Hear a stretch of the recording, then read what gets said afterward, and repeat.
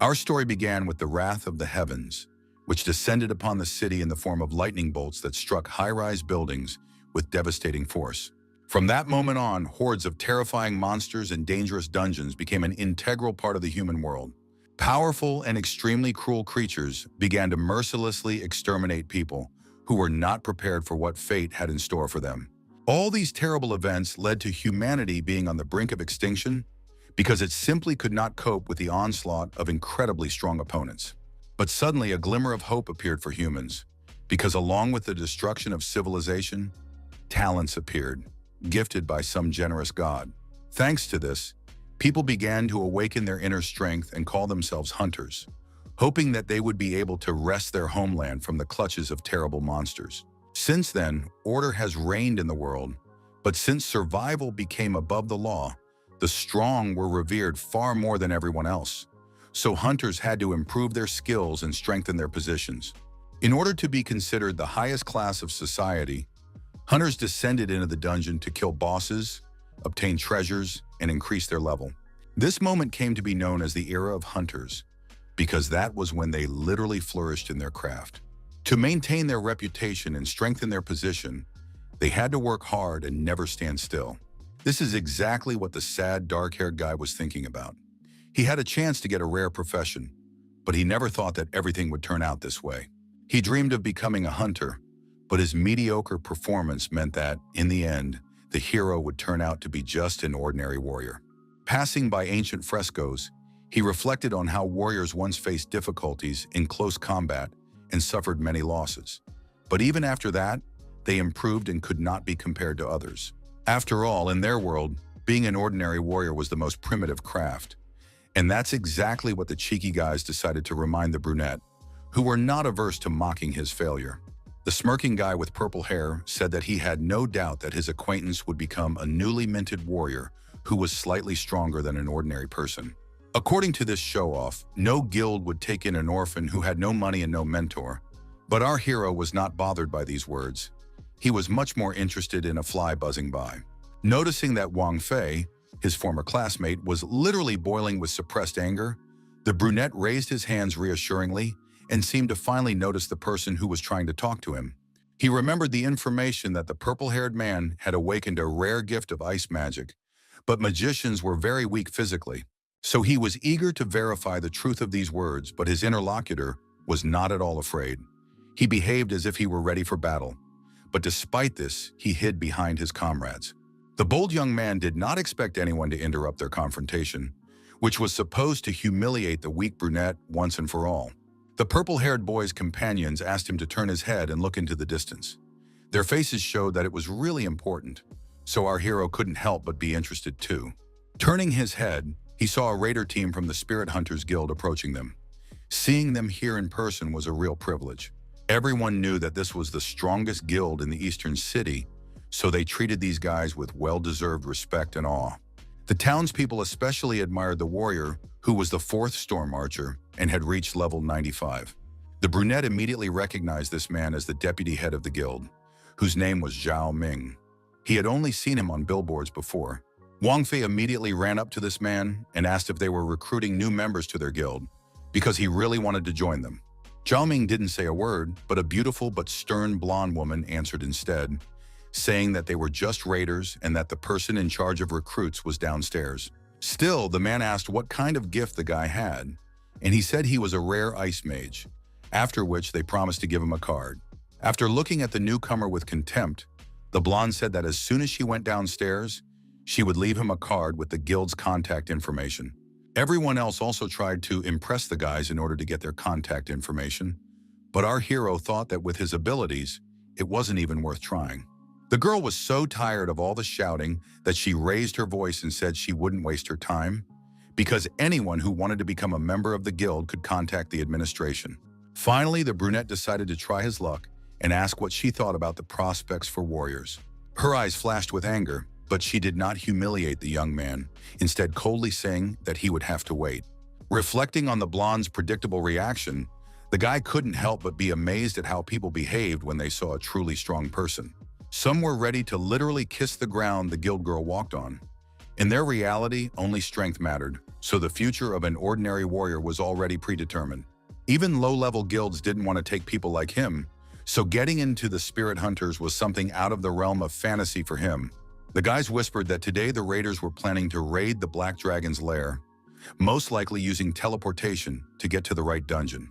Our hero was extremely surprised by this news, and the expression on his face clearly showed that he was not ready to hear something like this. He knew that the Dragon's Lair was the largest S-level dungeon in City C, and that it contained an unimaginable number of both minor and powerful monsters. If you died in this world, it didn't mean the end for you. It just meant that all your experience and level would be lost, and your reserve would be emptied to zero. But despite such nuances as the loss of expensive and rare equipment, guilds literally fought tooth and nail to get into such places. Not even the most terrifying dragon boss could deter them. Aphon was at level 99, and even the most formidable guilds fell at his feet.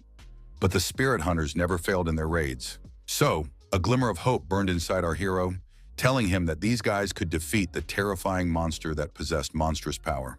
But these thoughts led him back to burnout, and thoughts that only the strongest could really survive in this world. And he was not one of them. He didn't even want to imagine living a life of poverty and being trampled in the mud, when suddenly his attention was drawn to a strange message about connecting some kind of system. After that, the system window disappeared and was replaced by a dazzlingly bright light that gathered at his chest like a blue star. People began to pay attention to him, but the guy didn't care because he wanted to figure out what this incomplete system was and what was going on. But strange messages continued to arrive, saying that the guy was required to act as the boss, and after the players died, all their equipment would go to him. These words confused the brunette. He didn't understand why the system had chosen him and now wanted to make him the boss of the dungeon. It was simply absurd. It was known that raiders usually formed teams of 4 to 24 players, and sometimes there were even raids of 100 people. The brunette understood that if he managed to kill them all, he would gain a ton of experience and instantly reach the highest level, thus turning a useless warrior into an incredibly strong one. He pondered for so long that the system informed him that if the host did not respond immediately, the opportunity to become a boss would be canceled. So the young man began to repeat the phrase like a mantra, "No risk, no victory," which helped him gather his courage and press the yes button. He had clearly decided that it was better to take a chance and die as a boss than to remain an insignificant worm incapable of living a decent life. While the system was loading, a hurricane of anxiety and doubt raged inside him, which only intensified after the cherished ding sounded. But despite his fears, he was ready to start loading the incomplete system, because only then could the hero gain strength and become someone to be reckoned with. The system reacted lightning fast and activated the launch, activating teleportation and merging with the body. Transforming into something else, the young man mentally asked an unknown force to give him the image of the strongest boss who could defeat the raiders. A few seconds later, a creature that could only be dreamed of in nightmares opened its eyes, its rage burning inside it with an all-consuming fire. The hero did not understand who he was, where he was, or whether the strange system had worked at all. He paid no attention to reports that the Dark Dragon Claw had already reached level 80, and others even higher. While he was thinking about why there were only dragons in this place, someone in a long robe approached him, asking if the noble king had finally awakened from his long sleep. These words gave the young man a crazy idea that the incomplete system could embody him in the image of the ancient Dragon King, which seemed simply impossible. It was really hard to believe that the hero was now none other than the level 99 boss known as Black Flaming Wings. His guesses were confirmed by a message congratulating him on his successful reincarnation into the very dragon boss who now lived in this lair. His golden eyes, which seemed to be burning with fire, were wide open, expressing sincere surprise at what had happened. Soon the system displayed the dragon's characteristics, which were impressive and quite talented. His skills, which dealt impressive damage and allowed him to see through space, were also impressive. It was difficult to comprehend that the Black Dragon could easily destroy all attributes and also possessed a strength of 3,000 points. Its double immunity to damage and constant reduction of the enemy's attributes made it simply invincible. No player could stand up to it. And the icing on the cake was the strength of his body. His powerful dragon body could break a person quickly and without much effort. Inside the Dragon Boy was a freedom he had never felt in his life. For the first time ever, he realized that he was finally at the top of the food chain. Now he could defeat players and take their experience for himself. In his past life, he could not have dreamed of such a rapid level increase. Enjoying his power, he accidentally used Dragon Roar. So now all the creatures affected by this power begged the king for mercy. Raising his mighty head arrogantly, the dragon said in an authoritative tone that these useless creatures could rise. The creature in the cloak trembled with fear, but despite this, managed to say that his king already possessed such monstrous power in his youth that he prophesied that the destruction of humanity surely awaited him in the future. The phrase about youth surprised the dragon. Although he remembered that his age was mentioned in the characteristics, the hero wondered if bosses could have a certain level. Such thoughts gave him hope that, over time, it would be possible to become even stronger. Along with the evil dragon, a beautiful silver-haired elf awoke, clearly expressing anxiety and fear, as if she were anticipating something extremely terrible. She demanded to be released immediately, because anyone with even a shred of common sense would not dare cross the elves, as they would demand retribution. The dragon carefully examined the cage in which the captive was held. Despite the fact that many races had appeared since the game began, this was the first time he had seen a living elf. When the hero's eyes met, it seemed as if a strange thread stretched between them, connecting their fates. It was a disturbance in space. After that, the beauty perked up and became more cheerful, because she had hoped that a hero would finally appear to save her and take the monster's life. However, she was extremely annoyed by the dragon's behavior. Usually, he ignored all her insults, but today he was not himself and was constantly watching her every move. She tried not to pay attention to it, and in the meantime, our hero had already met the Guild of Spirit Hunters, who had arrived surprisingly quickly. Usually, these guys emerged victorious from every skirmish, but now the rules of the game had changed, and the dragons were not what they used to be, but there were still doubts about who would win. The young man, in the guise of an ancient monster, understood that he should not revel in his own power, but should be cautious and careful, so he decided to use the dragon's eye. Meanwhile, the raiders discussed their plans and told each other that today they had no room for error, because death was literally breathing down their necks. Today, the team consisted of Li Dan, the master of the sacred shield, Qian Yuan, the paladin healer, and Zhao Ming, the storm archer. Their leader was Lei Shan, a man who had reached level 99 and was a master destroyer. This was the leading team of the Spirit Hunters Guild. They were determined to penetrate the dragon's lair and win. They had no intention of retreating and were confident in their abilities. Before starting the real battle, Lei Shan decided that it would be worth warming up on someone of average strength, and just then, a young 80-level wyvern caught his eye. He believed that it was not worth wasting energy on very weak opponents, as they would not receive any privileges for it. However, the raiders did not expect the creature to put up such a strong fight, and they were literally blown away by the wyvern, which had gone berserk. As he fled, the leader realized that his idea had not been entirely successful, but nevertheless did not admit this publicly and told the others to increase their firepower. The man demanded that the guys keep their formation and continue moving forward, even though something terrible awaited them ahead. The Spirit Hunters Guild was unmistakable. They were always strict and disciplined, but the dragon had already figured out what he should do. For now, he listened carefully to their conversations. They were talking about how much supplies they had left, and it turned out that only a tenth had been used.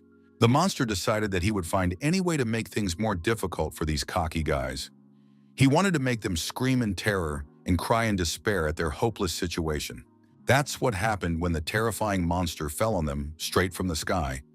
But what terrified him most were its characteristics, which suggested that the humans were likely to lose. The Dragon Warrior increased all of his already impressive skills by 10%, and on top of that, he was also immune to mental attacks.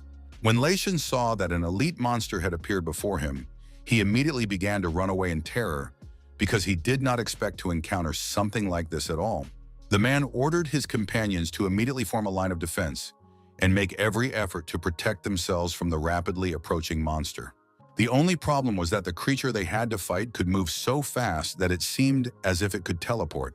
The enemy attacked sharply, so the guys had to quickly build a protective dome of divine light, which blocked 10% of the damage. Zhao Ming activated thunder arrows, which dealt multiple wind attribute damage, ordered everyone to calm down, and sent the melee fighters forward. Fire engulfed the enemy from head to toe, causing him to scream in pain. The elves' tactics proved to be quite effective, as they managed to inflict damage on this creature, which seemed invincible. Even our hero appreciated how the guild members fought, against whom even the dragon warrior did not want to go out alone, while the elf languished in a cramped cage.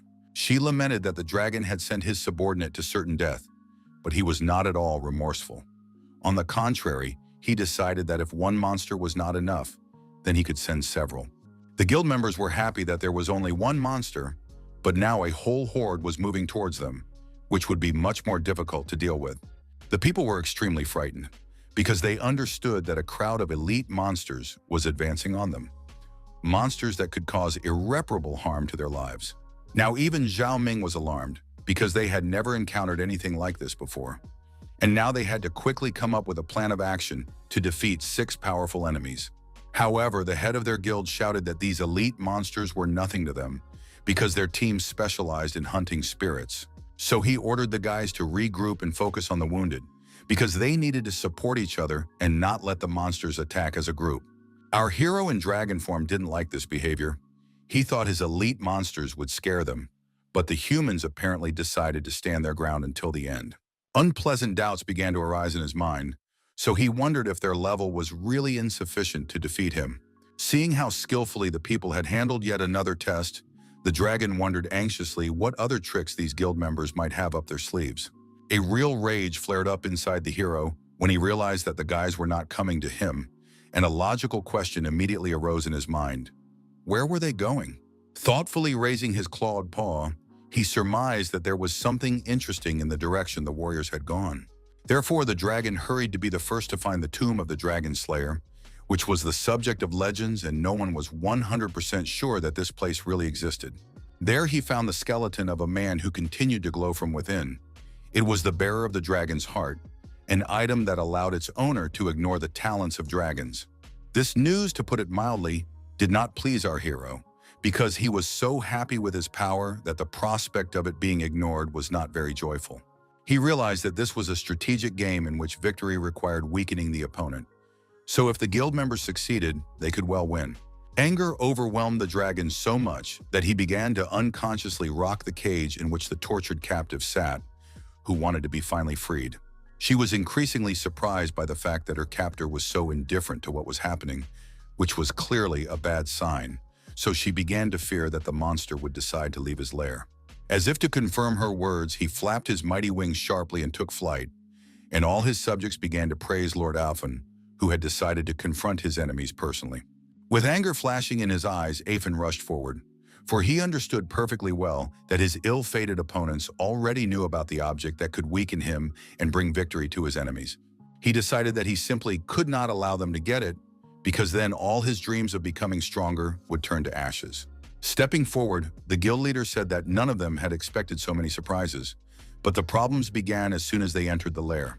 Approaching the leader, Zhao Ming regretfully reported that the consumption of weapons and materials had significantly exceeded their reserves, so the young man had doubts about whether the heavenly pavilion was reliable. Picking up a book, the man said that this item had proven itself well.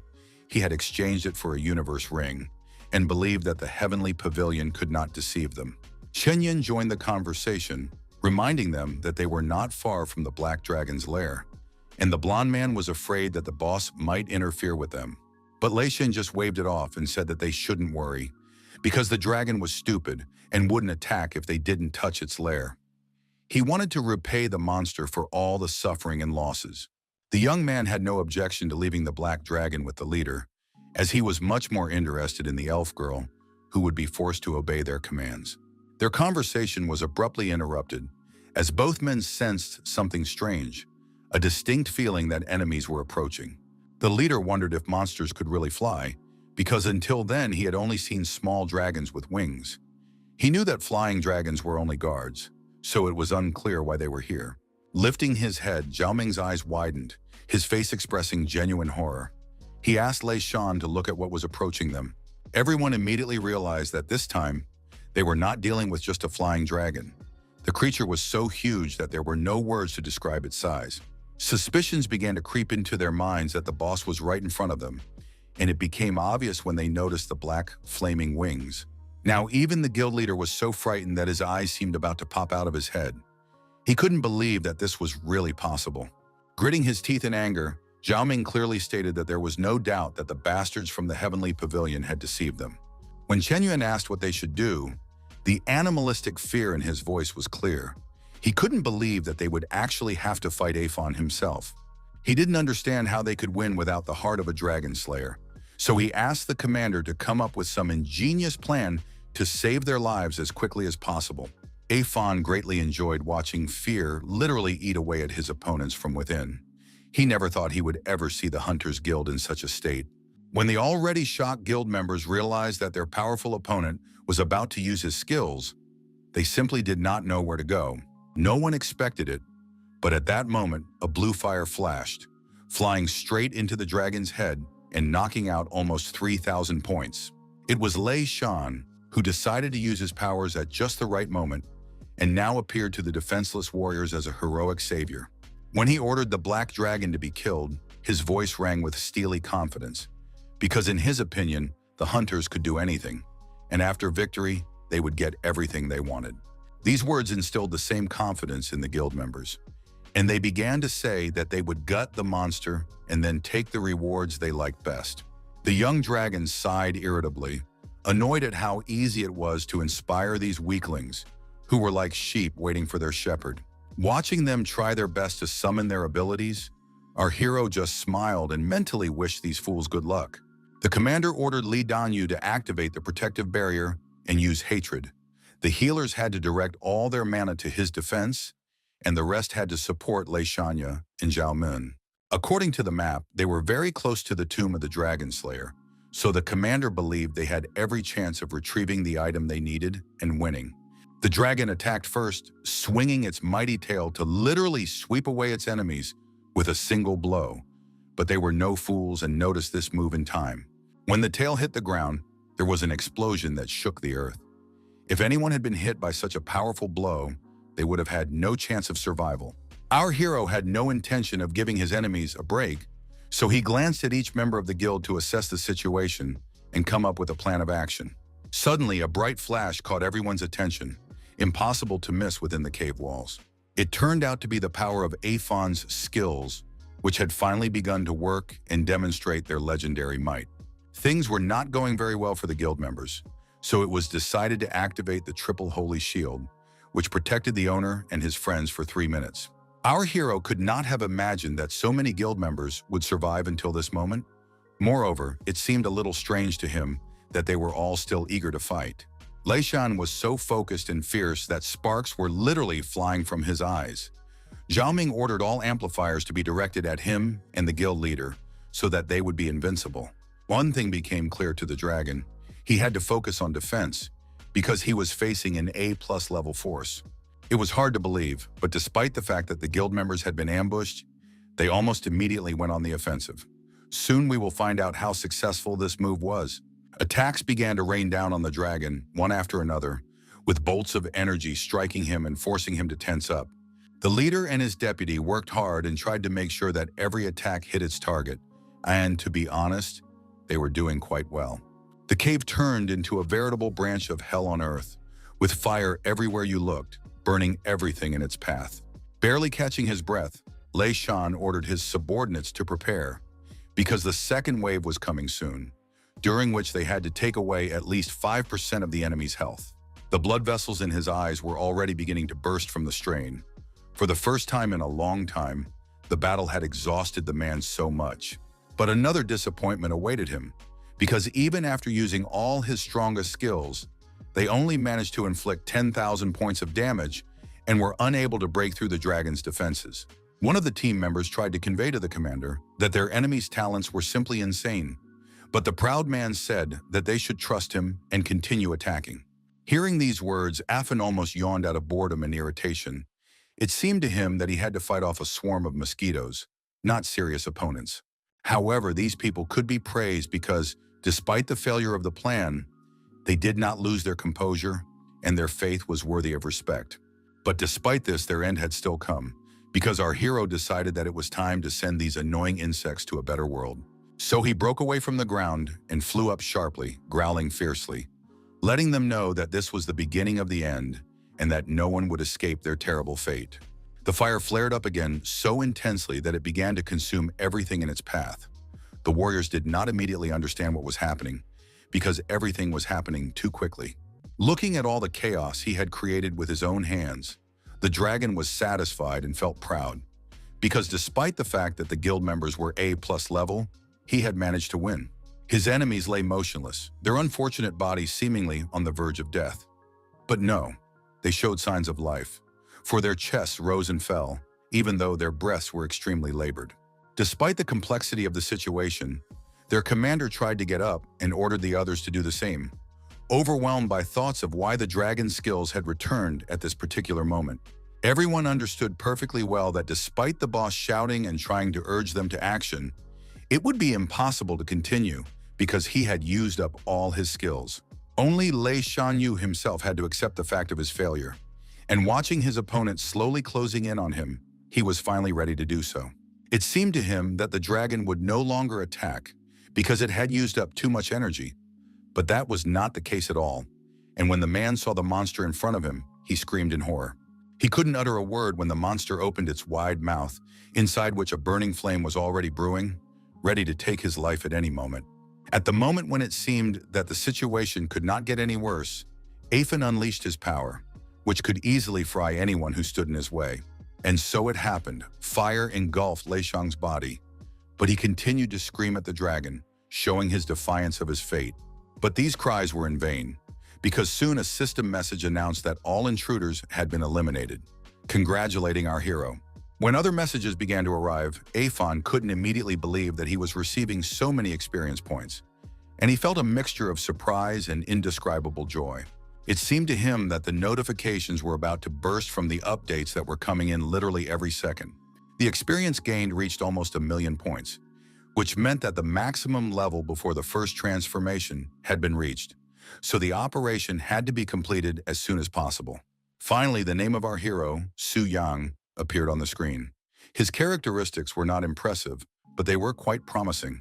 His level grew even after the transfer changes, and at this rate, he could easily reach the 40th level of transformation. In addition, he could take the weapons of defeated enemies for himself. All the weapons were diamond grade, a bow that summoned a storm, an accessory that summoned an elven wind, and boots of heavenly flow.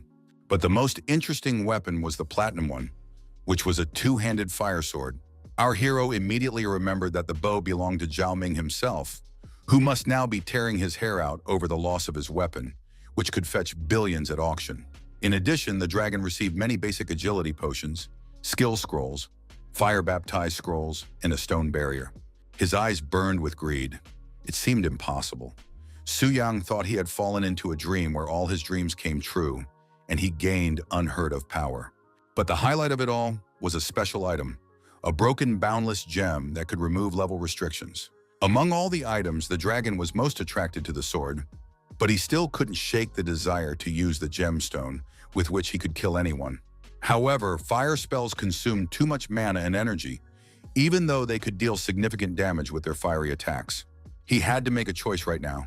Otherwise, the system would reset all instances and make an immediate return. For now, the dragon didn't want to change anything, so he left everything as it was. Power filled his body again, seeming to mix with his blood and urge him to rush into battle without thinking about the consequences. It was surprising, but our hero somehow miraculously teleported himself home. He did not expect to see familiar walls, as he thought the system would return him to the square. Now Su Yang was a warrior at level 20 with a large number of experience points and decent attribute stats. From now on, he had the opportunity to bypass the system and transfer points to strengthen soul, and he could also use scrolls. When our hero took advantage of this opportunity, he felt a surge of power within himself. And at that moment, he realized that the difference between the first level and the 20th was simply enormous.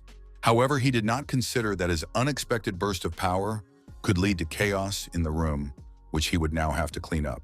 Looking back, the guy saw that it was already 7 in the evening, which meant that it was too late to go anywhere, even though he didn't really want to, so he decided to rest now and do the quest tomorrow. Right now, it was much more important to regain his strength because Su Yang had expended a lot of energy destroying those he had previously considered much stronger than himself. In the morning, everyone in the Spirit Hunters Guild was alarmed. No one understood why the soldiers had returned from their mission so quickly. At first, the light-haired woman with horns suggested that they had run out of mana, but when she noticed that the commander's level had dropped, she closed her mouth to keep from crying out in surprise. Lei Shan looked as if he had been severely tortured. He growled that the entire squad had been killed because the heavenly pavilion had set them up and the whole mission had gone awry. Mr. Zhaoming looked even worse. His level had also dropped, his diamond bow was gone, and his injuries were so severe that he couldn't recover. Chen Yun couldn't hold back his tears, as it was difficult for him to accept the fact that his diamond boots were gone and that the elf palace would forever remain just a dream. The captain was so angry that he declared that he would shake the souls out of the people who were in the heavenly pavilion and were in any way responsible for what had happened. His eyes burned with sincere fury as he said that he would not rest until he got all the answers to his questions.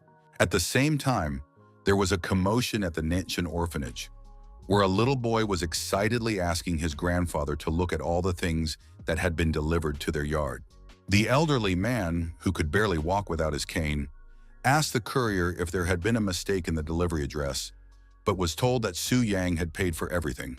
A happy little girl named Tang ran into the warehouse, spinning around among the boxes and laughing cheerfully.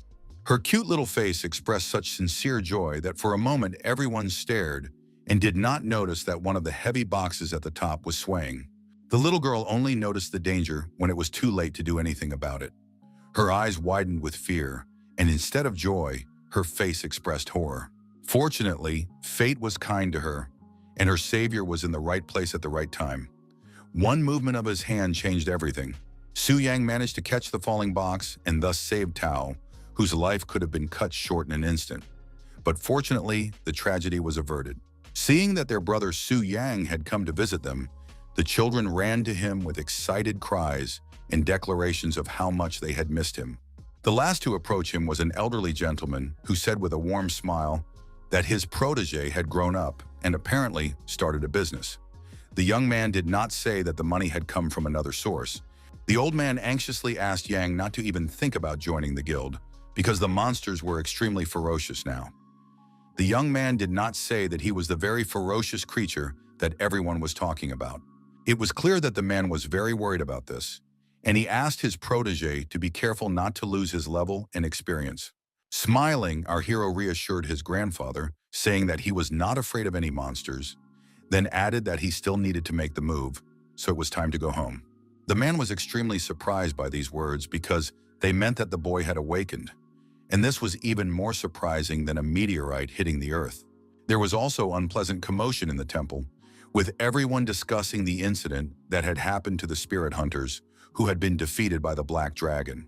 Walking among the people, our hero listened carefully to these conversations and realized that no one had expected the pavilion to find itself in such a situation.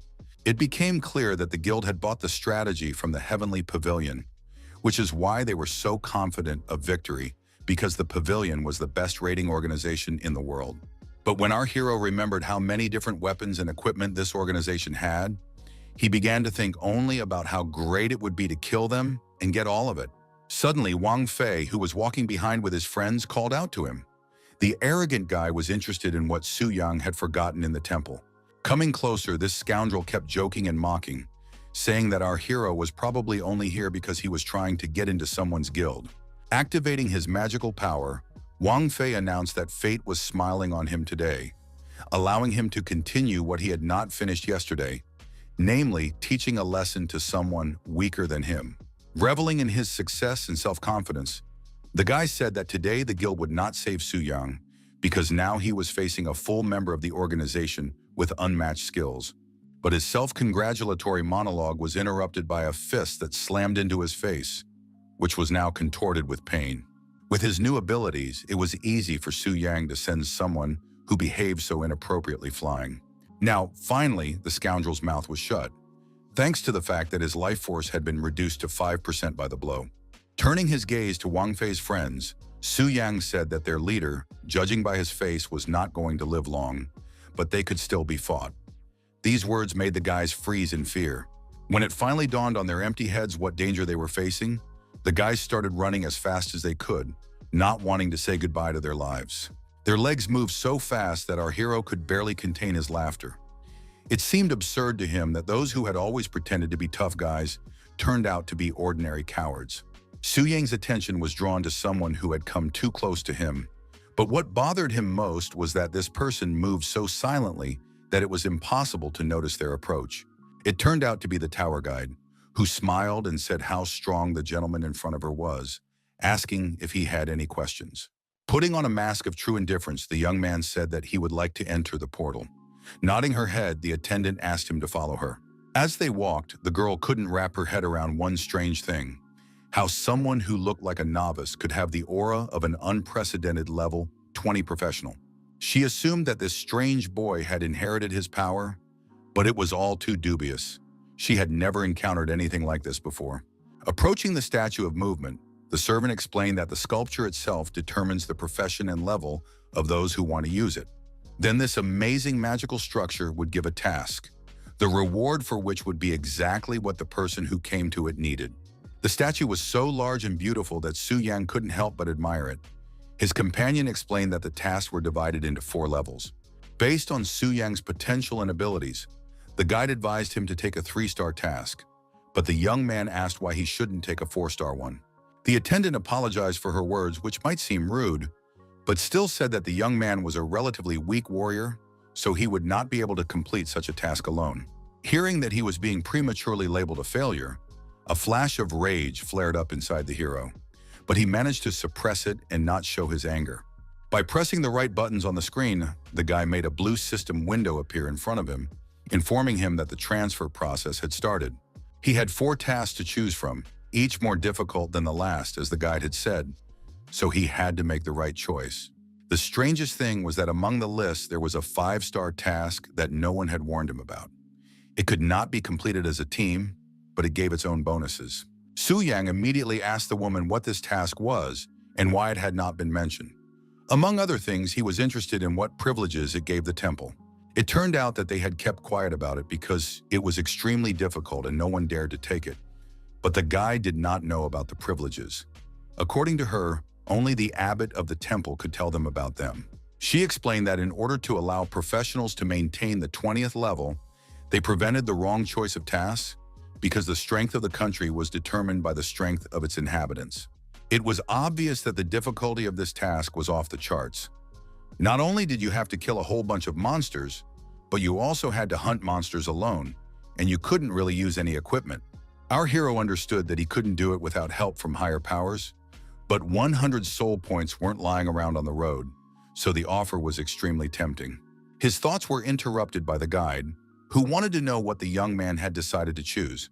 She advised him to consider the 3-star task, as it was more suitable given his abilities. However, the young man did not satisfy her curiosity and did not answer the question. Instead, he simply thanked her for her help, bowed his head, and the attendant said that it was her job. Her laughter became too nervous when she realized that instead of listening to her advice, the guy did exactly the opposite and took on the most difficult task of all. The 5-star task had a time limit. It had to be completed in 74 hours and returned exactly at the end of that period. Seeing that the guide was frozen in shock, our hero just smiled at her and said that, in his opinion, this task was exactly what he was capable of. Of course, she was sure that the guy would fail, or maybe not even return from the task.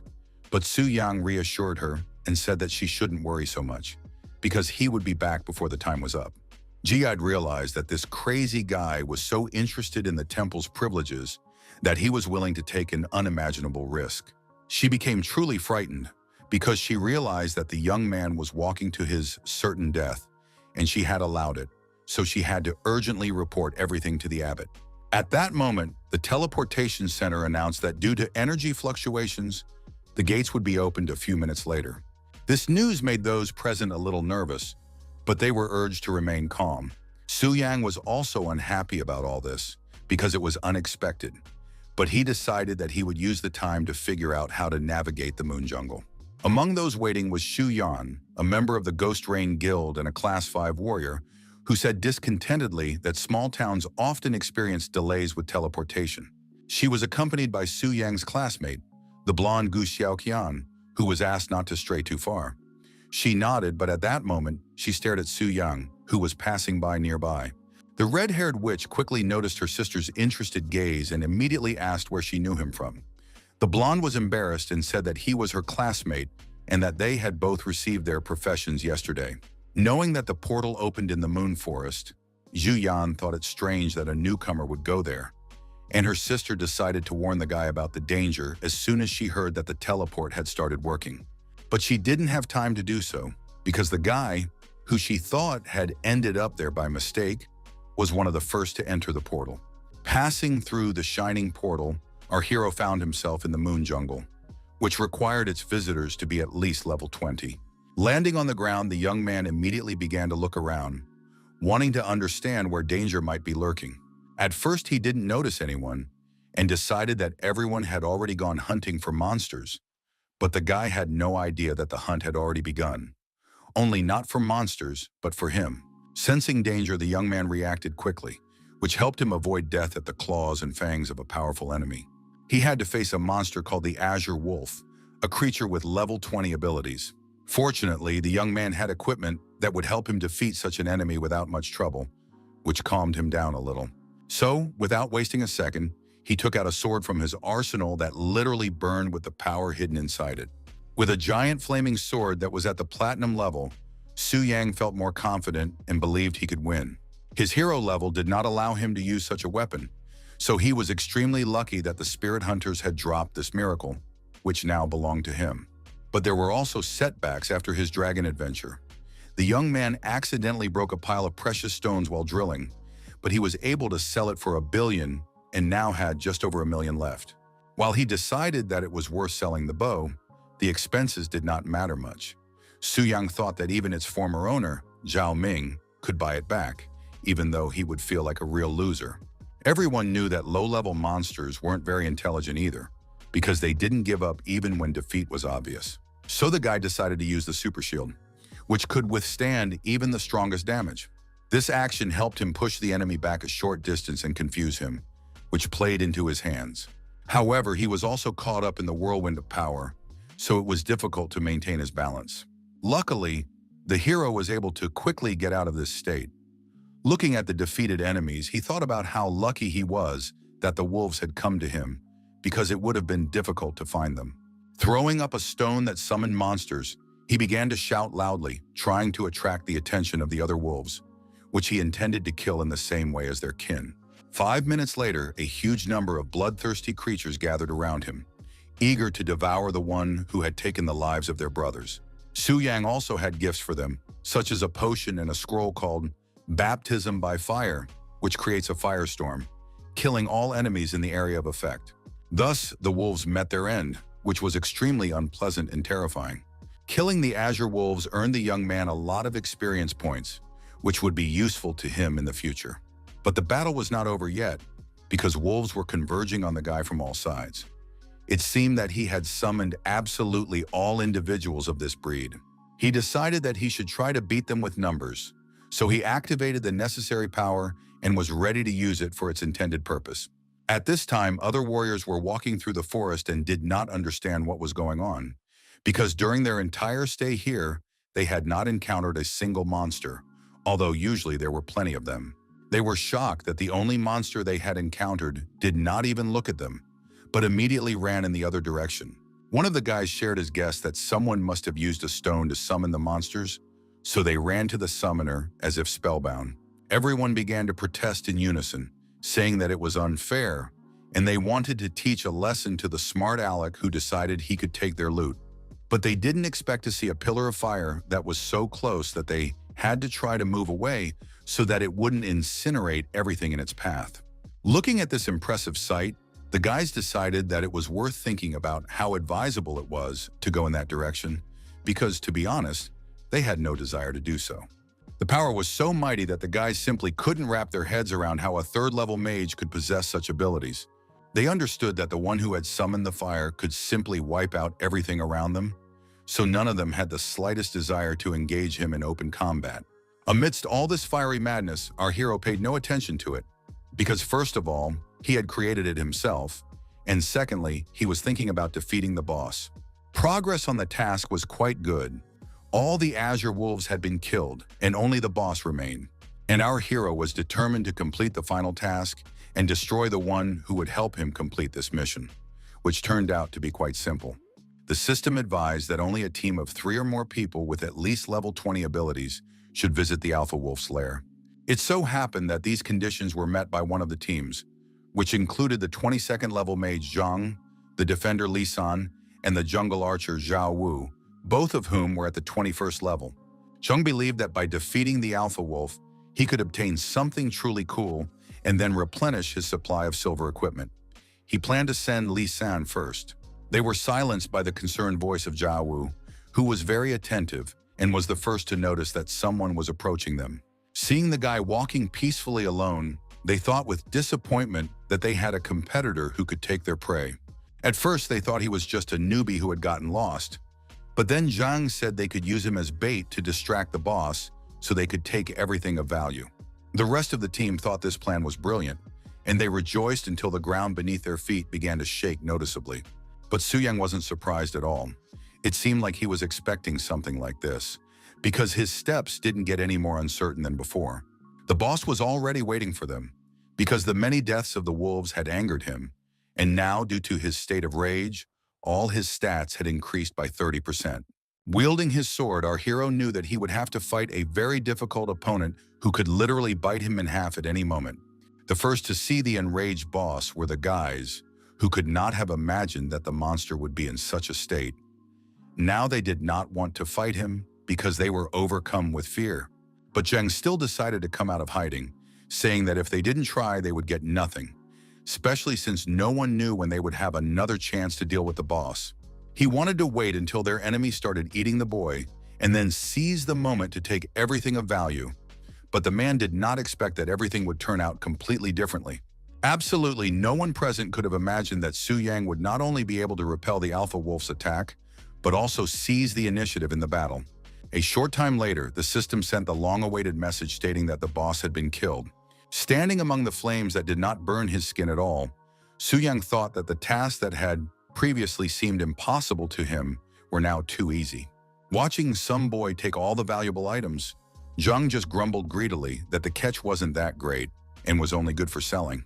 The crystal core of an alpha wolf could hardly be described that way. Su Yang was pleased with this loot, especially since it had come to him very easily. Despite his dismissive words, Zhang still said that if the guy didn't need the core, he could take it for himself. Su Yang was struck by this insolence. He pointed his sword at this scoundrel and asked if he wasn't going to use it as bait. Seeing the enemy's powerful fist, Zhang, of course, began to deny everything and say that no one would even dare to think of such a thing. He wanted to appear to be a pious man, but our hero was no fool. So he struck the man and finally said that if he wanted the crystal core, he would have to get it himself. Li Xin and Zhao Wen were simply shocked. They couldn't understand how some guy could knock out their boss with one blow. After completing the task, the young man came to the tower to report this to the servants. Hearing this news, the temple guide was so astonished that she couldn't say a word, because all this time she had been reproaching herself for sending this guy to certain death. But not only was he alive, he had completed the mission in just a couple of hours, because the task had only been taken on that morning, and its difficulty exceeded all norms. She couldn't understand how he could have finished so quickly. She even wondered if he had cheated, but the system showed no evidence of this, which meant that the young man had done it all by himself. When the young man got tired of looking at the girl's astonished face, he finally waved his hand and asked if he could now learn about the privilege. This question pulled the servant out of her thoughts. She cleared her throat and awkwardly asked the young man to follow her deeper into the temple. Walking through the dark corridors, the girl thought only about how lucky she was to have told the abbot everything, because they had to find out what talents this mysterious man possessed. Although the guide treated him with caution, she was interested in whether she could get a number from such a handsome man. When they entered the spacious hall, the girl ordered the guide to take one step forward, and the statue would do the rest automatically. Everything happened just as the guide had said. As soon as Su Yang approached the statue, a light flashed around him, and the task began to be checked, which was successfully completed. Suddenly, a stream of light shot straight into the hero's chest, and he began to overflow with powerful energy. It was the aura of class advancement. a special reward for those who completed all the conditions of the task. The color of the aura and the bonuses varied depending on the level of the mission. A white aura was given to those who completed a 1-star task. A green aura was a reward for those who completed a 3-star mission, and a blue aura was given to the brave ones who mastered 3 stars. To obtain a purple aura, one had to complete one of the most difficult tasks, which was worth 4 stars. But something more unique awaited Su Yang, namely an orange aura that gave a 25% bonus. Now the hero became a warrior mage and possessed enormous strength and endurance. The experience he gained helped him raise his level from 20 to 34, which was a pretty good jump, and his soul, strength, and speed stats were also increased. These achievements were much cooler than our hero had expected. Looking at his stats, he simply couldn't stop rejoicing. In addition, Su Yang received a warrior mage spellbook as a reward, which was supposed to help him master new skills. But the pleasant surprises did not end there. Now the young man had an epic-level magic blade in his arsenal, which converted magic into weapons, dealing full magic damage. This skill was simply incredible. With it, you could literally create any weapon with the power of your mind, which could be useful in many situations. All of this was definitely worth the risk, and despite the guide's arguments, the guy decided that from now on he would only take on 5-star missions. Coming closer, the guide congratulated Su Yang on the fact that his name would now be engraved on the walls of the temple, making him a special guest. But the guy was more interested in the privileges that this status would give him. Before the girl could open her mouth, she was suddenly interrupted by an authoritative voice that said there was no need for that. Standing before them was Bai Ling, the abbess of the temple, who wanted to explain the privileges of special guests herself. Bowing her head respectfully, the guide was extremely excited that the abbess had decided to honor them with her presence and said that she wanted to personally accompany such an important guest. The attendant was relieved of her duties and took her leave, although she was upset that she had not managed to get the handsome man's phone number. Bai Ling held out her hand to the young man and said warmly that they could continue their conversation in the guest room, which was much more comfortable than this huge hall. Shaking the beautiful woman's hand, Su Yang replied that he would not mind moving to a less formal place. No sooner had he let go of the abbess's hand than a blue sphere appeared right above his head, which seemed to be pulling him inside. It turned out to be a spatial transfer. It was no wonder that people said the abbess was incredibly powerful, because right now she had proven it with her actions. As if reading the young man's thoughts, Bai Ling said that she was not that powerful, because all she had done was redirect the statue's energy. But the one she considered truly powerful was Su Yang, because he was the first in 10 years to complete a 5-star task. It was time to announce the privileges available to the guy. First, he received a monthly allowance of 10 million, and second, an 80% discount at the store.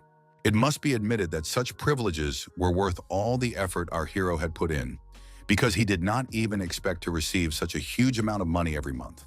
Among other things, he could join an A-level guild. It wasn't mandatory, but the abbess convinced him that it would provide reliable protection for the team. Su Yang himself knew very well that in their world, loners were easy prey, especially for those like him who had raised their level too quickly. Moreover, it would not interfere with his plans at all, because joining the guild was only the first step on the way to becoming the king of the entire region. So it was quite possible that this could not only benefit him, but also play into his hands and help him achieve his ambitious plans faster. A couple of seconds later, the hero was already wondering which guild he could choose. According to the abbess, he could now choose the 2 that suited him best. The first was the Spirit Hunters Guild, and just the memory of it made the guy's face contort in displeasure. Scratching the back of his head awkwardly, he cautiously asked if there was another option, not wanting to explain the reasons for his strange reaction. The other available guild was called the Phantom Cloud. It was the main competitor of the Spirit Hunters. They were relatively strong, but still fell a little short. The choice was limited, so our hero immediately decided to join Phantom Cloud, a choice that intrigued the abbess. She had some questions, but she quickly processed the young man's membership in the Phantom Cloud, only deciding to inform him of something first. With a meaningful smile, Bai Ling informed him that this guild was unique in that its members had been exclusively women until that moment. The Phantom Cloud headquarters was located in a very picturesque place in the city of Tianling. Lying on a chair in the courtyard of the headquarters, a petite girl was trying to read a book, but she was so bored that the letters kept blurring before her eyes. She was the leader of Phantom Cloud, named Lin Yu Yu, and she was already at level 85. Her laziness annoyed Lin Yuyun, another leader of this guild. The girl wanted to drink tea in peace, but now she could only dream about it. Suddenly, the front door swung open and Shu Yan appeared in the doorway, insisting that they needed to meet the new girl. She was with Gu Xiaoqian, who smiled shyly and bowed respectfully to the other girls. The blonde was the new girl. She said she was an ice specialist. Yu Yu called her very cute and said that her strength would definitely come in handy. But their conversation was interrupted as soon as Yu Yun saw the message that the system had just sent, which made her scream in horror when she read it.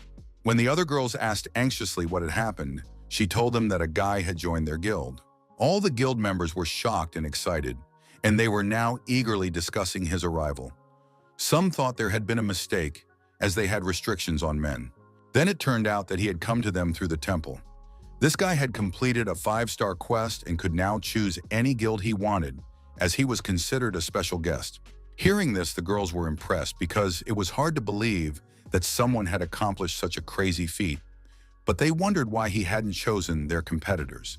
Yuan said she would meet with this Su Yang and try to find a way to eliminate him. Upon hearing the name of her classmate Gu Xiaoqian, she froze in place. The brown-eyed girl immediately noticed how the blonde reacted, and she immediately guessed that they knew each other, and then remembered that they were both from Donglin. But then he must have been at the first level too, as another lady entered the hall and announced that the spirit hunters had indeed been defeated in the Black Dragon dungeon. Mu Zhongshui said with concern that she had no idea what their competitor's plan was, but it was clear that it had failed. This made them think that they needed to be especially careful and choose the right strategy for the raid on the giant forest.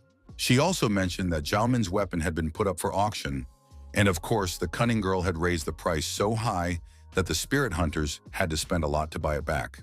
The beauty assured them that if they listened carefully, they could hear the quiet sighs and sobs of the defeated warrior. And then he started crying and saying that from now on he was the Black Dragon's sworn enemy, promising himself that one day he would defeat him. Covering his face with his hand, the leader of the hunters lamented that 14 billion was too much money for their guild. The anger inside the man built up, and at some point it became impossible to contain it, so he took it out on Zhao Min himself.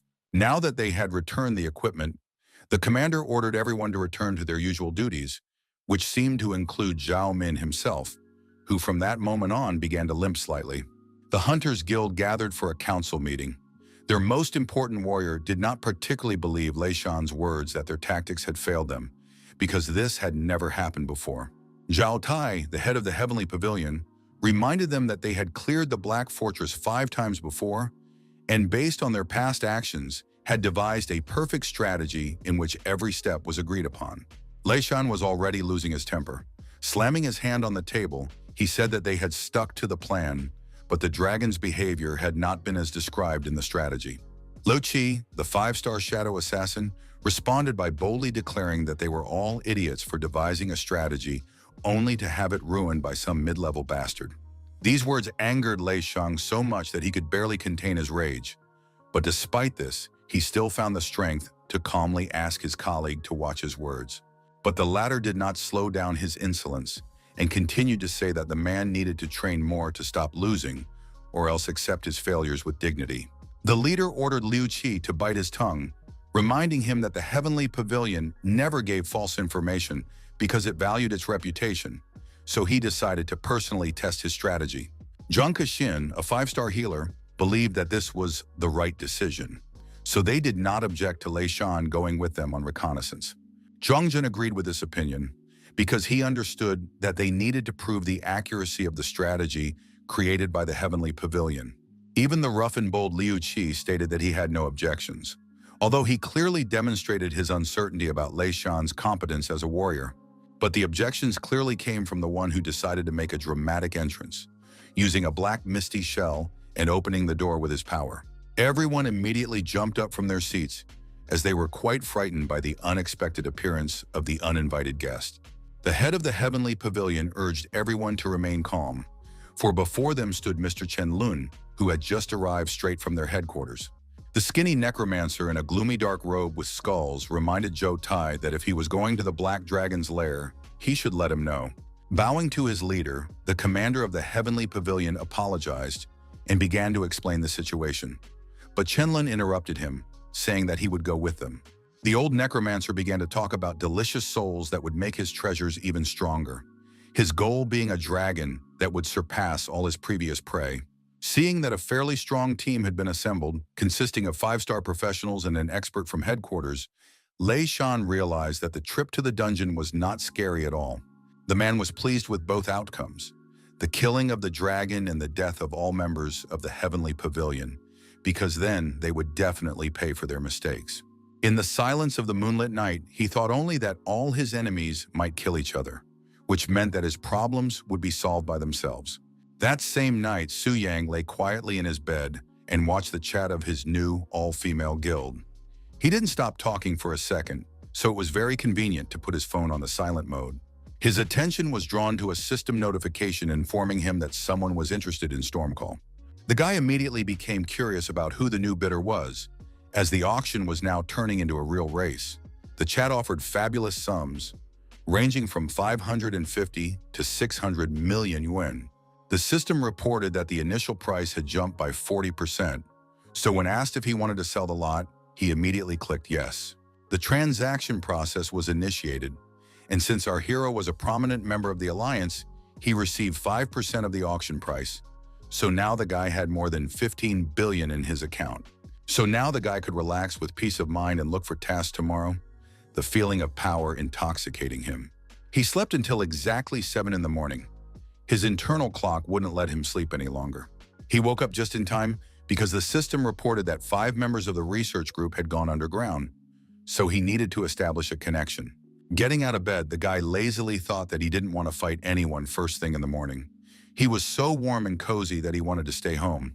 But he had to face the famous research group, known as the Dungeon Killers because they had completed many quests and developed numerous tactics based on their experience.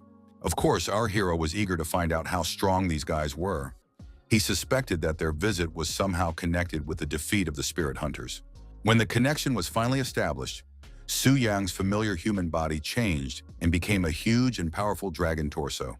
Power overflowed from the young man. He felt like himself, but at the same time he didn't, because everything inside him screamed of power that was literally bursting out, and it was very difficult to contain it. Su Yang knew that dead elite monsters could be resurrected. After all, the Black Dragon Fortress was just a secret diamond-level realm that was updated along with the game. When the young man blinked again, he opened his eyes and realized that he had changed, with a fiery power burning inside him. The elven captive looked at him intently and asked what his plan was this time. He liked her as a pet, but he wondered how she had been kidnapped. Deciding that now was not the time to think about it, Su Yang, who had temporarily become Afon, decided it was time to take a look at those who had arrived at his lair as a research group. First, he saw 4 men, one of whom was floating in the air. Lei Shan had also joined their ranks, but he looked less confident than his companions. But Jotai was particularly impressive, his eyes burning with confidence and strength, clearly not going to leave until he proved himself right. The combat power of this group was much higher than that of its predecessors, but until they reached the heart of the Dragon Slayer, our hero was not going to worry. His fire-breathing pets did a good job of their task and made life difficult for those who came here to harm the dragon. To calm himself, Aphin decided that he should study their strengths and weaknesses, because it would be foolish to underestimate professionals. However, he did not intend to do this alone, so he ordered one of the monsters to stay with him and assist him. Dealing with the creatures, the members of the Heavenly Pavilion thought that there had been no incidents on the way here, so they assumed that the spirit hunter had told the truth. Suddenly, a huge cloud of dust appeared right in front of them, literally blocking their path and obstructing their view. When it dispersed, the guys noticed that huge monsters were coming straight at them, filled with a monstrous thirst for blood, clearly not intending to leave anyone alive. Lei Shan began to scream in panic that this was exactly what had happened last time, when they had all been maimed and barely managed to escape with their lives. Jotai admitted that this turn of events was extremely unexpected, but he still ordered the team to gather and focus on their goal, while he took on the elite monsters. This helped the boys find the strength to raise their weapons again, and the commander's words gave them confidence that they could handle any surprises. Jotai used the strike and blessing of light to tame the unruly monsters and deal with them once and for all. These actions took them only a few minutes, so soon they moved on, going deeper into the cave. These warriors were very strong and deservedly bore the title of experts. Aphon was very interested to see what the strange mage, who was effortlessly hovering above the cave, was capable of, and the dragon decided that this time he should also take part in the battle. When he took flight, all the monsters roared in surprise. They had never seen their lord enter the fray on his own before, but for some reason, these actions seemed all too familiar to them. The captive elf also did not understand what had suddenly changed in the dragon, because as soon as she was captured, he behaved completely differently, which could not fail to alarm her. Approaching the leader, Lei Shan said that he had witnessed the power of the research group, but he was willing to bet that this situation was also not part of the strategy. However, Chen Lun did not share the admiration for the group. On the contrary, he called them ridiculous, since they could not deal with all the monsters at once. The necromancer was only pleased with the dragon corpses that had replenished his collection. These words hurt Shanya. He said he understood that his guild did not look very strong in the eyes of the necromancer, but it was obvious that the Heavenly Pavilion's strategy was also flawed. Baring his surprisingly sharp teeth, Chen Lun said that if the man continued to argue with him, there would be another addition to his necromancer's collection. Lei Shan suddenly lost the desire to say anything. His eyes widened in surprise. He was clearly confused. And the necromancer was asked to stop joking like that, because such humor scared people. Jotai said that Mr. Chen was just an old pervert who was not worth paying attention to, but Lei Shan knew that he would not soon forget the look in that mage's eyes. Now it would become his nightmare. The boldness and confidence of the head of the Heavenly Pavilion annoyed the man, and he thought that all these qualities would evaporate as soon as they met the Black Dragon. Suddenly, a strange black shadow formed above Shan, which seemed to be able to move. He immediately thought that it was the Black Dragon, but it was strange that they hadn't heard it. Shouting and jumping back, the man warned his companions of the danger. They were extremely surprised that their boss had begun to act outside the rules. The leader ordered his subordinates to gather immediately. Lao Zhuang was tasked with maintaining the barrier, while the healers were to assist Lu Qi and maintain his health. He activated his berserker abilities to increase all his stats, and when his health fell below 30%, all damage was removed. At that moment, the dragon was taking the most damage, as the guys were all attacking it together, and their abilities were quite impressive. But that wasn't scary for Aphon. No matter how hard these people tried, they couldn't do anything on such a large scale to knock their opponent off their feet. The dragon looked at them as if they were little children trying to attack him with toy wooden swords. He knew that even such professionals could not defeat him. After a while, the warriors realized that they couldn't seriously hurt their enemy because he regenerated too quickly. Meanwhile, our dear dragon decided to have some fun and shift his focus from the front line to the warriors who were further away and had relaxed a little. Therefore, he thought it would be fun to direct his power at the blonde man, who did not expect his attack at all and therefore could not defend himself properly. Aphon wanted these people to feel how weak they were. He wanted them to realize, by contrast, how powerful his blow was. His strength, speed, and damage had increased significantly, so now he was even more dangerous than before. Lu Qi desperately used all his skills, his shadow strike dealing with all the bosses, so he simply couldn't believe that the Black Dragon's regeneration was so fast. His eyes burned with rage and a thirst for murder, his fragile ego vulnerable because someone had survived his strongest blow. It got to the point where the guy's health was at 1% and his barrier was at 0, so now he couldn't function fully as a warrior. Lu Qi fell and lay motionless for some time, greatly frightening his comrades who thought the worst because the guy was really close to death. The healer Zhang Keixin arrived at the scene immediately because he understood that timely assistance could save a life, but there were circumstances that distracted him, such as a huge monster that was about to use a destructive skill called Breath of Destruction.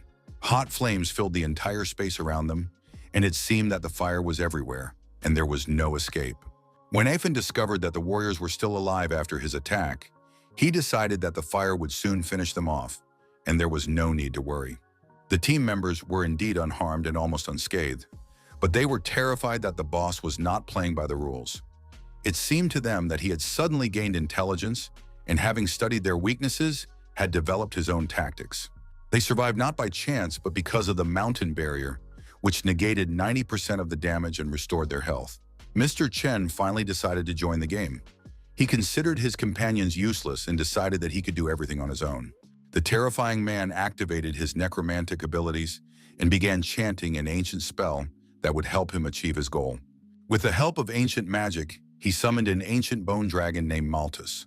The earth around them shook, hinting that something very dark and dangerous was approaching. A few seconds later, everyone saw a huge creature made of snow-white bones that glistened in the light of its eyes. Now everyone understood that they were facing a real necromancer. Looking at his new opponent, our hero thought about how necromancers were an extremely rare profession. Rumor had it that the most powerful among them could even summon dead bosses. Shenlun's eyes burned with the same fire as his pet, raised from the grave, and he ordered it to tear his enemies to pieces. The bone dragon immediately responded to this order and flapped what was left of its wings. Aphon felt the power of this creature, even though it seemed that these fragile bones could not conceal such strength. But that was not the case. So now our hero understood that he would have to face a real problem, and if he did not take it seriously, there would be unpleasant consequences. Maltus roared loudly, and it seemed as if the earth shook in time with these sounds. Even the walls of the cave began to vibrate. After that, he opened his wide mouth and released what was called the corpse cloud. Aphon responded in kind, opening his mouth and releasing the flames that were the basis of the breath of destruction. The two forces collided with such power that for a moment it seemed as if the cave would collapse. Frightened, Leishun tried to get as far away as possible. He had never seen anything like this before and wanted to get out of there as quickly as possible. The black dragon acknowledged that his opponent's breath was very powerful, but he had no intention of retreating or surrendering. Fire continued to shoot out of his mouth, burning everything it touched. Suddenly, it all stopped.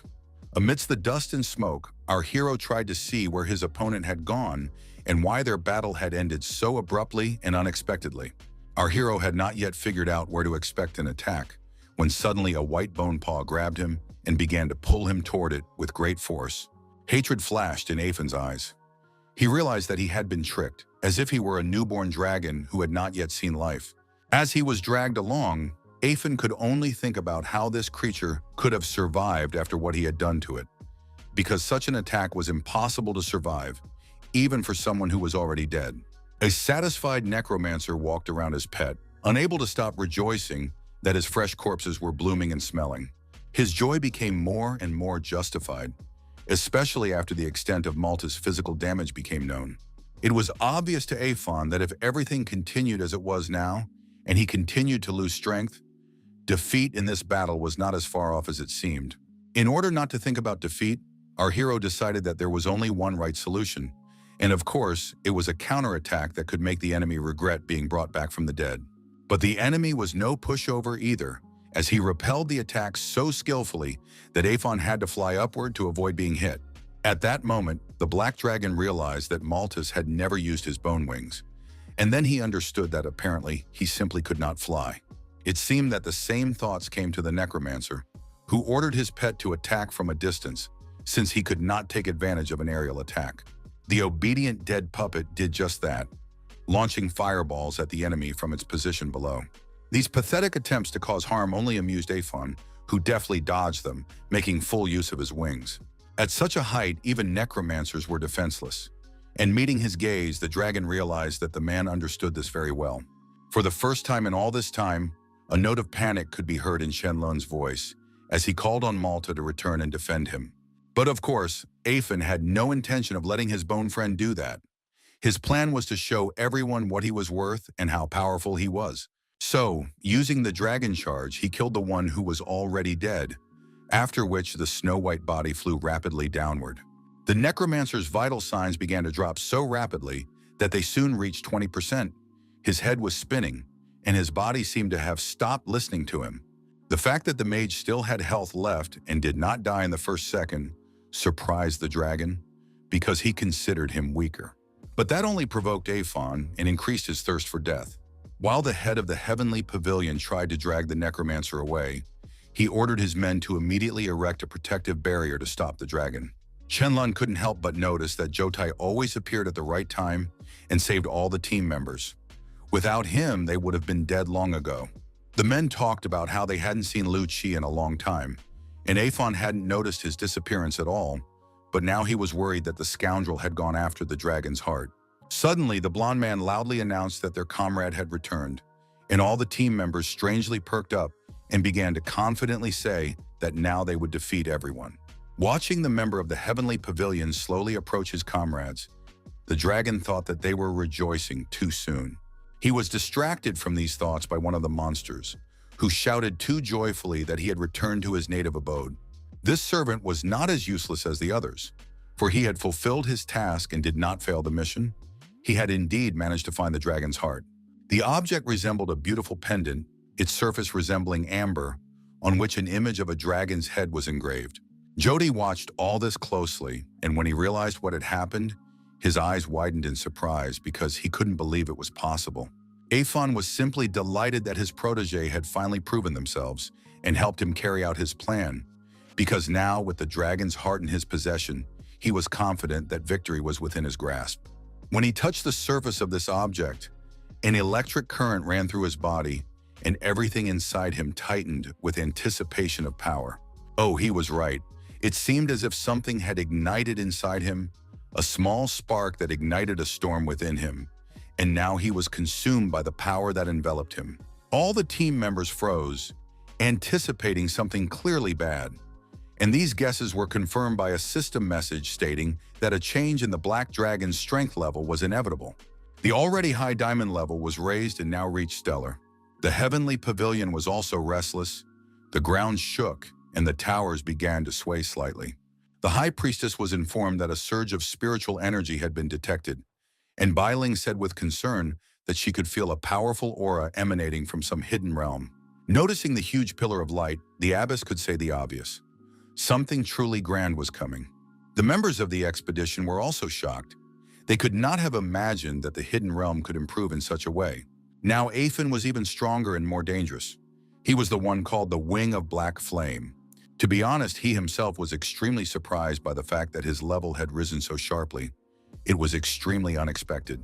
Looking through his characteristics, he realized that he had reached the 100th level.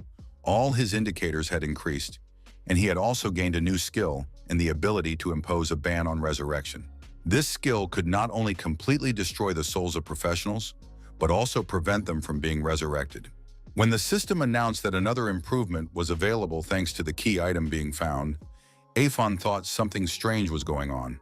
He assumed that this dragon must have been star level from the very beginning, but because of the existence of the Dragon Slayer's heart, this became impossible. Although it was still unclear to the hero what exactly the phrase early stage of growth meant, he could think about that later, because now the situation had changed. At that moment, Liuzi returned and said anxiously that he had searched the tomb, but had not found the Dragon Slayer's heart. Now he understood that something had gone wrong. He became especially frightened after he looked up and saw the boss, who had obviously become stronger. Now he was tormented by only one question: how did this happen? The man was the first to notice the ancient relic in their enemy's paws. Surprisingly, he perked up instead of getting scared.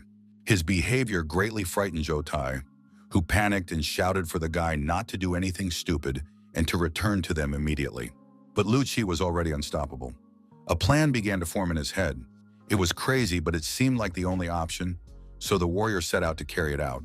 This self-confident young man believed that he was much faster than the dragon, which seemed to him to be a clumsy monster capable only of spitting fire. Fate quickly taught a lesson to those who had a bad habit of underestimating their enemies, so Lucci's companions were doomed to watch him die.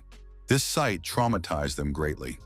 Leishan asked what they should do now, and the head of the heavenly pavilion said that they had no chance against the dragon because they needed a larger team. Turning to the remaining members of his team, Jotai shouted that they should all leave immediately, as they would not be able to win. Everyone was shocked that the man had decided to retreat, but now they saw the one they considered the strongest among them running away in fear, and their faith was finally extinguished, replaced by despair. Looking at the fugitive, the dragon growled that he had made a wise decision, but he no longer planned to let anyone escape from his clutches. So soon he made a dash and decided to get as close as possible to those who so desperately wanted him dead. Meanwhile, all the other members of the expedition rushed after their mentor, running as fast as they could, and when they finally saw the portal, they had hope for salvation. However, it vanished as quickly as it had appeared, because when Lei Shan turned his head, he saw something that could only have come from his nightmares. The dragon approached so quickly that no one had time to react. What's more, it blocked their exit, and now there was no way to get to the portal. The leader shouted for the guys to use all their defenses and attack with all their might, because all they needed to do was survive. But that was not easy, especially considering that the enemy had used Breath of Destruction. This blow was so powerful that it destroyed the strongest defensive barrier, and the warrior's mana was running out. So everyone understood that if the monster used another technique, it would be the end for all of them. Jody was completely desperate, the last glimmer of hope fading from his eyes, which made him ask the guys to put their valuables in the infinite ring to keep them safe, because they would not survive. Activating his power, the necromancer declared that he was not going to give up. He said that he had killed the dragon 1,000 times, so he knew all its abilities like the back of his hand.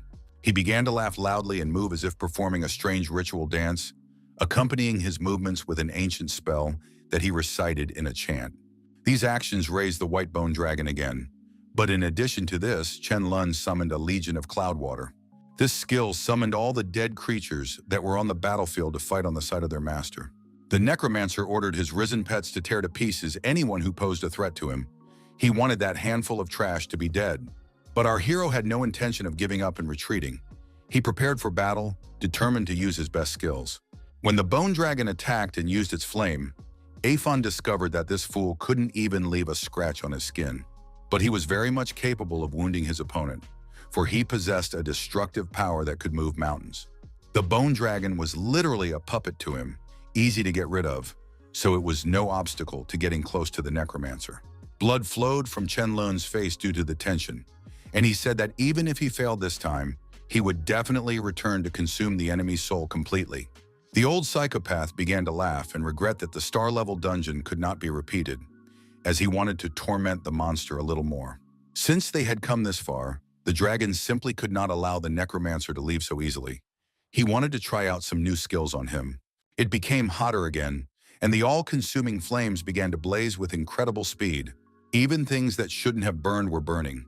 The stones, floor, and walls of the damp dungeon, fire was everywhere. Even when the flames engulfed Chen Lun's body, he continued to laugh and promised that next time he would make his opponent feel pain that was 100 times worse. For someone who could raise dead creatures to their feet, it was wild to realize that now someone would take his life. He refused to accept what was happening until the very end. Despite his health reaching zero, the necromancer still waited for the rebirth process to begin, but his body began to fall apart. The despair in his enemy's voice made the dragon smile. He cheerfully declared that Chen Lun could not hope for salvation, because now he would not be able to be reborn. After that, our hero began to receive notifications that he had killed all the members of this expedition, for which he received an unimaginable number of points. When the members of the Heavenly Pavilion began to return to the real world after their defeat, the room was filled with a dead silence that no one dared to break. But at some point, the door burst open and someone shouted joyfully that he had managed to return from this hellish adventure. It was Zhang Keixin, who was immediately asked if he had any information about what had happened to Master Chen Lun. The healer said confusedly that all information about the necromancer had disappeared from the Heavenly Pavilion, which was either a mistake or a sign that he was dead. Such words seriously frightened everyone present in the office. The men's eyes widened. They couldn't believe that such a thing was even possible. Despite Master Chen Lun's level of protection, everyone wanted to understand what kind of black dragon named Athos was behind their boss. Panic gripped the head of the pavilion. He understood that it was beyond their power to solve this problem. All they could do was compensate for the losses, and the decision had to be made by headquarters. There was fear and surprise in the man's eyes. He understood that only the necromancer had died, which meant only one thing. For some reason, the boss had deliberately let them go. Meanwhile, in the apartment on the outskirts of the city, the atmosphere was more relaxed. Su Yang lay on the sofa, sipping his favorite drink and thinking about how tired he was, because it took a lot of effort to defeat the research group. But his hard work had been well rewarded. Looking through the items he had obtained, he realized that the guild was fabulously wealthy. Among the many items was the one the guy liked the most, a beautiful dagger that looked like a real work of art. It was called Shadow Bloodlust, had very good stats, and increased invisibility and speed. In addition, the guy now had a legendary skill scroll in his arsenal, which allowed him to activate legendary abilities. It had to be admitted that Su Yan was really lucky, because last time he got a diamond-level weapon, and this time a star-level one. He also raised his level to 40, which couldn't help but please his heart, which always strived to achieve something more. One question kept popping up in his head. Would that necromancer really never resurrect again? The system told him that this would indeed be the case. The system also informed him that the necromancer had once killed a dragon and obtained its heart, and if he killed the master while he was acting as a boss, he could die in the real world. At first, this frightened the guy, but then he realized that the research team would not be coming to him anytime soon. It turned out that when the master was not connected to the system, the boss would act according to established rules and behavior patterns. In addition, by killing the first-level boss, one could increase one's level. So now Su Yang understood perfectly well that he had to kill the dragon, and when the time came, he would use his newfound item, and then everything would fall into place. It was unknown what level the dragon heart was, but there was information that it was forged as proof of killing a monster, and a similar blade had been lost. The guy realized that all these items and attributes were directly related to the hero who killed dragons, and it was clear that whoever could be given this title possessed enormous combat power. But he decided to think about that a little later, because now it was time to begin the second transformation. At that time, not far from the heavenly pavilion, everyone admired the beautiful Bai Ling, who was waiting for a very important guest, having decided to meet him herself. Gazing into the distance, she asked only for the blessing of the statue, for only that could help them.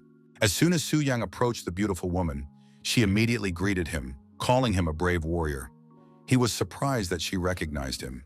Responding to his silent question, Bai Ling explained that the statue had just emitted a guiding light, which meant that someone very important was coming, so it was easy for her to put two and two together. At that moment, the young man received a notification that the 5-star quest had been completed, and now he had access to a quest of the same level, but with different specifications. He was required to clear 2 silver-level dungeons alone and kill the boss within 3 minutes of encountering him. Usually to complete a task of this level, it was necessary to form a team, but now they wanted him to do it alone. Looking at the task that had fallen to the young man, the abbess called him an extremely brave person. But our hero dismissed these words and asked if she had a map of the silver-level dungeons. A minute later, he had the map in his hands. According to the woman, it also contained information about bronze and gold-level dungeons.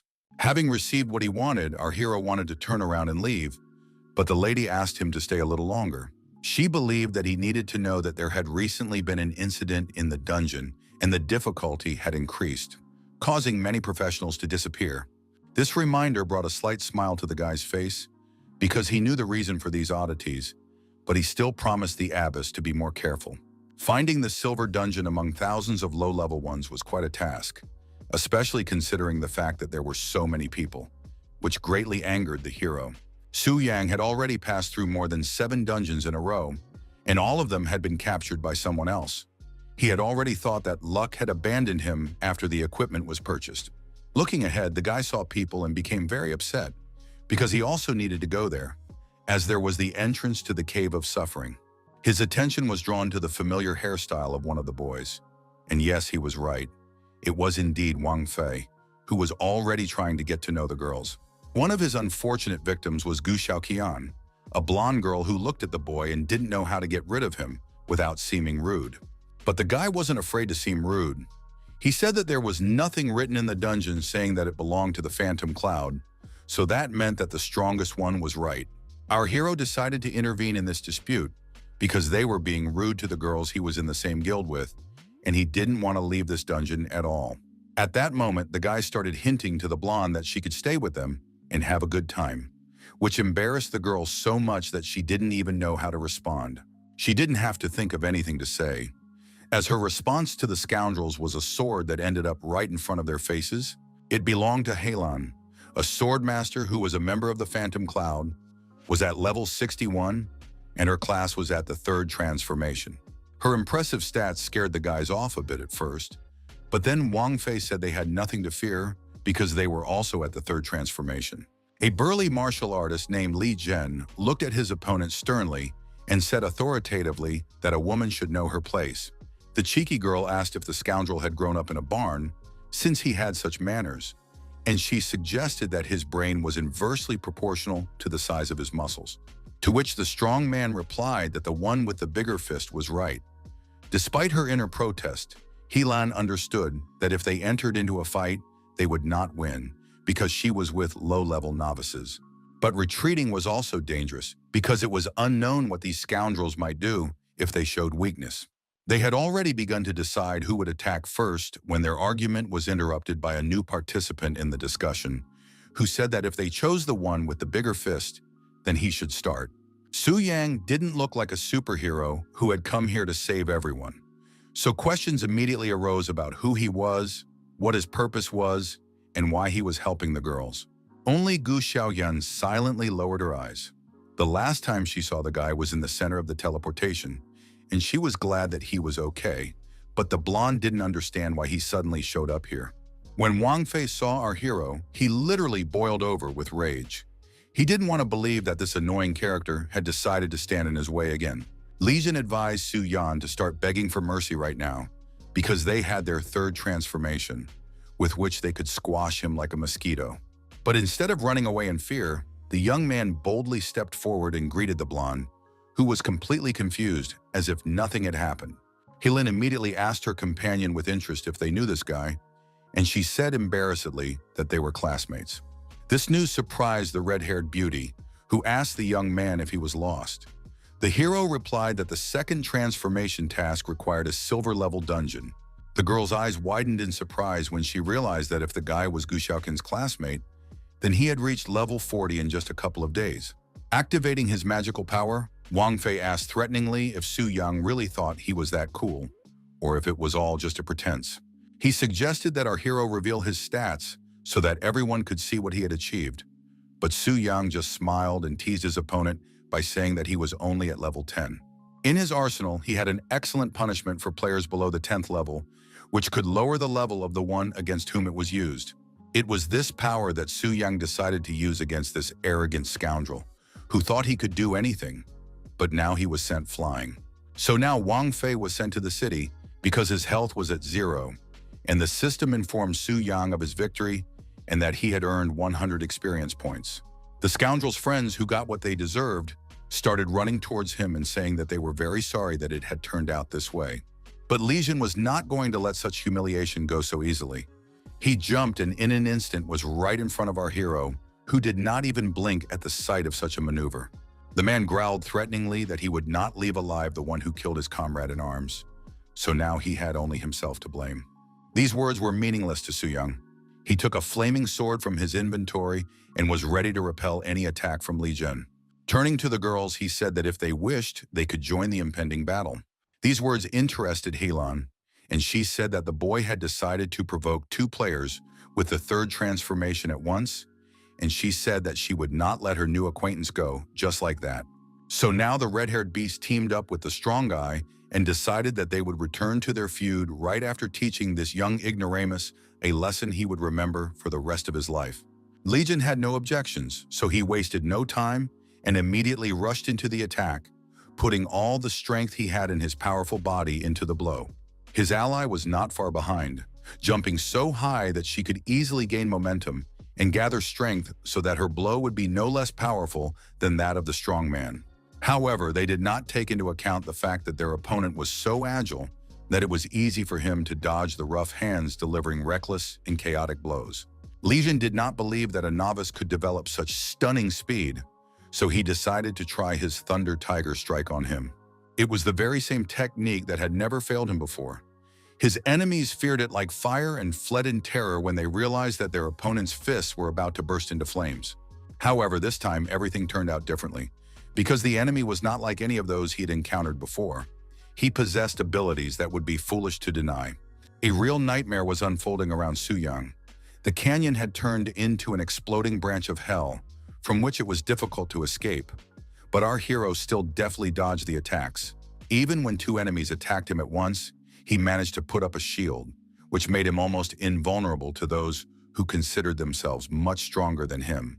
The decision was made to immediately use a single-use gold-level scroll that could create a crystal barrier. When Helan realized that the sword strike had barely reduced the strength of the shield, She concluded that the boy's scroll was definitely of a very high level. However, despite Su Yang's success, the burly man had no intention of giving up.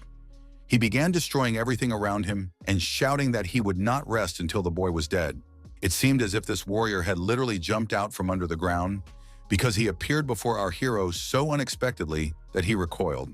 However, Su Yang was not afraid to continue, grabbing his flaming sword and reminding his opponent that he had already told him he was in a hurry. Li Den's eyes widened when he realized that he was doomed, because the guy's weapon was clearly of an extremely high level, which could be felt at the energy level. He was not mistaken, but it was too late to take any action. So soon there was news that Su Yang had defeated a 60-level martial arts master. The young man exuded an aura of danger and unbridled power, and when he turned his head to ask if anyone else wanted to fight him, his eyes burned with fire. The red-haired beast instantly turned into a cute girl who chirped that after such a performance, there was no need to fight and find out who was stronger.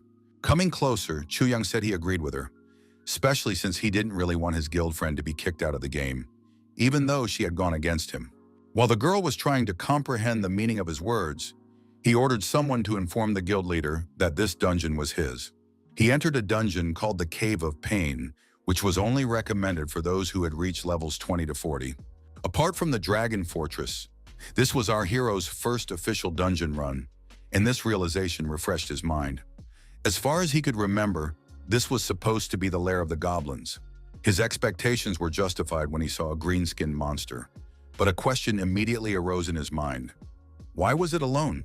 Before him was an evil level 35 goblin archer, who seemed to have been ordered to immediately destroy all uninvited guests, which is what he was doing. This was the first enemy the young man had encountered in the dungeon, which made him feel strangely uncertain. The enemy, on the other hand, was overly confident in his abilities, so much so that he attacked the young man from behind without hesitation, wanting to slit his throat. However, Su Yang did not let him do so, reacting just in time, grabbing the goblin by the throat and squeezing so hard that he could not breathe. He then threw the monster aside, knocking down its second companion, who was already approaching and wanted to intervene in the battle. These two green-skin problems were solved with a single swing of the sword, so soon the guy received a notification that the enemies had been defeated. Going deeper into the dungeon, it became clear that the evil goblin butcher was preparing a hidden attack, so it was more dangerous here than one might think. If Yang hadn't been quick enough, he would have fallen into the trap. In previous battles, the hero mainly relied on his abilities, but now it was time to use his skills to determine the further outcome of events. In fact, there were advantages to everything, because the guy had a unique opportunity to try out his new skill called Demonic Blade on the goblins. Entering one of the caves, Su Yang found himself in pitch darkness that led into the unknown, warned of danger by the sounds of growling coming from nearby. The monsters appeared as if out of nowhere. Two goblins attacked him from behind, armed with sharp daggers. To repel their attack, the guy didn't even have to turn around. It was enough to activate his shield and wait for the enemies to bump into it themselves. He didn't have to wait long, and after a couple of seconds, the guy was already standing with a smile on his face, very pleased with his work. In order to finish off these two unfortunate daredevils, he used the very same demonic blade, as he was very curious to see what the result would be. However, despite the obvious danger, the monsters did not give up their attempts to deal with their enemy, and right now another group was aiming their bows at our hero. They waited for the moment when they could finally release their arrows, and when it came, they did so without hesitation. They were surprised that the boy managed to dodge again, because they had acted as quickly as they could. Arrows rained down one after another, seemingly covering the entire cave, but they never touched the boy's body. The hero's face began to show obvious irritation. He was tired of hidden attacks and wanted to face the monsters head-on. His wish came true when about 5 goblins, accompanied by wolves and huge spiders, started running towards him. Now he felt that he should find the boss and end this right now. But still, he had to deal with the chase, so he used his 40-meter sword, which should have made his task easier. This skill was so versatile that it could be used at both long and short ranges. So now the young man was curious to see what new abilities the mission would bring him. But the monster, whose eyes burned with pure hatred and a thirst for murder, was interested in something else, what this young lad would taste like. So the dungeon boss, a giant level 40 ice tiger, did not hesitate and decided to attack immediately to satisfy his curiosity and appetite. The creature's size was simply incredible, but Su Yang tried to hide his fear, so he listened to the beast's cries with a surprisingly indifferent expression on his face. The words that came out of the boss's mouth seemed unnatural and scripted to the young man, so he decided that monsters of this level did not possess consciousness. Therefore, he decided that he had a wonderful opportunity to try out another new skill called Demonic Blade. Soon, this power pierced the beast's legs, causing it to growl loudly in pain. It seemed that it would soon attempt some serious attacks, but it no longer had the opportunity to do so because the guy's power overwhelmed it the first time. So the system reported that the boss of the Silver Dungeon had been successfully defeated. This dungeon was successfully cleared and the main enemy was killed within 3 minutes. So now our hero could calmly move on to the next dungeon, where more serious opponents might be waiting for him. When he came out into the canyon, he noticed the girls hiding and asked with a smirk why they were so far away, since he didn't bite at all. They replied embarrassedly that they were just passing by. Helin could barely contain her surprise. She couldn't believe that it took the newcomer only 5 minutes to clear a place that was not called the Cave of Pain for nothing. Less than 20 minutes later, the young man defeated his second opponent, who turned out to be a blood-boiling orc, for which he received a good number of points. The boss was killed very quickly, the task was completed, and so perfectly that the system couldn't help but notice. So, as a bonus, Su Yang got the opportunity to complete a hidden mission for which he could earn a good number of points. The mission had several phases. In the first, he had to find a lost, rusty key, which most likely had to be snatched from the clutches of a terrifying beast. Its location was marked on the map provided, so the young man had to gather his willpower and go where death was breathing down his neck. It turned out that hidden missions only became available after the hero completed a 5-star task, opening up new stages, but it was not necessary to take them. Smiling, Su Yang decided that a 5% increase in all attributes was very tempting, and the task itself was described in an interesting enough way, so the hero saw no reason to refuse. The mission location was also unusual. It was the wild nature of Tianling City, where the average monster level exceeded 40. Judging by all appearances, the task was not an easy one, and it was unlikely that anyone could complete it. So the young man decided that it was time to unlock the star-level weapon, but there were some nuances to its use. Not only did he need a full set of limitless gems, but also a master blacksmith. So most likely, the boy would have to visit those who had failed because of his efforts. In addition, Su Yang had heard that the Heavenly Pavilion was one of the members of the X Alliance, so he was curious to see how they would react when they saw the Black Alliance membership card in his hands. The city of Tianling was so lively that the hero was surprised at how many people wanted to purchase strategies, which really testified to the success of the strategy group. He had just sold his belongings, so he had officially joined the ranks of the innovators, which made him a little uncomfortable. There were just as many people inside the building, so the sellers sometimes had to raise their voices and remind people to stay calm and wait their turn. But something else caught our hero's attention. Literally the reason he had come to this place, only it was unexpected to encounter it so soon. Zhou Tai and Liu Qi stood gloomily by the wall, the latter asking if there was no way to compensate for the loss of his weapon. After all, it was of stellar quality. The head of the Heavenly Pavilion reminded them that they were already lucky, because due to Chen Lun's fall, headquarters had shown leniency and had not bothered them. These words irritated Liu Qi so much that he kicked a nearby stump hard and shouted, asking if he would have to work hard for months again to achieve something. He almost hit Su Yang in the head, but luckily the guy put his hand out in time and managed to stop the approaching piece of wood. Glaring at the man, the hero quietly said that he should behave himself because he was in a public place and could hurt someone. Already enraged, Liu Qi immediately activated his power and asked if the boy didn't like something. He didn't like that some level 40 newbie dared to contradict him, saying that he could do whatever he wanted, but Su Yang just smiled in response to these words. Their conversation was interrupted by the head of the Heavenly Pavilion, who told his protege that he should not react so violently to trifles. This statement angered the young man, and he asked if this was how the respected Tanzi Pavilion treated its guests, which disappointed him. Trying to restrain his aggression, Zhou Tai apologized and politely said that they were a high-level strategic group that did not sell strategies for passing dungeons that were needed by beginners.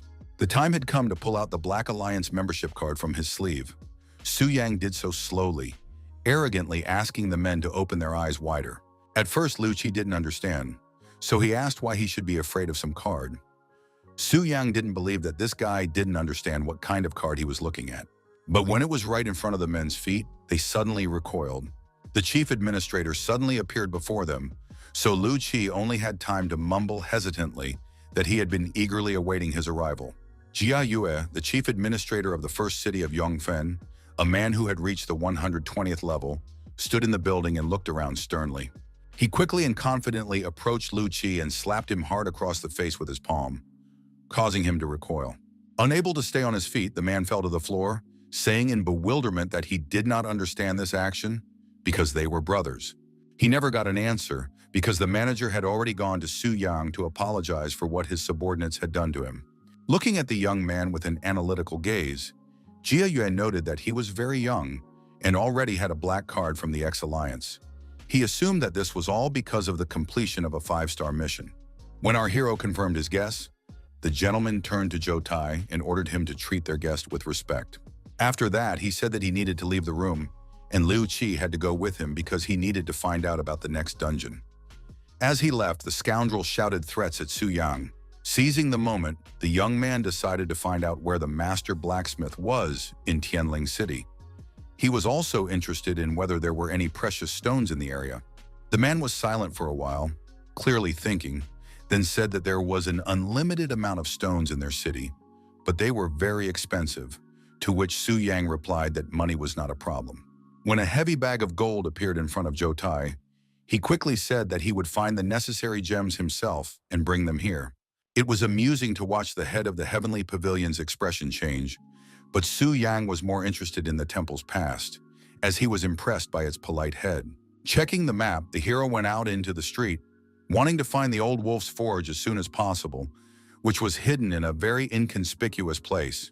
But his attention was suddenly drawn to a conversation he overheard by chance, someone discussing the news that the research group was going to the Black Dragon again. While this was all still at the rumor stage, who knew? Maybe someone would dare to go there after everything that had happened. Chen Lun's death dealt a huge blow to the spirit of the research team, and they probably wouldn't dare to come back for a while. But for Su Yang, it was better to defeat the Black Dragon as soon as possible. Entering an inconspicuous building with a heavy wooden door, our hero apologized and said he was looking for Mr. Gu Yang, who should be somewhere here. Two girls standing next to the blacksmith turned to him. One was blonde and named Mu Zhongshui, and the other was red-haired and very stern-looking, named An Yu. Our hero immediately determined that these ladies were from the Yu Yun Guild, so he politely asked if they had also come here to have their equipment made. The stern-looking red-haired warrior instantly jumped up to him and began bombarding him with questions about whether he had a girlfriend and whether he liked older women. She was so taken with the young man that she had to be literally dragged away from him so that she could come to her senses. The blonde was more serious. She held her friend back and said that this smithy was not suitable for beginners and that there was one on Commercial Street that would suit him better. Scratching the back of his head in embarrassment, the guy said that he heard such things so often that he no longer had the energy to explain. So he decided to show them his star weapon, which gave him the right to be in such places. The girls were amazed by what they saw. What can I say? Even the blacksmith was deeply surprised. He stared at the flaming dagger held by this seemingly weak young man. He hadn't seen such a perfect weapon in so long that he was speechless for several seconds. It was incredibly gratifying to hear that such a work of art had been entrusted to his hands. So when he touched the hilt of the dagger, the blacksmith felt a slight tremor. Suddenly, his body burst into flames of power, and the man convinced Su Yang that he would put all his effort into strengthening this weapon and would not disappoint him. Lifting his huge hammer, the man made it clear that work on the weapon had begun. The first blow to the star sword was so powerful that everything around shook, and fire engulfed the forge, bathing everything in incredible heat. Mesmerized by this spectacle, Muzhong said that this was a special effect of weapon enhancement, something she had never seen before. Putting on her glasses, and you enjoyed watching a million tiny flashes of fire dance rapidly right before their eyes. Glancing at Su Yang, the girls discovered that he was not at all surprised by this spectacle. It seemed that it was nothing new to him.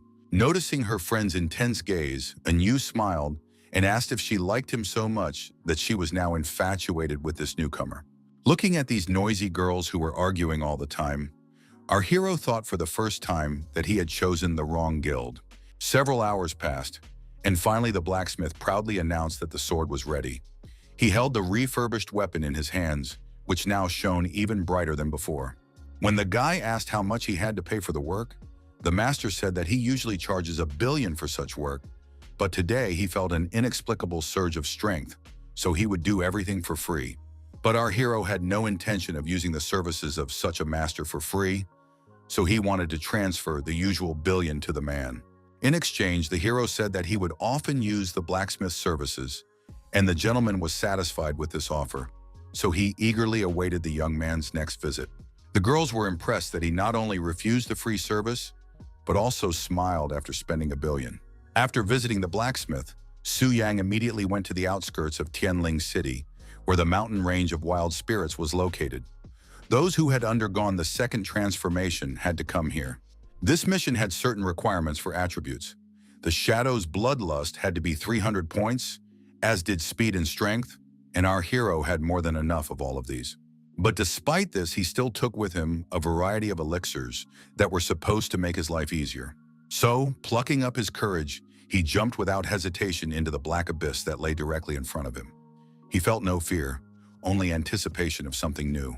He had been flying for what seemed like several minutes, but still had not reached the bottom, when suddenly his peripheral vision caught someone approaching. It was a level 45 bat, so he had to use a skill that consumed mana, but increased his speed by 60%. After that, he easily attacked the monster, which had gotten too close to him and paid the price. Taking out his upgraded weapon, our hero realized how pleasant it was to hold it in his hands. It was as if it had been created for him and served as an extension of his arm. When he used the most basic warrior skill called Double Strike, he realized how powerful the sword he was holding was. To be honest, the hero did not want to go through the map at all, so he decided to try the old method and break through in one fell swoop. To do this, he decided to use a skill called Firepower, so all the scrolls and elixirs came in handy. The attack was so powerful that it caused an explosion that shook the entire mountain range. Having finished his work there, the young man went to the cave of the terrifying beast. Considering the mission plan, the hero assumed that its level would be below 50. However, one thing bothered him. There were fewer and fewer monsters on the way, which could be a warning sign, but despite this, Su Yang boldly went to the cave entrance. As he approached, he realized that something unexpected was waiting for him inside, because he had a strange premonition about this location. It was flooded with a strange light that was clearly unnatural for this place. The guy was right in his guesses, but he clearly didn't expect to see something like this. Right in the center of the cave lay a huge creature, sleeping and snoring loudly, causing the walls to shake. All signs pointed to it being a powerful monster. Before him was a mutated beast that had devoured an unknown piece of flesh. Its level was above 50, and its health, skills, and characteristics remained a mystery. The young man was very disappointed that there was so little information available. He knew that he should not underestimate a boss about whom nothing was known, so he prepared himself for a difficult battle. Activating his shadow form, the young man quickly delivered a precise blow that caused considerable damage, and if the attack went unnoticed, it weakened the enemy even further. However, no matter how much Su Yang hit the monster, he couldn't land that one crushing blow that would help him finish off the enemy once and for all. When the creature opened its mouth and revealed razor-sharp teeth, the boy realized that it would be difficult to defeat it with a single blow. So he decided to jump back a little to get a better position for the upcoming attack. But he had to act as quickly as possible, because the enemy did not wait for a convenient moment. It attacked when it wanted and did so abruptly and roughly. So Su Yang had no choice but to adjust to the creature's pace and try to dodge each of its attacks, which came one after another. He decided to try to deprive it of the ability to breathe, which could contribute to another attempt to destroy the creature's health in one go, and his plan worked. His reward for this was an ancient key. At first, our hero thought it was too insignificant, but then he decided not to rush to conclusions because it was unclear what door it could open. In addition, he now had a rotting piece of flesh in his arsenal. It had once been powerful, but now its power was scattered. It was a symbol of decay, the origin of which could not be determined. The key was mentioned in the mission, but there was no mention of the rotting piece of flesh. However, the young man decided to put off thinking about it until later and focus on the class change task. This particular mission and five-star task were completed, and in addition, the young man received a passive skill called Double Spirit Boost. In addition, all his attributes were increased by 5%, not to mention the fact that a decent number of points were added. Energy was boiling inside the guy. It seemed like a crazy stream spreading through his blood. He just needed to distribute it evenly between strength and spirit. Looking at his attributes, our hero realized that if he added equipment, he would be quite capable of fighting spirit hunters, and this thought simply mesmerized him. If he combined all his key skills, Su Yang's attack would be strong enough to defeat even a platinum-level dungeon boss. When the boy returned to the heavenly pavilion, the abbess immediately approached him and congratulated him on completing his second five-star transformation. After that, Bai Ling looked at the young hero with interest and asked what his next plan was and what he wanted to achieve. But for now, the boy just wanted to rest, because a lot had happened during that time. The woman had no idea that the boy did not consider resting to mean doing nothing at all. He wanted to find time to visit the Tianxi Pavilion to buy the necessary items for slaying the dragon. When the next day came, Jiayu called Zhou Tai to his office to inform him that he would be responsible for the trip to the Secret Kingdom, but that it would not be possible to reincarnate after dying there. That was a peculiarity of that world, but Mr. Yue said there was no need to worry because headquarters had already taken countermeasures and prepared life rings that could activate resurrection. The life ring was an incredibly valuable treasure, so Zhou Tai sincerely thanked them for allowing him to use such a thing. The city manager said that he completely relied on the men, and if he had a little more time, he would have gone on the mission himself to stretch his legs, but unfortunately, that was not possible. Their conversation was interrupted by the sharp sound of a door opening. Someone reminded the men that it was not their turn to deal with the dragon. Zhou Tai was unpleasantly surprised to see a lady whose presence clearly guaranteed them all big problems. Standing before them with her head held high was Luo Linner herself, the 130-level beast lord and daughter of the owner of the heavenly pavilion. Jiayu immediately fell to one knee and quickly said that they had no idea that the lady was planning to visit them. Otherwise, they would have given her a warmer welcome. It turned out that the girl had not warned anyone in order to prevent information leaks, and her bodyguards nodded approvingly. She sat down on the chair placed before her as if it were a throne, and declared that from now on, no one was allowed to enter the Black Dragon Fortress because she planned to conquer it on her own. The manager dared to ask if she had been given permission to do so, and her eyes flashed red when she asked if someone had dared to challenge her father. No one wanted trouble, so all of the girl's whims were immediately fulfilled. She ordered that all known information about the dragon be prepared, as well as a room where she could rest. The manager was not very happy that circumstances had turned out this way, as he had not expected Luo Linner to pay them such a sudden visit. The girl was not only the daughter of the owner of the Sky Pavilion, she also ran an animal association that specialized in collecting exotic animals. The lady was very talented and had joined the association at an early age. If she managed to defeat the Black Dragon, she would become the best beast master on the mainland, and the prestige of the Sky Pavilion would reach a new level. Therefore, it was ordered that she be taken seriously and that any order be carried out without question, and when she captured the Black Dragon, no one would even dare to think of taking it away from her. The only problem was that someone had already bought the dragon training manual that the lady needed, and that someone was none other than our Su Yang. Jiayu didn't know how to feel about this. The guy had no idea that Luo Linner was coming, so it all seemed like a coincidence, but it was unclear why he suddenly needed this book. Asking him to return the book would mean causing unnecessary fuss, so the man decided that they should look for other sources of information to give to the girl. Meanwhile, Su Yang himself had been home for a long time, going about his daily business. Then he finally sat down to read the guide to the basics of dragon training. This book cost him more than 5 million gold coins, so he wanted it to be worth the price. At first, he couldn't find any information about the dragon he needed. He came across white and red dragons, but finally he found the characteristics of a black dragon. After reading it, the guy thought it was strange that they didn't mention the talent of reducing damage by 80%. Considering the professionalism of the Sky Pavilion, this should not have been overlooked. He assumed that the search team was unable to see the Black Dragon's further characteristics, which meant that they did not have all the information, only the basic details. The book described the creature's stages of growth, as well as its movements and location, but this information was not very important or useful. It cannot be said that the descriptions of the monster's different stages of growth helped Su-yan understand how to defeat it or what methods would be best to use. However, even this information seemed incorrect to the young man. He noticed that the periods of its growth were mixed up. It turned out that during the sacred moon period, it was discovered that the dragon was not in its adolescent stage, but in its pre-adolescent stage, and its power increased after it swallowed an unknown piece of meat. The notes said that such an attribute was incredibly valuable, so the Heavenly Pavilion was willing to purchase it for a large sum. This information greatly pleased our hero, who did not know that he had something so valuable in his inventory, since even the pavilion was willing to buy it at a high price. But most importantly, Su-yang would now allow the dragon to consume this meat, which would make it even stronger, meaning that no one would be able to match it. But he knew one simple truth. Sooner or later, every boss would be defeated and replaced by the next, so he had to come up with a plan of action.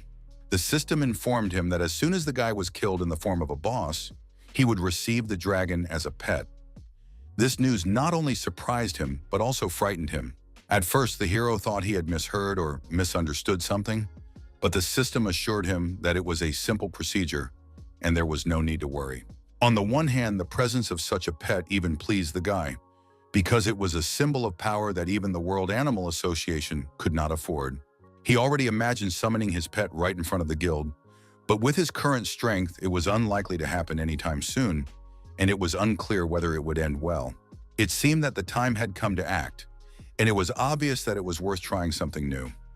The young man was distracted from these thoughts by the sounds of incoming messages from his new guild community. One of the girls suggested going to the giant drowsy forest and was waiting for a response. Our hero realized that such an opportunity could not be missed, because this place was the secret kingdom of the Diamond Period. But he decided not to show his interest, so he replied rather dryly in the chat. Seeing his message, the girls were, to put it mildly, disappointed, because they were expecting a more enthusiastic response. So now there was a slightly sad aura over the building where the guild members were sitting. But some of the girls latched on to even such dry words. Anya Yui began to flirt, and her friends reminded her that she says something like this to different guys every day. One of the participants was closely following all this commotion in the chat, and she felt a little sad about how the sisters were behaving. Lin Yuyun decided to clarify whether the guy really wanted to go with them, because there were dangerous monsters there, and our hero typed that he would act cautiously. Time passed, and it led to only one place, a temple that had already opened its doors to worshippers. Leishan came out of it, finally able to return to the 99th level, but now he had to visit the giant drowsy forest. Everyone else had not yet reached the 90th level, only Zhao Ming had been able to do so, and the team was in an extremely depressed state. The commander was informed that the Yuyun Guild had also been given the opportunity to go to this location, so the gap between the organizations continued to widen. In response, the man just smiled ominously and said that they had no choice but to even the score. He wanted to kill these girls so that they too would taste despair. The giant dense forest was a place where people below level 90 should not enter, because strangers were not welcome there. A large crowd had gathered at the entrance, because this place was similar in level to the Black Dragon's lair, and the difficulty of passing through it was also high. It was announced that the Trial Secret Realm was a quest that the temple opened only once a year, and the guild that made it into the top 3 would receive valuable rewards and resources and become stronger. Looking around, Su-yang thought about how the spirit hunters were initially stronger, but after they lost in the Black Dragon's lair, they found themselves in a very disadvantageous position. So now all the power had passed to the Phantom Cloud Guild, but there was one thing. The men clearly intended to rectify this as they approached the entrance to the dungeon and told everyone to disperse, saying that their level was too low to pass through, so they would take care of everything themselves. While everyone was scattering, our hero calmly stood up, thinking that it must be very difficult to enter the secret realm if your level is below the recommended one. It was unclear whether the ghost hunters were waiting for someone or planning to intercept the Phantom Cloud and strike.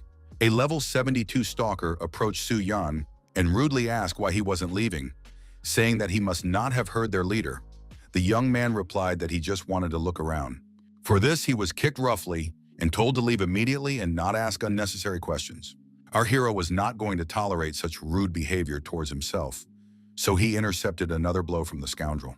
He squeezed his hand so hard that the blonde screamed in pain and threw his head back, trying to break free from the deadly grip, but he couldn't. Su Yang decided to show this insolent man his strength, so he effortlessly threw him back so hard that the poor guy knocked down a tree with his body. The force of the blow was unexpectedly strong, so much so that an energy surge rippled through the forest. It was clear that the cocky blonde had been hurt so badly that he would no longer be able to stand on his feet and be useful to his team. After what happened, Lei Shan approached our hero, wanting to find out why he had attacked his protege, but the guy lazily replied that he was only defending himself. These words enraged Zhao Min, who aggressively asked if such behavior could be considered self-defense, but the commander stopped his emotional outburst. Lei Shan was willing to turn a blind eye to this unpleasant story if the situation was really nothing more than self-defense.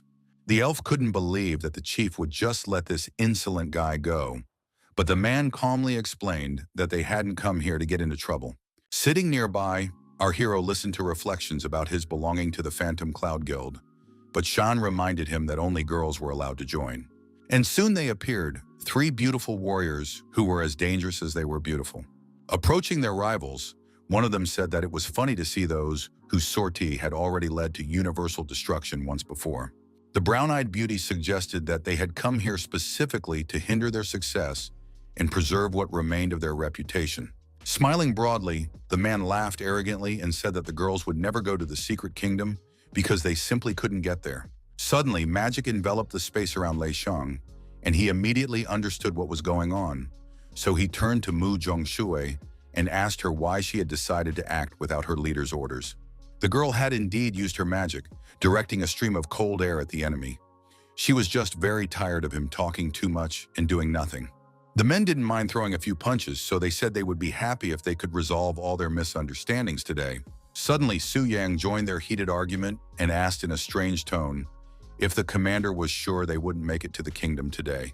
With his head held high, the young man asked who the commander thought he was, since he had failed to bring victory to his guild. When Anyu saw the boy, she admired how handsome and brave he was, because he was not afraid to speak up in front of a warrior who was much older and more experienced.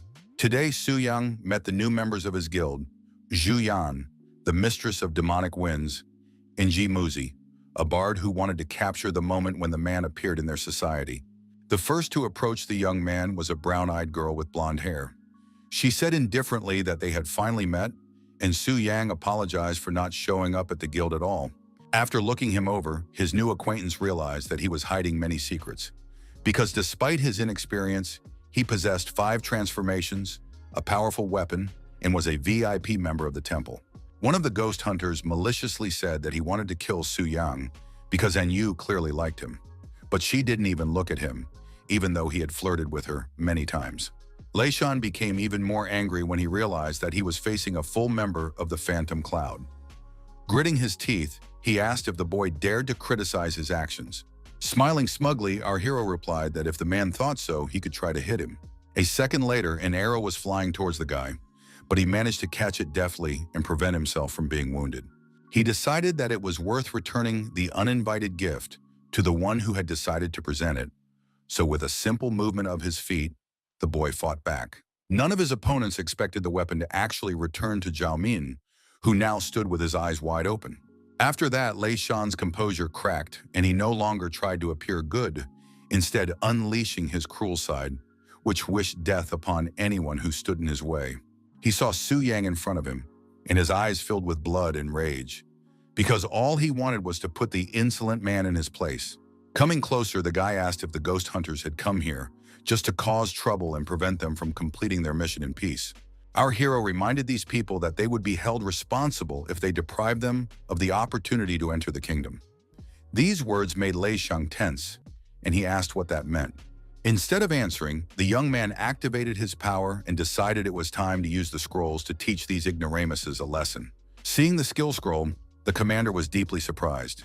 He couldn't believe that such a boy had managed to get hold of it somewhere. His entire team realized that they needed to immediately activate their defensive magic to at least reduce the damage. So without hesitation, they got to work. Pleased with their quick reaction, Lei Shan said that he recognized his opponent's strength, but he was sure that they would not be able to break through their defensive formation anyway. In response, the young man smiled indulgently and said that in that case, he would gladly treat them to another dose of magic from the scrolls. Even the girls were shocked by what they saw, for they had never witnessed such powerful fluctuations of the elements before. Opening his mouth, Lei Shan tried to wrap his head around the fact that he was standing before a man with legendary strength. All Su Yang wanted at that moment was to make his opponent disappear, because he hated it when someone stood in his way. It was decided to send storm lightning bolts at the commander, but when he saw them, he froze in place, not knowing how to react. The whole forest shook from what was happening, and the lightning turned into a huge pillar of light surrounded by violent winds.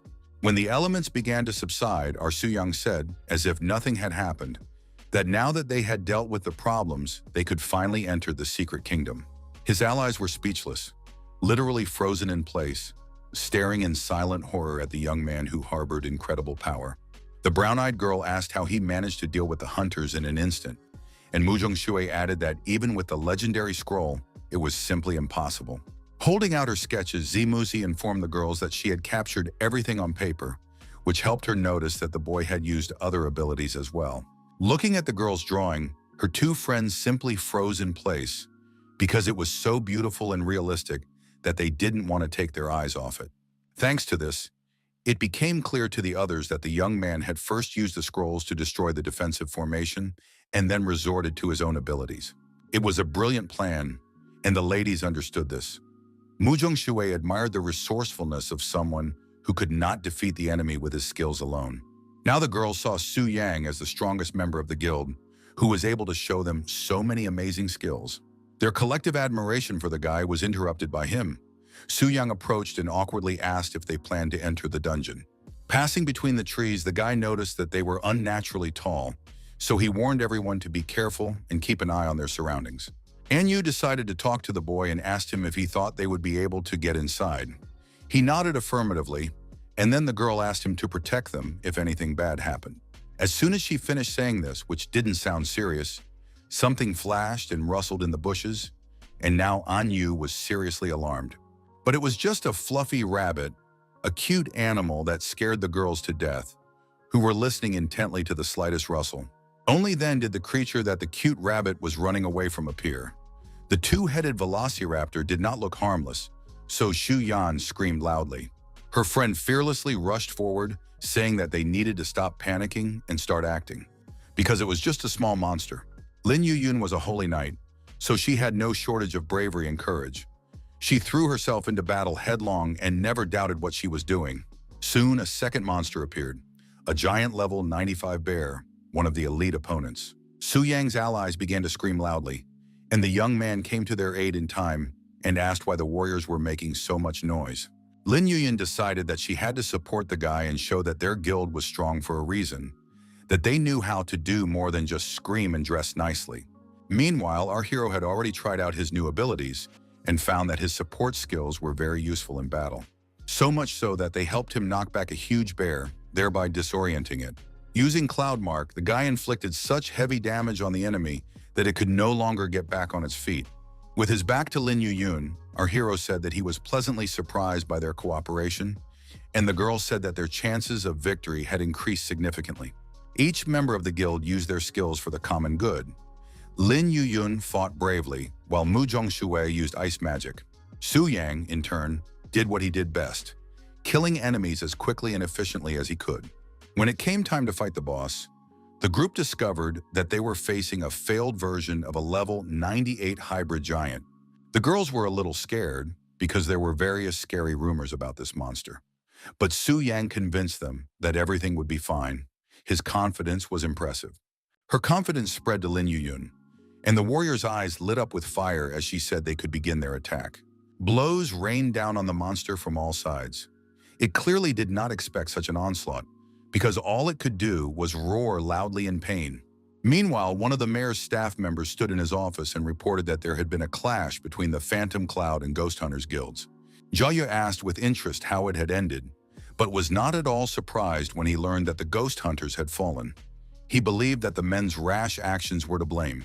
Now he believed that the female guild would win the right to pass through the Black Dragon's lair, but there was something else that troubled his soul. Anxiety overtakes every person at least once in their life.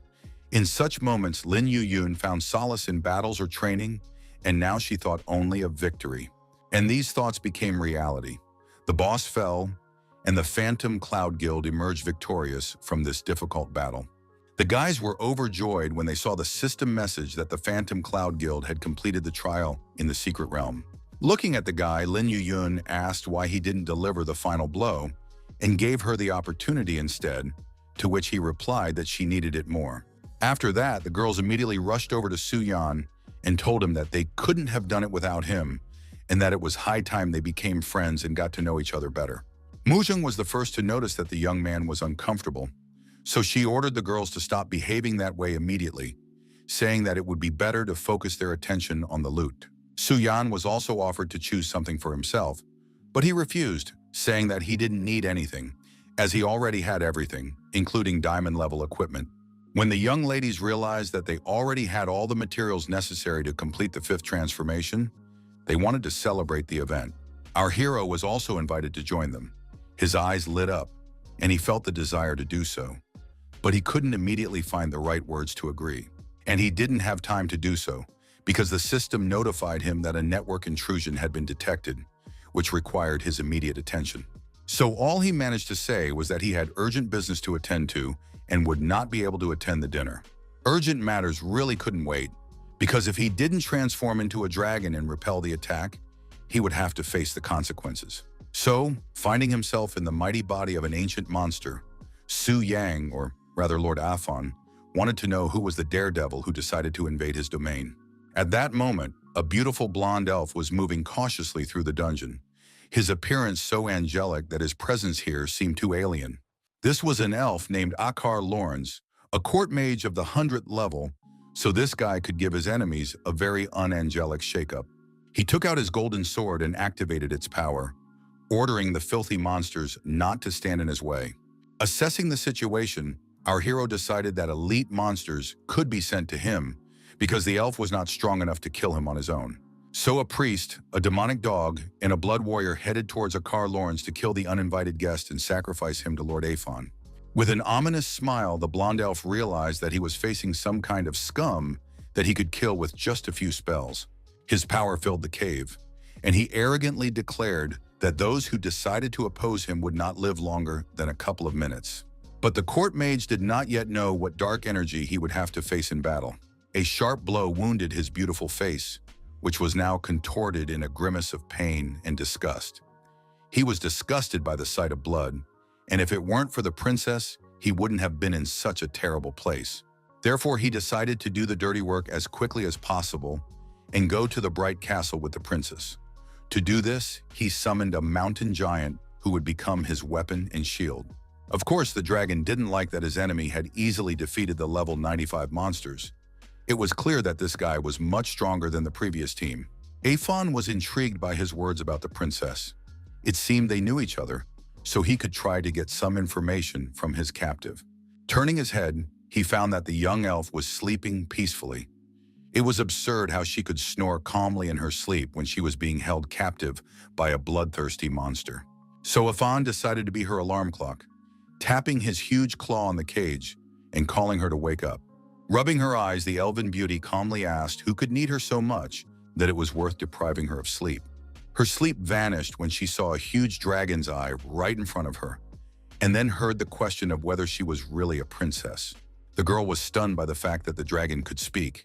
He rolled his eyes and said that she hadn't asked anything, so he hadn't revealed his ability to her.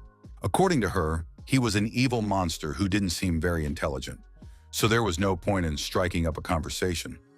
The captive had only one question in her mind. Why was he trying to find out information about her? She had only the most unpleasant thoughts, which brought her to such a terrible state that tears flowed from her eyes and her body began to thrash about in the cage. Our hero decided that it was worth scaring her to get the answers he needed, so he squeezed the bars of her prison hard and promised to eat the captive if she didn't start talking. Trembling with fear, the elf said her name was Lilith Severa, and she was indeed a princess and the sixth daughter of King Severa. According to the information Aphon had, the land of elves, dragons, and giants was located in the same SSS class space, and of all three clans, only the elves were friendly with humans. The ruler of the elves was indeed named Severa, and it was said that she was a very promising lady. Laughing, the dragon told the captive that a member of her state had come here to free his princess. She considered this to be good news, but only time would tell if it was true. However, when the young lady saw who had come to rescue her, she recoiled. She clearly did not want to cross paths with this guy, which meant that they were definitely acquainted. This turned out to be true. The elf said that Akar Lawrence and his family were scum of society who had done something unforgivable. She said she would rather remain a captive than go with him. It turned out that this vile guy first wanted to get close to her, to gain her trust, so that he could ultimately take advantage of her. The girl realized what was going on in time and was able to escape. The Lawrence family was influential, so even the queen could barely stand up to them, let alone the heiress, who was not favored. Surprisingly, the dragon said he would give Lilith to Akaru.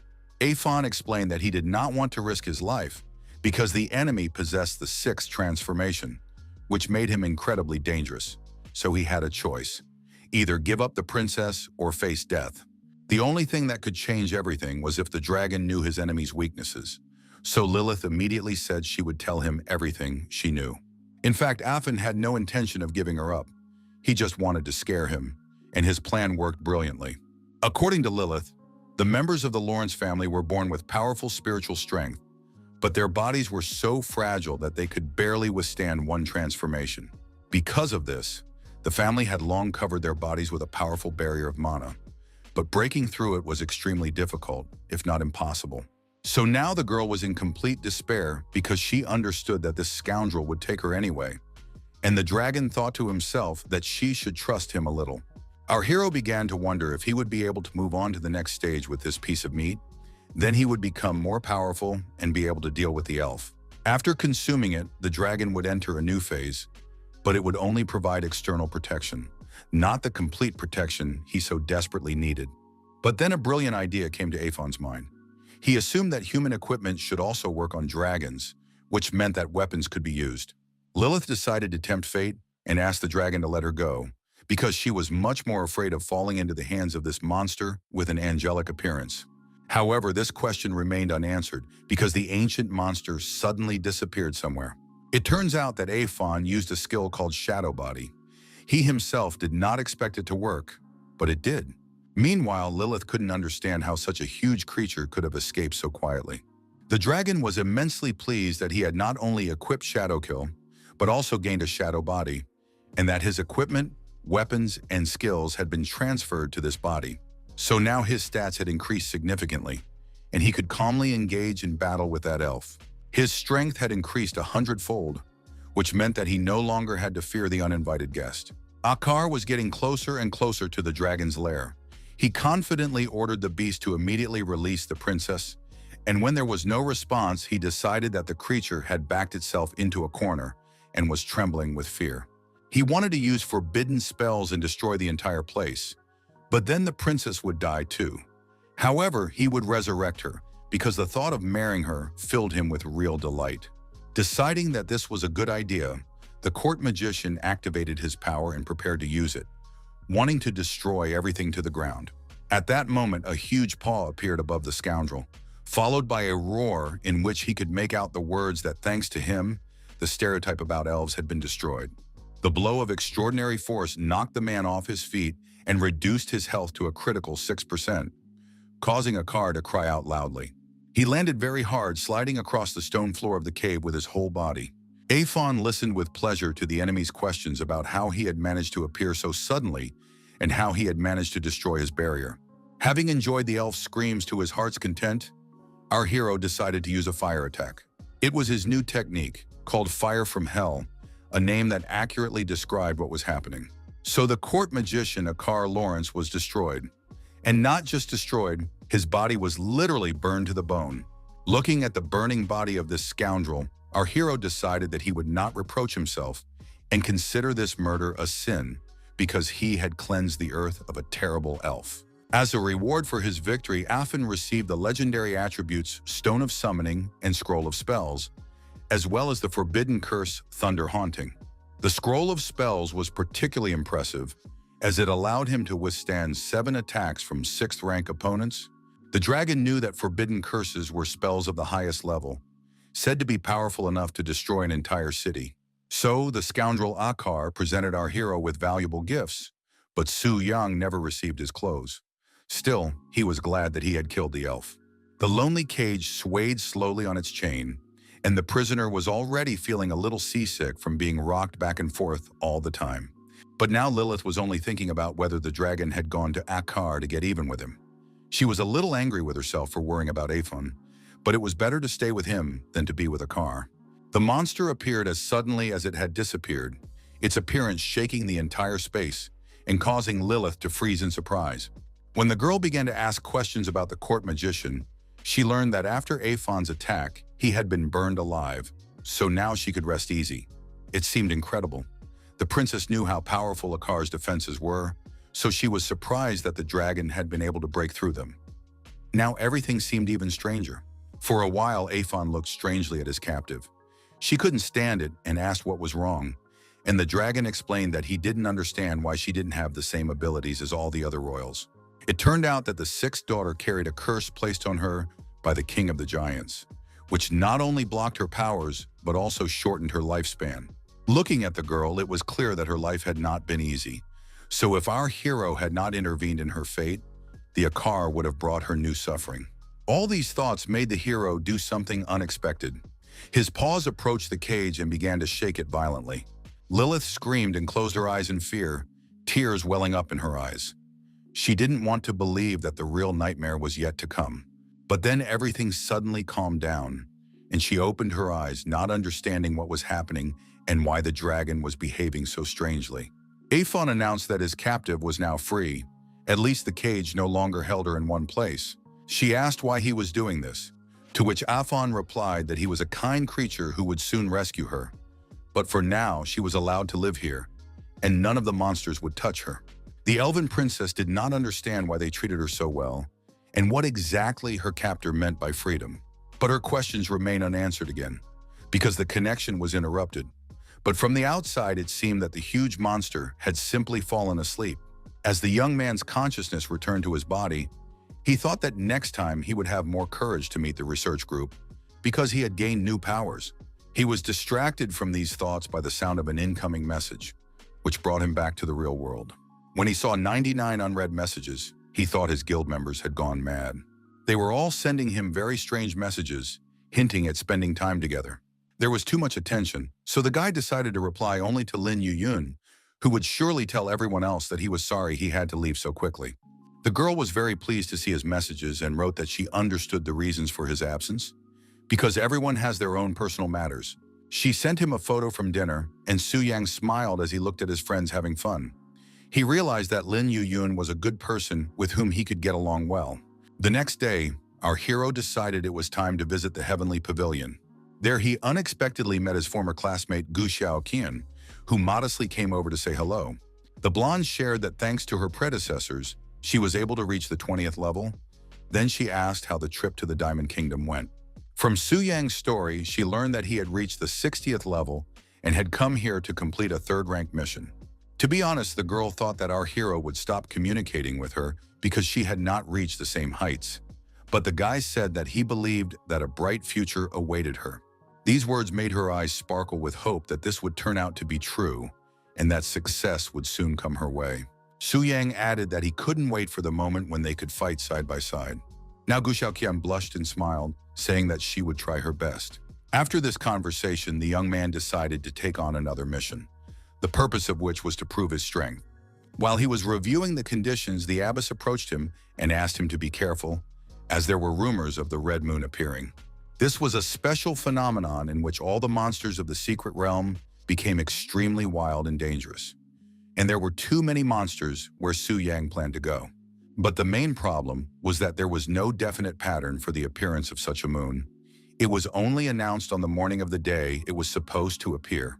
Nodding his head, the boy went about his business, not paying much attention to these warnings, because he believed that his fourth transformation would help him cope with such difficulties. Soon he found himself in the secret kingdom, where there was a half-ruined mansion that could only be entered by those who had reached the 60th level. Legend had it that the building once belonged to a dignitary who had been driven mad by a curse and literally overnight had gone insane and killed everyone in the house. The man who was now in this place looked up at the sky and felt a chill run down his spine. The red moon had decided to come out at a very inopportune moment. Since no one ever came to this place, the man decided to quickly set up warnings and go get more drinks to reduce his fear. However, he discovered that someone had already entered the secret kingdom, despite the red moon, so now his actions could not be carried out. But he didn't know yet that the most interesting part had already begun a few minutes earlier. Su Yang had already begun killing ghosts with gusto, and he was doing quite well, considering that his enemies were at a fairly high level. Smiling, the boy muttered smugly that the abnormal moon had no effect on his success. However, he did not expect that the bodies of those he had destroyed a second ago would burst into otherworldly flames and begin to giggle ominously. Our hero did not understand what was happening and how these creatures were getting to their feet and confidently walking towards him. Now the ghost boys looked much more sinister and dangerous. And what's more, their ability level had increased to 70. The guy froze in place and didn't know what to do. Now he understood that these creatures had been influenced and had become stronger, apparently due to the effect of the red moon. His opponents had become much faster and stronger, so there was no doubt that Bai Ling had warned him for a reason. It was quite difficult to withstand the onslaught of these monsters, who attacked tirelessly and performed maneuvers that were difficult to counter. These little creatures were amused that the boy couldn't find a loophole that would help him win. The sight of the monsters frightened the young man more and more each time, and he still couldn't get over the initial shock. He decided to use a skill called Demonic Blade, hoping that it would hold the creatures back a little. It didn't help much, only causing his enemies to let out a wild burst of screams and additional aggression. But he did manage to mortally wound one of them, as the remains of its body splattered the young man, who was clearly not thrilled about it. When the liquid touched his body, the system warned him that he had lost 10 points, and if this continued, the consequences could be dire. Now the guy understood that he had underestimated the effect of the red moon. The monster's attack power and defense had at least doubled. Using his power, he still managed to burn his enemies. But now it was crystal clear to him that he needed to be as careful as possible. The new battle was not long in coming, and soon the fight with the ghosts became so heated that our hero had no time to catch his breath. He delivered precise blows one after another, which helped weaken the monsters, but in order to kill them, he had to exert tremendous effort. At one point, a body resembling a woman in a long dress and hood began to fly at him, and Su Yan felt uneasy at the sight of her. He was not in the best condition. He understood that he had to expend too much energy, and his mana reserves were recovering very slowly. It was already difficult for him to breathe, but the monsters did not stop for a second. When the old ones died, new ones took their place, and this repeated itself over and over again. Just when Su Yang thought things couldn't get any worse, an 82nd level giant corpse appeared on the battlefield. This elite monster looked like a nightmare. At first, the young man intended to rely solely on his own strength, but he was forced to act differently. Suddenly, an unknown force restrained the giant so tightly that he looked at his hand in fear, his only eye burning with despair. Out of nowhere, blue wolves appeared, knocking the monster onto its back and attacking it without the slightest fear. These were the souls of the moon wolf, whose level far exceeded that of their opponent, and they greatly helped Su Yan. Stroking one of the wolves, our hero thought that, fortunately, these creatures had no problem recognizing their master, because they were capable of killing a real player. Su Yang decided that for the sake of victory, he would give it his all, even if it meant that this technique would upset the balance of the game. The wolves quickly and efficiently helped the guy deal with his enemies, so he soon found himself in front of a huge door, which clearly hinted that the boss had been found. Without a moment's hesitation, the young man kicked open the door and told the monster to prepare to go straight to the underworld from whence it had come. But upon entering the room, he saw an extremely strange sight. A figure in a red cloak was kneeling and offering a prayer to his ancestors. This creature was whispering something indistinct, but it was possible to make out the words that it had committed many murders. Only today, the cannibal boss promised to kill even more, and he had nothing to fear, for he was an immortal being. But our hero had already proven more than once that even what was considered impossible was possible, so his moon wolves could easily kill someone who could not be killed. He only asked his pets not to eat the boss completely, but to leave at least his tail. However, he understood that he would not be able to defeat this monster on his own. His strength was insufficient, so the young man understood perfectly well that he needed to become stronger if he wanted to maintain an attribute of this rank. When the system notified him that the boss was dead, the boy felt calmer, especially when he saw the reward in his hands. The platinum-ranked equipment was quite good, but he couldn't wear it until he reached level 80. However, he was more attracted to the cannibal's crystal core. There wasn't much time to show off his achievements now, so Su Yang decided he needed to leave this place as soon as possible. The red moon seemed to be getting bigger and brighter, standing out sharply against the gloomy mansion. Here, where there were more monsters than players, stood a dissatisfied girl who was surprised that the guys weren't dead yet. Ludi noticed that they must be doomed, because the dilapidated mansion was under the influence of the red moon, which meant that ordinary people could not survive in it. However, this was not what Lady Luo Linier wanted to hear. She was interested in information about the composition of the guild of the one who dared to come here before her. Jotai grimly reported that he had questioned all the guilds and no one had given him any information about their ward being in the mansion, so all that remained was to speculate. The young lady did not understand why nothing was happening, because the guys inside had clearly left this world, and even she had to be careful in a place that was under the influence of the red moon. Suddenly, everyone froze when they saw a portal begin to open, which meant that someone was about to come out. At first, Su Yang didn't even notice that so many eyes were fixed on him because he was so tired of fighting monsters that were much stronger than him. So it came as a surprise to him that he had become the object of everyone's attention, and such intense and clearly not very friendly attention at that. Everything inside the boy froze. He didn't want to think about why the group was here, because it led to disturbing thoughts that they had found his true body. Luo Liner couldn't believe that she was facing not a group of experienced warriors, but just one boy, and such a young one at that. Her comrades almost rolled their eyes when they met this character again. Su Yang asked why the group had come here in full force, because in his opinion, it didn't take that many people to enter the secret kingdom. The guard countered with a question of his own, asking why he had come to this place alone, since today was the hour of the red moon. Shrugging his shoulders, the boy muttered that the kingdom was quite passable.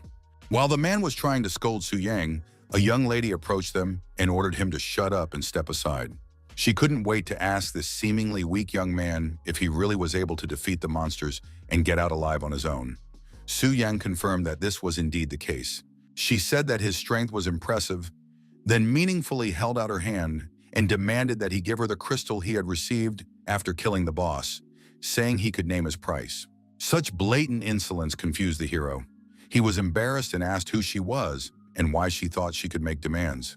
A dark-haired guard immediately jumped up to him and asked angrily if he really didn't understand who was standing in front of him. After that, the brunette advised the young man to rub his eyes because standing before him was Luo Liner herself, the young genius of the association and daughter of the owner of the Heavenly Pavilion. She was ready to punish Su Yang immediately for daring to ignore his request and show disrespect. The guard could not have imagined that she would be punished by the very person she wanted to protect. The lady fluttered her long eyelashes coquettishly and ordered her companion to calm down and stop freaking out. Now that Su Yang understood that he was standing in front of the pavilion owner's daughter, he had no doubt that she had enough money to buy the crystal. When he asked what Lady Luo wanted from him, she replied that she was originally looking for food for her pet, but did not expect such behavior from him. Activating her magic, she added that if her new acquaintance could withstand her falcon for at least 3 minutes, she would consider nothing had happened. The already exhausted Su Yang was taken aback, believing that this was unfair to say the least, as he had barely recovered from the battles. Luzi was sure that this insolent boy was finished, but Jotai said that one could not be so sure because the boy had managed to deal with the secret kingdom. But looking at the lady's spirit animal, it was difficult to predict the boy's victory. Despite his deadly fatigue, our hero forced himself to move so fast that it was almost impossible to keep up with him. He understood that the battle with the spirit would not be easy, so it was worth showing all his power, even though he did not want to do so. Seeing that the boy's blade was burning with magical flames, Luzi fell silent, now curious himself to see where this battle would lead. Suddenly, the bird approached its prey so quickly that it seemed to pierce right through it. The moment the enemy got too close, Our hero struck it with all his might with his dagger, so that the bird's screech could be heard far beyond this place. To secure the result, Su Yang kicked the beast, throwing it back to a safer distance. Less than 3 minutes had passed before he was able to kill the spirit. Luo Linger was not just shocked, she was confused, because this had never happened before.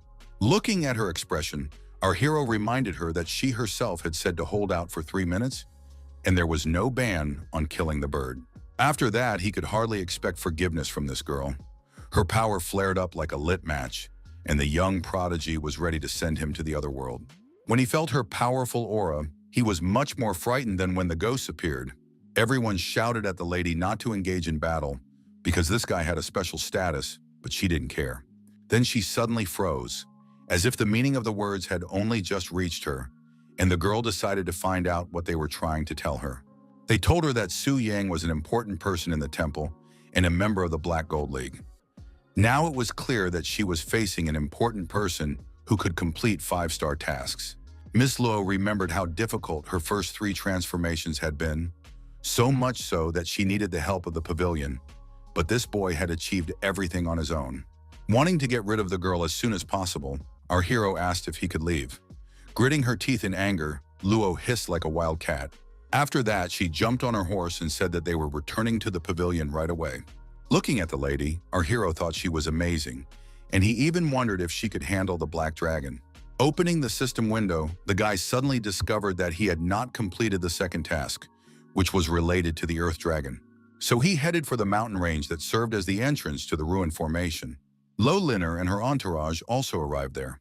They were happy to be the first ones there, as they had every chance of beating their rivals. Although the boss was not very high level, it was extremely rare, so the girl said that they would need a lot of strength. However, when she approached the guard, he said with obvious fear in his voice that they should wait, because someone had arrived here earlier. These words made her eyes burn with hatred, and an oppressive aura activated, which could suppress even the strongest in the world. Noticing the girl's state, Lucci decided to explain to the man who was standing in front of him and remind him that they had come early in the morning when there was definitely no one else there. Hearing that there was a man with privileges in the temple standing in their way, Luo Liner said that if the staff was getting in their way, they should be removed. At that moment, Su Yang appeared, unable to understand why there was a crowd of people in front of the entrance, preventing him from concentrating. Noticing that fate had brought him together with this strange girl again, he barely suppressed an irritated sigh, while the young lady was ready to burn him with her gaze. Even Luzi couldn't take it anymore, and asked loudly why the young man was following them around like an annoying fly. Su Yang could have said the same thing, as he was beginning to think that the team had secret plans for him. The girl haughtily told the boy not to get his hopes up, because she had more important things to do than chase after some weakling who was about to die in some mess. Ignoring these words, our hero asked what had brought the young lady to these low-level surroundings of the wild boss, doubting that she simply wanted to compete with the newbies.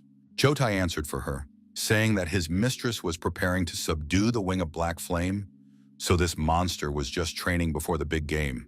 But Su Yang had no intention of giving up this boss to her, and the fierce girl began to threaten him, saying that when she defeated the Black Dragon, even the temple would not be able to protect him. But the young man was not afraid. Entering the portal, she said that she could just wait a little while. Then a new boss would spawn, and she would have another chance to practice. The girl's guard was beside herself with rage, while Zhou Tai couldn't help but marvel at the courage, or perhaps foolishness, of the young man who seemed to care about nothing.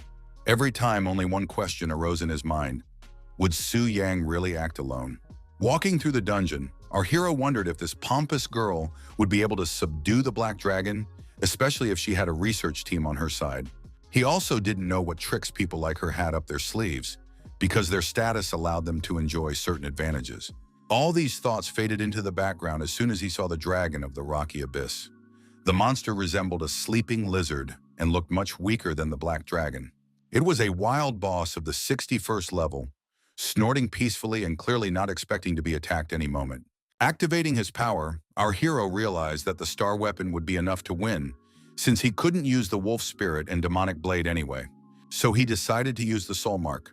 As soon as the sword approached the dragon, he immediately opened his eyes and glared at his opponent with a fierce look. Thanks to this, he managed to avoid the blow, so the guy had to retreat. Su Yang was surprised that the dragon's defense was so high. But our hero was not going to give up. On the contrary, the failure motivated him to use another technique that had not been used before. The monster began to lash its tail fiercely, but the young man had the courage not only to remain unafraid, but to jump onto the tail and maintain his balance. Having taken an advantageous position, he began to deliver one blow after another, which led to the dragon losing a large number of points. But his luck did not last long, and soon the monster managed to throw his opponent off his back. It was clear that he wanted to devour the annoying human as soon as possible. The task was not easy, because Su Yang soon attacked again, and when he managed to pierce the dragon's skin, he realized that it had no mineral protection. This was good news because now the Earth Dragon of the rocky abyss had lost 50% of its health points and was roaring like a madman. This turn of events enraged the monster, making it even more dangerous than before. The creature began to spin rapidly, and turning into a huge ball, it began to rush towards Su Yang at incredible speed. Whether Su Yang liked it or not, he had to retreat, and quite quickly, because the dragon could easily crush him with its weight. However, there was another unpleasant discovery. The monster used tracking guidance, meaning it could track his movements and adjust its attacks accordingly. Our hero didn't have a single chance to attack in this way, so he had to come up with something quickly. He pondered that there must be some mechanism that would help stop the enemy, and at that moment, his attention was drawn to a huge granite wall.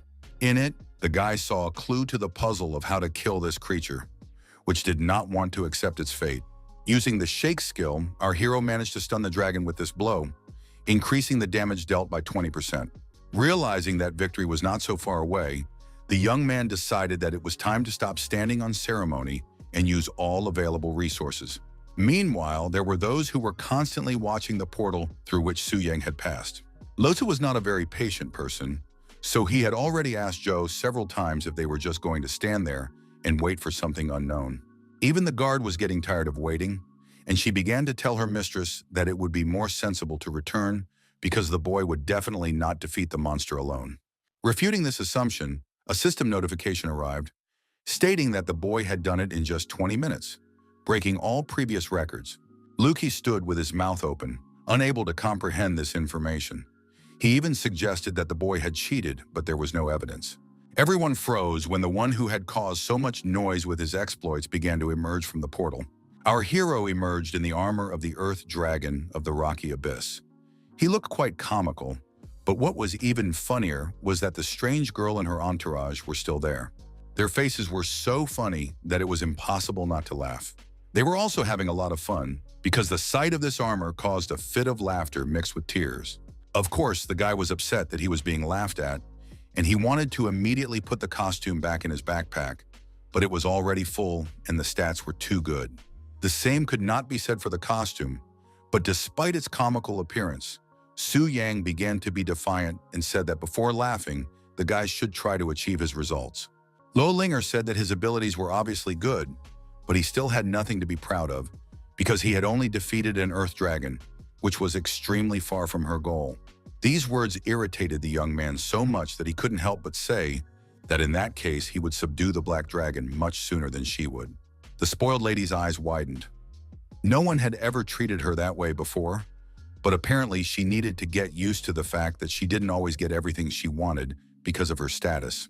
The girl exploded with anger, asking who this insolent man thought he was, speaking without restraint and taking too many liberties.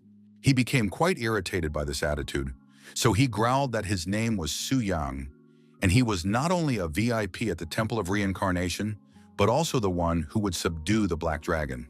After these words, he began to receive notifications that 2 5-star missions to advance his profession had been discovered, and these were secret tasks.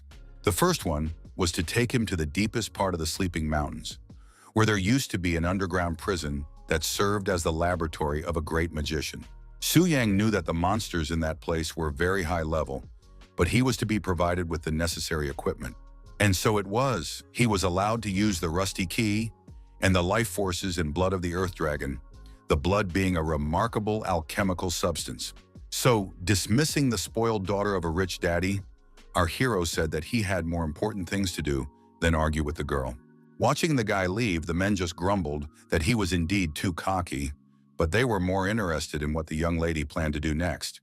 With a mad fire in her eyes, she said that her henchman should keep an eye on her new enemy, and as soon as he was ready for the next stage of his career advancement, she should be the first to know. Feeling the phantom weight of the heavy armor that had appeared after the battle with the dragon, Su Yang realized that his transformation was finally complete. However, he was still thinking about how best to use the resources he had. He wanted to make good use of the platinum-level Earth Dragon set, which gave him some very nice advantages. The young man liked everything about it except its appearance, which was frankly ugly. But after the transformation, it should be enough until the fourth change of profession. While he was thinking, his feet carried him to the Sleeping Mountains, where eternal fog reigned. They said that this place was a graveyard for many living creatures. The fog was so thick that it was almost impossible to see anything, and the atmosphere was too gloomy, quiet, and cold, just like a graveyard. To plot a more accurate route, Su Yang decided to look at the map to see where this underground prison was located, and when he saw how far away it was, he wanted to scream. It immediately became clear that the journey would take a long time. But that wasn't the main problem. Two red eyes were what he should have been afraid of. Hearing a crack behind him, Su Yang was not afraid. He just whispered to himself that he should deal with some trifles. The minor detail, as he said, was a creature 10 times his size, the mere sight of which sent shivers down his spine. Someone emerged from the fog and asked in a gentle voice if the boy was okay after such an unexpected encounter with such a creature. It was a girl named Zhang Yan, a master of the Thunder Sword. She asked if the boy had come to the wrong place, because fighters of his level should not be here. Putting on a defenseless look, our hero thanked her for her help and said that he had come here on a mission. The girl did not understand what he could be doing in this place with his 60th level. Zhangyan said that she had also come to gather materials for the 4th job change mission, so she offered the boy to join her team. However, he refused, saying that the mission did not involve teamwork, which greatly surprised his new acquaintance, who could not understand what mysterious task he was performing. With a sly smile, Su Yang muttered that he liked cheating more than seriously giving way to someone else. Summoning the spirits of wolves, he ordered them to clear the way. So now there was no need to worry about a surprise attack by monsters. The task caused the creatures to turn red, as it required a little more energy, but it allowed them to make a high-speed dash to get the job done as quickly as possible. The color still seemed strange to the guy, and he assumed that the soul summoning stone was also under the influence of the red moon. He made a mental note to ask about it at the temple. It seemed that the glow was paving the way for him to a place where people were usually forbidden to enter. Now Su Yang had arrived where he needed to be, which he would hardly have been able to do without the regiments, as the entrance was well hidden and camouflaged. Upon entering the strange cave, our hero immediately noticed that it smelled disgusting, as if pieces of rotting meat were scattered around. He was not entirely mistaken. Looking around, the guy noticed a huge number of dead bodies, and it looked as if their death had been instantaneous and their blood had been sucked out. It was strange, because he hadn't encountered any evil creatures on the way, which meant that they had been killed by the one our hero was hunting. Going deeper into the cave, he witnessed a gruesome scene. In the center of a pentagram sat a strange creature that had laid out 6 skulls around itself. Su Yang reached out his hand to this monster, and it seemed as if it was controlling him and pushing him to do so. As soon as his palm approached, the creature howled.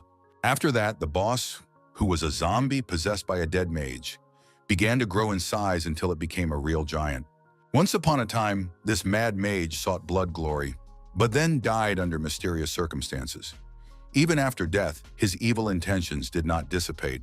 It took very little effort to kill the creature, and the experience points went to the hero's stats. In addition, he received the Mad Mage's Notebook of Experiments.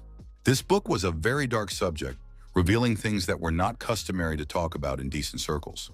But, as we know, everything that was secret or forbidden attracted even more attention. So our hero decided to read a couple of pages. From this manuscript, he learned that the mage had conducted mass experiments on people, which ultimately failed.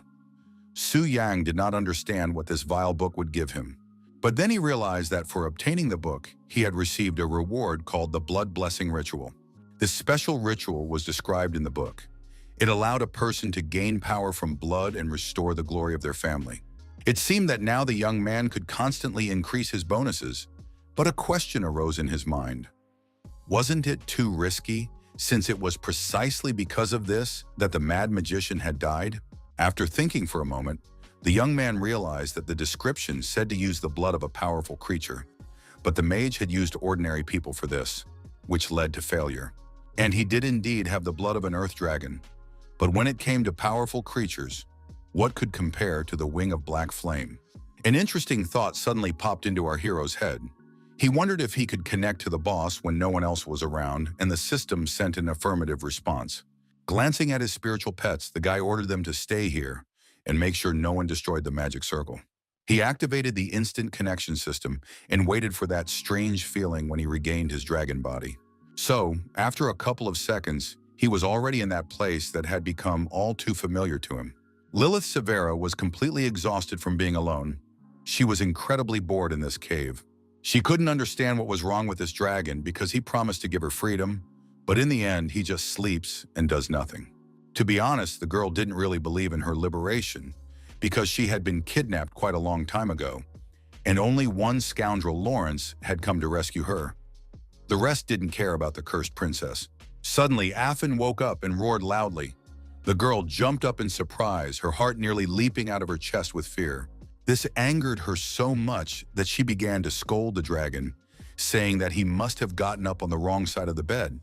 But he just shrugged and said that it was his habit. Instead of making small talk, it was time to get down to business, so the dragon focused on what he needed to do. First of all, he needed to activate his power. When he did so, fire flared up around him and the walls of the cave shook noticeably. Then he punched his chest. His captive did not know what to expect, so this action frightened her greatly and made her scream. Aphon just needed to get the dragon's golden blood, which was a very valuable resource, because it could be used in a ritual and the results should be amazing. Frightened, Lilith asked why he had to hurt himself. Aphon couldn't come up with a better excuse than to say that he was too excited and had let a little blood out because of it. These words made the girl laugh. She suggested that a little dragon had rejected him in his dream, and that was why he was not himself. The playful mood spread to our hero, so he asked if the girl was really worried about him. This assumption greatly embarrassed Lilith, who began to insist on the opposite. While she was coming up with excuses, Aphon managed to discreetly collect the blood and send it to the storage. Noticing that the dragon had curled up again and was preparing to close his eyes, she asked if he wanted to see the dragoness so badly that he was going to sleep again. The hero replied that she should stop fantasizing and be more serious, because a new wave of enemies would soon arrive, which meant that they both needed to be prepared. Lilith was already getting annoyed by the dragon's habit of always saying something ridiculous, and then continuing to sleep as if nothing had happened. Finally, Suyang was able to return to his spirit pets, who were happily wagging their tails, as it seemed that there had been no intruders during his absence. Now, according to the mission description, he had to stand in the center of the magic circle of blood, which he did. After that, he had to drink the so-called life force and blood of a powerful creature. But the result of these actions could be unpredictable. Deciding that risk was a noble cause, the young man drank the contents of the test tube to the very bottom without hesitation. When the liquid entered his stomach, his eyes opened so wide that his eyelids began to hurt. Then everything turned into a nightmare. His stomach twisted so badly that our hero fell to his knees and began to writhe convulsively from the sharp pain that pierced his entire body. Su-Yan felt as if everything inside him was melting. His throat, body, head, everything was burning with unbearable heat. It felt as if every drop of dragon blood had stuck to him and was trying to consume him, merging together.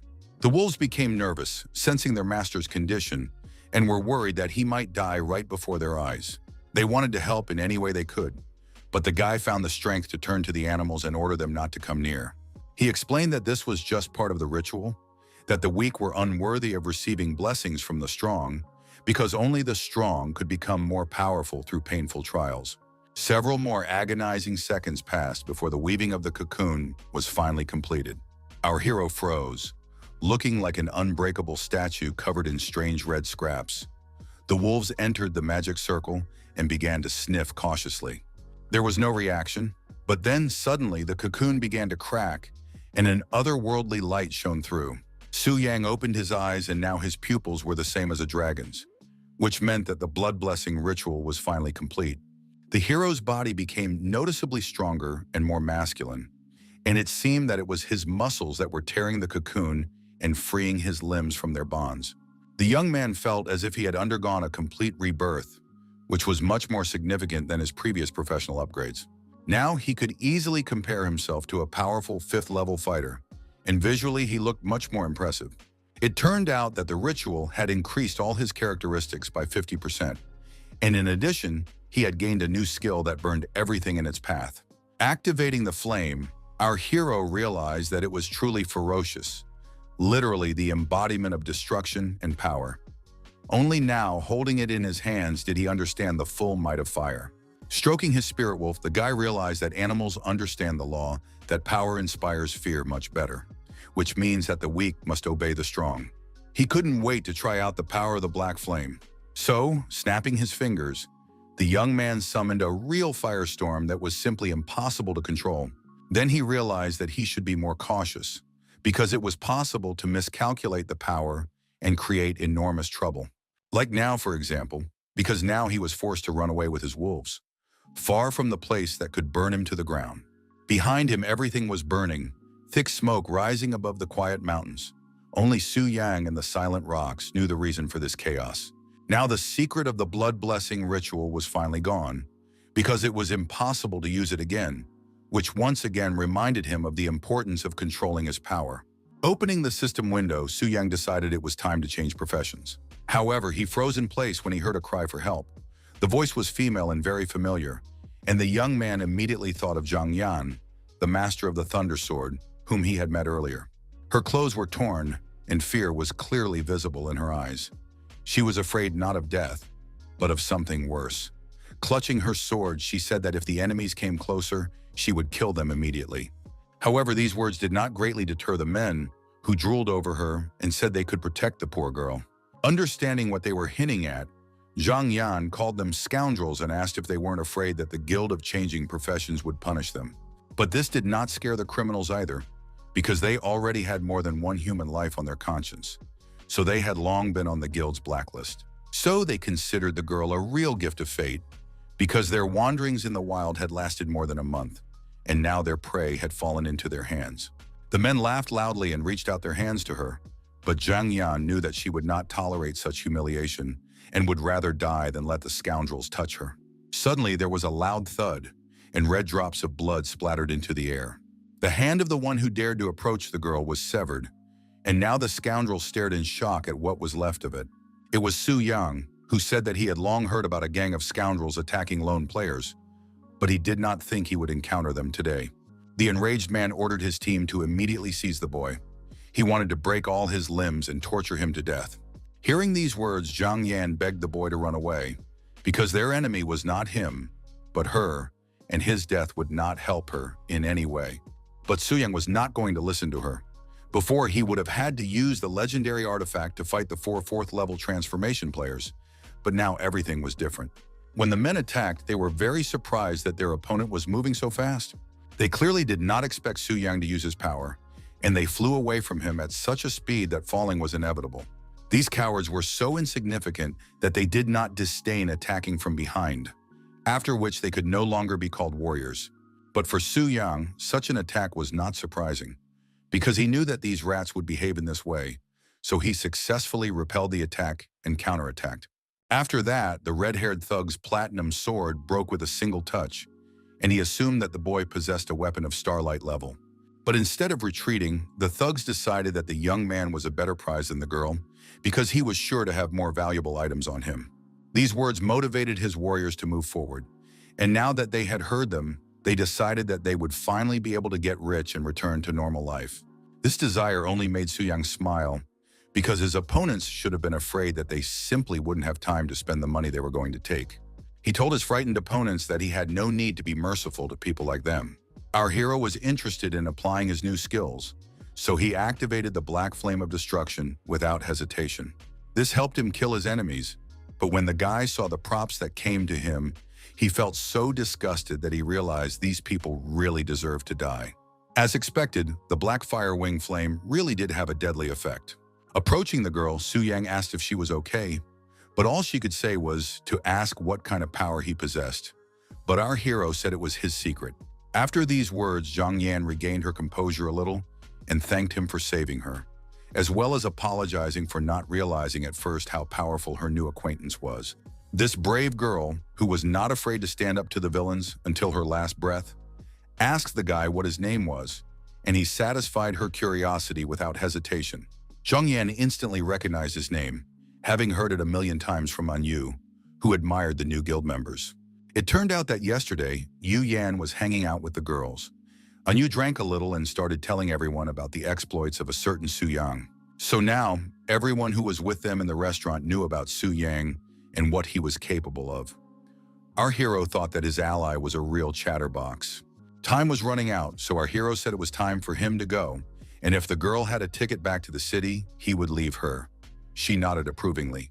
Watching her new acquaintance walk away, she thought only that An Yu hadn't lied, and that this guy really was just amazing. Soon the guy arrived back at the place that greeted him with a stone sculpture of a beautiful woman. He stood at the lectern and tried to comprehend everything that had happened to him in such a short period of time. He began to receive system notifications about all the completed missions and defeated enemies. At that moment, his body was filled with strength, as if reminding him of the power that now belonged to our hero. The messages disturbed his mind again, informing him of all the experience points and achievements that were now credited to the guy. He was most impressed by the skill of the mysterious mage warrior, who was simply a machine for destroying enemies, able to destroy all spells and strike back. He also liked the magic armor, which reduced damage taken by 30% and increased stamina. And finally, the skill book, something worth fighting for and dying for. It could help him reach the legendary level and passive skill of a mage warrior, as well as add additional percentages to his characteristics. This skill was completely analogous to double spirit enhancement, and given his current stats, physical attack damage increased by more than 200%. While he was lost in thought, Bai Ling quietly approached him and said in a blissful voice that the brave warrior had become even stronger than before. Our hero noticed that the abbess looked unhappy. She explained that the temple only provided services up to the third transformation, which meant that Su Yan would have to go to the city of heaven. While she was saddened by the fact that the young man would have to leave, the statue flashed with a bright light, as if it had just bestowed its blessing. The light headed straight for Bai Ling and enveloped her body, causing her to gasp in surprise. This scene reminded the young man of the blood blessing ritual, except that what he had gone through was sinister and mysterious, while this was bright and holy. Now the woman appeared before him in a different form, resembling an angel. The blessing ritual was complete, and now Bai Ling had become a priestess of the 5 transformations, which meant she was going to serve in the city of heaven. Descending to the young man, Bai Ling joyfully said that now she would be able to continue to be with such a great warrior and see all his ups and downs. Suddenly, she leaned against Su Yan and muttered that she was a little tired and wanted to sleep. Apparently, the process had exhausted her. Resting his chin on her head, our hero realized that if she went with him to the city of heaven, he would feel much more at ease. So he was not at all opposed to traveling together. It seemed to him a true blessing of fate. As they left, it was impossible not to notice the golden decorations of the temple. However, the parishioners did not spare it, banging on the door with all their might and shouting that it was time for those who had been in the temple for so long to leave. At some point, the door finally opened and thick smoke poured out, as if there was a fire. Su Yang came out, but the angry men did not immediately understand who he was holding in his arms, because it was hard to believe that he was carrying the abbess of the temple. The nasty warriors immediately began whispering that this boy had just been alone with the temple priestess for at least half an hour, and they wondered what they had been doing. Our hero paid no attention to all this unpleasant talk, coldly saying that they needed to go inside to change professions, so they should make way for them. But it wasn't that simple because someone's strong hand gripped his shoulder tightly, preventing him from moving forward. It was one of the warriors who had made dirty assumptions. He demanded that the young man immediately tell him what he had done with the priestess, otherwise they would not let him pass. When Su Yang turned his head toward him, his eyes flashed with hellish fire, and the man immediately recoiled, feeling a frightening energy. Falling to the ground, the warrior said that this look almost made him run away. He did not understand what power the man standing before them possessed. Suddenly, another priestess ran out of the temple, who had just been appointed chief priestess of the eastern city, which meant that Bai Ling had to go to the city of heaven. The girl wanted to know the details, but all our hero said was a formal congratulations on her promotion. After thanking him, the young priestess said that she was upset at the thought that she would not be able to see the young hero and the senior priestess, to whom she was very attached. Then the young man told her not to be sad, because he would return soon, and then they would definitely go out together to eat and drink tea. These words comforted the servant a little. After that, the story takes us to the city of heaven, where the temple of career change was located. The hero handed Bai Ling over to the local servants, and they promised to take care of her. The elderly priestess said that as soon as the girl woke up, she would replace her, and then all the parishioners' issues would be resolved. Leaving the women, Su Yang thought that now his base would be the city of heaven, which meant he needed to find a place to live here and resolve issues with his grandparents. He decided not to put off this news until later, so he sent his relatives a message saying that he was now working in the city of heaven, along with some money. Next, he met with a real estate agent who showed him a cottage with a beautiful view of the sea. The renovation was complete and exactly met our hero's requirements. And for an extra $1 million, he could enjoy the personal service of a group of maids who would take care of the household, so Su Yan wouldn't have to worry about the little things. The guy liked this idea, so he decided to sign the papers right away. A few hours later, he was already lying on a deck chair, sunbathing under the scorching sun, sipping refreshing drinks and enjoying fruit. The maids did their job with flying colors. As soon as he finished relaxing, they immediately served him a hearty lunch and poured him a cup of aromatic coffee. After that, he went to the sauna, which was simply enormous, allowing the young man to relax to the fullest. After finishing his relaxing treatments, Su Yang lay down in a huge bed that could easily fit several more people. At that moment, he realized how great it was to have money, because not so long ago he could not have imagined that he would be living like this. Today he decided to rest, and tomorrow he would visit Bai Ling.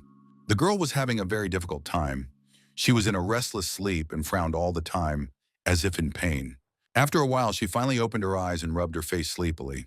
The girl asked where she was, because her head was filled with an incomprehensible fog. An elderly priestess immediately approached her and said that she had prepared a herbal decoction to help her recover. Bai Ling was pleased that they were taking such good care of her and said that she was already feeling better. The lady said that the divine statue had not given any prophecies for many years. So this time she was sure that the appearance of the spirit was connected with a new hero. She asked what the girl thought of him. A smile flashed across Bai Ling's face as she said that this man had always performed miracles, and he also had exceptional courage and strength, and a kind and steadfast heart. Looking at the threatening red moon, the old woman said that her successor was quite good at understanding people, so she could safely entrust the city to her. The newly awakened priestess was frightened by the words that the red moon had not dissipated for many days, which meant that the event was near and she should be careful. Bai Ling blamed herself for completely forgetting about this phenomenon, so she jumped up abruptly and rushed out of the room, leaving the elderly lady completely bewildered. She prayed that nothing would happen to Su Yang, because she had not warned him about the invasion of the blood moon. The old woman who had been watching all this quietly said that anxiety causes confusion, and feelings cloud the mind, suggesting that the young priestess had fallen in love with the hero. At that moment, Su Yang was resting peacefully on his huge bed, sleeping deeply and breathing evenly, even though his snoring could be heard from the other end of the house. But at some point, his eyes suddenly opened wide, and he thought he heard a scream. The guy didn't know if he had dreamed it or not. Acting on impulse, he left the room, and not in vain, because he noticed a maid running away in fear, screaming that she had seen a monster. It turned out that a rare event called the Red Moon Invasion had been activated, and it was necessary to defeat the invading monsters or die. The demonic creature was so huge that at one point it seemed to the guy that he still hadn't woken up. But when the enemy shouted "Die" loudly, it became clear that it was all real. Our hero wanted to quickly finish off the creature and go back to sleep. But something inside him screamed that the mission would not be so simple. Suddenly, a horse flew over him, ridden by Luo Linner. She said with a smirk that she was right about the boy becoming the target of the Red Moon's invasion. Meeting his gaze, she ordered the young man to leave, for he was no match for this demon. This time, she had to stop the invasion of the Red Moon. Su Yang tried to find out what they were dealing with, but the girl said sharply that she was not obliged to answer his questions. So if he wanted to know anything, he should ask someone else. After that, she concentrated on the battle and summoned her spirit beast, which looked like a giant tiger eager to fight. For a moment, the world around them stopped, and it seemed as if everyone was watching to see who would prevail, the spirit beast or the demonic monster whose eyes burned with hellfire. The entire space shook from a powerful explosion that destroyed everything in its path, and the battle began. The destruction was very stressful for our hero, so he shouted loudly, insisting that they not make a mess here because he had just settled into his new home. Amidst all this chaos, Bailing appeared, running towards Su Yan in her nightgown and anxiously asking if he was okay. The girl hugged him tightly and said that as soon as she woke up, she immediately saw the red moon outside the window and remembered that she had not told him about the invasion. Sitting her down on a chair, our hero asked if she could now tell him all the details, and she nodded affirmatively. It turned out that the red moon was a harbinger of the appearance of monsters from an unknown space called Scarlet Wither, who invaded the areas where all the heroes who had reached the third transformation were located. In addition, the heroes killed by the Crimson Wither could not be resurrected, but the guy thought that this event seemed too strong for the third transformation. The priestess couldn't help but agree. This time, the phenomenon really did have some peculiarities because the monsters were extremely strong. It was not for nothing that our hero noticed that the creatures, which were originally at the level of the third transformation, suddenly increased to the fifth, which was simply impossible. These creatures dealt crushing blows to the beast sent by the daughter of the owner of the Heavenly Pavilion. She also noticed that this curse of the Red Moon had too powerful a transformation that did not fit into the third level. She was eager to attack the demon herself, but unfortunately, Su Yang stopped her, saying that if she continued to fight like this, she would destroy his house, so it was better for him to deal with everything himself. It was hard to believe that the guy was really going to deal with the demon on his own, and the spoiled girl declared that he didn't need to ask her for help, but he definitely didn't need any help. Activating his power, he decided to show off all his might and send the hellish creature back to the underworld. A single gesture of his hand caused the demon to burst into flames. So what would happen if he really got serious about this battle? He wanted to try another new skill called the Phantom Body, so he had no reason to deny himself this pleasure. Sensing something was wrong, the monster began to fuss, and for the first time, signs of fear appeared on its face. And for good reason, because Su Yang had marked it for death, and then used his giant axe hands, which significantly reduced the enemy's health. Stunned, Lolinier couldn't believe that the boy had knocked out 40% of the high-level demon's health with a single blow. Looking at him, she realized that her assumption was correct, and that this guy's strength changed depending on his current target, which helped him defeat even the strongest opponents. While someone was analyzing him, Su Yang was drawing conclusions about his opponent. Now that he had double perfection, he could crush him with his strength alone. He reached out to touch the monster's body, wanting to deliver a precise and accurate blow. A small touch, light as a feather, was enough, but it was so effective that it knocked the demon back several meters. However, he slightly miscalculated his strength, and the enemy flew so far that it crashed into the wall of his cottage, so now he would have to pay for the repairs. The demonic creature was furious, letting out the most disgusting screams imaginable. The creature had no intention of giving up. It seemed to have gained new motivation and attacked with renewed strength and even greater ferocity. Allowing the power to envelop his hands, our hero asked if the demon was really going to deal with the heroes, because it seemed that this time he would disrupt his plans. Power filled Su Yang's body, literally twisting him, but the fleeting pain was even pleasant, considering the strength that would arise in his body after it passed. His enemy decided to try to take advantage of his momentary weakness, but he did not take into account that he was no match for the one standing before him. Su Yang decided to use his giant axe hands again, and now he took all of his opponent's health points, which led to the demon's death. Bailing watched the guy with burning eyes, wondering how he had dealt with Crimson Wither so quickly, which confirmed her thoughts that the hero was truly magnificent.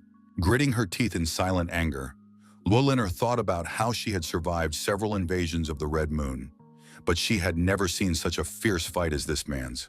She quickly jumped on her horse and began to ride away, saying one last thing. Next time, she would definitely show her strength to the one who had defeated her so easily. Our hero did not fully understand the nature of this girl's aggression, so he asked the priestess what was so unique about the Red Moon crystal that she wanted so badly to get her hands on. Bailing was about to begin her story, but then she saw something that made her shut her mouth tight. Turning his head in the direction the girl was looking, Su Yang decided to find out what had frightened her so much. It turned out that a huge blood-red portal had opened behind them, resembling a giant eye that was closely watching their every move. But that wasn't the biggest problem. Suddenly, the hero's body stopped obeying him. He fell to his knees and was unable to even lift his hands. The priestess seemed to guess what was happening because she immediately rushed to the guy, wanting to help him, but it was beyond her power. When the young man's eyes opened again, he saw a huge window filling the room where he was lying with light. At that moment, he did not understand where he was. Everything seemed strange and hazy to him because the events of the previous night greatly disturbed him. But right now, there was something even more disturbing in front of him. The priestess Bai Ling was so close that it made him feel uncomfortable. While the guy was trying to pull himself together, the girl explained that last night he had been struck by the curse of scarlet decay, so she performed a purification ritual for him. As it turned out, when a hero fights scarlet decay, he is infected by its power. And if this power becomes too strong, the person can turn into a demon. Therefore, the priest is obliged to free the warrior from this influence. And in order to perform the ritual, close contact between two people is necessary. Although it was necessary, the young man still felt uncomfortable because such closeness confused him. But these thoughts faded into the background when Bai Ling coughed, and he noticed a bloody red mark on her neck that looked very painful. The girl said that there was no need to worry about it because the bodies of priests were special, and with the help of the divine statue, were able to cleanse themselves of infection in a few days. But the guy wasn't happy that she was risking her health, so he asked her not to do that again, because if something happened to her, it would be on his conscience. The feelings hit Bai Ling so unexpectedly that she jumped away from the guy and tried to change the subject, saying that she hadn't told him about the privileges of the third level of the 5-star transformation. According to her, he was now entitled to a monthly allowance of 1 billion, as well as a 50% discount on purchases, and he could also join the S-Class Guild. The most important thing was the opening of access to the exchange point for the crystal core of the Red Moon. It was opened by the Temple of Rebirth, where the crystal cores of the Red Moon could be exchanged for various rare and valuable items. Now the young man was extremely interested to see what he could exchange for the items that even the daughter of the owner of the Heavenly Pavilion wanted to obtain. It became known that one could obtain first and second order spells, as well as a longsword called Song of Day and Water. In addition, there was a book of spells called Heart of the Ocean, as well as a long, eternally golden spear. However, all the items cost at least 300 red moon crystal cores, and he only had 3, which was not enough even for the minimum exchange. He needed to quickly increase his strength. His thoughts were interrupted by Bai Ling, who said she needed to return to the temple immediately.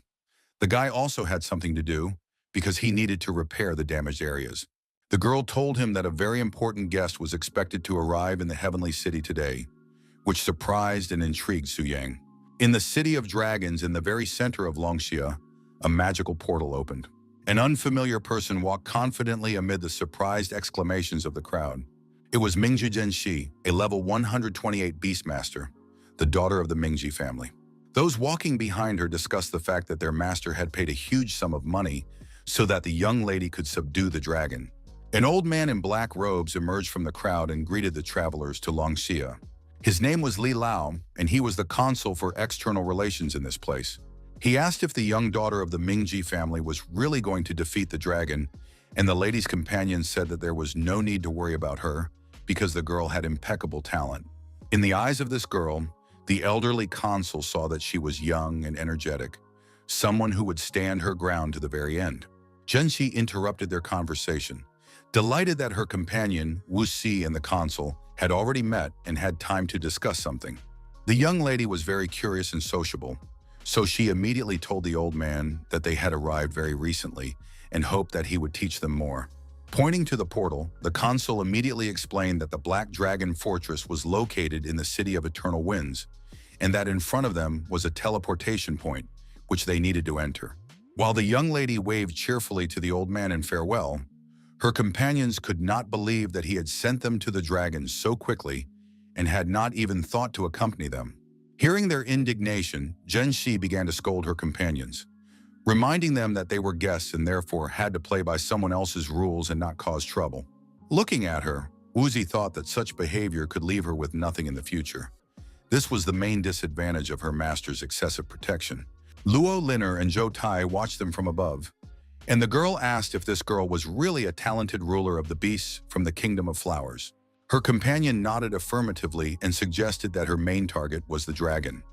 Luo Linner wondered what threat this little girl could pose, but she was much more concerned about Su Yang.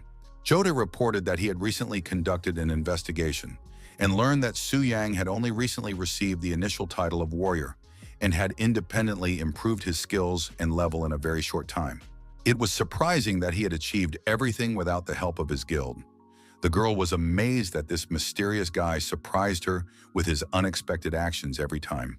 While she was thinking about how she might lose to someone who had barely passed the third transformation, Zhenxi and her company began to leave. They also needed to return and prepare better for the upcoming events. But for some reason, Luo couldn't take her eyes off this cheerful and carefree girl who was waving at them. Her cheerful manner annoyed her immensely, and Luo was downright disgusted by the way this green-eyed blonde was behaving. Zhou Tai froze in place, realizing that they had been discovered. But that was impossible because they had used objects to hide themselves. The girl realized that she had underestimated her rival, so now she changed her mind and ordered all their people to be gathered immediately, because in half an hour they had to be at the entrance to the Black Dragon Fortress. Meanwhile, Su Yang was trying to solve his everyday problems after the Red Moon invasion. The maids were cleaning thoroughly, and he was giving orders on what exactly needed to be done. However, all his plans went up in smoke as soon as he saw a system notification that an enemy had been detected invading the secret kingdom, and he had to connect to the boss. When the maids saw their master leaving, they cried out indignantly that the repairs were not yet complete, but Su Yang simply apologized and said he had urgent business to attend to. Transforming into a dragon, he first read the message that the secret kingdom's rivals were a fairly large Shrank research group. Our hero immediately guessed that the leader of this group was Luo Linner, who looked very tired and embittered. She ordered everyone to go into battle immediately and promised that if they helped her subdue the Black Dragon, they would all be rewarded. Hearing this, the dragon smiled, seeing the upcoming battle as a great opportunity to get back the money he needed to repair his house. However, this time the research team was much better prepared. Not only were there more people than before, but they also looked like experienced fighters with good equipment. But the monsters serving him began to say that their master could rely on their help and leave the invaders to them to tear apart. This was said by the mutated warriors of dragon blood, who possessed very impressive characteristics and were serious enemies. Our hero had never seen these monsters before. Lilith said that these two had become so strong and changed after tasting his blood on the day he hurt himself. He was already delighted to have found a use for dragon blood, but Lilith said that only those two had mutated successfully, while the others were less fortunate. Despite the fact that the army of blood dragons proved ineffective, Aphan reflected that these two were not inferior to the Wing of Black Flame before his promotion.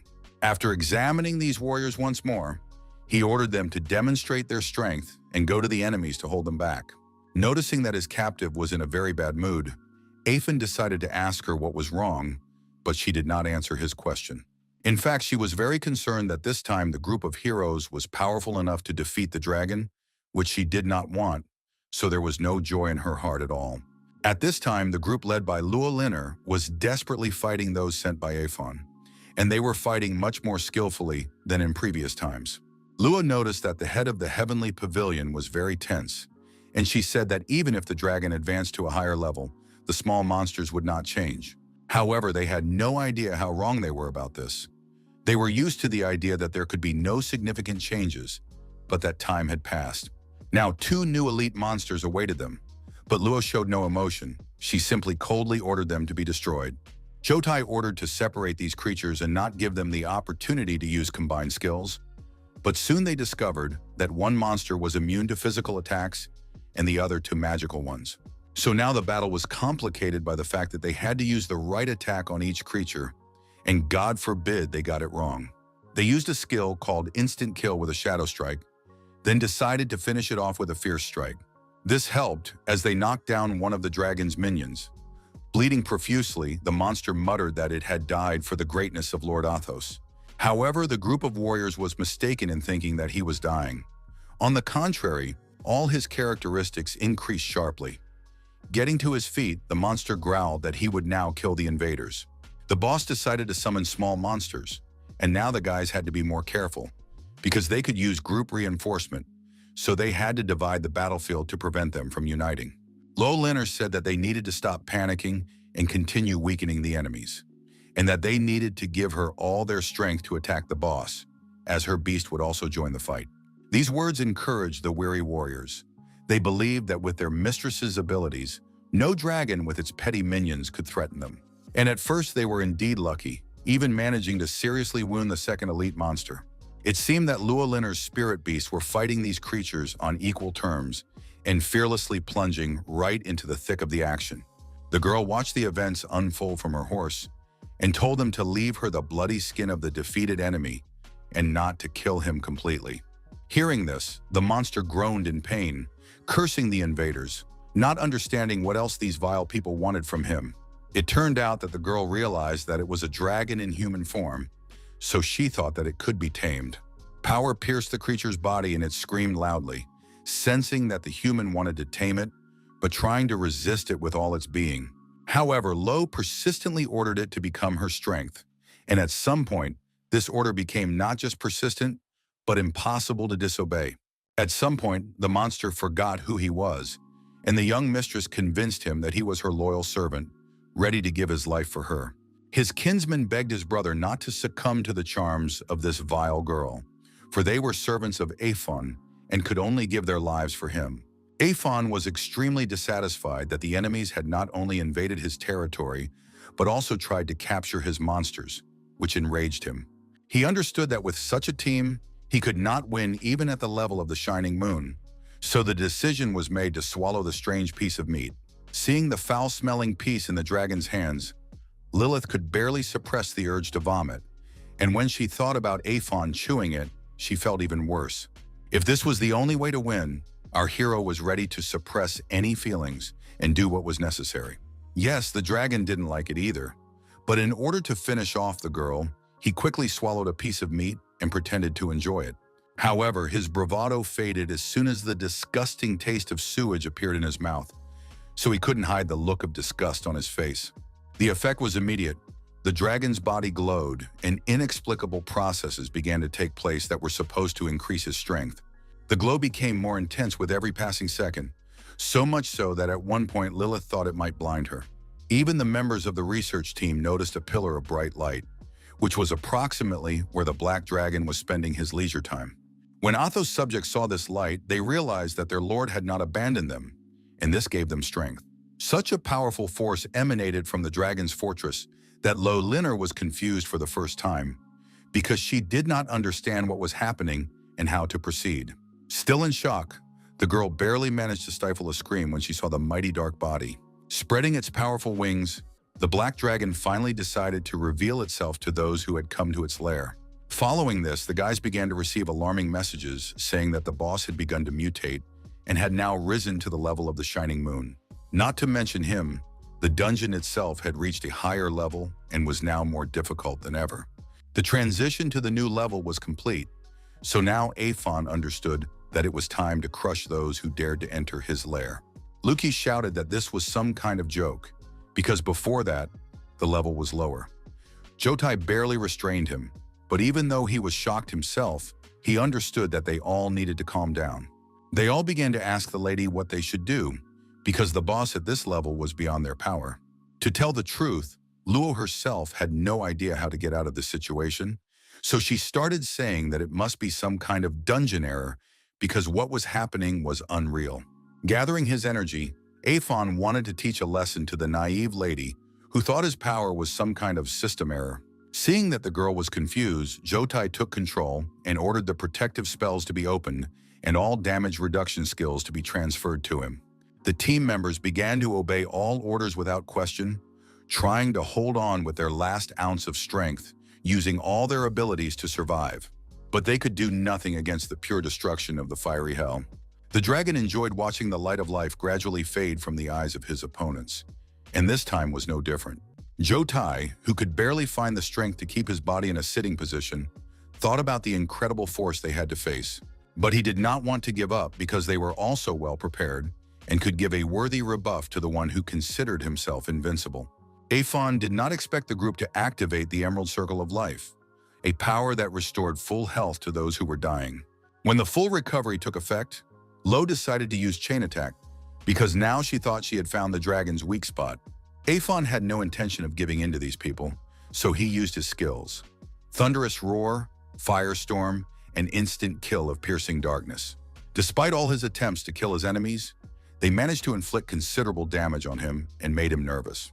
Only with time did Lo realize that the dragon was not susceptible to any serious attack and that she needed to come up with something better. Jotai stated that the dragon's heart was already in the enemy's hands, so they could only gradually stall for time and wear it down.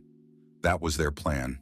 However, Luzi reminded them that this strategy was designed for the level of Starlight, and now their opponent was much stronger and could crush them with a single attribute. For the first time, our hero agreed with this man. The guy was right that all skillful techniques were useless against absolute power.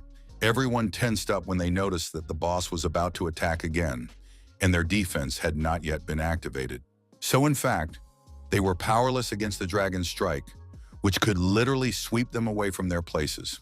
The people found themselves in some kind of nightmare, and they understood that they would most likely die because they were much weaker than the creature they were facing. Their leader couldn't understand how they could be destroyed in just one encounter. It seemed impossible that the black dragon could be so strong and invincible.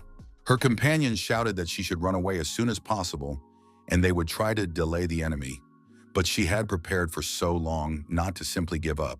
Then Jotai sternly said that from the moment the dragon had raised its level, they had not had the slightest chance of victory, and now they could only minimize their losses.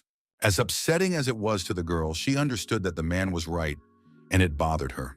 Jumping onto her flying horse, the lady said one last thing, that she was counting on Jotai, but the dragon couldn't let this girl leave the battlefield so easily. To ensure that Lo reached the portal safely, her minions decided to distract the beast with their provocations. They shouted that he shouldn't even try to pursue the lady, because they were his only opponents. Aphon was even a little surprised that these guys were willing to sacrifice themselves, and he wasn't going to give up on any of them, including Luolinner. The young lady blamed herself for this defeat and for the fact that it was so shameful. Now she didn't understand how she could be called a genius in front of others. On the other hand, she understood that no one could tame the black dragon, so she would not be able to redeem herself. She thought about how she could rehabilitate herself if she returned and tamed another dragon. But suddenly some force kicked her horse hard, causing the poor animal to veer off course and its rider to fall from the saddle. When she came to, Lo discovered that Lord Aphon was approaching her. She couldn't believe her eyes. His presence meant that Jotai and the others hadn't lasted even a minute. Leaving her spirit beast behind, the girl ran away, ordering it to hold back the enemy. However, her plan did not work, as her movements were restrained by someone's powerful paw, which had no intention of letting the captive escape. Realizing how tiny she was compared to the dragon, panic seized Lo's body, and a desperate demand to let her go burst from her throat. Aphon growled that because this insignificant little man had decided he could tame him, there would be severe punishment, and he would have to pay for his mistake with his life. Staring into the beast's enormous mouth, Lo could only say goodbye to her life and try to come to terms with her sad fate. For the first time in a long time, tears appeared in her eyes. She felt like a small, defenseless child begging her tormentors to stop hurting her. Then a torrent of tears poured from her eyes and she began to sob uncontrollably, which made Aphon freeze in place with his mouth open in surprise. The girl began to cry out that she simply did not want to lose to Suyan and the girl from the Kingdom of Flowers. She did not want to disappoint her father, to whom she had tried to prove that she was the best beast hunter. Honestly, the dragon couldn't have imagined that Luolinner herself was so naive and fragile, so he decided to take pity on her and promised not to eat her. However, he did not plan to let her go either. The only mercy our hero could give her was a quick death that she would not feel at all. After all, there was a simple truth. Humans and monsters could not coexist, and if a girl encountered a dragon, she was out of luck. After that, our hero's strength increased and his level rose. He felt a power spreading inside him, like a violent stream of fire. It was the greatest gain in experience so far, even several times greater than the last time he killed a 6th level elf mage. With the enhanced essence of dragon blood, enormous power seemed to burst out. Logging into the system, he discovered that the research team had also lost a lot of platinum-level equipment, but that didn't bother him too much right now. But what interested him most was whether Lo's trophies would surprise him, because she was a pretty strong opponent, even though she wasn't defending herself this time. In the inventory, he found a shining moon-level Spirit Whisper ring, which was a pretty good find.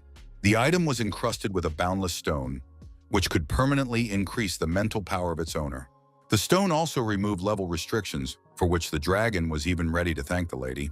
Then he saw another effect in front of him, so he waited eagerly to see what else awaited him. It turned out that he now had a first-level spell scroll called Fury of the Wind God. It was an excellent addition to his arsenal, because now he had 2 scrolls with this spell, but it was time to return to the real world. Watching the dragon fly away, Lilith Severa thought about how he had kept his word and won again. She wondered whether she would get true freedom, as she had been promised, or not. For the first time in a long time, a spark of hope flashed in her eyes. She wanted to believe that the time would come when she could start living a normal life outside this dungeon. Meanwhile, our hero materialized at his home, greatly frightening the maids who nearly dropped their cleaning tools. Looking around, the guy was pleased to see that everything had already been repaired. Of course, he had paid double the price, so the workers had done their best. Sitting down on the sofa, Su Yang said he was very tired, so he asked for a relaxing massage and the maids immediately got to work. Outside the Black Dragon's dungeon, however, things were not so cheerful. The research team did not understand why the dragon kept increasing its level every time, and they could not defeat it.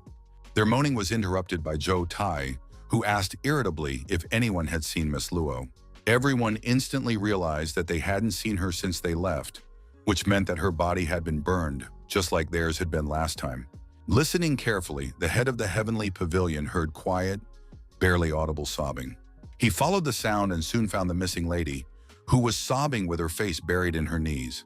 The girl began to complain that she had lost, even though she was ready to tame the black dragon, and she felt bad because of how humiliating her defeat was. The lady clearly did not notice that someone was standing next to her, and when she realized she was not alone, she angrily asked what the man was doing there. He had to say that he had come to report the losses, but the girl was in a frankly terrible mood, so she shouted that she didn't want to hear anything. Trying to comfort her, Zhou Tai said that none of them could have imagined that the dragon would advance to a higher level, so losing was not so shameful. These words had some effect, and Luo stopped crying and thought that neither Su Yang nor Zhen Shi would be able to defeat this monster. She decided that she could try to tame the red or silver dragon that were in Longxia, both of which were at the star level. Turning to the man, she said in her usual haughty tone that she had thought him reckless, but now he seemed very far-sighted to her. Approaching the rest of the team, the young lady announced that they could report all their losses to Zhou Tai and that they would be compensated for everything. Suddenly, the girl froze in place when she heard an unfamiliar voice asking who they were. It was Ming Zhenxi, who after a few seconds realized that she was standing in front of Lady Luolinger. The dissatisfied daughter of the owner of the Heavenly Pavilion nodded affirmatively and asked if the girl had also come here to tame the Black Dragon. Zhenxi happily said that she wanted to try her luck and extended her hand in a friendly manner, but Luo ignored the gesture and sarcastically wished her luck. Such rude behavior and disregard for basic manners angered Zhenxi, who shouted after the departing girl. Wuzi smirked and suggested that the loser's anger was due to her failure to tame the Black Dragon, which had ruined her mood completely. But her mistress surprisingly stood up for Luo, saying that they shouldn't gloat but rather get down to business. Before passing through the portal, her companion suggested looking at the dungeon's characteristics so they would know what to expect. When she saw that the level of this place had risen to Shining Moon, she froze in place, not expecting to see anything like this.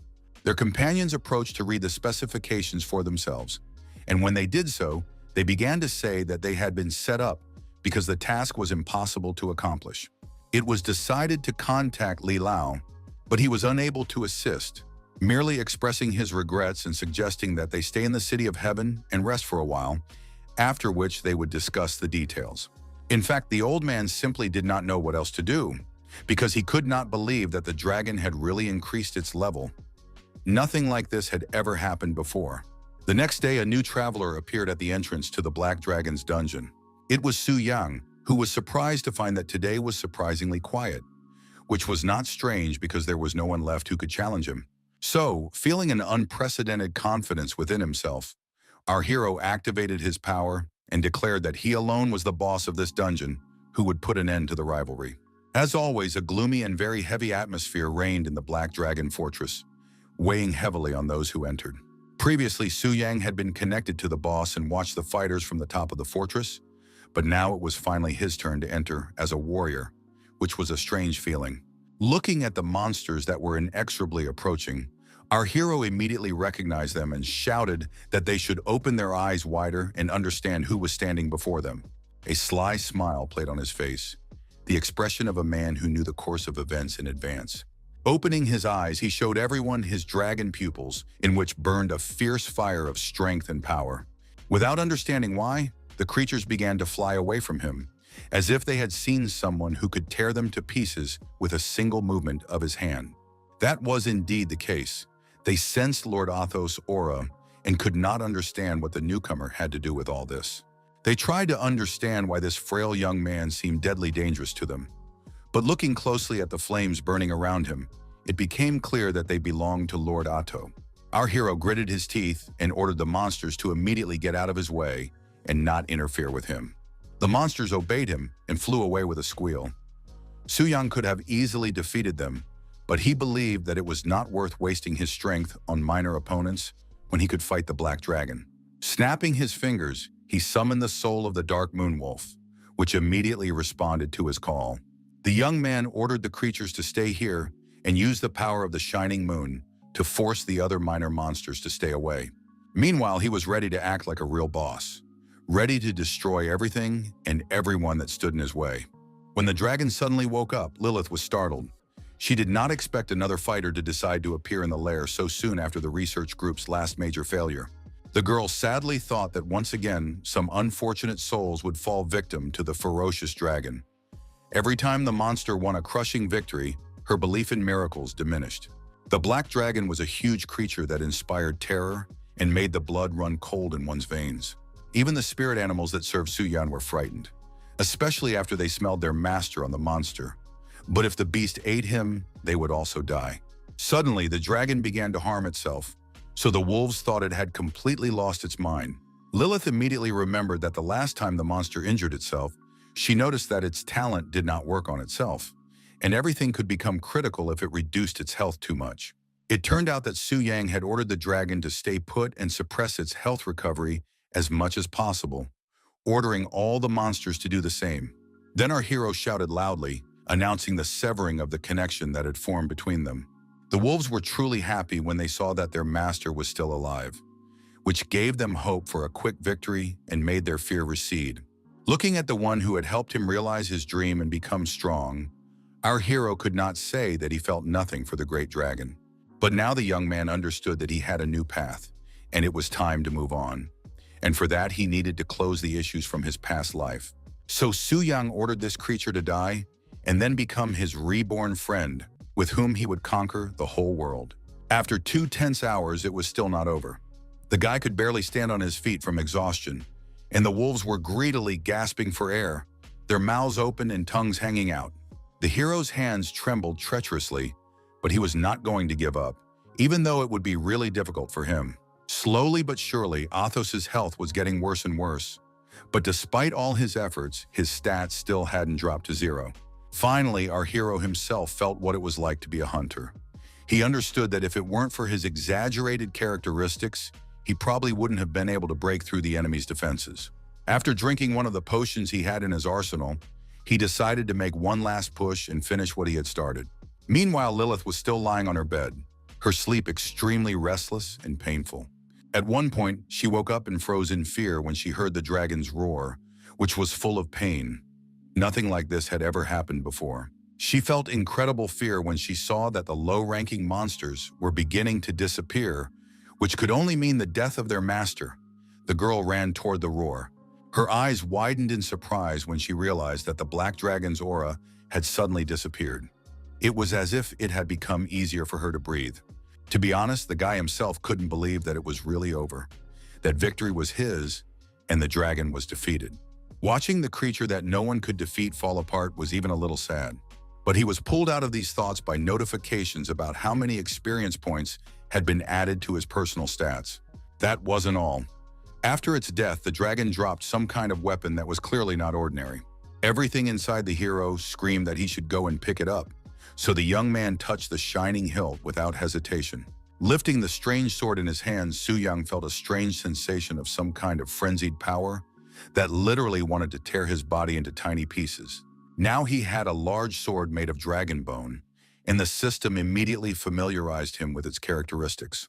After reading about the unique characteristics of this weapon, the hero was unable to utter any words that would do it justice. The sword possessed a unique property that allowed its owner to absorb the power of a dragon and add 10% to their characteristics. Judging by the description, the young man decided that the wing of black flame must have been a descendant of that very ancient devourer. Remembering that he had the dragon heart in his arsenal, Su Yang decided to get it because the task had been completed, which meant that the item should have changed. And so it happened. The information about it was updated, and now it became known that with its help, one could inflict serious damage on dragons. The increase in characteristics was so exaggerated that Su Yang thought he was now a boss in human form. But that wasn't the end of the pleasant surprises. The system announced that the boss, Wing of Black Flame, Lord Otto, was now Su Yang's confidant and would fight alongside him. Patting his old friend on the snout, the young man said that they would see each other again, and he really hoped that the dragon would not hold a grudge against him. There was no time for sadness. It was time to set off, so the young man mounted his new friend and ordered it to fly to the top of the fortress. The creature unquestioningly did as it was told, so Su Yang learned what it felt like to fly. Walking fearfully through the dragon's lair, Lilith realized that all of his entourage had disappeared. She wondered who the man was who could kill such a monster. Imagine her surprise when she saw a dragon flying straight toward her in the sky. The girl knew that her liberator was riding on it. She felt no joy inside, for she feared that only a stronger monster could kill the monster, and now she would have to face it. But what she saw before her was not what she expected, and she did not know how to react. A cute, smiling guy was sitting on the dragon, who was friendly, reaching out his hand to her and saying that he had come here to save the princess. She couldn't believe that she would finally be free, and that someone had not only defeated, but also subjugated such a powerful creature. Lilith simply did not understand how this was possible, because black dragons were the strongest and most cruel among their kind, and even death itself could not subdue them. In the past, only the strongest elves dared to tame such creatures, and even then, it ended in failure. But now some unknown young man had done what no one else had been able to do. Looking at the girl, Su Yang asked why she was frozen in place, because she should get into the saddle as soon as possible and fly away from the hated dungeon where she had stayed too long.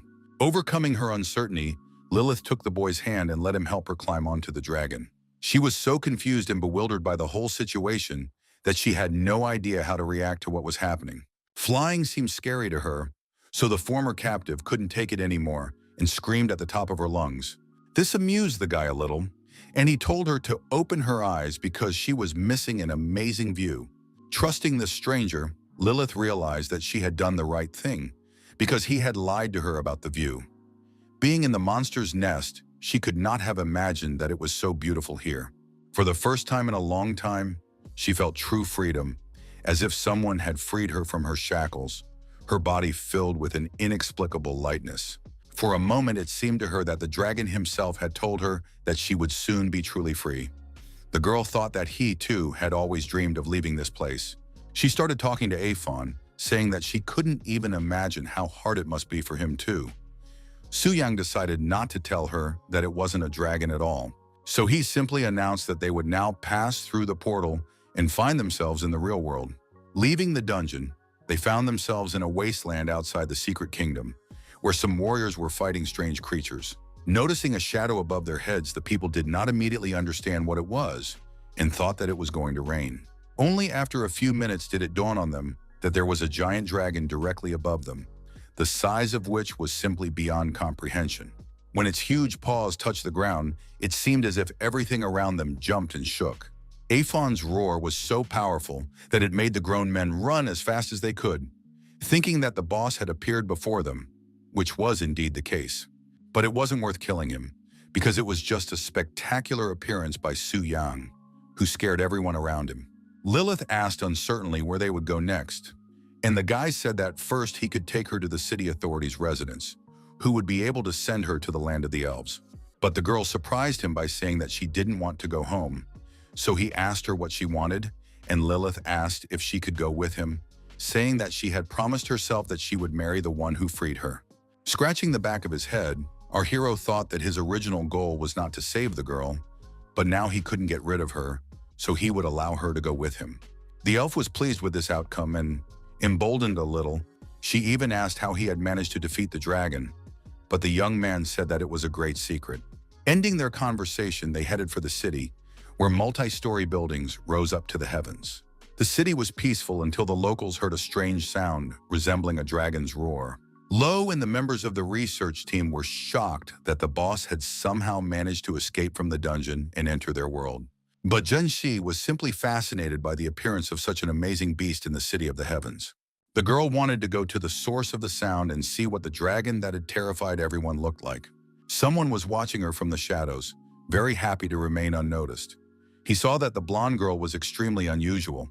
Meanwhile, our hero and his companion were still near the entrance to the Black Dragon's kingdom. They were heading for the city, but had not yet arrived. Noticing strange smoke rising nearby, the guy said that it looked like they had arrived.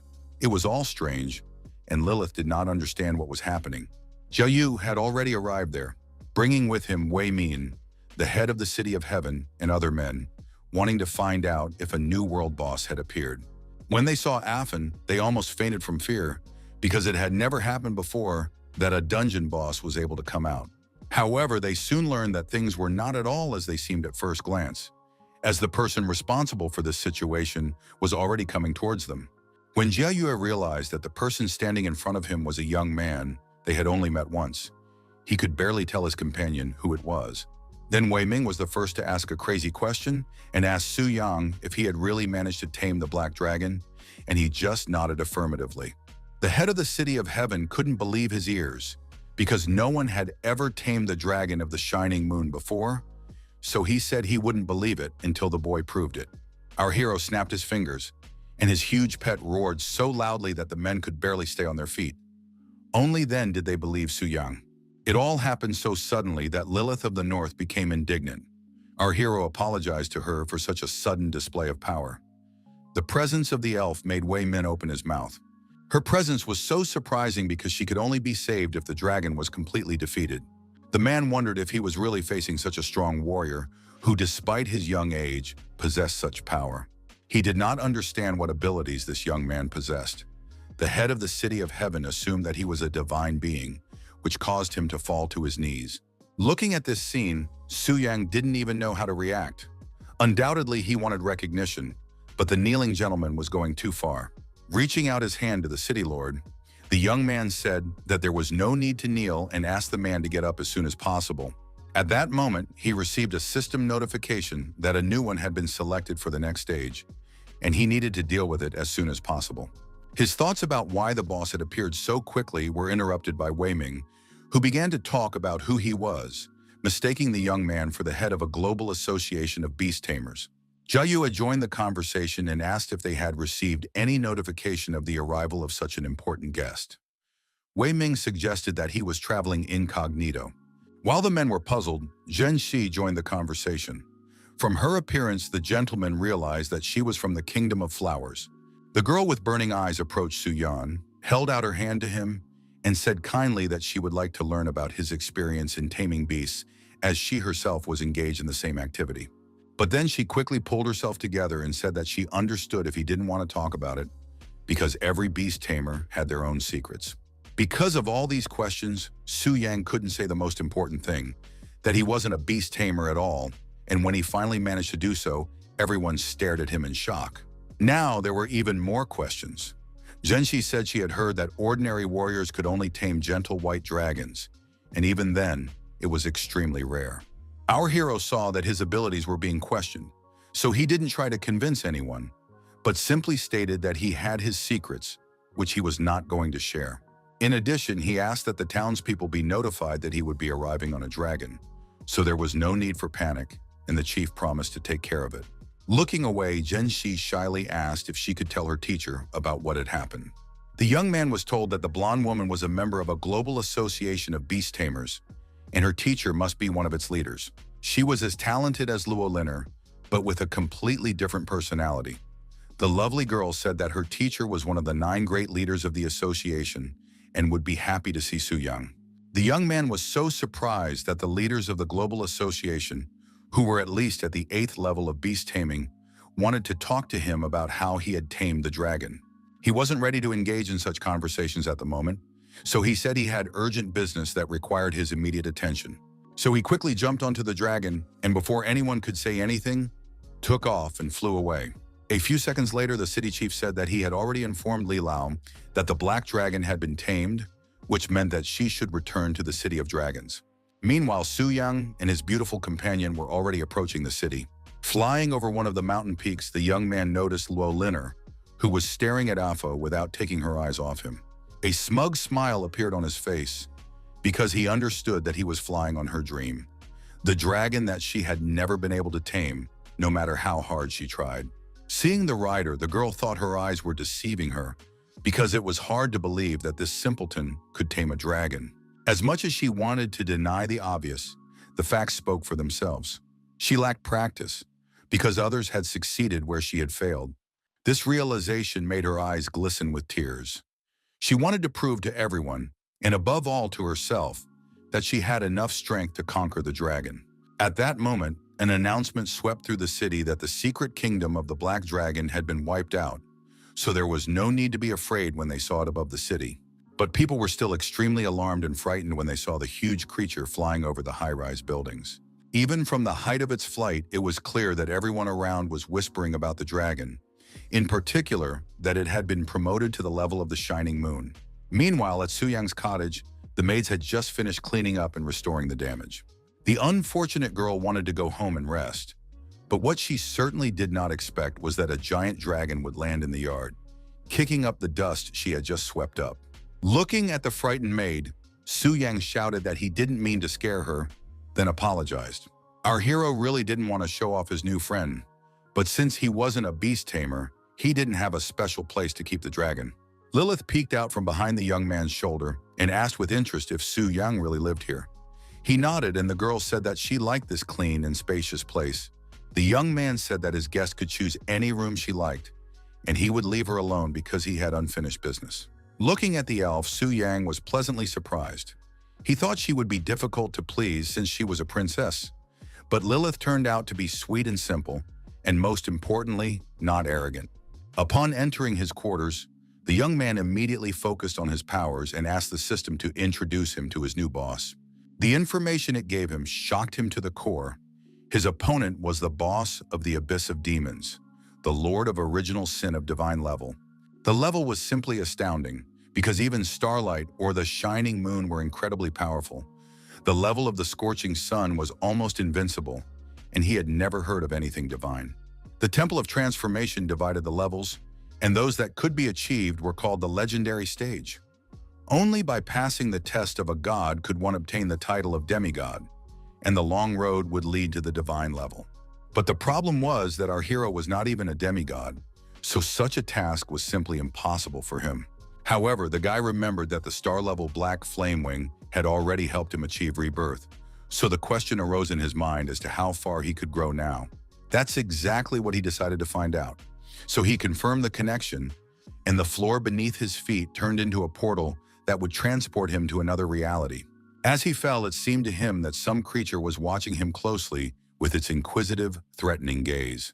The boss of the Demon Abyss had frighteningly high stats, from which one could conclude that defeating him was almost impossible. Nothing in the Abyss could escape his attention. He was immortal and could resurrect himself endlessly, just as he could resurrect any demon. Seeing the divine level panel with tens of thousands of stats, Su Yang wondered how it was possible to defeat such a powerful enemy. Now that he knew about the boss's abilities, the guy asked the system to tell him more about the Demon Abyss. It turned out that the Abyss was a huge astral rift, similar to the kingdom of elves or dragons, where one could continuously fight from the first level, increasing one's level and abilities. However, the difficulty of the abyss was quite high, with the starting level corresponding to a gold-level dungeon. As the level increased, the demons became stronger and stronger. At the moment, people had only explored 386 levels. This record was set by the SSS Rank Guild, as only they were able to face the divine level boss. If our hero succeeds here, they may become his enemies. Su Yang boiled with anger and irritation at the fact that this boss was essentially immortal, so it was completely unclear when it would be possible to move on to the next one. The guy began to analyze the information that the Lord of Original Sin commanded the kings of the other sins, and the several thrones he saw belonged to them. If you look closely, you could see that 4 thrones were glowing, while 3 were not, apparently already conquered by other brave souls. Looking at the empty stone thrones, our hero wondered why he shouldn't try out his other talents. But he shouldn't have forgotten that the Lord of Original Sin was also not averse to showing what he was capable of. He could easily envelop the young man in his magical power and literally begin to suffocate the life out of him. The demon's power summoned his servants. The first to appear was Beelzebub, his servant, who personified the sin of gluttony. The boss of one of the 7 deadly sins was on the level of the scorching sun, and his characteristics clearly indicated that he would not be an easy opponent. The revived demon obediently appeared before his master and asked how he could please him. Prostrate before his master, the monster began to thank him for resurrecting him and said that he was too weak to match the greatness of his lord. However, his master was extremely dissatisfied that the creature before him did not even reach the level of a demigod. It seemed that he had brought some kind of loser back to life. This demon experienced eternal hunger and devoured any creature that was not his kin. But then the Lord realized that the demon had to consume 2% of its victim's strength in order to grow to the required level. He wanted to talk to his resurrected subject, but he was distracted by a strange sound that resembled a knock on the door. Therefore, the Lord ordered the servant to return to his post and wait for his call, asking that this time Beelzebub would not disappoint him. The demon thought with fear and trembling that his master had resurrected him first, rather than lust and greed, and for such mercy, he decided that he would destroy people even more fiercely. However, his master still thought that he had resurrected the worst of the 7 heavenly kings, so he decided to sever the connection. After that, Su Yang returned to the real world and began to feel his human body. He realized that when you become the Lord of Original Sin, you truly experience absolute power, which is addictive. But now, having experienced the power of the Lord, the young man could not understand how he could achieve the same power to defeat him.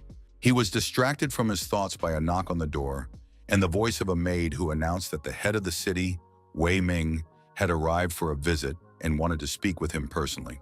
Our hero was curious about what had brought the man to his house, so he followed the maid to receive the guest. Wei Ming was very happy to see the young man. It seemed that he had been eagerly awaiting their meeting. When the young man asked what had happened, the gentleman told him that the news of his feat with the dragon had spread throughout the country and caused a real sensation in the world of beast tamers. This was because black dragons were strong and ferocious creatures, and the fact that someone had managed to tame them was a turning point in the history of beast taming. However, many conquerors doubted Su Yang's strength, so the current head of the association decided to see for himself. Our hero learned that this man was due to arrive in 10 minutes. So many people had gathered at the teleportation center of the City of Heaven that it was impossible to push through. But Luo Linner refused to use the VIP channel. According to her, she wanted a change of scenery. Soon all the conversation stopped, apparently because someone had arrived in the city. A man in a suit announced that it was the head of the Global Beast Tamer Association, Elder Luo, so he demanded that everyone step aside. Lo Dashi, one of the 9 leaders of the Global Beast Tamers Association, was a kind old man who apologized for causing trouble. Lo Linner approached the leader and said that they hadn't seen each other for a long time. The gentleman immediately recognized the girl and asked if she had also come to see the Black Dragon. She sadly explained that she no longer held the title of the first talented beast tamer, as her abilities were not sufficient to tame the Black Dragon.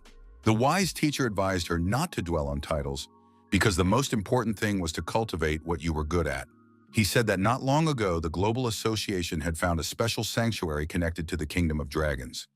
It was called the Secret Kingdom of the Dragon Spirit, and those who entered it could receive rewards. However, in order to enter, one had to have their own dragon. One such person was Velia from the Eagles Federation, who was an example for those who wanted to tame a dragon.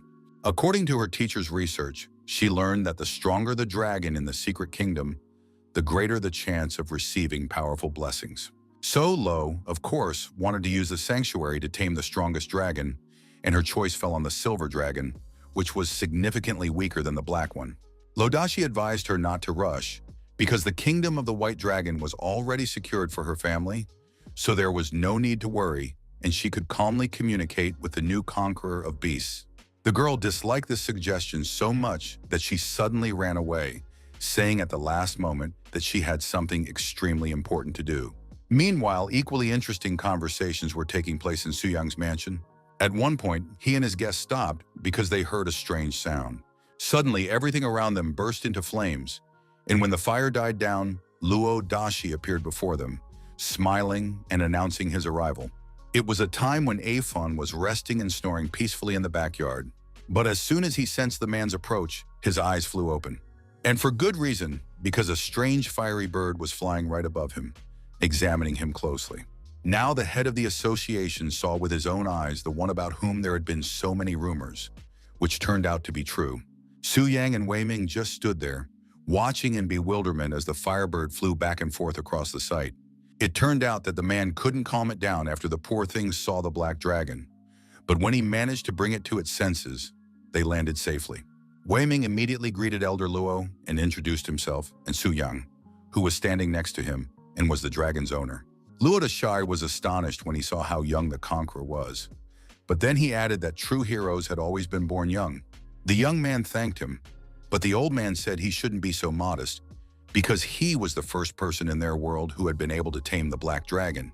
The elder also said that the association wanted to accept Su Yang into its ranks, but the boy said that he was not a conqueror, so he could not accept the offer.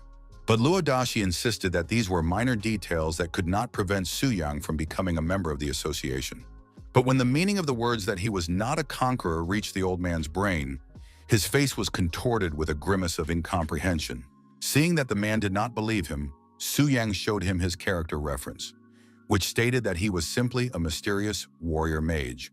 Moving away from the young man, the elder muttered confusedly for him to wait a minute. The man entered the association's chat room and informed its members that Su Yang had indeed conquered the dragon, but that he was not a conqueror, just an ordinary fighter. This was so strange that none of their leaders knew how to respond, and everyone wondered how this was even possible. After a brief discussion, it was decided to invite Su Yang as an honorary member, and he would receive all the privileges of the guild. But the young man quickly realized that nothing comes for free, so he asked what they wanted from him. It was simple. These people wanted him to give them some lessons on how to subdue a giant dragon. The young man did not want to get involved in this, but he was tempted by the prospect of enjoying SSS class privileges, and it would be foolish to refuse such an offer. So he said he could give a couple of lessons, but he couldn't guarantee that they would be useful to them. However, this did not bother Luo Dashi in the slightest. Under these conditions, Su Yan didn't think it was such a bad idea, so he agreed to the elder's proposal, knowing that he could talk about his experience however he wanted. Ever since games became part of reality and divine statues of profession changes appeared all over the world, a temple of profession changes was founded, and thus the holy city, the main headquarters of the temple, came into being. The supreme leader of the holy city was a priest who never left the temple, and his origin, status, and power remained unknown. The holy high priestess was named Euphemia Vega, and she appeared only once, 10 years ago. One mage, Orgus Stone, who had reached the level of a demigod, tried to challenge her to test the priestess's power. He was at the 9th transformation and was a destroyer of 3rd-level elementals. This man unleashed a barrage of devastating attacks on the saint. This caused her and everything around her to burst into bright flames. Chaos reigned all around, covered by a veil of smoke. But later it became known that even the holy priestess's light shield had not been broken. The saint was safe and sound, and since then, no one dared to question the power of the Temple of Profession Changes. So now the woman's power was beyond doubt. Right now, the temple had received a warning that an abnormal phenomenon had occurred. Beelzebub, the slain king of original sins, had reappeared. The priestess knew that bosses of Starlight level could not be resurrected after being killed. This was an unbreakable rule, but there could be a mechanism that they had not yet encountered. So Euphemia appeared before her saint and asked for her blessing. The high priestess gave it to her in the form of the insightful eye ability, which allowed her to see any place in the world, regardless of time, space, or distance. Now she could calmly look into the dark and evil abyss of demons. Once there, her body broke out in goosebumps, and when she saw the thrones of the 7 kings of the deadly sins with her own eyes, she froze. She knew that there was a record of the deepest descent of a punitive expedition into the abyss of demons, ending at the 386th level, with a king appearing every 100 levels. All of them were supposed to be killed, but for some reason, Gluttony was inexplicably resurrected, leaving only 2 dim thrones.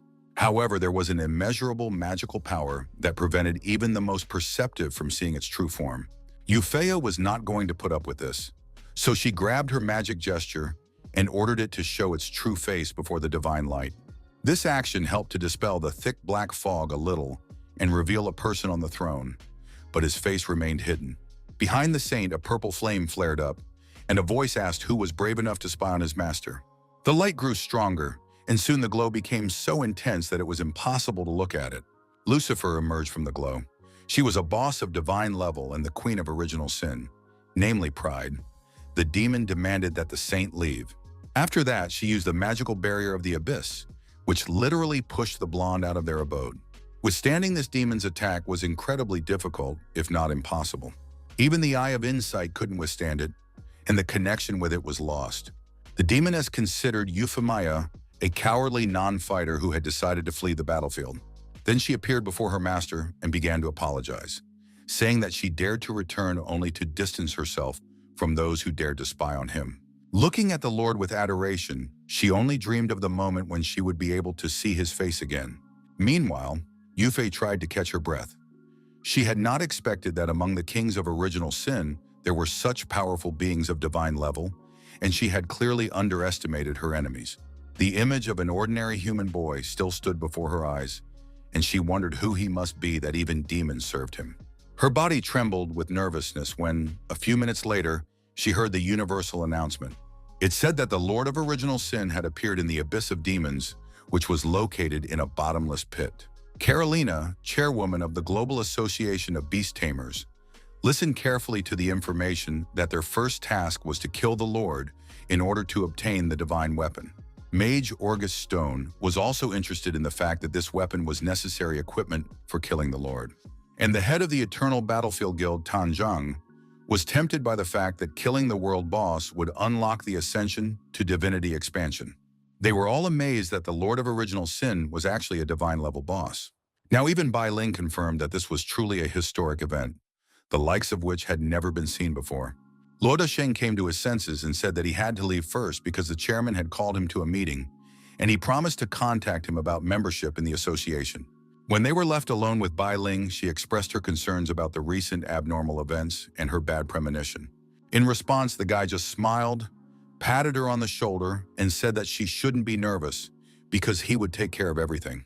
Still smiling, he thought that the high-ranking guilds would soon have to take action, and given the previous events, they would get to the Lord anyway, so it was necessary to prepare. By killing the kings of original sin, one could obtain a unique limited series of artifacts to counteract sin. A question immediately arose in the young man's mind. If he, as the Lord of original sin, killed the kings, could they also lose their series of weapons? After all, their weapons were also unique, with limited and divine markings and absolutely unreal power. Su Yang understood that his subordinates could sacrifice themselves to him as their lord, and that using his power could resurrect them, which eliminated any concerns. However, recovery after resurrection took quite a long time, so it would be nice to come up with a way to shorten it. He understood that at the moment, the strongest specialists in the world had only reached the level of demigods, and the next achievement was obviously somehow connected with the killing of the Lord.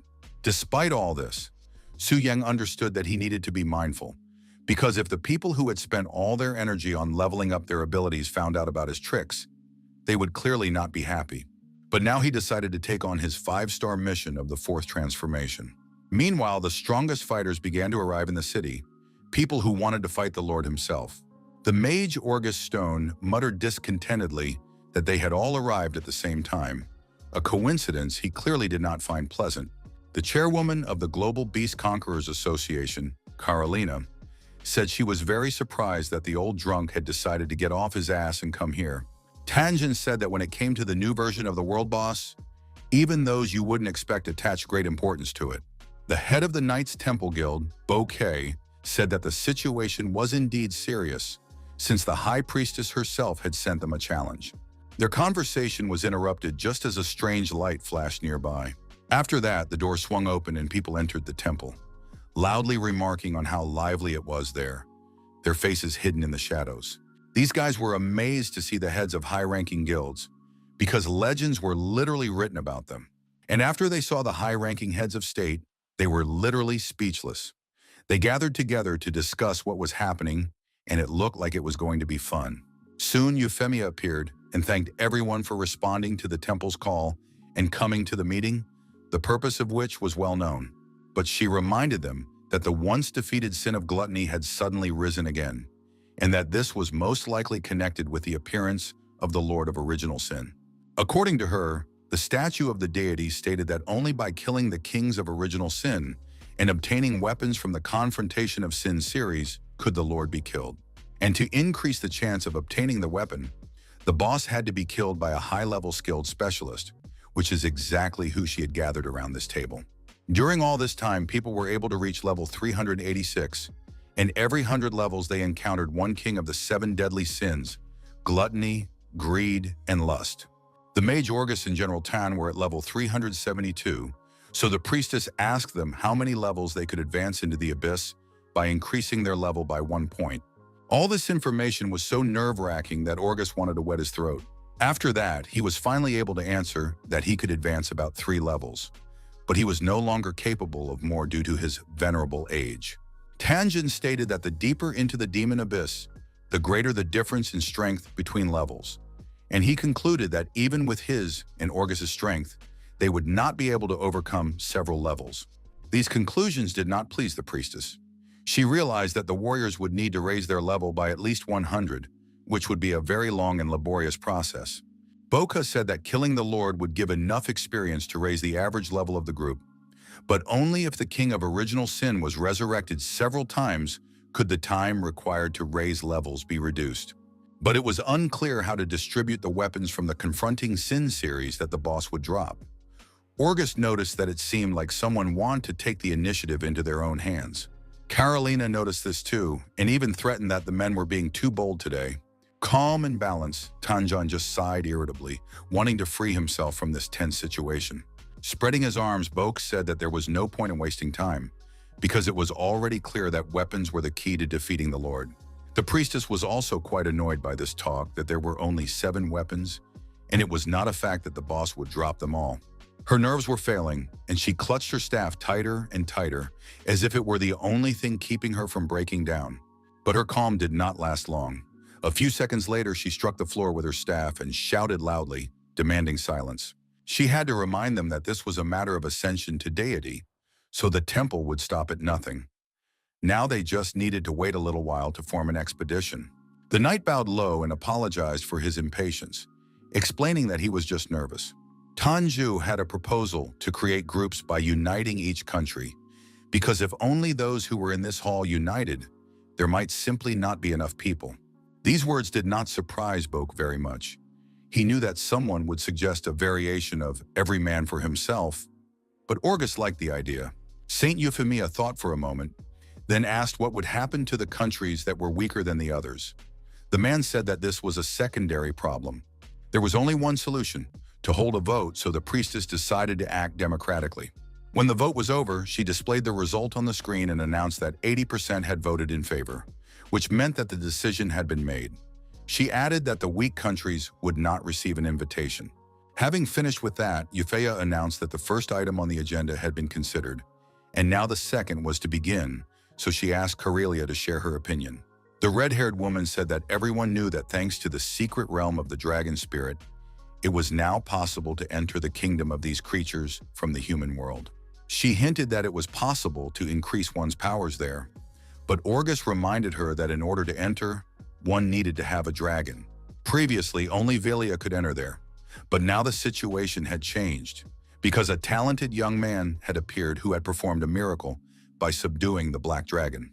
A knight joined the conversation, saying that for such a feat, the young man should be made a full member of the guild, not an honorary member. However, Carolina decided to remind everyone else of another miracle, which was that the young man was not a beast tamer at all. Everyone was shocked again by the information that Su Yang was a simple warrior mage who had never been trained to tame beasts. Orgus considered this impossible, because he himself had tried several times to make dragons submit to his power and had failed. The creatures preferred to die rather than obey. Carolina decided to put the old man in his place, saying that just because he had failed did not mean that others would. However, the man also had a sharp tongue and hissed that the red-haired woman was a coward since she had not tried to tame a dragon herself. Their argument was already at its peak. They finally fell silent when Bouquet said that taming a dragon was undoubtedly difficult and that Su Yang's achievement was more of an exception to the rule. Even Yu Fei wondered if this warrior could really do what even the 8th and 9th transformation specialists present could not. Carolina advised the priestess to check the information about the young man through their association's list, because before the meeting began, they had helped him go through the admission process. After reviewing the young man's profile, the priestess confirmed Carolina's words and said that he was indeed an ordinary warrior of the 3rd transformation. Now, Bouquet also wondered who this guy was who had defeated the Black Wing with his 3rd transformation. Tanjin was surprised that Longxie had acquired such talent, and yet no information about it had been received. It was extremely strange, because usually such people were always talked about. Carolina said that they also planned to invite him to give a lecture at the association so that he could share his experience in taming dragons. They hoped to hear something useful. But even without the lecture, it was now known that even if you did not have the profession of a beast tamer, there was still a chance to become a dragon master. Previously, no one would have believed these words, but now the chairwoman herself had said it, which meant it was indeed the absolute truth. After thinking for a moment, the knight asked if this would be a problem for the association. Since then, the realm of the dragon spirit would no longer be their specialty. The woman replied that these were all minor details. Orgus was dissatisfied as always. He said that the young people were rushing ahead while he was more pragmatic, so he thought they should go to Luncia and find this young man. He guaranteed that he would not harm the young man, but would simply offer him in exchange for the forbidden spell. Meanwhile, Su Yang had no idea that he had become the subject of such heated debate, especially since he wasn't feeling well and was sneezing all the time. Unfortunately, the cold virus didn't care what your profession level was. Anyone could get sick and suffer from a fever. Despite this, he still wanted to complete the mission, which was diamond level, where even experienced warriors often got stuck. But for Su Yang, even the starlight level was no obstacle now, let alone diamond, so he boldly stepped into the passage. Bailing could only look at this young warrior with admiration and wish him success in completing the task. The frozen city was even colder than one could imagine, and the icy armor made the witch who lived there simply invulnerable. The guy sniffed sadly, thinking that he would have to spend several months again leveling up his abilities. Meanwhile, Afan was entertaining himself by scaring passers-by with his appearance. Approaching them, Su Yang apologized for scaring them, and then said since they were done, it was now his turn to try his luck. The guys didn't answer him because they were scared to death, but then they immediately realized that this was the very same gentleman who had caught the black dragon. Ignoring the warriors, our hero told the dragon that he hadn't expected it to be so cold in this dungeon. The only one who wasn't cold at all was the big snow monster, who had brought his smaller relatives to deal with the next uninvited guest. To knock these monsters off their feet, all it took was one roar from Afan, who gladly did so. So after a couple of seconds, the snow monster was already trembling, and with his face buried in the floor, begged for mercy. Since the creatures had surrendered, our hero decided not to waste his time on them and not to kill them, because it was much more important to find the boss and kill him. The dragon used his destructive firepower to burn everything that prevented him from finding the boss. This action helped destroy the giant ice palace and reach the witch, who began to shout angrily that she would make the enemy regret what he had done. Striking the ground loudly with its huge paw, the dragon roared that the sorceress should stop wasting its time. After that, Su Yang enjoyed the bright flames and the system notification that the Ice Witch boss had been killed, which meant that the dungeon trial had been successfully completed. Meanwhile, the next group of people eager to enter the dungeon were already standing at the entrance. But unfortunately, they discovered that someone had already participated in the trial.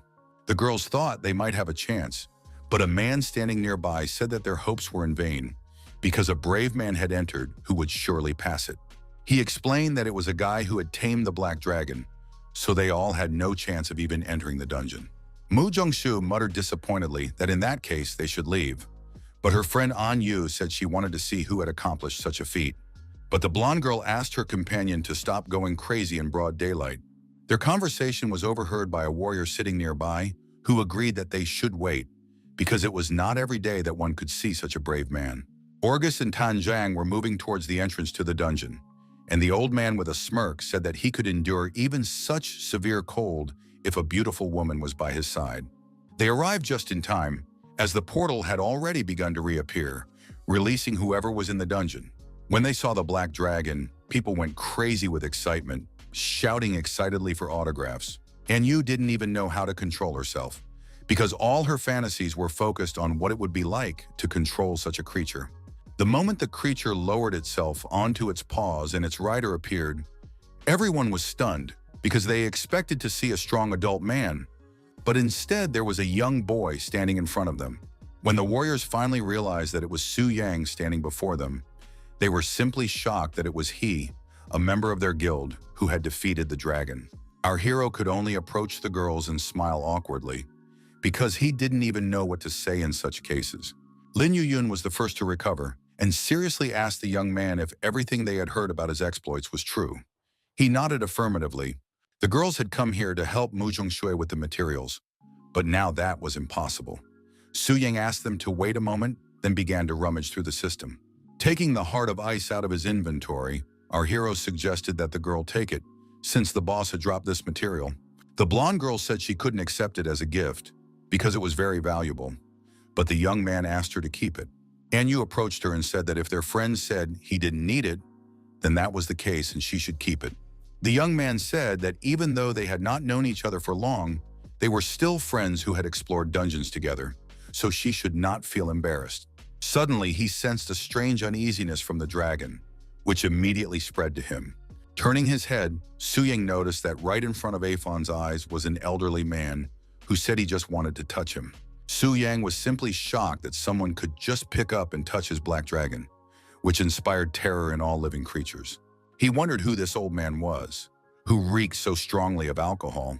The gentleman walked towards them as if he were the owner of this place and said that he was not going to harm anyone.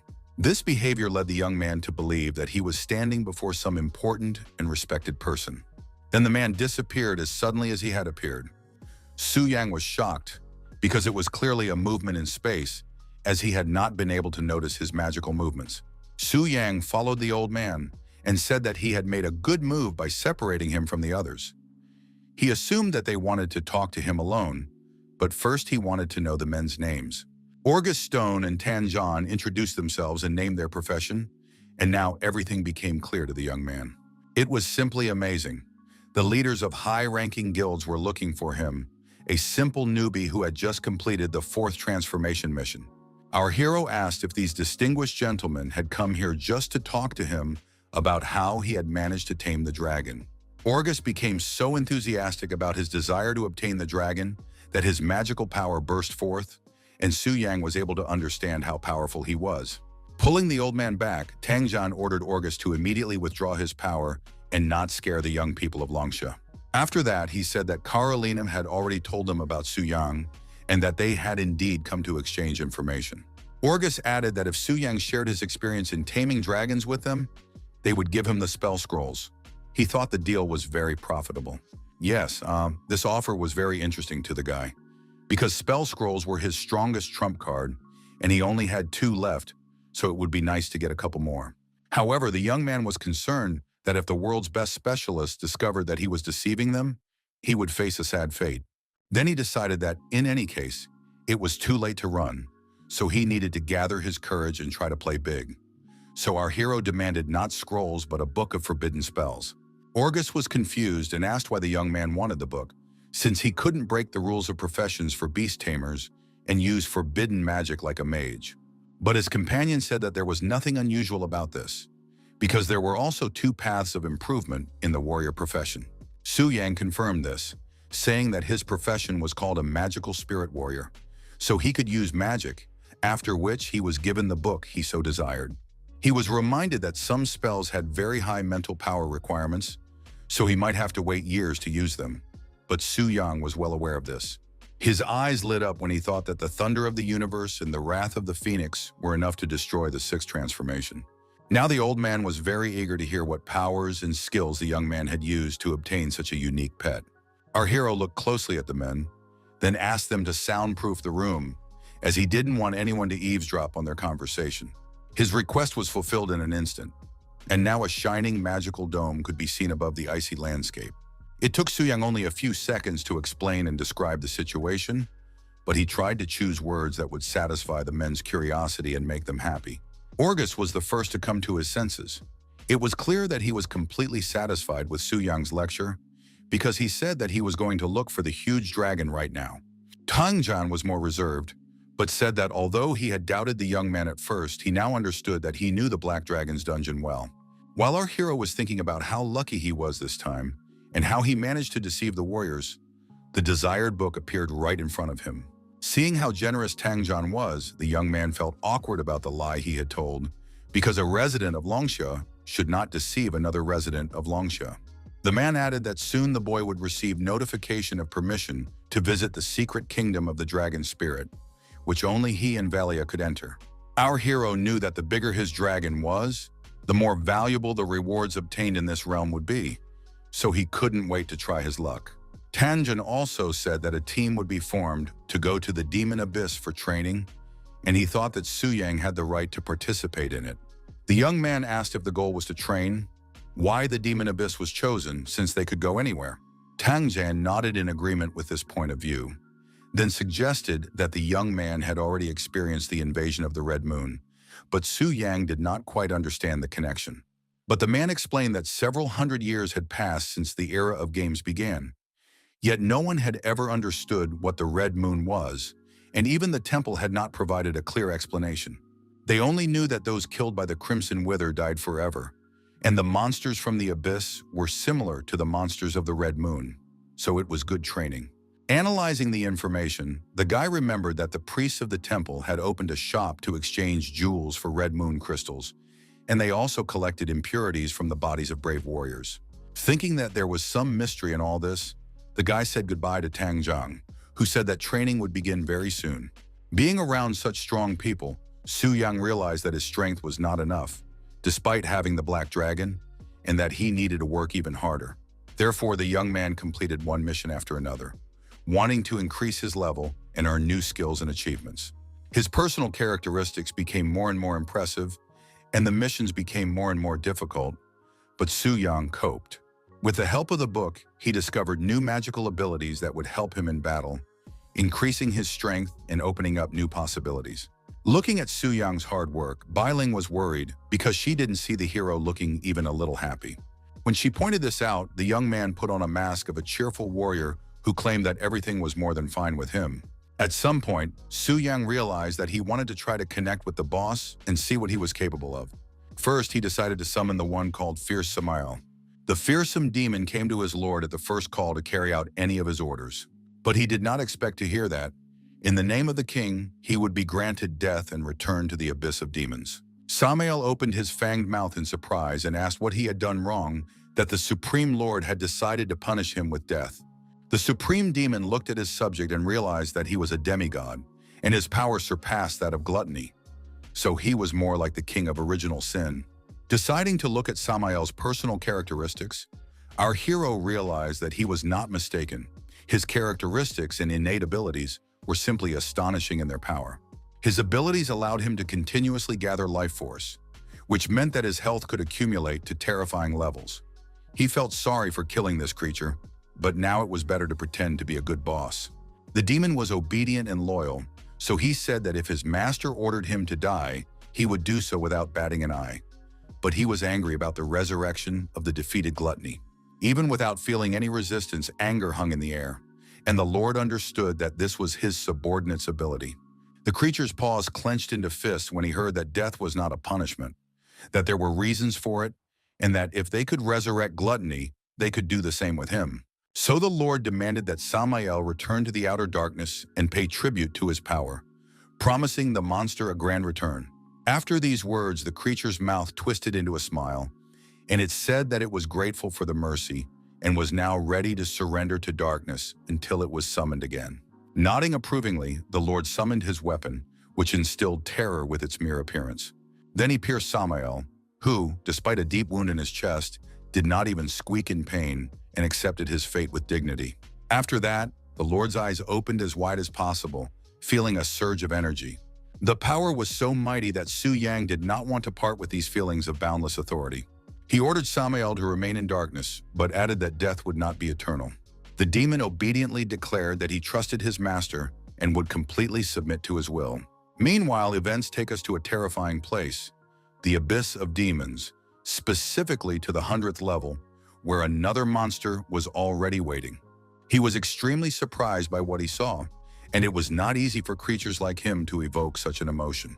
Gluttony wondered what was going on and why Wrath had died, because after his resurrection, no one had come to challenge him to a fight. After the King of Wrath, Samael, was killed, Su Yang received a notification that he had gained a huge amount of experience, and his level had been significantly increased. The experience was enough to raise his level again after completing the 5th mission, and the feeling of rapid growth that required no effort felt even better than when he was a dragon. But that wasn't all. The Lord couldn't wait to move on to the main events of the day. He wanted to check what good things Samael had dropped, so the Lord anticipated being filled with new energy.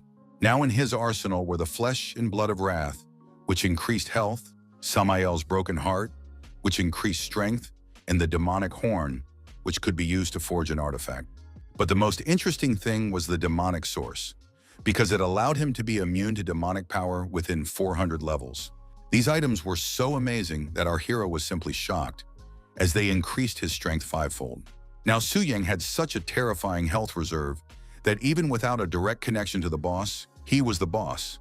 And with his passive skills, he could crush 5th or even 6th level specialists. So now he could tear apart even opponents like the Black Dragon Wing with his bare hands. He thought about the fact that he needed to find a demigod-level blacksmith to use the materials he had found to forge an artifact, but the question of the demonic source remained open.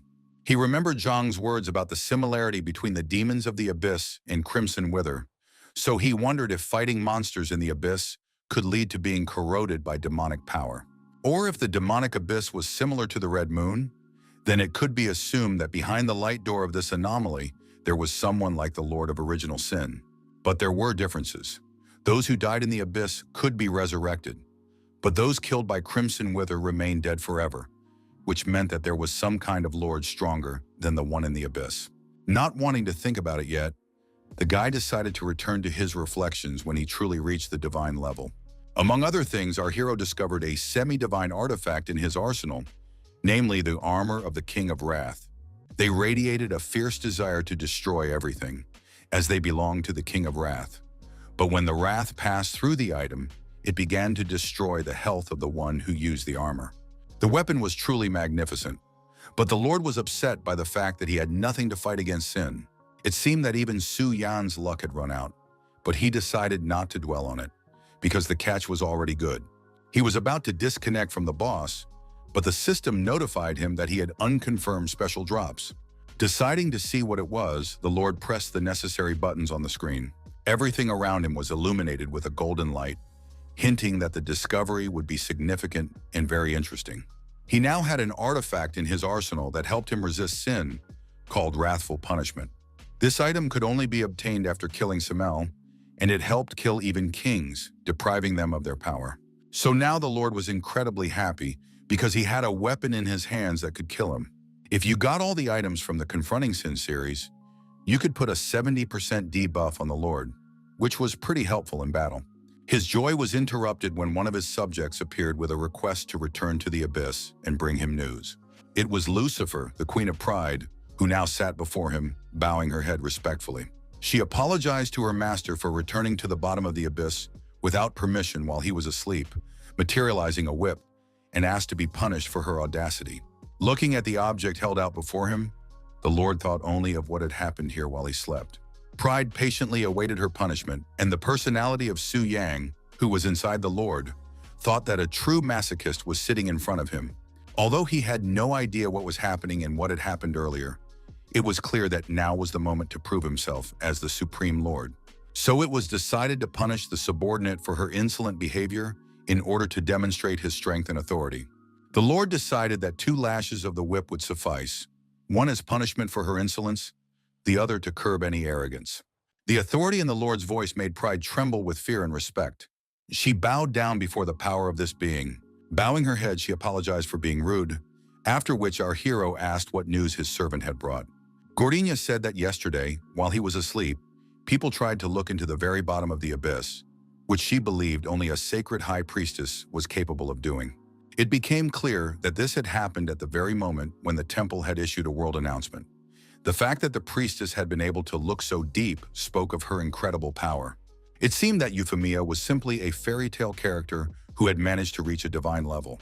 After listening to Pride, our hero said that she could return to her place. As she left, she thought about Samael's death, which was a gift, as mortals were not capable of advancing so quickly to wrath. But all these thoughts faded into the background when she remembered the Lord for whom she was even ready to die. Su Yang thought it was surprising that the Temple of Changing Professions hid such powerful people within itself. Now it was clear why power had been preserved there for so long. Events took their course and led us to the Federation of Eagles, for there was the nest of the Silver Lake Dragon. The beaten creature could barely hold back his tears, and above him stood Orgus, who was thinking about why he couldn't subdue him, since he had done everything as Su Yang had said. He had already visited 3 dragon dungeons that day, so now he would have to go to Longxia. Suddenly, another world announcement came, stating that the first weapon in the Confronting Sin series had been obtained. Magical power flared up inside the man. His anger knew no bounds because there was some daredevil who dared not to follow the rules established by the temple. He wondered who could have defeated the King of Original Sin, as it was not something everyone could do, so he could only guess who it was: Carolyn, or perhaps Tanjan. In Kyoto, the Kingdom of Flowers, a very peaceful atmosphere reigned as always. Tokugawa Sano, the shogun of the Kingdom of Flowers, asked Junichiro what his daughter's chances were of subduing the dragon. They couldn't just leave it at that, with the black dragon being subdued by a guy from Longxia. Junichiro, head of the Ming family and father of Genshi, replied that his daughter would try to tame the red dragon. It was not as dangerous as the black dragon, but it was more likely to be tamed. The shogun agreed and said that they now had an opportunity to challenge the King of Original Sin, and they must take advantage of this chance. He froze when he read the world announcement that the first weapon in the series of weapons to fight sin had been obtained. Everyone was shocked by this because there was an agreement about who would go first, and the fact that the weapon was in the hands of an unknown person made them even angrier. The strongest warriors could not contain their surprise, for they had no idea who this daredevil could be. The shogun knew that not many countries were capable of such a thing, so he ordered an immediate trip to the sacred city to get at least some explanation. So soon, words were heard in the temple that the priestess should make a decision, because the leaders of the strongest guilds were already on their way there. Yufei ordered Bai Ling to immediately close the barrier and open the passage for those who wanted to enter. The priestess thought that since the beginning of the era of games, the temple had been a place that calmed conflicts and restored order in the world. But betrayals like today's had not happened for a long time. When the leaders of the countries gathered at the round table, Tokugawa Sano reminded them that yesterday, under the guidance of the priestess, they had reached a consensus that the Kingdom of Flowers should be the first to attack the Lord. But now some despicable person had stolen this opportunity from them, so now everyone listened to the shogun's cries that they must find him and force him to return the artifact. Euphemia agreed with this, stating that whoever broke the rules had provoked the other countries and challenged the Temple of Changing Professions. Reaching out her hand to the assembled crowd, she said that if this sinner admitted his mistake, the merciful God would give him a chance at redemption. Looking at the 3 warriors, among whom there was a deathly silence, she declared that she would refuse to pursue the matter, but there was no response. Her gaze hardened and her voice rang like steel as she said that in that case, she would carry out her duties. Raising her magic staff, she caused everything around her to explode in a blinding light. This was supposed to expose the liar and show them who dared to break all the rules and agreements. If someone lied, the divine light would disappear above that person. After examining the strongest warriors and even those who were weaker, Carolina noticed that no one had lied, and she assumed that the dishonest person had simply not come to the temple. Tanjan asked if there was anyone who had not yet passed the temple's lie detector test. Orgus reluctantly asked if he was hinting at the priestess Yufei. These words surprised the saint so much that she did not know what to say, but her face showed no emotion. Although the woman was angry at being suspected, she kept her composure and apologized for not adding herself to the list of those who had to undergo the test. When the brightest light shone on her, she haughtily asked if the roundtable participants were satisfied with the inspection. Orgus apologized awkwardly for doubting her, saying that they never seriously thought she was capable of such a thing. He also added that if the spell had not failed, it meant that no one among them was lying, and the question of who had killed the Lord on the first try remained open. Carolina noted that not all the elite warriors from all countries had come here. She knew several demigod-level fighters who had not attended the meeting.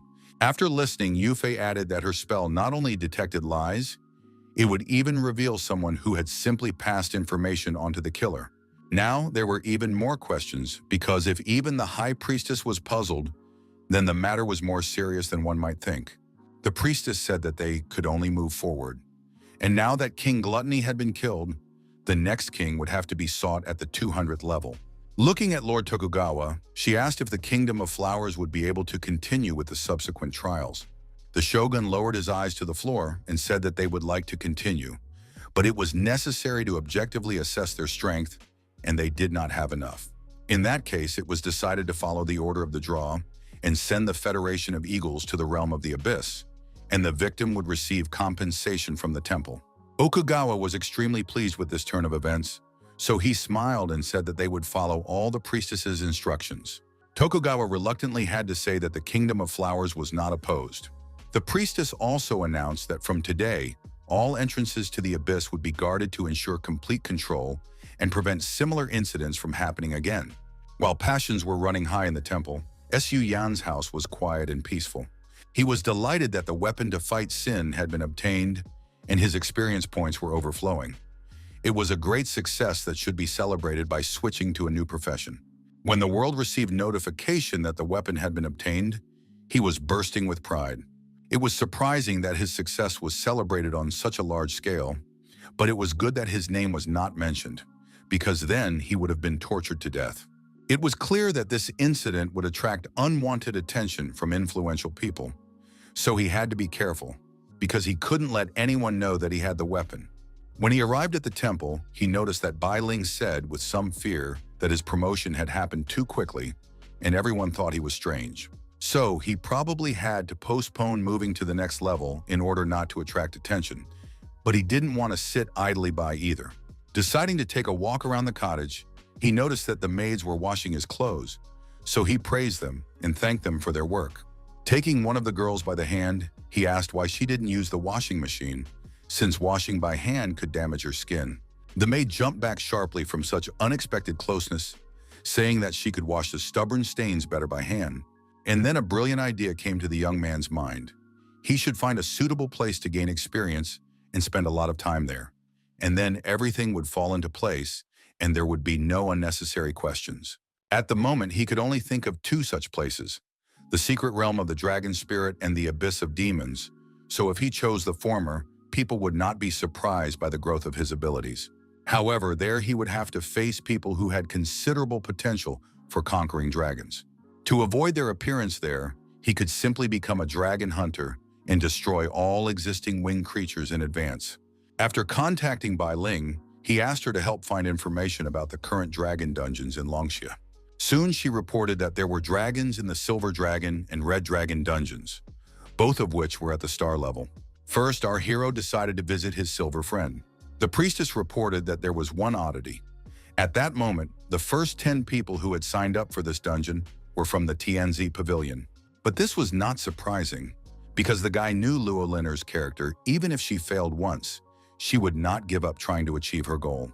Then he asked if VIPs in the temple had an advantage when booking dungeons, and it turned out that they did, but this could affect his relationship with Tianzi. For the guy, these were just trifles that were not even worth worrying about. He had at least 2 trump cards up his sleeve in the form of Samael's flesh and blood and his own broken heart. He also had over 10 million health points and almost as much strength, So the only thing to fear was that Tianzi would send someone with the seventh transformation to deal with him. Now he had only one question: how to eat these two things in the form of bright lights. But he knew that they would taste disgusting. Our hero even considered options for cooking some kind of dish from the flesh, blood, and heart, but it still didn't sound or seem appetizing. After all, he had no culinary skills whatsoever, and asking someone else to cook was not an option, as it could lead to a leak of information. Pulling himself together, he decided that he was overthinking things, because all he had in front of him was a raw heart and liver that needed to be eaten quickly. Exhaling, he did so, overcoming his revulsion and allowing his teeth to simply chew what did not look like food. At one point, such a dazzlingly bright light poured in from the windows in Su Yang's room that it caught the maid's attention. She imagined the worst possible outcome, that her poor master had burned alive in terrible agony and no one had come to his aid. So she ran as fast as she could to the second floor, where her master's room was located, opened the door without knocking, and burst inside. She found Su Yang wearing only a towel around his waist. He had obviously just gotten out of the shower, as the steam had not yet dissipated. This sight embarrassed the poor maid so much that she quickly ran out of the room, saying that she had made sure that her master was fine. When the girl left his room, he was finally able to breathe a sigh of relief, because he had almost been caught. Looking at his stats, he realized that he now had insane health and strength. If he encountered a star-level black dragon again now, he could easily destroy it. The rapid growth of his stats gave him a pleasant feeling of excitement, and every joint in his body sounded like a cheerful melody that urged him to destroy the monsters immediately. But before rushing into battle, he decided to check on Lilith, whom he had not yet visited. Knocking on the door of the room that the elf had chosen for herself, he asked if he could come in, but there was no answer. Then he decided that the girl had either disappeared somewhere or something had happened, so he needed to make sure everything was okay and go inside. But when he entered, he froze in his tracks, for he saw something that was not meant for his eyes. Lilith was apparently taking a shower and was not expecting any guests, so she was not dressed in a manner suitable for receiving a visitor. When she noticed that there was someone in her apartment who had not been invited, she screamed in surprise. The guy immediately began to justify himself so as not to get punched in the face, saying that he had knocked, but there was no response. And worried that something had happened, he entered. Before he could even blink, the embarrassed elf rushed past him to a corner where she was less visible. But when our hero finally opened his eyes, he noticed that the girl was not as embarrassed as he was, because she dared to ask why he was so upset. He did not expect to hear these words at all, so he blushed even more. Pulling himself together, the young man turned around and, apologizing for his rudeness, began to leave, saying that he had important business to attend to. The door slammed shut with a loud bang, and Lilith looked at the door in confusion, not understanding what she had done to annoy Su Yang. Then she laughed quietly, realizing that the young warrior had probably never been in such a situation before. This discovery amused her greatly and made her realize that Su Yang was not at all like the people who lived in the royal court. After this event, we were transported to the secondary capital city of Nine Rivers. There, Lady Luo Linner learned that someone had dared to enter the dungeon before her, taking advantage of the temple's privileges. Her servant reported that no one knew the name of the person who dared to cross her path. She immediately assumed that the intruder was Su Yang, but she did not know if it was just a coincidence or intentional damage. The servant suggested that his mistress go to the secret realm of the Silver Dragon, because they could deal with this VIP from the temple later. But the girl just pushed the servant away, telling him to get lost immediately. She had to admit the unpleasant truth. If she was indeed dealing with Su Yang, it would be impossible to compete with him, especially after he had tamed the Black Dragon. It was decided to call the teacher and consult with him on what to do in such a situation. Then a better idea came to her mind, to ask him to give her the Silver Dragon. Zhou Tai looked at her as if she were crazy. While the teacher was fulfilling her request, the girl nervously paced back and forth, waiting for news. At some point, she received a message saying that Su Yang had, of course, refused to grant their request. She was furious because no one could refuse the head of the Global Association of Beast Tamers, but Su Yang had now become a very popular figure. So much so that even the God of War respected him. This news did not please Luo, because if even the strongest man in Longxia tiptoed around the guy, then things were bad. Zhu Tai nervously asked the lady what they should do now, but there was no answer. Instead, the young mistress simply turned around and started to walk away. Turning her head, she asked, barely holding back tears, why the man was standing still, because they needed to get going. Meanwhile, our hero had already arrived at the secret kingdom of the Silver Dragon, which was now full of dead monsters. He thought he would meet people from Tianzi, but it seemed that they had shown tact and left, so now he calmly reached the dungeon boss. Noticing that the Silver Dragon didn't even have a name, the young man realized that he was not at all like Athos, which meant he didn't have special blood. So the guy was able to survive all of its most powerful fire attacks, which should have caused fatal damage. After waiting a moment, he activated his energy and directed it at the enemy with a powerful stream that left no hope of survival. His weapon was literally smoking after what he had done, and Su Yan really liked this feeling of power. This was a rare occasion when he had a worthy opponent in front of him on whom he could test his most powerful techniques. However, the dragon was not going to stand still either, and it released a blue flame after its enemy. But it moved too slowly, so our hero managed to dodge it, and the attack did no harm. Despite this, it had to be admitted that the dragon's power was quite impressive and frightening. The creature had no idea that Su Yang had an incredible ability to withstand blows, and his health was so strong that he felt no pain at all. Such invulnerability infuriated the Silver Dragon, who growled viciously and tried to direct his power at his opponent. The ground was already cracking under the force of its blows, but the young man did not have a single scratch on him. The monster's jaws clenched so tightly that at one point it seemed as if his teeth would fall out onto the floor. Smiling, our hero said that in his hands, even the greatest dragon was no different from a chicken. After these words, he began to move straight towards the creature's mouth, but he had no intention of ending up there. His attack caused the monster to flip in the air and roar loudly, either out of despair, pain, or fear. Of course, such a powerful creature did not expect a human to display such strength and skill. Taking advantage of his silver friend's temporary delay, our hero jumped up and, choosing the right angle, swung with all his might.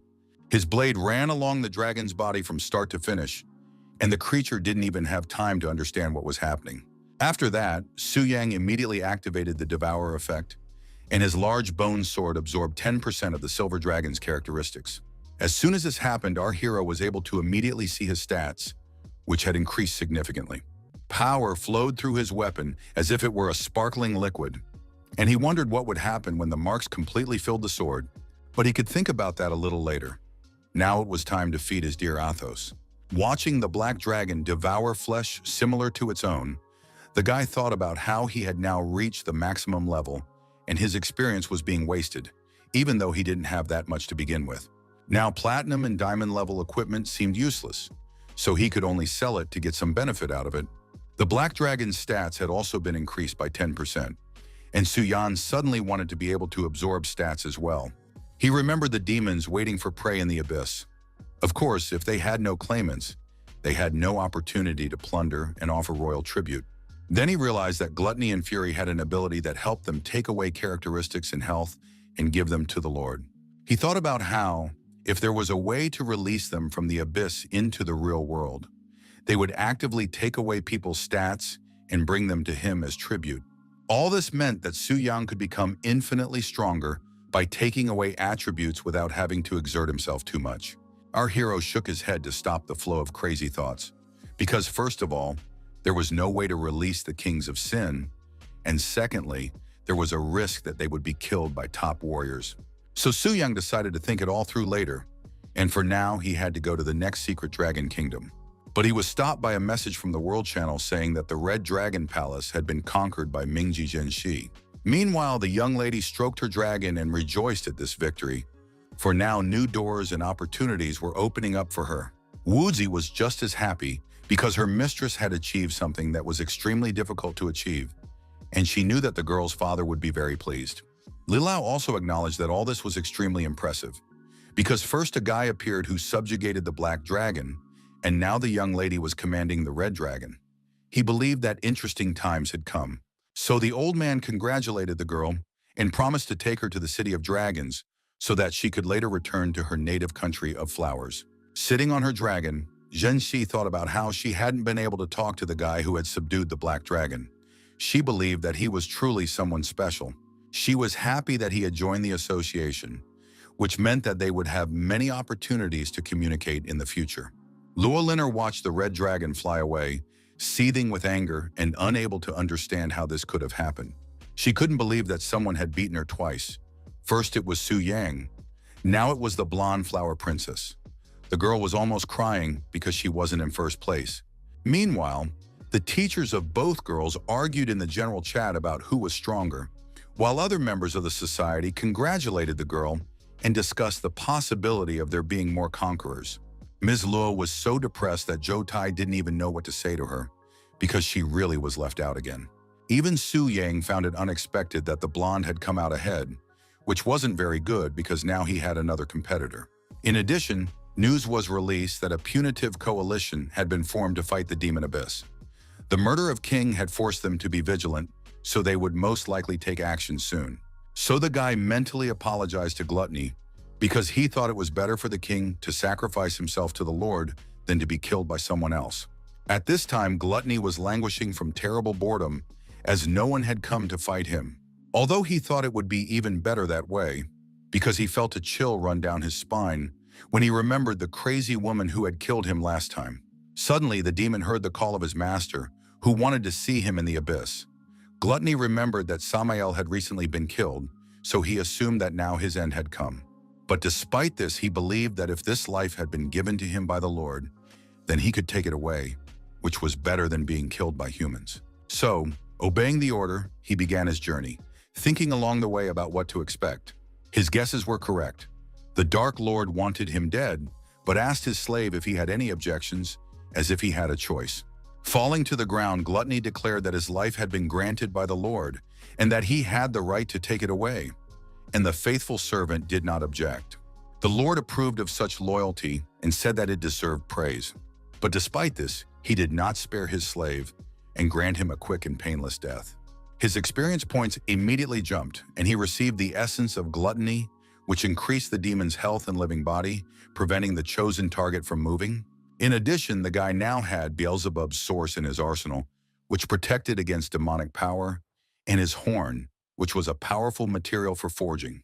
It seemed that the items dropped by Gluttony would not be as valuable as those given by Samael, but no, they were almost equal in value. Laughing, our hero realized that his luck was simply incredible. Sometimes it seemed to him that he had stolen the goddess herself and made her his wife. He decided to see what other valuable items he had obtained, and when he looked at the screen, he couldn't believe his eyes. Now he had in his hands an artifact that countered the sin of gluttony. After that, he read all the features of this weapon and what advantages it gave in battle. After reading, he realized that it was worthy of the series of artifacts that counteracted sins and was quite similar to wrath. It was a pity that its use was only permitted at the demigod level, because the young man would not be able to equip it in the near future. Today, the holy city was finally more or less calm. Euphemia was glad that none of the representatives of the countries had caused a scandal, and for now, each country would take turns attacking the Lord. The entrances to the demon abyss were now carefully guarded, and entry was prohibited to everyone except special punitive teams. This way, they would definitely be able to avoid a repeat of the previous incident. Having calmed down a little after all the unpleasant events, the girl bowed before the goddess and began to offer her a prayer. After that, she received a notification about the current number of VIPs in temples around the world. After reviewing the information more carefully, Euphemia realized that no one had yet been able to complete the 5-star promotion after the 8th transformation. Suddenly, she was overcome with such despair that it seemed as if another demon had left its designated realm. She wanted someone to be able to change this situation, because now more than ever, the world needed a new hero. The girl nearly fainted when she saw another notification stating that a second weapon to combat sin had been received. She immediately contacted the necessary people so that they could immediately check the demons guarding the abyss and immediately report any possible deviations. Everyone reported that there were no problems, and Yufei trusted the elite guards, whom even 8th transformation assassins could not pass unnoticed. The fair-haired saint thought that the problem might be within the abyss itself and suggested that it might be related to the figure she had seen. Tokugawa suggested that the Federation of Eagles had already begun to act, but Orgus denied this, saying that he was only leaving tomorrow, and the others were also puzzled. The priestess tried to calm everyone down and asked them to keep a clear head, arguing that the temple had never interfered in the struggle and should not be blamed.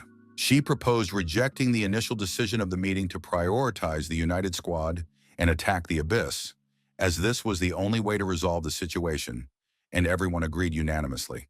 Su Yang, in the guise of the Lord, thought that everyone in the temple was surely alarmed by the new announcement, and he assumed that the squad might attack as early as tomorrow. This could be a problem because the demons were on every 100th level, gluttony and wrath were dead, and lust and greed had not yet been resurrected, which meant that the enemies could go straight to the 500th level. But all of this was just the usual setup, while his very existence was a violation of all these rules. It was time to play big, and Su Yang decided that he would not hesitate to use all his pieces to get a winning combination, because no one would stop him from placing Lucifer on the 100th level. Today was the day when August Stone was more sober than ever, and he needed to be on high alert so as not to slip up. His magical power literally began to boil inside him when he found himself in the abyss of demons once again. Turning to his companions, he asked if everyone was ready to begin, and they replied that they had been itching to get started for a long time. Carolina smiled broadly, and Tanjan, walking beside her, said that they could move out at any second. They were sure that the first 200 levels were already lost, so here were the best of the best who could prevent the loss of another one. The Knight of the Temple of the Burning Sun stepped forward and asked for permission to lead the expedition, because until then he had always been overtaken and had no opportunity to fight the bosses of the Abyss. Of course, he was allowed to prove himself. Once all these details had been settled, Tanjan announced that they had to set out immediately. Everyone was filled with enthusiasm and a desire to deal with the one who thought he was the smartest. The knight stubbornly led them forward, reminding them that they would soon reach the 100th level, which meant they would enter Gluttony's domain. But they told him that in any case the monster was no longer there, so they would be able to get through this stage very quickly. However, they had no idea who exactly they would have to face at this level. The demoness's eyes lit up greedily when she sensed that her victims were very close. The knight was the first to notice something was wrong, and he ordered everyone to stop. Carolina asked if there was an enemy here, since he should be dead. She emerged from the shadows, a dark-haired beast who asked why the humans dared to appear on her master's land, for which they must prepare for death. The knight immediately rushed into battle, pleased that the vile monster had changed its appearance into a beauty. They shouted at him not to do anything stupid, but it was useless to say anything. He wanted to show his strength, to prove himself, but once he was in the darkness, fear began to paralyze his body. A short time later, all the team members received a message that their comrade Mike had been killed by Lucifer. Looking at the frightened people, the demoness enjoyed watching the wheels in their heads spin as they tried to comprehend what had happened. Carolina couldn't believe that the 8th transformation knight had been killed with a single blow. It seemed impossible, but apparently the strangeness was just beginning, because Lucifer flew up and her body began to emit a bright, otherworldly light. After that, it became possible to recognize that before them stood Pride, the first of the 7 kings of sin, who could rival the power of the gods. Her stats were off the charts, and even the Lord was surprised that her stats were almost comparable to his own. Her innate abilities allowed her to remain completely unscathed by those she considered weak, and this list included almost all living creatures. When Su Yang first read about this, he was horrified, because practically no one could harm her. But there were also advantages to this. If the demoness killed people from the squad, Su Yang would be able to control them once and for all without restrictions. Now, in the guise of the Lord, he ordered Lucifer to replace Beelzebub and defend the 100th level of the Abyss so that they would know what true power was.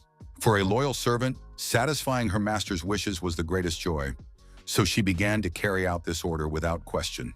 So now the warriors were trying their best to resist the enemy, using skills such as Ice Roar and Elemental Chimera.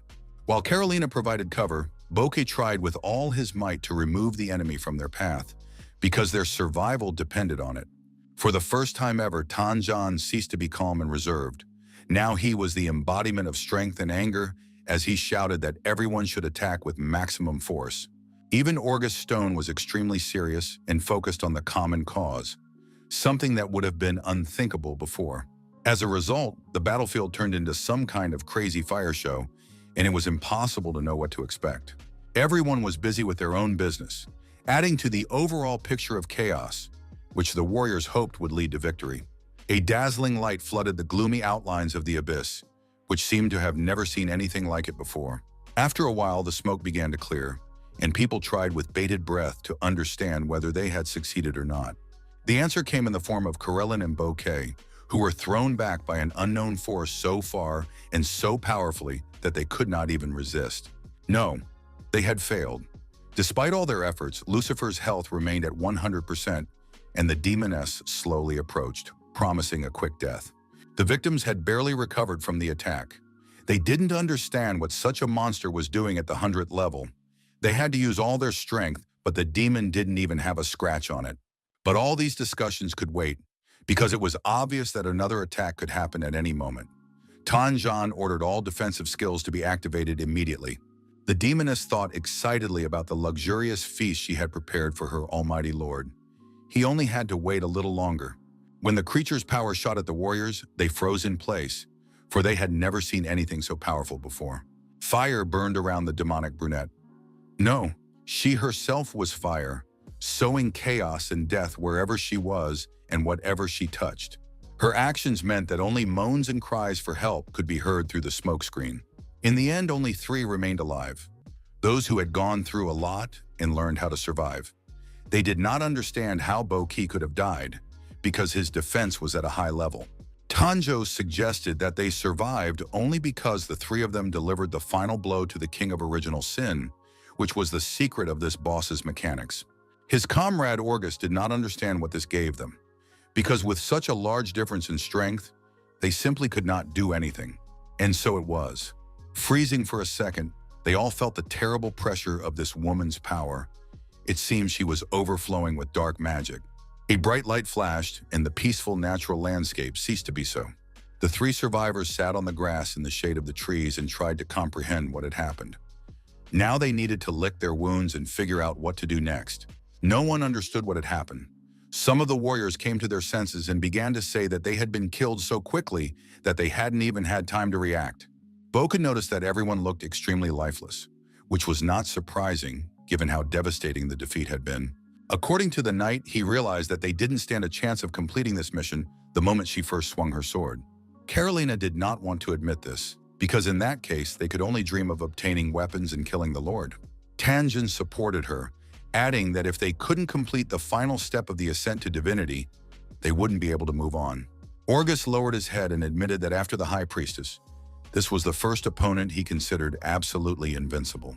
The Queen of Pride was so terrifying that the man decided that the darkest times had now come for the whole world. The Lord watched the warriors closely and agreed with Orgus, but he was wrong about one thing. The ascent to divinity would inevitably happen. Only the catalyst would not be them. And the one who is now spoken of only in whispers, the great dark Lord who will regain his former glory. Thanks to the tribute paid by Lucifer, he gained incredible power, and the marks he placed on the souls of the warriors allowed him not only to subjugate people, but also to track them. But our hero did not understand why. Among the pile of negative emotions, there was one positive one, and this man was downright ecstatic. Judging by his clothes, this character was from the country of Shiva. His name was Attar Kazan, and he was a miracle-working priest of the 9th transformation. The country of Shiva made a strange impression, not only with its exotic color, but also with the fact that in the era of the coming of the world era, it still adhered to the caste system. Our hero immediately became curious as to why this guy was so strange and literally glowing with happiness. He wanted to understand what he was up to. Attar laughed maliciously, watching the top teams fail. He did not expect such a turn of events, but he liked the chaos that would soon shake up all the players. He saw this as an opportunity for his country because Shiva could instantly break ahead and become a superpower, and most importantly, receive the legacy of the ancient devourer. This man was clearly intelligent because he saw opportunities even where everyone else could only see a dead end. Su Yang wondered who the ancient devourer was. It seemed like he had heard that name somewhere before, and then he remembered that it appeared in the description of the dragon bone. Otto was a descendant of the ancient devourer, who also ended his journey in the grave. These dead remains were immortal, and their consumption was eternal. Our hero had previously thought that this story was just part of some mythical tale, but he had no idea that it was all true. Judging by the memories of this strange man from Shiva, his brother Amino Kazan learned about this from a stele located near the secret kingdom of the dragon spirit, where there were also words about the possibility of obtaining an inheritance. Attar was sure that only he and his brother knew this secret, and while the punitive squad was busy with their own affairs, the guy wanted his nephew to be the first to enter the spirit kingdom and take that very inheritance. He believed that after that, everything would be different, and Shiva's country would finally surpass Luncia in the Federation of Eagles. This man was eager to start dealing with the so-called heroes, whom everyone praised so highly. In that space, it was possible to kill them without the possibility of resurrection. Even the Dark Lord was amazed at how greedy and cruel this man was, and it was no easy task to surprise a demon. But Su Yung decided to disrupt all of this insolent man's plans and honor him with a moment of silence, because Attar Kazan did not even consider that someone might be listening to his thoughts. The Lord didn't even know how to thank this fool for such valuable information. But what warmed him most was the thought that he could easily eliminate a warrior of the seventh transformation. With all these thoughts, he completely forgot about Lucifer, and now he suddenly became very interested in what she was doing there. Glancing at his dark servant, he realized that she had been standing in the same position for a long time. Su Yang assumed that she felt nothing, since she was of divine level. Lucifer thought that her master was a real sadist, pretending not to notice her and remaining silent all the time. Her unhealthy psyche could not contain her excitement. When she finally heard the Lord's call, she beamed, for she had long dreamed of seeing his fearsome appearance. In a matter of seconds, a purple light appeared before Su Yang, and the kneeling demoness asked if he was satisfied with her work. Since she had destroyed all the enemies, the master promised to reward her for such good work. The brunette's happiness knew no bounds. She said that the greatest reward for her was that she had been able to please her master, and she could not have asked for more. But the stern Lord reminded her that she had no right to refuse royal mercy. So, a moment later, her master directed a beam of his power directly into her body, causing her to cry out loudly from the unexpected pain. Then the pain was replaced by a pleasant tingling sensation in her body, and the girl enjoyed the feeling of her master's power flowing through her body. She wanted this moment to never end, but the Lord interrupted the flow of power and said that she could only receive more if she tried hard. Inside the Lord, Su Yang was mentally indignant, considering these games with the divine-level boss extremely tedious, especially given her character. However, this was nothing compared to the power of the Lord of Original Sin, for even the slightest manifestation of his darkness had subjugated Lucifer. But could his power have any effect on the one who was considered an invincible saint, whose powers were unmatched even by the greatest magicians in history? Priestess Euphemia was simply shocked when she saw that the continent's punitive expeditionary force had been completely destroyed. It seemed simply impossible. The woman was in despair, for the situation seemed to be completely out of her control, and she could no longer watch from the sidelines. So it was decided to turn to the great divine statue to ask for its holy blessing. Yufei asked the statue to shed its sacred light and grant her a penetrating eye so that she could see the phenomenon from the abyss of demons. Her call was answered, and now her eye of insight was enhanced and became a true eye of truth, allowing her to see through everything in this world. So, having activated this amazing ability, the priestess went to a place where eternal darkness, fear, and despair reigned. When she felt the terrible influence of the power of darkness upon her, she guessed that the Lord himself was somewhere nearby.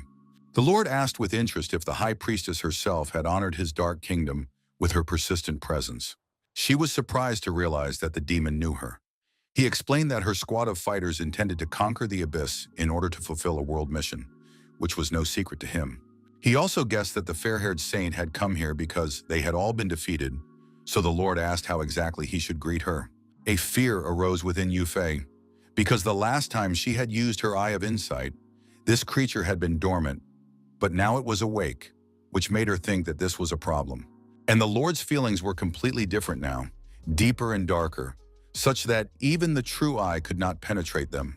So it became clear that this enemy's level was much higher than divine, which meant it was necessary to retreat and review the strategy together with the invasion force. As if reading her thoughts, the Lord asked menacingly if she really thought she could come and go as she pleased, as if the abyss were a place for a stroll. After these words, dark energy enveloped the girl, making her understand that it would be extremely difficult to escape from this trap. It became difficult for her to breathe, and she had an obsessive feeling that her body was being squeezed by some otherworldly bonds, which was, in fact, the case. The Lord became very interested in what items could be obtained if he managed to kill the strongest high priestess of the temple, who was considered the most powerful being. He only regretted the experience points that would be wasted. Killing Euphemia was tempting, because she was not the strongest and most mysterious priestess of the temple for nothing. And then he noticed a strange silhouette at the top of the abyss that resembled a shining eye. At one point, the priestess had already thought that she was lucky and that the terrible events had passed her by. She was kneeling, her hands pressed against the ground, trying to catch her breath. Her lungs burned so badly, as if all the oxygen had been squeezed out of them, and every breath caused her pain. Now that she was safe, the priestess could only think about how lucky she was that the temple's power had teleported her back, because the consequences could have been terrible. A lower-ranking priestess of Raya asked if everything was all right with Euphemia, but she just waved her hand, saying that she was overtired. She was told that the squad was already on its way to the holy city. Nodding, the saint said she would go to her room to tidy herself up, not even suspecting that dark forces were watching her closely. The Lord almost shouted with joy when he realized that thanks to the priestess's energy, he had managed to penetrate to its source and behold the holy city. Suyang had never seen the holy priestess before, only read about her in textbooks and knew that she never left the holy city, apparently not because she didn't want to, but because she couldn't. The hero thought that if the blonde woman had been in the invasion squad and had been killed by his servant, then a seal of control could have been placed on her. While this was impossible, his dark power was still able to penetrate the real world and remain undetected, which meant that the power of the temple was not as great as one might mistakenly think. Looking closely at the statue, Su Yang realized that it was the central node connecting all the statues, which meant that if he could replace the data, no one would notice his rapid progress. He decided to try, but after a few seconds, it became clear that it was completely useless, because the dark force was repeatedly met with powerful resistance. Looking at the priestess passing by, our hero had a thought about what would happen if he tried to take control of other people. So, without thinking twice, he directed the flow of his powers straight into the back of Raya, who was walking peacefully, unaware that danger was very close. The girl's legs immediately began to buckle, and she realized that someone was invading her body and mind, but she could do nothing about it. Soon her body fell into darkness, and now she was no longer a light priestess, but a succubus demon who wanted to meet her master. Su Yang himself was confused and did not understand what was happening. The increase in power could still be explained, but why had even the girl's race changed? Could the Lord's powers really turn people into demons? He wondered if she was still a specialist or had she completely turned into a monster. He was also very interested in whether the divine statue would react in any way. Suddenly, a powerful wave of energy rose above the temple. It could not be seen, only felt on a physical level. It spread to all temples in different parts of the world, and even animals reacted to it. It seemed as if the entire planet shuddered for a moment, and everyone understood that something had happened that had never happened before. Reports began to appear that the Lord had enslaved a specialist, and now those who were struck by the power of the demon would not lose their minds but would join the demonic faction. Now a new area called the City of Demons had been opened, and they even had their own divine statue. There were two possible outcomes. Either the human faction would win by killing the Lord, or the demons would win and the Dark Lord would emerge into the real world, and the abyss would merge with reality. In addition, the passage between the human world and the world of the elves was now completely open. The game update was something new and frightening for people. Of course, no one wanted to face the abyss of demons and its inhabitants. Sion's friends discussed how this mission was aimed at pitting people against each other, because in this world there were many people who were willing to do anything to gain power. Enyu didn't understand why anyone would want to side with the demons when the cool guys had already managed to get two weapons of the confrontation of sins, but it could also be assumed that this update gave those who were completely consumed by demonic power a chance to survive, so that the poor wretches would not become mindless creatures. Wei Ming asked Jia Yue if they were facing an unprecedented event, and he replied that everything had long since spiraled out of control, and all that remained was to wait for instructions from the holy city.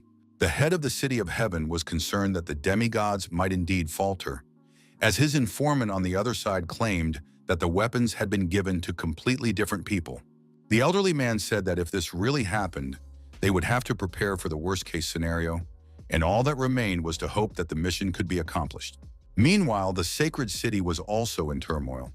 Su Yang never imagined that his fleeting experiment would provoke such a large-scale event. He was reassured by the thought that people couldn't even get past the 100th level, which meant they definitely couldn't get to the Lord to kill him. Many might think that this mission was simply impossible to complete. After all, now that they had switched to the side of the demons, they could not only preserve their minds but also open the divine level without fulfilling the world mission, which was a huge temptation. Through the soul mark, our hero sensed that at least 6 or 7 top specialists were seriously considering this, which was a very unexpected turn of events. Now Su Yang could simply activate the demon statue and receive a level change quest. Then he would be able to avoid the temple's surveillance and solve the problem of leveling speed. He was already delighted that he would now definitely be able to kill the Lord first. But it turned out that the weapon that opposed sin deprived him of his power, which meant that if he was killed and then resurrected, his power would remain. And after killing the Lord, he would be assigned a boss that would surpass the previous one in level. This power was beyond imagination. Suddenly, the hero's thoughts were interrupted when armed servants burst into the temple, realizing that there was a demon in the hall. Their attention was drawn not to Su Yang's subtle presence, but to the transformed Raya, who had no intention of hiding and was even glad to be found. Yufei was determined to deal with the demonic spawn, not even suspecting that she was facing the very priestess she had been talking to a few minutes earlier. However, no one was going to just give up. There was a burst of energy that filled the hall with smoke, hiding the demons from view. Although the servants tried to find them, Euphemia ordered them to stop, because they had already left anyway, which meant it was time to return to their posts. She alone felt a strange aura in the hall, reminiscent of the one she had felt from the Lord, and the thought that he might have somehow come to the temple stuck in her head. Transported to the abyss, our hero decided that it was a tactical retreat, especially since he needed to save his new demoness. But when he looked around, he realized that his abode now looked completely different from before. He realized that before him was the very city of demons with palaces and spires that had been mentioned in the world announcement. The people who had previously died in this place were reincarnated as demons who had the same minds as humans, differing only in their less attractive appearance. Since Raya was a priestess, he decided to leave her that title. Only now she would be a demon priestess who would have to maintain order in the city. Looking at these warriors who had managed to reach the abyss of demons, our hero realized that they were worth something and that no demon priest could control them. Only strength mattered. And just like an invincible saint in the human world, it was worth finding a powerful demon priest. Entering the throne room, the Lord decided that they all needed to meet the new king of original sin. So he summoned Envy, who immediately responded and appeared. Her name was Livia, and her appearance was striking. She was beautiful and had many tails. She was glad that the ruler had finally summoned her. Lucifer basked in his favor, but now it was her turn, so she had to show herself in all her glory. The Lord decided that she would be the first high priestess of the demons. Her duties included managing the local inhabitants, as well as controlling the temple and its power. The city was being built right before her eyes, and the speed was astonishing. But what was most astonishing was the realization that even after the Lord's murder, all of this would be at Su Yang's disposal. Livia performed her duties well and competently managed the construction and the demons who worked for the good of the abyss. She took Raya under her wing and taught her everything, and the girl absorbed her mentor's wisdom and swooned every time she approached her. Envy was delighted that Lucifer was at the 100th level, because now she had the opportunity to be close to the Lord. However, she was not very happy when she saw the announcement that she would soon be given knowledge about the Red Moon, which she would have to fight alongside the Lord. The demoness had never seen anything like this before, so she was confused and didn't even know what to say. Grabbing the nearest demon, she asked what he could see on the screen, but he replied in a trembling voice that he could not see anything. However, this demon reported that he had heard that specialists who had undergone a 5-star transformation might encounter her. After thinking for a moment, Livia assumed that it all came from the demon statue, and she decided that it was worth talking to the Lord about it. So as soon as the opportunity arose, she asked the Lord for an audience, but no one answered her, most likely because the Lord had fallen into hibernation. Almost every time he was in this state, it was impossible to wake him up. This seriously worried Livia, and she was also interested in when they would launch an attack on the human world. Meanwhile, in the holy city, those who were deservedly considered the strongest in the world gathered once again at the round table. Euphemia thanked those gathered for finding the time to attend the meeting and apologized for meeting so often, but she explained that it was due to special circumstances. It was clear that Orgus was extremely annoyed. He said that everyone already knew the reason for the meeting, so he asked them to get straight to the point. Not wanting to beat around the bush, she said that they had all received the update message, so she wanted to discuss the changes in the demon faction and the portal to the Elven Kingdom. She expressed her hope that no one had decided to join the demons, and some honestly admitted that such thoughts had crossed their minds because the task was impossible. Bouquet also said that the previous battle had traumatized everyone too deeply, and in such a situation, the update seemed as if someone had decided to strike at their weaknesses. Carolina's voice rang out, urging everyone not to be so pessimistic and reminding them that there was still the path of the Alliance. The knight said that this was the only reason why people had not yet rebelled.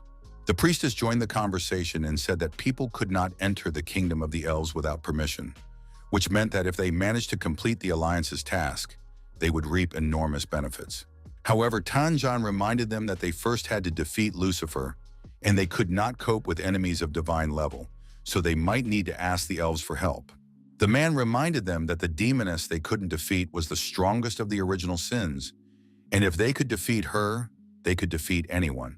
Everyone agreed with this statement and added that if they managed to collect the rest of the weapons of original sin, the mysterious owner of the missing one would take their side. Euphemia had foreseen this outcome, so she made arrangements with the elves in advance and invited them to join the meeting. So, after a while, Alan Lawrence, a court mage of the Sixth Transformation, appeared before them. He greeted the assembled and announced that he was the eldest son of the respected Lawrence family, his every word tinged with arrogance. Some of the warriors were indignant, asking what was so special about this elf, who was not particularly strong. Euphemia began to thank the prince for honoring them with his presence, but they were all interested in what the queen thought of their request. The fair-haired elf looked the priestess up and down and smiled predatorily, licking his thin lips. The saint barely suppressed an irritated sigh when he said that the rumors were true and the priestess was a real beauty. Hearing these words, Orgus could barely contain his anger, his eyes flashing as he looked at this cheeky upstart. Ignoring him, Alan read the queen's decree. She was not opposed to helping, but she had her own conditions. The warriors and the priestess listened in surprise as she explained that humans were not allowed to visit the secret realm of the dragon spirit, that her daughter Lilith must be rescued and brought home, and that the temple was obliged to make a donation. It was expected that the people would be outraged, especially about being forbidden to visit the secret realm of the dragon spirit. Attar Kazan was also present at the meeting and was frightened that the elves wanted to get their hands on the treasures of the secret realm, as he wanted the kingdom of Shiva to do so. Seeing that people were beginning to lose patience and show their tempers more and more, the priestess had to loudly ask everyone to be quiet. Lawrence arrogantly stated that the level of civility among humans, as always, left much to be desired, but he was more interested in what Euphemia would say, and she replied that she was only dissatisfied with the first point. The elf asked which countries had the right to visit the secret kingdom, and the woman replied that it was the Lungxia, the Federation of Eagles, the Kingdom of Flowers, and the Kingdom of Shiva. After thinking for a moment, Alan said that everyone could enter except for the conqueror of the Black Dragon, whom people must bring to the kingdom of the elves. There were too many requirements, and Tanjan slammed his hand on the table. Tired of being treated like a debtor, he asked harshly what it all meant, because it sounded as if the demand was directed specifically against Longxia. But Lawrence said that the man was mistaken due to his short-sightedness, because it made no sense for them to attack a specific country of humans. The head of the City of the Sky joined the conversation and said that the elves were asking for a small fee for their help, so they should think it over. Attar Hazan couldn't take it anymore and shouted that the Longxia should make sacrifices if they wanted to gain such powerful allies who would definitely provide the necessary support. These words made Tanjong turn around and walk away, and Atak shouted after him that it would be his fault if they couldn't get help from their allies. Carolina pulled the guy back and said that this was too much, while Orgus was indignant that his comrade had left the meeting. But Tanjang had no intention of leaving. He approached the city's leader with a look that suggested he would destroy him on the spot. His fist flew so fast that Wei Ming didn't have time to react, and his nose cracked loudly from the blow. Everyone was shocked by the actions of the ever-calm and balanced Tang Jian, who had finally decided to let off some steam due to his pent-up dissatisfaction. Then he turned to the smart aleck Kazan, who had decided he had the right to tell him what to do and what would be on his conscience. Another blow, and another person was knocked to the floor, leaving cracks on the beautiful tiles of the temple. There was such intense anger in his eyes that everyone was frightened when he said that no one would tell the residents of Longshan what to do. Approaching the priestess, he respectfully folded his hands and announced that his city was ready to take responsibility and make concessions, but they would not hand over their conqueror to the elves. After that, he turned around and left the meeting hall with a confident stride, saying that he had important business to attend to. The men he had beaten glared at him viciously. No one expected such behavior from the ever-calm Tang Jiang. Kazan promised to avenge him for the humiliation.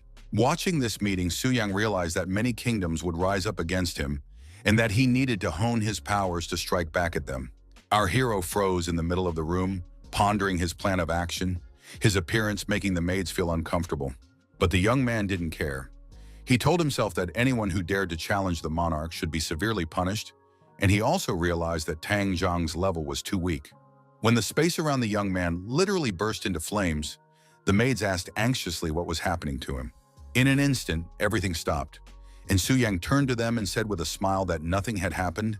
He just wanted to continue the massage because his shoulders were sore. The assistants began to carry out his request and stubbornly massaged his stiff muscles, looking away in embarrassment from time to time, because the guy's body had noticeably changed. Su Yang didn't notice this at all. He was only thinking about why the elf kingdom was so strongly opposed to him, perhaps because of the missing Lilith or the murdered Akawe. Dark clouds gathered over the cottage, as if sensing the young man's bad mood. Our hero decided to visit the elven princess and find out if her courtiers wanted revenge for Akara, but according to the girl, no one cared about him. She said that even among the elves there was no unity, and they were constantly fighting for power, plotting against each other and weaving a web of palace intrigues. Then the guy realized that most likely it was because of the Black Dragon. They feared the one who could subdue it, and they also remembered the ancient devourer. Because of their fear of him, they treated all black dragons with suspicion and hostility, and the secret kingdom was home to the devourer's legacy. So it was understandable why they didn't want the conqueror of the Black Dragon to enter the secret kingdom. Su Yang also told the elf that her dear relatives wanted her to return home. Upon hearing this, the poor girl shook her head, saying that she would never return. Pointing her finger at the young man, Lilith reminded him that he had promised not to send her away and that he must not break his own word. She did not want to return home, no matter how much they asked her to. Hugging the girl, our hero said that of course he would not send her away. He guessed that they did not want her back with good intentions, because she was burdened with the curse of the royal family. But there was one problem. Lilith of the North had already appeared to everyone when he subdued the Black Dragon, and if the elves distributed her portrait, she would be recognized immediately. He was distracted from these thoughts by a notification that Tan Zhan had sent him a message. A short time later, the young man was already meeting the god of war at his cottage. The man was stern. He said he had come on important business and asked the young man to remain calm. According to him, Su Yang might not be able to enter the secret realm of the dragon spirit. And then our hero began to put on a show, pretending to be surprised and upset, asking why he was not being allowed in since he had subdued the Black Dragon. Tang Jian explained that this was the requirement of the elf country. He also said that the elves demanded that Su Yang be handed over to them, but no one agreed to this. Although the young man already knew the news, Tan Jiang's position made him very happy. The god of war promised that Long Xia would compensate the young man for everything. Watching the warrior leave, the young man sincerely wished him well. According to Su Yang's calculations, the opening of the secret kingdom of the dragon spirit was to take place tomorrow. The events take us to the Kingdom of Flowers, where the Mingji family lived. Zhenxi sat near her dragon, upset that Su Yang would not be able to go with them to the secret kingdom, as she had wanted so much to meet him. And in the land of Shiva, the warriors reported to Vishnu that their country had a chance to get into the hiding place and use the stone tablet to suppress the other dragons. Atara's nephew declared that he would do whatever it took, but it was a pity that he would not be able to see the boy who had conquered the black dragon. Soon people saw 6 powerful dragons of the elven race, which had a very powerful composition. However, the elves were not as friendly as they might have seemed. Their leader, Eric, was extremely dissatisfied that 3 people had recently tamed dragons. His friend who was flying nearby said that only God knew what methods and means humans had used to achieve such success. The prince smiled and said that when they conquered the human world, the Lawrence family would receive a large territory whose inhabitants they could dispose of as they wished. Soon they saw 2 female riders coming to meet them, red-haired Valia and a smiling blonde from the Minji clan. The vile prince could not wait to conquer this world so that he could do whatever came into his head. The girls looked at the elves and realized that they were disappointed in them. Their intuition had been right to tell them to stay away from these guys. Behind Genshi appeared Tokugawa Sano, who told the girl to relax and stop being so nervous. Velia listened to Carolyn's advice, who asked her not to act like a hero if danger arose, because life was above all else. Looking at the portal from which new dragons were appearing, one could confidently say that the Queen of the Elves had put on a lavish show, since she had brought so many people. Atar Kazan's nephew had also arrived, promising his uncle that he would show what the country of Shiva was capable of. Seizing the moment, the third prince, Eric, flew up to Genshi and asked if such a beauty would like to join his team, but the girl turned away in confusion. They were already flying very close to the location of the portal to the secret kingdom. Atar could only gloat and imagine how surprised all the dragon owners would be when they realized they had a stone tablet that could control these animals. By destroying the riders, they would get 8 huge dragons. It was just awesome, and the man could barely contain his joy. However, at some point, everything went wrong, because a forbidden spell was used, killing people from the kingdom of the elves. Lifting his head, Atar Kazan saw a mage rapidly approaching him, and a strong sense of alarm arose within him. It was Orgus Stone, who had apparently uncovered the evil plan of the inhabitants of the kingdom of Shiva. The mage activated his magical powers and decided to burn the traitor who had crossed the line. There was so much fire that it seemed it would engulf everything around it and burn the area to ashes. Flying over this fiery hyena, Su Yang thought that it was very useful to be able to control a 9th transformation specialist. Literally holding control over Orgus' soul in his hands, the young man smiled, thinking that this great mage would now fight for him. Sitting on the black dragon and holding control over another person in his hands, Su Yang felt immeasurable power. At one point, he wanted the dragon to devour absolutely everything that lay before their eyes. So soon, the fire flared up many times brighter and consumed everything its creator desired. Looking at this madness, the shogun of the Kingdom of Flowers thought that Orgus had gone mad and needed to be stopped immediately. He ordered Ataru to rise immediately, for they must act together as allies. But instead, the representative of the Kingdom of Shiva attacked the shogun, causing him sincere bewilderment. Tokugawa Sano realized that the 2 people he trusted relatively had gone mad. But soon the shogun himself began to act against his will, because coercive intervention was used against him. Now the 2 men who had previously been allies were fighting each other, trying to kill each other.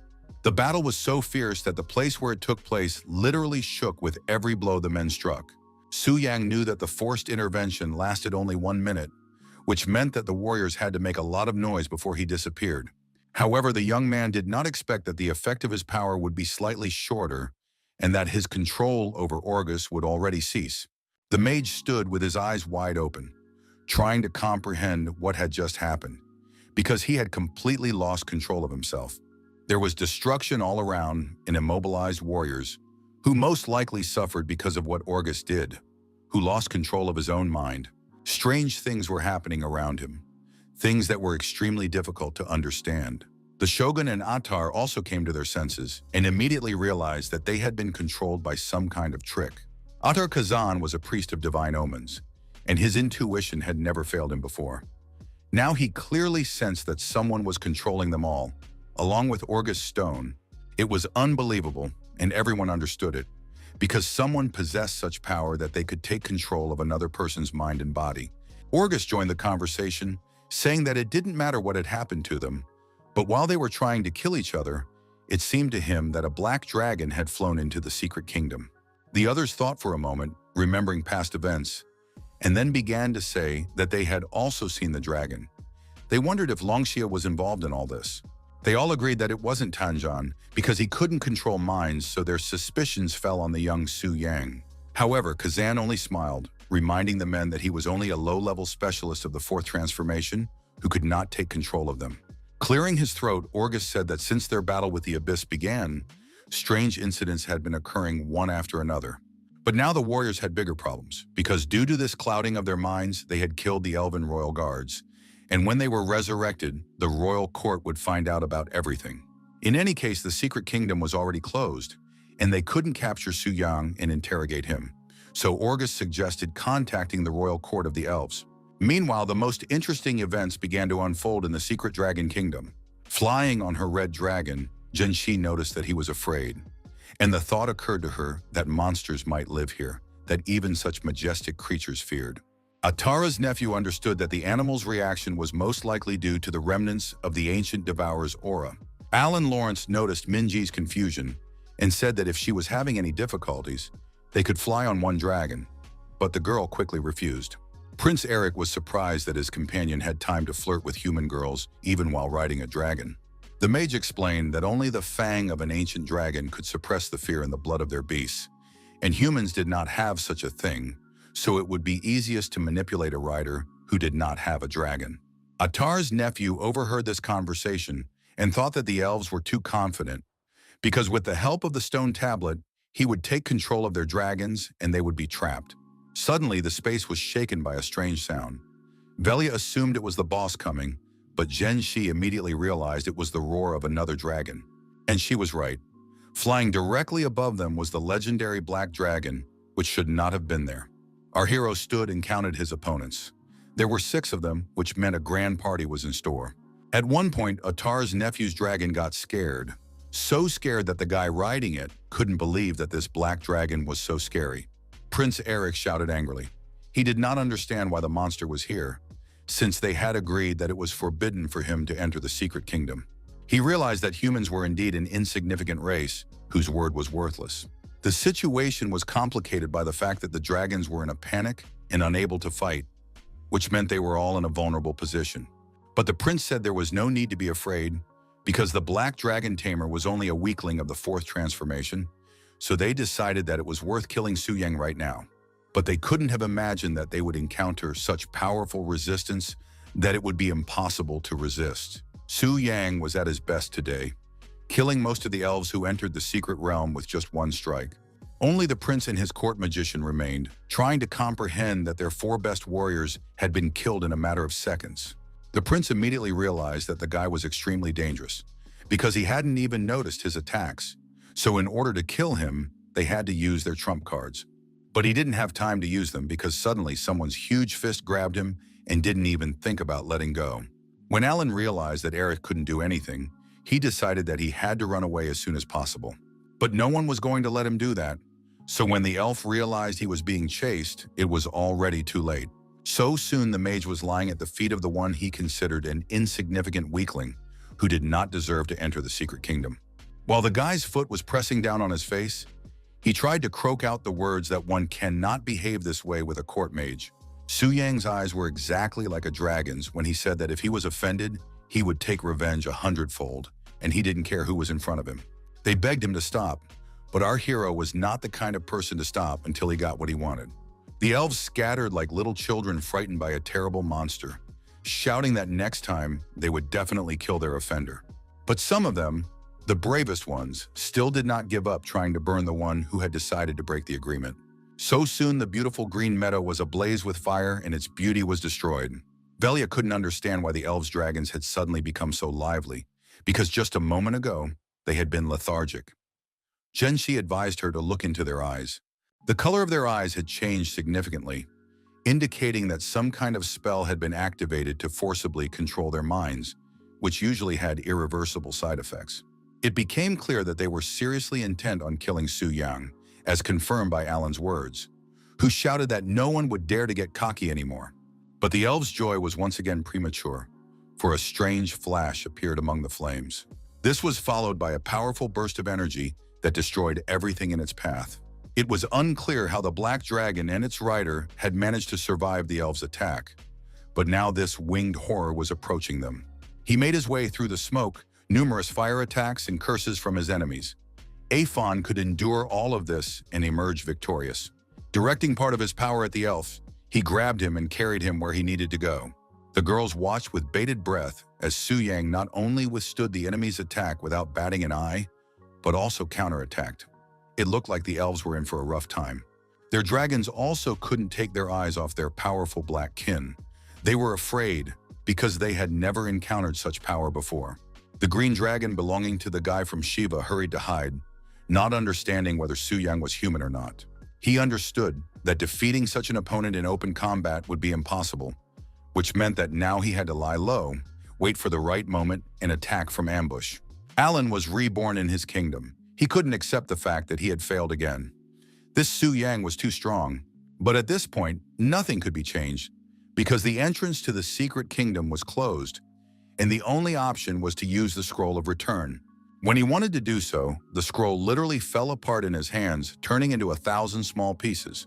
Suddenly, Su Yang appeared before them and asked with a smile if they really wanted to leave without his permission.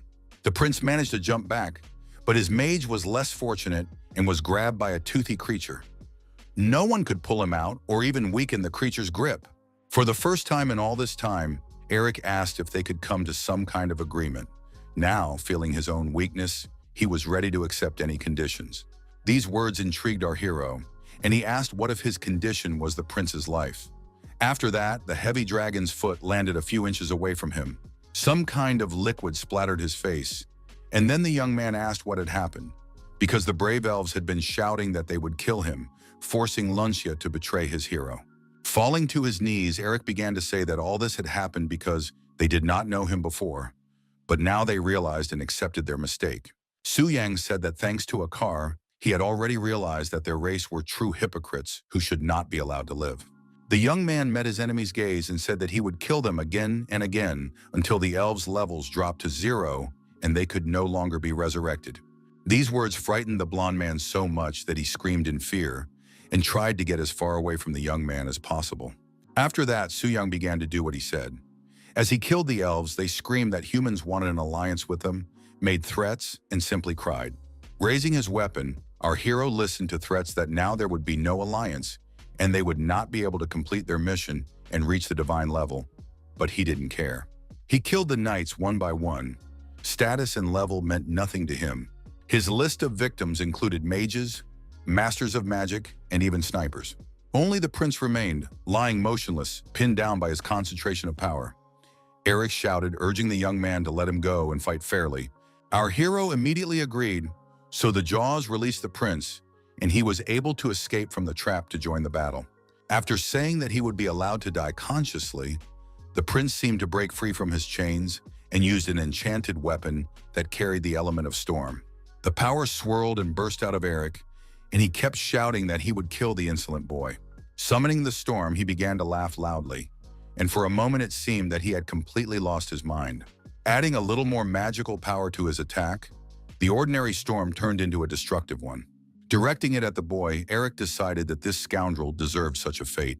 However, Su Yang was not only able to get out of this mess, but also preserve his health, losing only 10%. The blonde couldn't believe what was happening, and he began to claim that he was definitely not facing a fourth transformation specialist.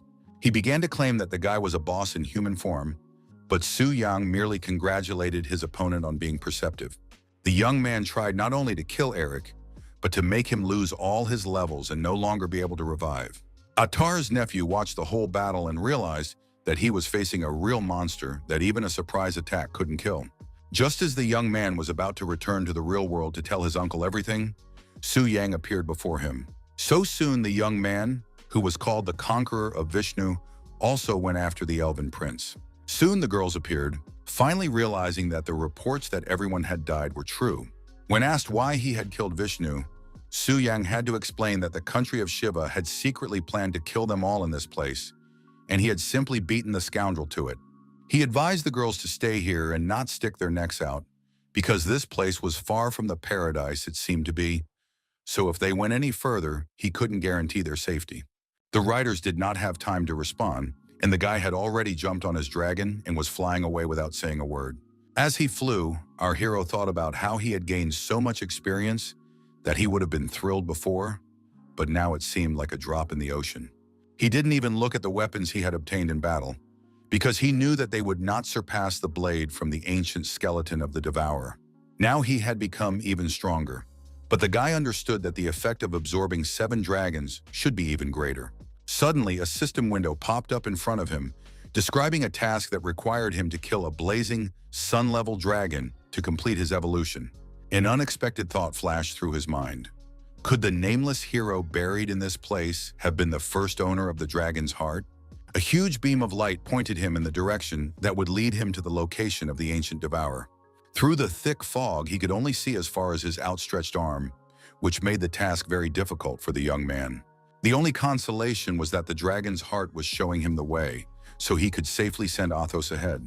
Of course, this adventure could not go smoothly, as creatures that had been dormant for many centuries broke into this world. Resembling skeletons, they screamed loudly and headed toward the young man so quickly that he did not have time to come up with a plan of action.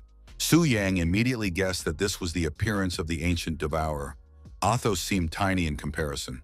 Even the dragon became nervous, sensing the approach of an ancient force that made the blood in his veins run cold. Our hero wanted to defeat this creature and become the continuation of the legend, but the black dragon began to resist his orders. Then it became clear that it was not a matter of the dragon's desires. It seemed that there were some rules in this area that prohibited flying. So poor Athos began to descend sharply, dropping straight into the thickening fog. At that moment, a flying skeleton began to approach them, which apparently was not subject to this flight ban. Looking at the ancient devourer's hand, the young man thought, why not try to climb up it? It reminded him of some ancient ritual. The creature's eyes suddenly lit up and began to burn with a purple fire that inspired fear. Suddenly, the dragons he had killed earlier appeared before him. Somehow, they had been resurrected, so the young man wondered if there was a necromancer somewhere nearby. Fire began to burst out of the thick fog, so powerful that it seemed it could easily burn our hero and the dragon. But in fact, this fire belonged to Su Yan, who had finally decided to test his weapon because now was clearly the right moment. So without thinking twice, he jumped, intending to defeat his bone-like opponent with this huge sword. It turned out that this sword was very good at crushing bones, so soon all the monster's vertebrae were separated from each other.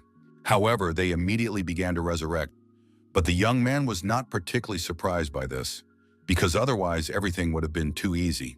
Standing next to Athos, the young man declared that he would kill the enemy as many times as necessary, because difficulties were nothing new to him.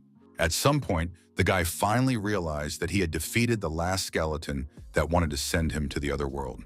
The young man did not understand the meaning of this trial, but he completed it, even though it took a lot of his strength. So now he decided that it was worth reaching the top in one go and completing this task. But once again, things did not go smoothly, because a thick white smoke appeared in the hero's path, resembling a magical portal. Whether it was a portal or a magical hurricane, it knocked the guy off his feet, causing him to stagger and fall off the road. Fortunately, he managed to grab onto a ledge, which prevented him from falling into the abyss that was now directly below him. What our hero saw before him seemed impossible and made him forget everything for a moment and feel only fear. Before him was Athos, struck by dark magic in the fog, screaming in pain as life drained from him. Then a human-like figure appeared, a shadow that was walking straight towards the ledge that the stunned Su Yang was holding on to. Smiling nervously, the guy thought that surprises were literally chasing him, one after another, not giving him a moment's respite. Su Yang expected this creature to try to destroy the rock he was holding onto, so he managed to reposition his hands in time and avoid falling. But his opponent was no fool either, and began to look down carefully, trying to predict the young man's actions. But it didn't work, because the guy was able to dodge every attack, moving so fast that it was impossible to catch him. Su Yang was even a little glad that such a wonderful opportunity had come his way, because he could finally use his weapon on someone truly strong. The only thing that bothered him was that the ancient devourer's attack was more like a well-thought-out trap, with its narrow space, attacks, flight restrictions, and dead enemies, reminiscent of a game designer. This character was from the realm of flowers, but he couldn't get here without a dragon. Activating his power, the young man thought that since they had taken away the dragon he had spent so long taming, he would tear out as many bones as possible from his enemy, and he didn't care who was in front of him. The shadow that resembled a man whispered something about flames, testing qualifications, and passing trials. Only now did Su Yang notice that Ato's body was gradually recovering. It seemed that the concentration of blood power was being tested by burning, but if the dragon couldn't withstand it, it would die forever. Now the young man understood that most likely he was standing before the very nameless hero of whom legends were told. Su Yang felt a sense of respect for this being growing inside him, so he introduced himself and said that he was a warrior from Longxia. However, the shadow asked him twice who he was, which suggested that she sensed that the young man was the Lord of Original Sin. Then he noticed the sword held by the shadow of the hero. It was powerful and somehow strangely familiar. While the guy was thinking about this, his opponent was able to get close to him with incredible speed. So he only managed to see a blindingly bright red light. And then our hero felt so uncomfortable that he couldn't utter a word. Only a quiet moan escaped from his chest. He braced himself for intense pain, but it didn't come, and his health points didn't decrease, even though Su Yang was sure the blow had landed. The shadow itself began to stutter, saying that the correction had failed, followed by a series of incomprehensible sounds. Even though our hero did not understand the situation he found himself in, he decided that the best solution would be to rush into the attack. So the battle began, on which the young man's well-being depended. He understood this and tried to do everything he could to win. The enemy kept up, and it seemed that with each attack, his strikes became more accurate, and it became much more difficult to dodge the sword. But our hero was no slouch either. He intended to use his weapon to its full potential to defeat the one who wanted him dead. The shadow was a very experienced fighter, possessing many techniques that gave him an advantage in this battle. Su Yang never ceased to be amazed at how skilled this creature was. He wanted to learn at least some of its combat experience. The guy's arsenal included methods that were not so sophisticated, but no less effective. So when his opponent's sword came at him again, he grabbed it with his teeth with all his might. Then he delivered a blow that allowed him to literally rip the sword from his opponent's hands with his jaw. Taking the sword in his hands, the young man proudly declared that after his absolute empowerment, even his teeth had become much stronger. But even that did not make the task of killing the legendary hero any easier, for he was a character that everyone spoke of with fear and awe. However, now the legendary hero no longer had a weapon, which meant that his combat power was significantly reduced, and it was only a matter of time before Su Yang achieved complete victory. At some point, the shadow abruptly stopped attacking and sat down in front of the guy in the lotus position, placing his hands on his knees. For a moment, the shadow's face began to take on a clearer outline, and it frighteningly resembled Su Yang's profile.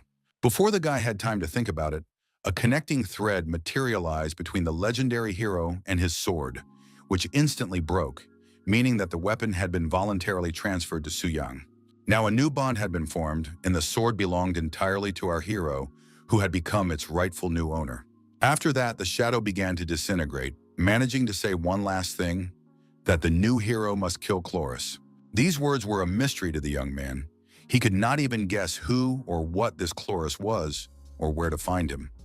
The only thing the boy could do was read the legend of the nameless hero. The system reported the appearance of a new weapon, but the full characteristics of the Crimson Blade were unknown, and its mark was damaged. It was also said that the weapon was superior, which also meant nothing to the young man. In addition, he learned that the weapon absorbed red moon crystals in order to perform corrective attacks. He had crystals now, so he decided to use one to find out what would happen next.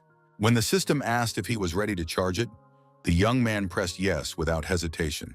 Everything around him flashed, and the stone began to be absorbed by the sword, after which it became clear that one crystal was equal to one charge. Our hero was distracted from these thoughts by the familiar roar of a dragon. It was Athos. He had made it through and survived, which meant he had become even stronger, which was a cause for celebration. His former pale flame had disappeared, and now orange fire burst from his mouth, which was much more dangerous. Su Yang couldn't be happier with his dragon. Not only had it become so strong, but it had also literally escaped the jaws of death. It turned out that the black dragon Athos had absorbed the dark flame, thereby preventing the immortality of those ghostly creatures. This feature reminded the young man of necromancy, so it seemed that the black dragon had become something like a necromancer. The bone dragons also rose from the dead, but now they did not try to attack and apparently became Eidos minions. A picture already appeared in the boy's mind of him flying on his mighty Atos, accompanied by a whole flock of bone monsters. He wondered if he could create an entire army of undead by killing monsters and bosses. Then he would become truly invincible. Approaching the monsters to get a better look at them, our hero noticed a number above each of them. He had never noticed anything like this before, and thought that this update was somehow related to the Crimson Blade. He wanted to try out his new powers, so he immediately activated the fix, deciding to apply it to one of the skeletons. Clutching the blade tightly, he walked forward confidently, imagining that in a moment, new doors to a world of strength and power would open before him. A moment later, nothing remained of the dragon, and that was not a metaphor. Not even dust remained of the enormous creature. The system reported a so-called crimson infection, which caused the enemy to lose all its life force. Su Yang realized that he was dealing with complete destruction at the level of direct rules, because even the undead, which could be resurrected, were instantly killed. Then he remembered that the nameless hero had tried to use a fix on him, but for some reason it hadn't worked. Su Yang assumed that it was somehow related to the system itself, so he asked if it had any clues, but there was no response. The journey to the secret realm exceeded all expectations, as Athos received his inheritance and Su Yang received a godlike artifact. The hero understood that he needed to protect the Red Moon crystals, because the only way to obtain them was to face a random invasion of the Red Moon. Suddenly, a portal appeared, which made the two dragons resting near that place nervous. Velia and Zhenxi looked at the open passage in surprise and tried to understand why it had suddenly appeared. The blonde said that Velia could go first and she would wait here. The red-haired beast guessed that the girl wanted to wait for Su Yang. She was about to leave so as not to interfere with their meeting, but her dragon suddenly began to resist and then trembled, and the same thing happened to his red counterpart. Soon they understood what was going on. Su Yang had returned on the black dragon, which instilled terror in all living creatures, making them tremble with fear. Noticing that the dragons were extremely depressed, the guy ordered Athos to calm them down, and he roared for the creatures to stop being afraid, because he did not plan to kill them yet. They did not stop trembling, nor did they begin to move, but stood with their heads bowed before Athos, who had become even greater and gained new power in the kingdom. Getting off his pet, our hero said that the girls had done a good job. Now the secret kingdom was unlocked and they could leave. In addition, he emphasized that he hoped these events would not become public knowledge, as this would be better for both the riders and himself. At first, the young ladies didn't know what to say, but then Zhenxi found the strength to say that they wouldn't tell anyone. The blonde was a little upset that the meeting with this guy had been so short. She felt that he was a good person and wanted to talk to him some more. The intense stares that Zhenxi gave Su Yang made the guy extremely uncomfortable, and he didn't know how to behave. Entering the portal, the girl waved at him in a friendly manner, reminding him of a cheerful child who had no idea about all the intrigues of the adult world. Su Yang liked this lightheartedness, and he was pleased that this strange girl considered him a good person, even though that could easily be disputed. Our hero understood that he couldn't just leave because he had gotten himself into a very complicated situation, so he had to come up with something. He thought that if missions for factions had appeared in the world, then just as people could become demons, demons also had the opportunity to join the human faction. This made sense, but it wasn't a proven fact, so the guy decided it was worth finding out in practice. So he ordered the system to launch a parallel incarnation. So, a second later, he found himself in the demon abyss, which became more and more lively with each of his visits. A message appeared stating that the properties of one-way entry into the abyss had been canceled, so demons could freely move to the outside world. This was exactly what the guy had expected. Ordinary demons could become nothing more than a source of experience for humans, but if the king of original sin emerged, everything could become much worse. Thinking about all this, the Dark Lord summoned Lucifer, who came at her master's first call. The Lord asked if she could pass through the gates of the abyss right now. The demon hesitated for a second, then said that it was worth trying first. And after a short phrase, "Go," she found herself in the North Siberian plain, where the gates of the abyss were located. The guards were already tired of standing guard. They were cold and losing their vigilance, not believing that demons would want to go out in such cold weather. However, they realized how wrong they were when they saw the demoness standing right in front of them. She did not rush to attack, realizing that her powers had been depleted. A frightened warrior asked his comrade if the demons could already come to the outside world, and the second ordered him to immediately report everything to the high priestess. The brunette approached even more rapidly. She did not like that the men were so noisy, their voices annoyed her. So she quickly dealt with the sources of her irritation. It all happened so fast that the men didn't even have time to squeak. After that, she moved on, traversing the icy desert as if she were its mistress. A few minutes later, she returned to the abyss to report that his guess had been confirmed. But the Lord noted that her powers had weakened to a semi-divine level. It was sad, but even with such power, Lucifer surpassed most specialists, so he ordered her to go to the mortal world and punish the disobedient. For the demoness, carrying out this order was something like supreme bliss. Then the Lord showed the servant an image of Su Yang and asked her to bring this man, who would become his guide while he slept. Shortly before that, there had been arguments around the portal, with Tang Zhang accused of breaking the agreement because Su Yang had entered the secret realm. Orgus also noted that after his appearance, they began to attack each other and even their allies, the elves. Tanjing had nothing to say. He himself did not understand how all this had happened, so he wanted answers no less than everyone else. The elven guard declared that as soon as the boy came out of the portal, he would immediately take him to the royal court for questioning because the honor of the elves could not be tarnished. He also demanded that Tan Zhang, who was to be interrogated, go with them. The man was extremely angry when he heard this, so he hissed that they would not have enough strength to deal with him. When Velia and Zhenxi returned, they were confused because they were met by men with very serious expressions on their faces. They immediately rushed up to them and asked why only the two of them had come out. They were interested in where Su Yang was and why the elves had not come out. Velia didn't know what to say, but the blonde took it upon herself and made up a story that they had been separated from the beginning and then got lost. According to her, they hadn't found any treasures and had almost died. The girl said she didn't know what had happened because after the flash of light, they had been teleported back to the entrance. Listening to this story, the guardsmen assumed that if it was true, then someone had managed to obtain the royal inheritance. But he did not understand why the others had not come forward. Grabbing Velia and Zhenxi by the hand, the man ordered the girls to go with him to the kingdom of the elves so that he could question them. However, Orgus and Tokugawa immediately stood up for them, saying that they were their people and no one had the right to interfere. Then the warrior began to manipulate them, saying that if they interfered with his work, there could be no alliance, and if something happened to the prince, they would all suffer. Attar Kazan joined the conversation and asked everyone to calm down, because an important alliance was at stake, one that could help them survive if the Lord wanted to leave the abyss. The guard appreciated this speech, so he said that he would report to the queen that only the kingdom of Shiva wanted a strong and lasting alliance. Meanwhile, a dark crack appeared in the sky, from which emanated a very dark and ominously powerful aura. After that, a figure emerged from it, which no one had expected to see. Everyone screamed in horror that Lucifer, the Queen of Pride, had entered their world, and no one understood how she had managed to escape from the abyss. However, Orgus smiled and noted that her aura was not as strong as when they had encountered her in the abyss.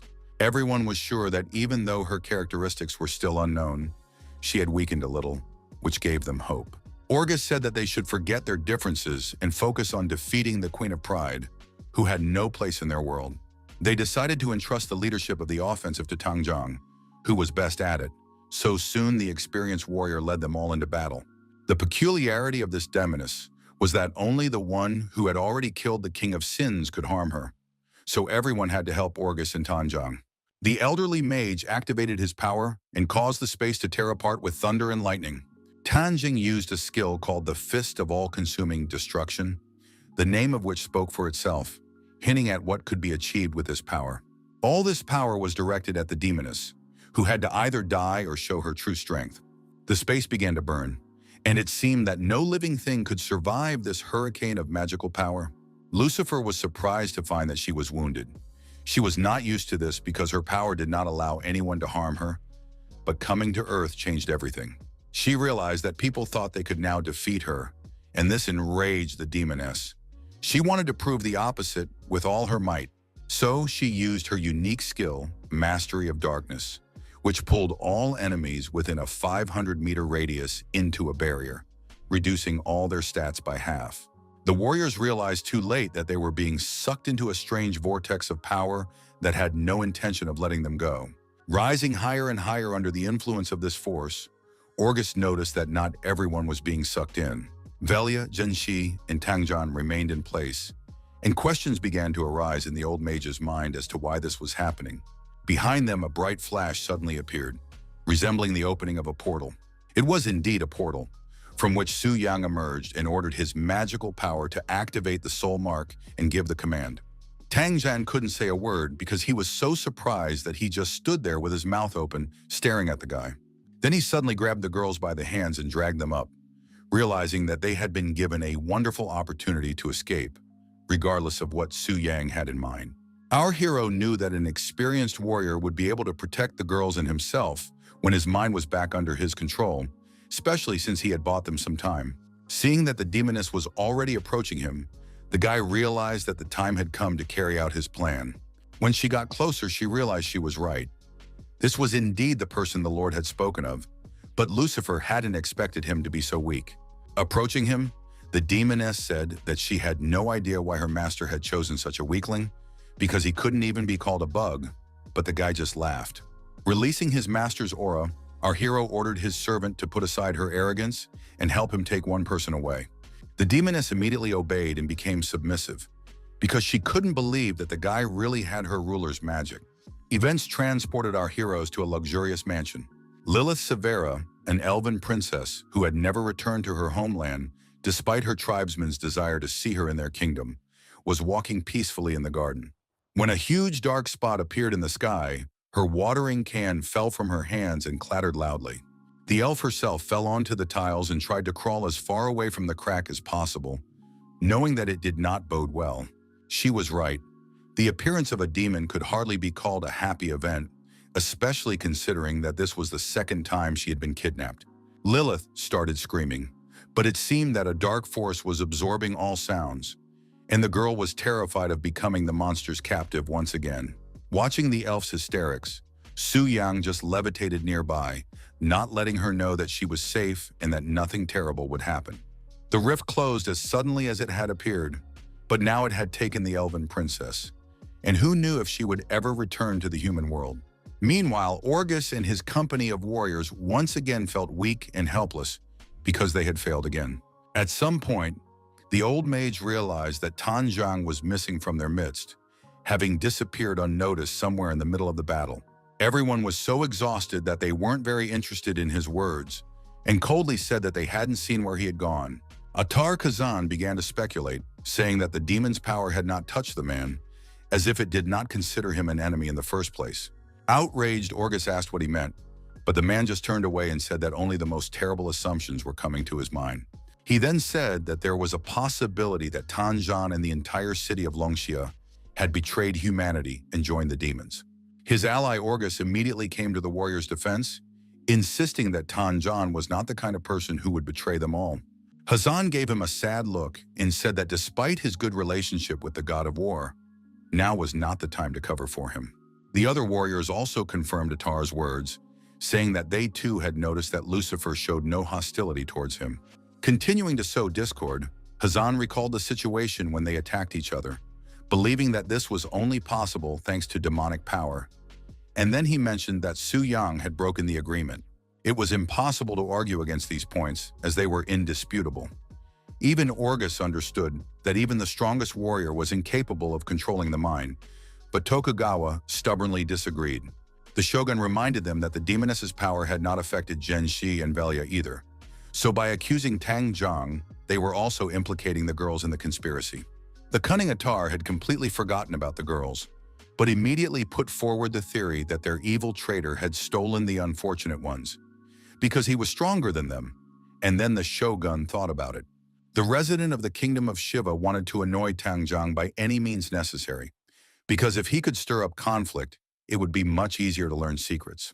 So he continued to insist that something was wrong with the warrior, and that they all needed to think carefully about all these discoveries, no matter how difficult they were to believe. While he was saying that they needed to hurry to find Tan Zhang, the god of war had already found the one who was sowing discord. The fist slammed into Atar's face with such speed that he couldn't react or understand when the inevitable had happened. Shoving Kazan aside, Tanjong threatened that if he dared to slander him again, he would quickly resurrect him right there. But now Orgus had taken Atar's place, as he was consumed by doubts.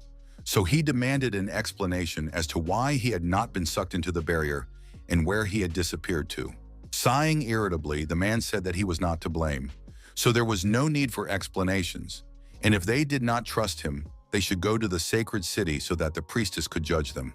Velia spoke up in defense of Tangjong, saying that he had saved them in Zhenxi and carried them non-stop to the border of Longxia, and only then turned around and went back, as if someone were controlling them. These words influenced the men, and they decided that it was unlikely that a warrior would suggest going to the holy city if he were in league with demons. Now the only suspect was Su Yang, but Orgus was sure that this was all nonsense, and that a novice could hardly cause them such problems, since he had only managed to reach the fourth transformation. To avoid racking their brains, the heroes decided that they really should go to the holy city and ask the priestess to resolve everything, and at the same time deal with the elves. Meanwhile, Hazan had just come to his senses, and the first thought that came to his mind was that he had to make Tanjong pay for the humiliation. When they arrived at the temple, the priestess's first question was whether everyone present was sure that they had no connection to demons and knew nothing about mind control. Everyone, including Tanjong, said they knew nothing, and the light above the man continued to burn brightly, indicating that he was telling the truth. Now Yufei understood why the man was so confident and why there was not a shred of doubt in his words. He was honest. After that, the priestess moved on to questioning Velia and Zhenxi. She was interested in whether their story about staying in the secret kingdom of the dragon spirit was true. The lights above their heads dimmed sharply and almost went out. The girls could not have imagined that the priestess had such an ability. No matter how much they wanted to protect Su Yang, they were left with no choice. Everyone was shocked that the girls were liars, and they were immediately questioned about what they had decided to hide. Tang Zhen couldn't believe that all these events were really connected to Su Yang, but no matter how he looked at it, all roads led to him. Before that, he had carefully studied his past, asking everyone from classmates and former guilds to temple priests, and everyone spoke of him as a talented and peaceful guy. Even if he was connected to demons, he still saved him and the girls, so the warrior didn't know what to do. Was he really going to have to neutralize the kid? The priestess announced that there was no point in hiding the truth, because her magic could only make the liars worse. She suggested that they tell everything here or go with her to the confessional. Looking at her friend, Velia said that if the priestess had such an ability, she would help them figure out the truth. The blonde was thinking the same thing, so they decided to go to the confessional. Turning around, Euphemia ordered them to follow her, after which the doors of the hall opened by themselves. Finally, they gave Atar Hazan a threatening look, both of them understanding that he was in trouble after their story about how he and his nephew had been plotting a conspiracy. 10 minutes later, the confession was over, and the truth finally came to light. The journey passed in silence. The only sound in the excited girls' heads was the click of Euphemia's heels.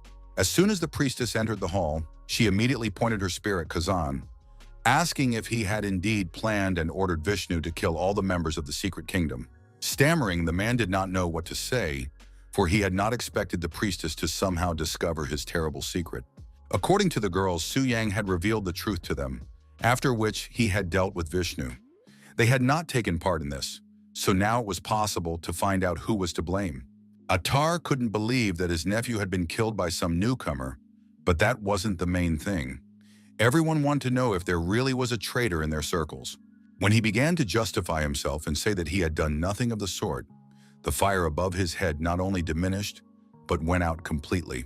That was the answer, after which Yufei said that she was temporarily transferring the right to carry out the sentence to Tangjong, which consisted of 3 death penalties and imprisonment. Burning with righteous anger, the god of war asked a rhetorical question. Were he and the 2 girls still alive only because Atar wanted to pin the blame on Su Yang? The representative of Shiva's country began to say that it was all slander and that he had not made a deal with the demons, which was true, as was the fact that Su Yang had killed the elves. But no one believed him anymore, which was Su Yang's plan, which helped him clear his name. Soon a beam of light illuminated the walls of the temple, signaling that the man's punishment had come into effect. Tangjong's power was flawless, enveloping the criminal's body and causing him pain, preventing him from getting up from his knees. But the man was not finished yet. He was just getting warmed up, and the anger inside him had not yet subsided. He directed such a powerful stream of fire at the villain that it should have simply incinerated him. Now he finally took pity on Attar and said that he could go to prison to await his final sentence. Hazan wanted to say that he would still make them all dance, but the guard's spears closed in front of him, silencing him. It was clear that everything had been revealed and that the state of Shiva would soon pay for everything. He could not allow this to happen, so he decided that it was time to send his last message. He demanded that his brother tell the kingdom of the elves about Su Yang's murder of their prince and organize their state succession to the demon faction in order to take revenge. This turn of events surprised Su Yang. He could not have imagined that Shiva's state would literally commit suicide. But the cunning Attar could not even imagine that his every action was bringing him closer to the edge, for he did not know that the Lord of Demons was Su Yang, whom he hated. If the state of Shiva joined the demons, Su Yang would be able to dispose of it as he saw fit, and he would gladly accept this generous gift. As for the elves, our hero came to a simple conclusion.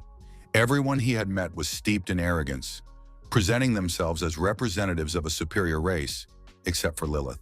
So he decided that when he ascended as the Lord of Original Sin, he would show the elves who the real master was. But he decided to think about it later, because due to the events in the secret realm of the dragon spirit, he had not raised his level for a long time. Transported to the abyss, the guy ran into Livia, who couldn't understand why the Lord had chosen such a weak person as a mediator. Exuding the aura of a ruler, our hero ordered her not to ask unnecessary questions and simply to follow orders. When she felt the Lord's magic, she first thought it was her imagination, but soon realized that it really did come from Su Yang. So she quickly realized that the Lord's decision was something they couldn't understand, so it was worth establishing a relationship with his guide. After that, the guy went to the statue, which gave him tasks to complete. The process was the same as in the Temple of Rebirth, so the guy assumed that he could also create a VIP room in the Demon Temple. He had already thought through all the details. First, he had to allow the strongest demons to perform 5-star transformation tasks, and if everything went as planned, they would most likely face an invasion by the Red Moon, as a result of which they would obtain crystals, which he, as the Lord, would demand be brought to him. Such manipulations would help him become the happy owner of many crystals, which he would obtain without much effort. The task he received for the 5th transformation seemed difficult, but the system required it in order for true specialists to emerge. So he decided to first take a walk through the abyss to complete the first part of the task. Meanwhile, in the state of Shiva, specifically in the Temple of Ganga, things were unsettled. The ruler was making plans for how his empire would rise when the plan came to fruition. Then they would be able to forget about the alliance with the elves and kill the Lord themselves. He noticed that someone had sent him a message, which meant that news of their triumph could arrive very soon. The ruler did not expect to see news that Vishnu had not only failed, but had been killed. The man was shaking slightly, unable to understand how Vishnu, his most outstanding son, whose talent for taming beasts was even greater than his own, could have perished. But now he understood that he had to pull himself together, because the plan had been revealed, which meant that his brother was in danger and the temple would soon be knocking on his door. A decision had to be made immediately. It was obvious that joining the demon faction was tantamount to betraying all of humanity, and once he set foot on this path, there would be no turning back. He convinced himself that he had been forced to do it in order to relieve himself of at least some of the guilt for what would be done next. Meanwhile, in the holy city, Attar had been arrested, and now Tanjun believed that Su Yang's case needed to be discussed. Orgus said confusedly that he still couldn't believe that a guy with the 4th transformation had managed to kill a warrior with the 6th and an elven prince with the 7th. He believed Velia's words, especially since they had been confirmed by the priestess, but the fact itself was very strange and absurd. According to Velia, the guy used some kind of item that completely paralyzed and neutralized Eric. She had never seen anything like it. The knight said that it sounded like a state of captivity, but low-level specialists could not apply it so easily. The mage concluded that no rules applied to Su Yang now, so either he was hiding his true level, or he had an item in his arsenal that allowed him to ignore level suppression. Tang Jian expressed his opinion that he considered the guy innocent, because he was only counterattacking and did not cause harm without reason. The shogun joined the conversation, saying that although he might not be guilty in their eyes, the Elven Kingdom would see things very differently. The priestess agreed, saying that even if Su Yang had not harmed anyone first, The kingdom of their potential allies would demand an answer. Suddenly, one of the servants ran into the temple. She was not just excited, but terrified, shouting that their situation was dire. She ran up to Yufei and began whispering something quickly in her ear, clearly not wanting outsiders to hear the information. After hearing what she had to say, the priestess banged her staff on the floor and announced that due to the emergency, the meeting would be temporarily suspended. The woman announced that Atar, through Amino, had prepared the state of Shiva to side with the demons, and now they had started an irreversible process. Now the entrance to the abyss, which was on Shiva's territory, had opened its mouth and was swallowing innocent people who had not made this choice. The ruler Amino decided for everyone that if they could not become the strongest thanks to their heritage, they would join the ranks of the demons, and when they became strong, they would return and take revenge.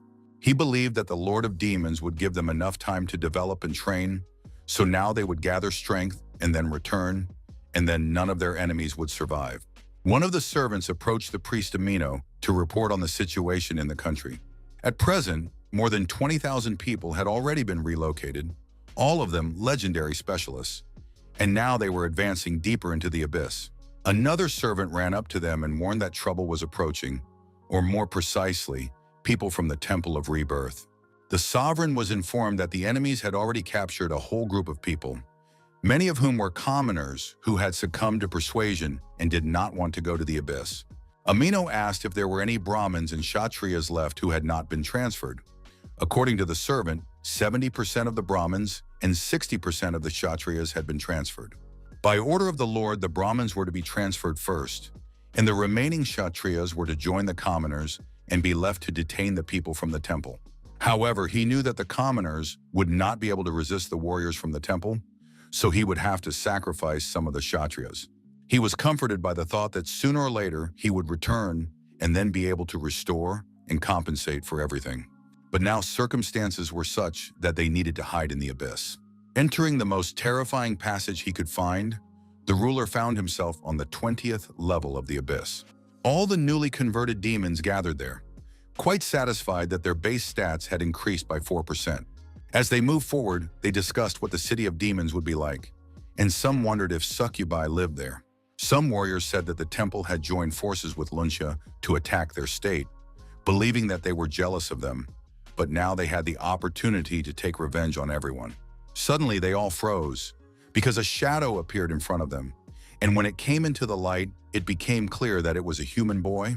The newly converted demons were eager to test their new powers, so they decided to teach the boy a lesson for daring to scare them with his unexpected appearance.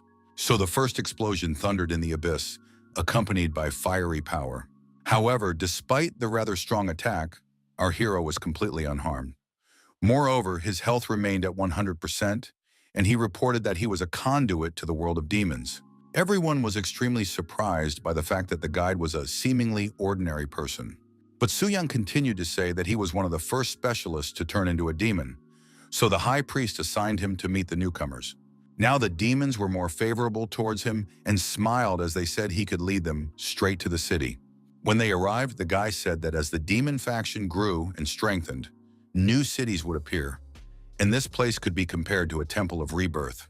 Su Yang was about to leave, but suddenly the demon who had attacked him decided to ask where the first convert was from.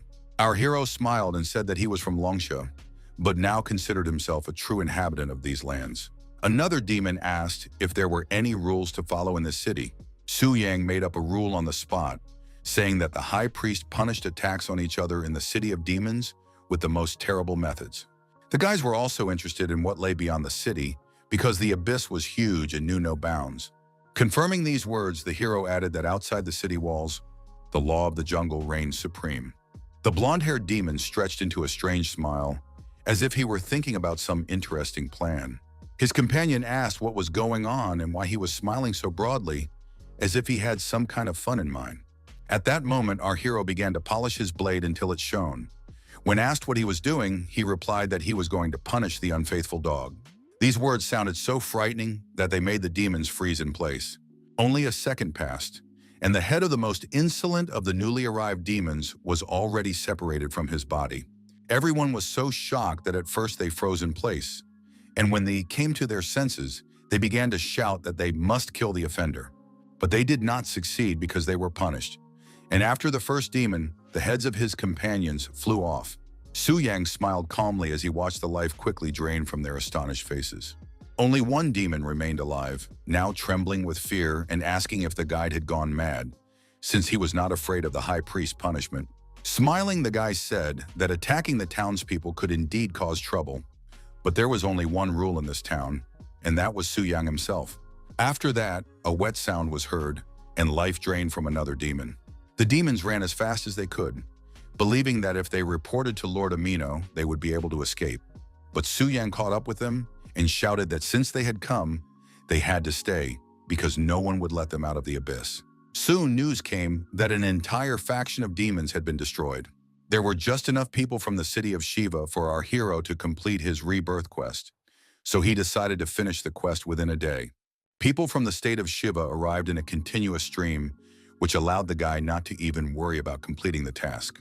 He could already feel the power beginning to surge at his fingertips, and it brought him inexplicable pleasure. Behind him, a fire fueled by demonic energy was already burning. The guy had learned what power was and didn't want to part with that knowledge.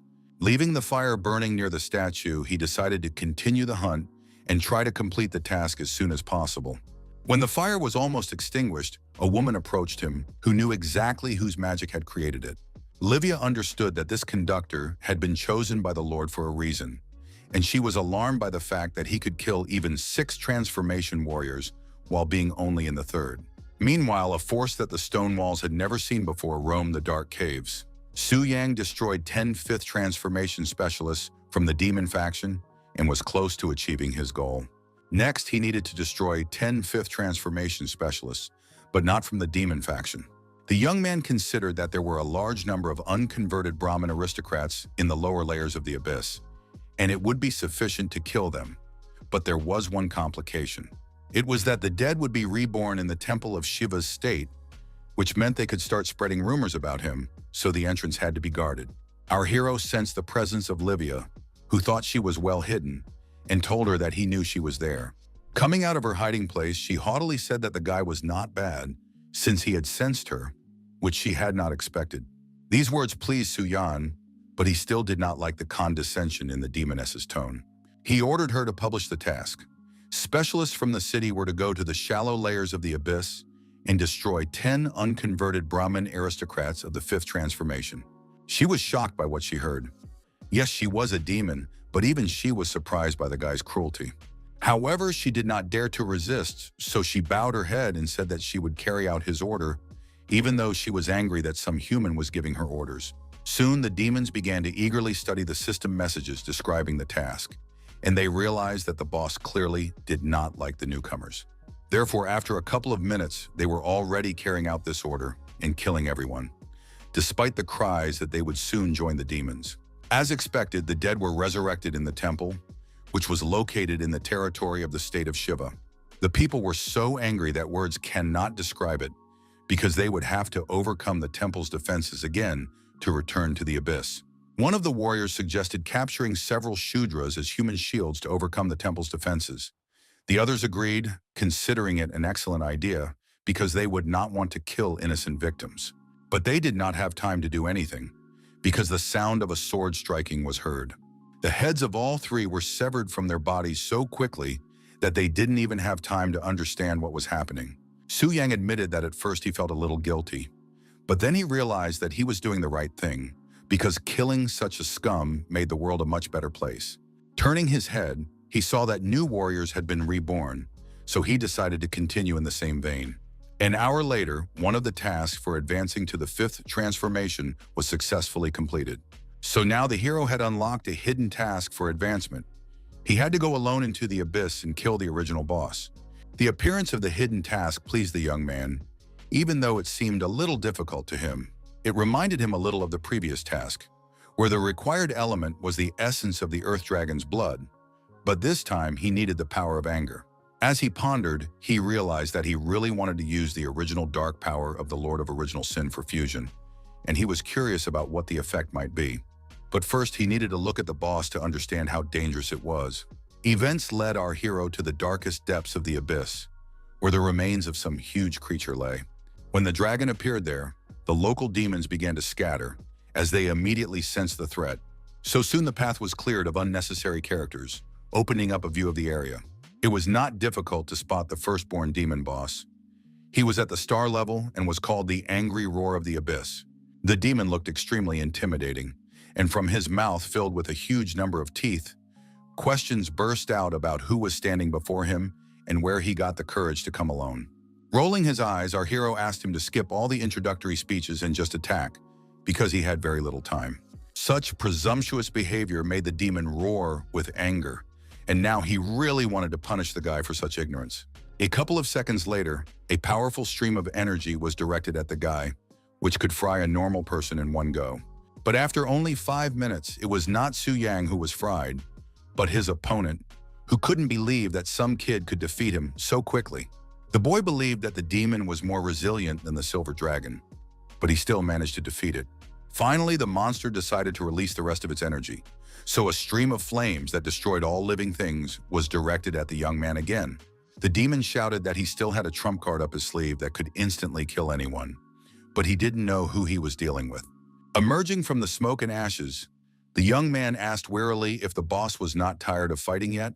For the first time in many millennia, fear and surprise appeared in the monster's eyes, for he was certain that no one could survive his attack. It would be unfair to say that Su Yang was completely unharmed. That was not the case, as his health had dropped by a full 2%. Crying out of despair, the demon asked which of them was the boss, him or some human kid who looked like he could be blown away by the wind. To finally convince his enemy of his strength, Su Yang directed a powerful stream of energy at him, which was supposed to end the battle. Without flinching from the splashes of his enemy's blood, our hero finally answered the demon's question. He was the boss, but no one heard the answer. Only now did the boy realize how powerful his opponent was, but he wasn't interested in that now. Instead, he was interested in the demonic crystal core mentioned in the quest. Now it was in his hands. Before, he would have been delighted, but now he treated this stone as just another valuable toy. Despite the fact that it glowed and radiated power, the guy didn't show much interest in it. Su Yang knew perfectly well that in order to obtain all the dark power of the Lord of Original Sin, he had to descend to the very bottom of the abyss. But now he couldn't do that. All he could do was grant power to the kings of Original Sin and then order them to pass it on to him. However, the connection time had not yet been updated, which meant he had to wait until tomorrow. Meanwhile, the city of demons was becoming more and more like a kingdom, striking with its buildings and palaces. All this was managed by Livia, who strictly controlled the process and closely monitored the demons. Su Yang even had his own mansion, which made him look like a real king. As soon as the young man arrived there, he was met by a concerned Lilith, who asked where they had ended up. The young man said that they were in the main demon city of the Abyss. The elf was so shocked that she didn't even know what to say, because she simply couldn't understand how a human could be here. He didn't want to explain all the details to the girl right now, so he got away with a half-truth, saying that he had taken her to another place because her tribesmen had started searching for her again, and that he had brought her some helpers. Sitting down on a soft sofa, Lilith said wearily that since he thought it would be better this way, she would trust him. However, she admitted that she sometimes seriously wondered whether Su Yang was human, because at times he seemed simply unimaginable to her. But she quickly added that she didn't care whether he was a human or a demon. She was ready to accept him either way. This light flirtation went unnoticed or was skillfully ignored, because Su Yang patted her on the head and said that he was an ordinary person who was capable of many things. A little more, and the demon palace could be compared to the royal court of the elves, just in a Gothic version. The queen personally questioned the head of Tassi, asking if he had really gone to the human world to accompany Prince Eric and the others. He nodded politely, answering the question in the affirmative, after which he was asked why he had returned at this particular moment. The elf, who was covered in jewels, looked intently at the one who had requested her audience. Her subject was trembling so badly that if you listened closely, you could hear his teeth chattering, but he still managed to report that the prince had not been able to return from the secret kingdom. The queen turned into a real hurricane, and the room began to shake when she asked what had happened to her son and why he had not returned. The other nobles began to say that the head should start telling everything, and also explain where the young Lord Alan had gone. Falling to the floor, he said that he did not know the details, that he had been negotiating with people outside the secret kingdom when he was suddenly killed by the King of Pride. When the queen learned that the truth could only be found out from the people, her anger burst forth. She rose from her throne and asked her servant what use he was and why she should keep him alive. One of the advisors expressed his condolences but reminded her that now they had to think about how to deal with the betrayal of the people. Looking at the minister, the queen ordered him to go to the human world and extract all the information from these dirty and stupid creatures. The three men began to leave the throne room, saying that they would carry out their mistress's orders to the best of their ability. Meanwhile, in the temple, the priestess visited the room with the round table again, but this time no one was there. Yu Fei thought that Pandora's box with Shiva's kingdom had finally been opened, and now other countries would see the benefits of siding with the demons. No one could guarantee that after that, the ranks of demons would not grow. Chaos would break out in the world, and there would be no one to resist the invasions of the Red Moon. Her peace was interrupted by a servant who reported that people from the kingdom of the elves were outside the holy city. The knights had arrived sooner than she had expected, and they were already demonstrating their magic, which did not bode well. Bursting into the hall, the minister haughtily asked if the people were ready to pay the price for their great folly. The man said he had no time to waste on talk and games of democracy, and ordered that the murderers of Prince Eric and Alan be handed over to him. If they refused, the help of the elves and a possible alliance would quickly turn into slavery and complete subjugation of the people. Boca and Carolina entered the hall and immediately asked what the elf meant. Yufei asked Karl Lorenz to watch his words. She said that as far as she knew, the last transformation of the elves took place 200 years ago, even though their temple allowed them to ascend to the divine level. These words slightly shook the Archmage's confidence, but he reminded them that they had a 5th-level half-elf warrior and 2 strong 4th-level warriors. When everyone in the hall saw Karl Loren's stats, they realized that they were facing the strongest level 450 warrior. Then Tanjan said that it was all suppression by level, and if there was no godliness indicator, there was always a chance to win. The words of the god of war that the elves could dare to attack humans and then get their comeuppance made Karl smile.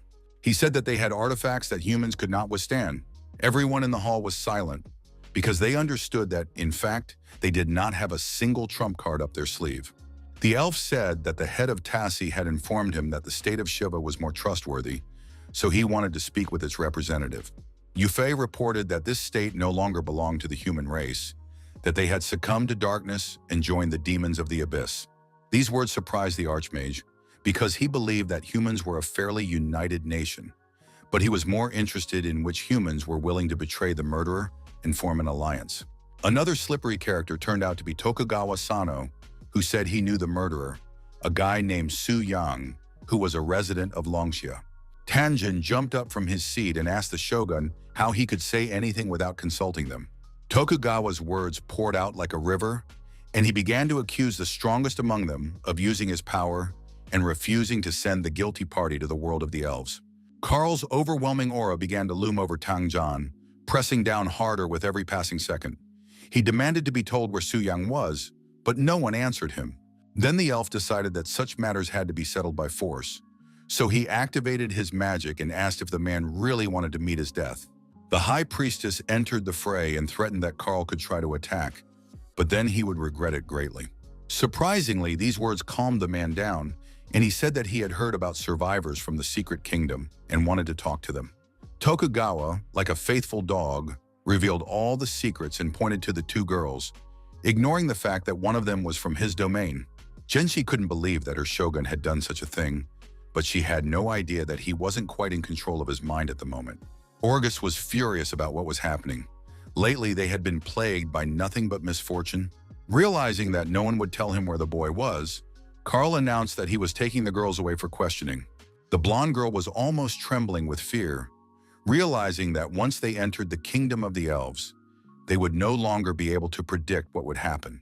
No one knew that dark forces were closely watching what was happening in the holy city of humans. Livia arrived in the holy city of humans, and all the light and gilding irritated her eyes, which were accustomed to darkness. She thought that the guide really knew how to use people, killing them one moment and saving them the next, all for his own benefit. Not long ago, Su Ying learned that the Elf Queen was seriously planning to enslave humans. As the ruler of the Abyss, he was not going to allow her to do such a thing. So it was decided to send Livy to the sacred city, where she could teach the insolent elves a lesson they would never forget, and at the same time, she would have to bring back the two girls. He simply couldn't wait to see what the special power of the King of Envy was capable of. The atmosphere in the negotiating room was very tense, because no one wanted to let the girls go. But there was no other choice. The shogun strictly ordered his subject to tell the elves everything she knew about Su-yan. He wanted the young lady to repay the country for everything it had given her.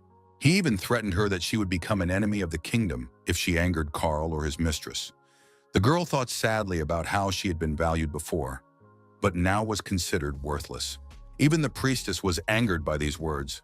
She reminded him that he was a shogun who should care for his citizens, and that the man had crossed all boundaries. Tokugawa remained silent, thinking that at the moment, the most important thing was to please the elven ministers, and everything else didn't matter. Karl began to hurry, saying that they needed to rush to the queen to report everything, and he told Tokugawa that he could follow him to the elven kingdom to raise his level. The girls were tied up as if they were criminals, but they were not guilty of anything except being human. The hall emptied, but the air was still thick with tension and menace. The sun shone brightly in the land of creatures known for their arrogance and pride. Leading the captives, Lord Karl was asked what they would do if Tanjan did not reveal the murder of Prince Eric. The man turned and said in a matter-of-fact tone that in that case they would simply kill him and install a new, more compliant ruler.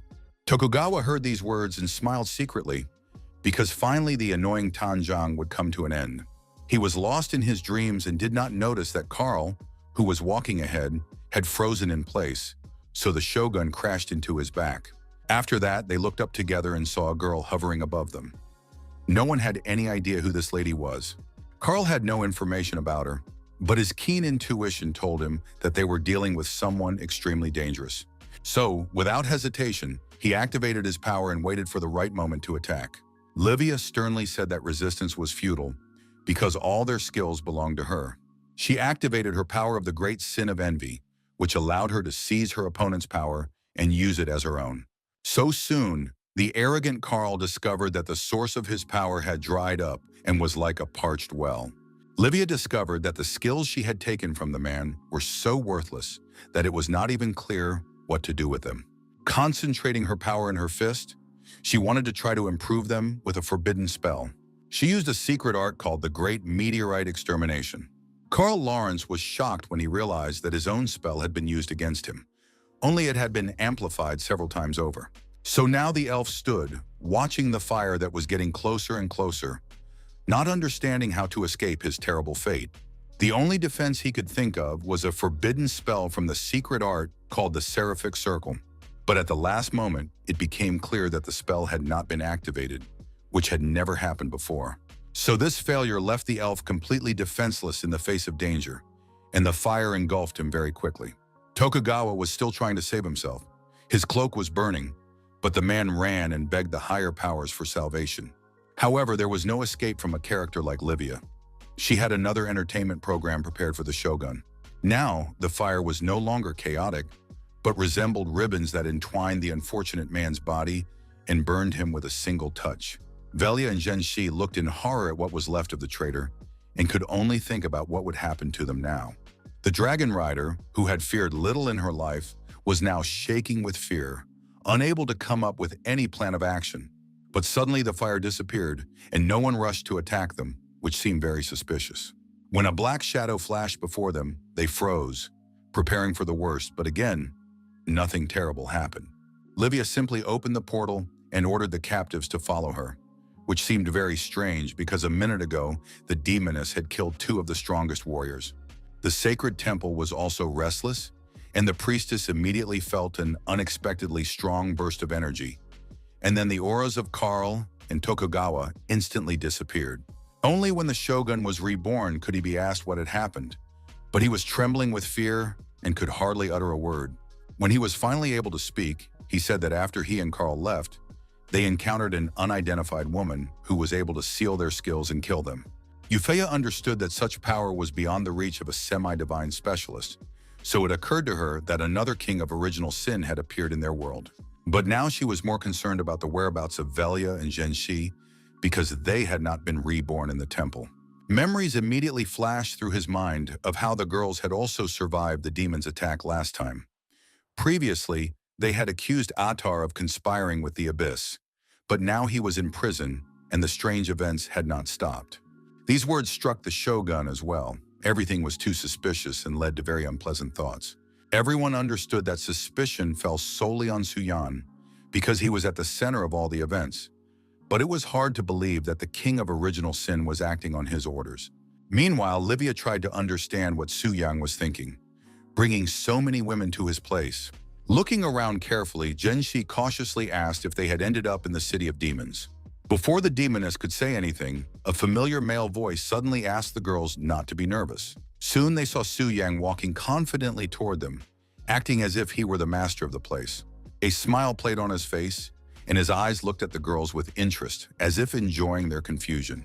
And it was very strong, because it was completely unclear how Su Yang had ended up in the abyss, and why he was acting as if he felt at home. Looking at Livia, who was giving him sharp glances, the guy said she could go.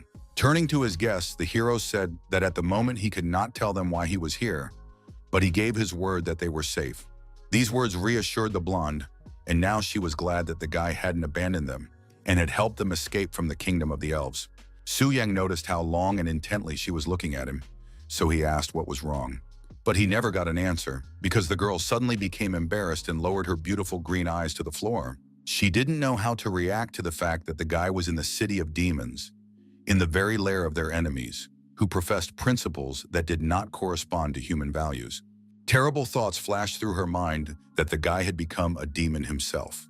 The young man seemed to understand what was going on in her head, so he called out to the blonde to clarify the situation a little. He said he saved them from that elf because they had once trusted him and decided to help him, reminding her that she had called him a good person back then. When he heard these words, they warmed his soul, but that was then, and he could only guess how things were now. After inspecting his demonic possessions, our hero asked if Lady Minji still considered him a good person. The girl was silent.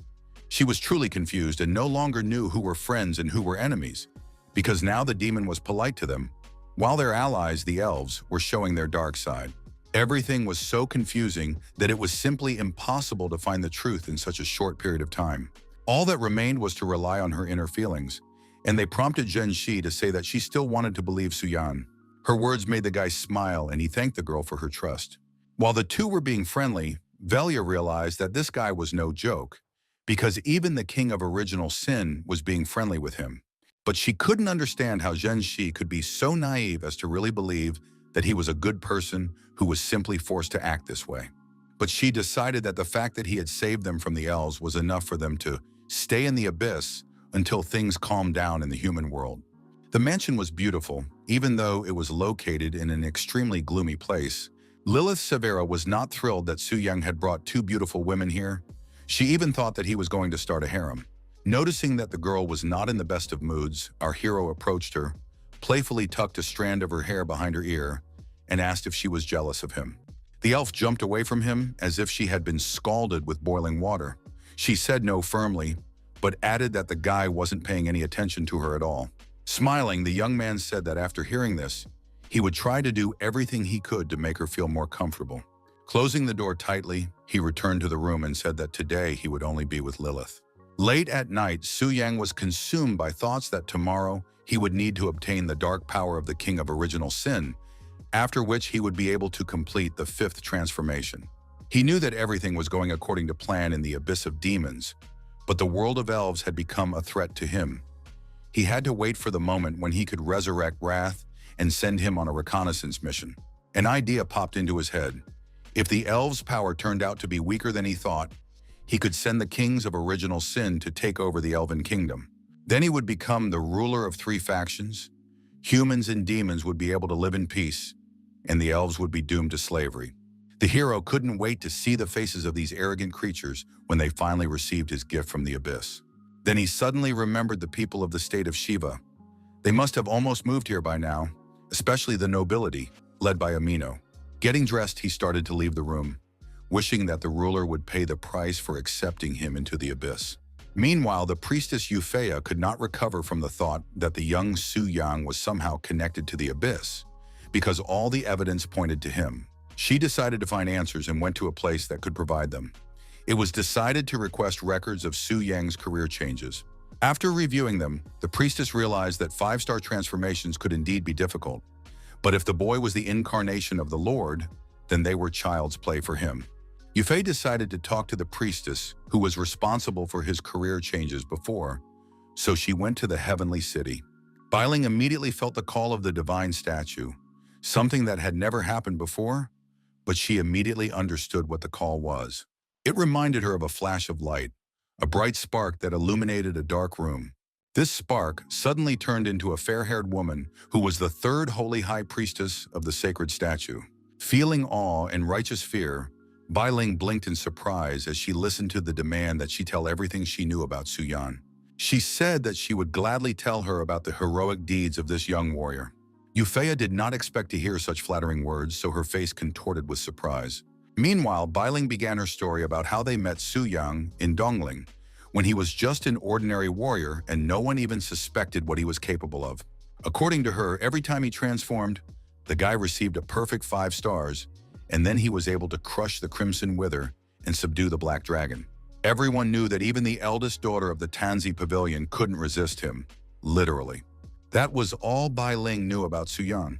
She had only a good impression of him, which did not match the other facts known to Yufei.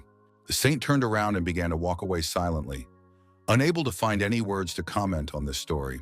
Moreover, it was absolutely clear to her that the priestess from the heavenly city had fallen in love with this guy, which meant that her words could be biased.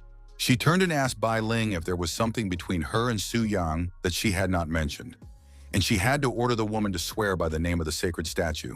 Recalling a certain moment of closeness with the guy after she healed him after the Crimson Moon, the priestess didn't even know how to respond. Euphea understood everything and did not ask for details. She only asked that when Su Yang showed up, he be told that she wanted to talk to him. Inside, she hoped that the guy wasn't involved in anything dark, and that it was all just a non-existent situation being blown out of proportion. The murder of Carl Lawrence also hung over her like the sword of Damocles, and she suspected that it could greatly affect their alliance with the elves. Things weren't very peaceful in the abyss either. New demons came to the head of their state and told him that the local demons were hunting them. Amino began to speak briskly, saying that he would demand an explanation from the high priest. But when a crowd of demons came after him, all his heroism disappeared. This was not surprising because the monsters were so huge that it seemed they could crush Amino with just one hand. The creature reported that Amino Hazana had been accused of disrespecting the king, and for that there could be only one punishment: death. The former king's subjects began to say that he had never shown disrespect to the great monarch of the abyss, but the demon was not interested in this. He said that such was the will of the great lord, and if anyone had any objections, they should express them directly to him. When all the talk died down and the resistance ceased, the order was given to take Amin to the place reserved for traitors. The subjects could only watch all this with resignation and think about what to do. The newly converted demon was brought to the Temple of Changing Professions, which was in the abyss. Livia, without turning her head, ordered that the one who dared to show disrespect to the monarch be brought to them immediately. Hearing this, Amino began to shout that it was all a lie, that the only species he hated were humans. He begged for them to be given a chance to become the strongest demon warriors, but his head was suddenly grabbed by the demon who had brought him to the castle. The monster reported to Livia that the traitor who did not respect his master had been brought in. After examining the creature that had recently been a human, she asked if such an insignificant being dared to insult the monarch. The man began to insist that he had never allowed himself to even entertain such a disrespectful thought. But the woman only asked how he dared to speak to her. For this, she struck Amino so hard that he flew several meters backward and howled in pain. Crashing into the wall with a bang, the man apparently made a decent-sized hole in it. At that moment, Su Yang spoke from his throne, saying that Amino should raise his head if he wanted to know why he had been sentenced to the highest punishment. The unfortunate and terrified Amino raised his head and met the gaze of the one who was deciding his fate right now. But when he realized that Su Yang, an ordinary boy from Longxia, was sitting on the Lord's throne, he thought he had gone mad during the transformation, because it was unreal. Our hero rose from his seat and introduced himself, since they were meeting for the first time, then added that he currently held the title of Lord of the Abyss, the Lord's Guide. Grabbing this scoundrel, the guy reminded him that he and his brother Attar had once planned to kill everyone in the secret kingdom of the dragon spirit, and he was on that list. And after the failure of this plan, they decided to betray the whole country and join the demons, believing that this would be a very clever move. Amino did not understand how the young man knew such minute details of his and his brother's plan, and he assumed that he had been followed the entire time. But instead of answering, they asked him a question. When he was plotting evil, did he not imagine that one day retribution would catch up with him?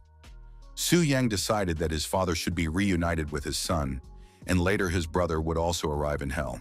These words frightened the demon so much that he could not say a word. Only then did an all-consuming rage suddenly awaken within him, giving him the impulse and strength to break free and neutralize the enemy. Livia immediately stopped this attempt to attack Su Yang. Now she was sure that the guide had done the right thing by condemning this scoundrel.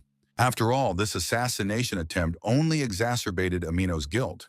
The demoness realized that his skill was ideal for torture, so she would give him real pleasure. Soon the man's screams could be heard far beyond the palace. At some point, the screams became too annoying for Su Yan, so he ordered Amino to be taken away. After that, the guide said that all new demon specialists from the state of Shiva should be designated as an inferior race and used as servants. Approaching the throne, the guy felt relieved because Shiva was finished, and all that remained was to deal with the elves. He still had to figure out what to do with Tokugawa, who was always trying to sit on two chairs. He was ready to betray even his own people, so he deserved punishment. No less interesting events were taking place in the royal palace of the elves. The guards were stunned by Lord Karl's return and began to report it to their superiors. He was in an extremely broken state and kept thinking about the power possessed by the woman who had attacked him, because no one else in the world possessed even a fraction of such power. Her appearance and mannerisms came to mind, leading him to believe that she was a demon from the abyss. Karl didn't know what to say to the queen so that she wouldn't fly into a rage, because then he would definitely have problems. Her lair resembled a tree trunk, striking in its width and scale. When the minister finally arrived, the woman examined him with undisguised interest, her gaze revealing the behavior of a predator before an attack. She asked where the murderer of her beloved son, Prince Eric, was, because Karl obviously couldn't bring the guy with him, since he came here alone. Falling to the ground, her servant tried to appease the queen so as not to provoke her all-consuming anger, which swept away everything in its path.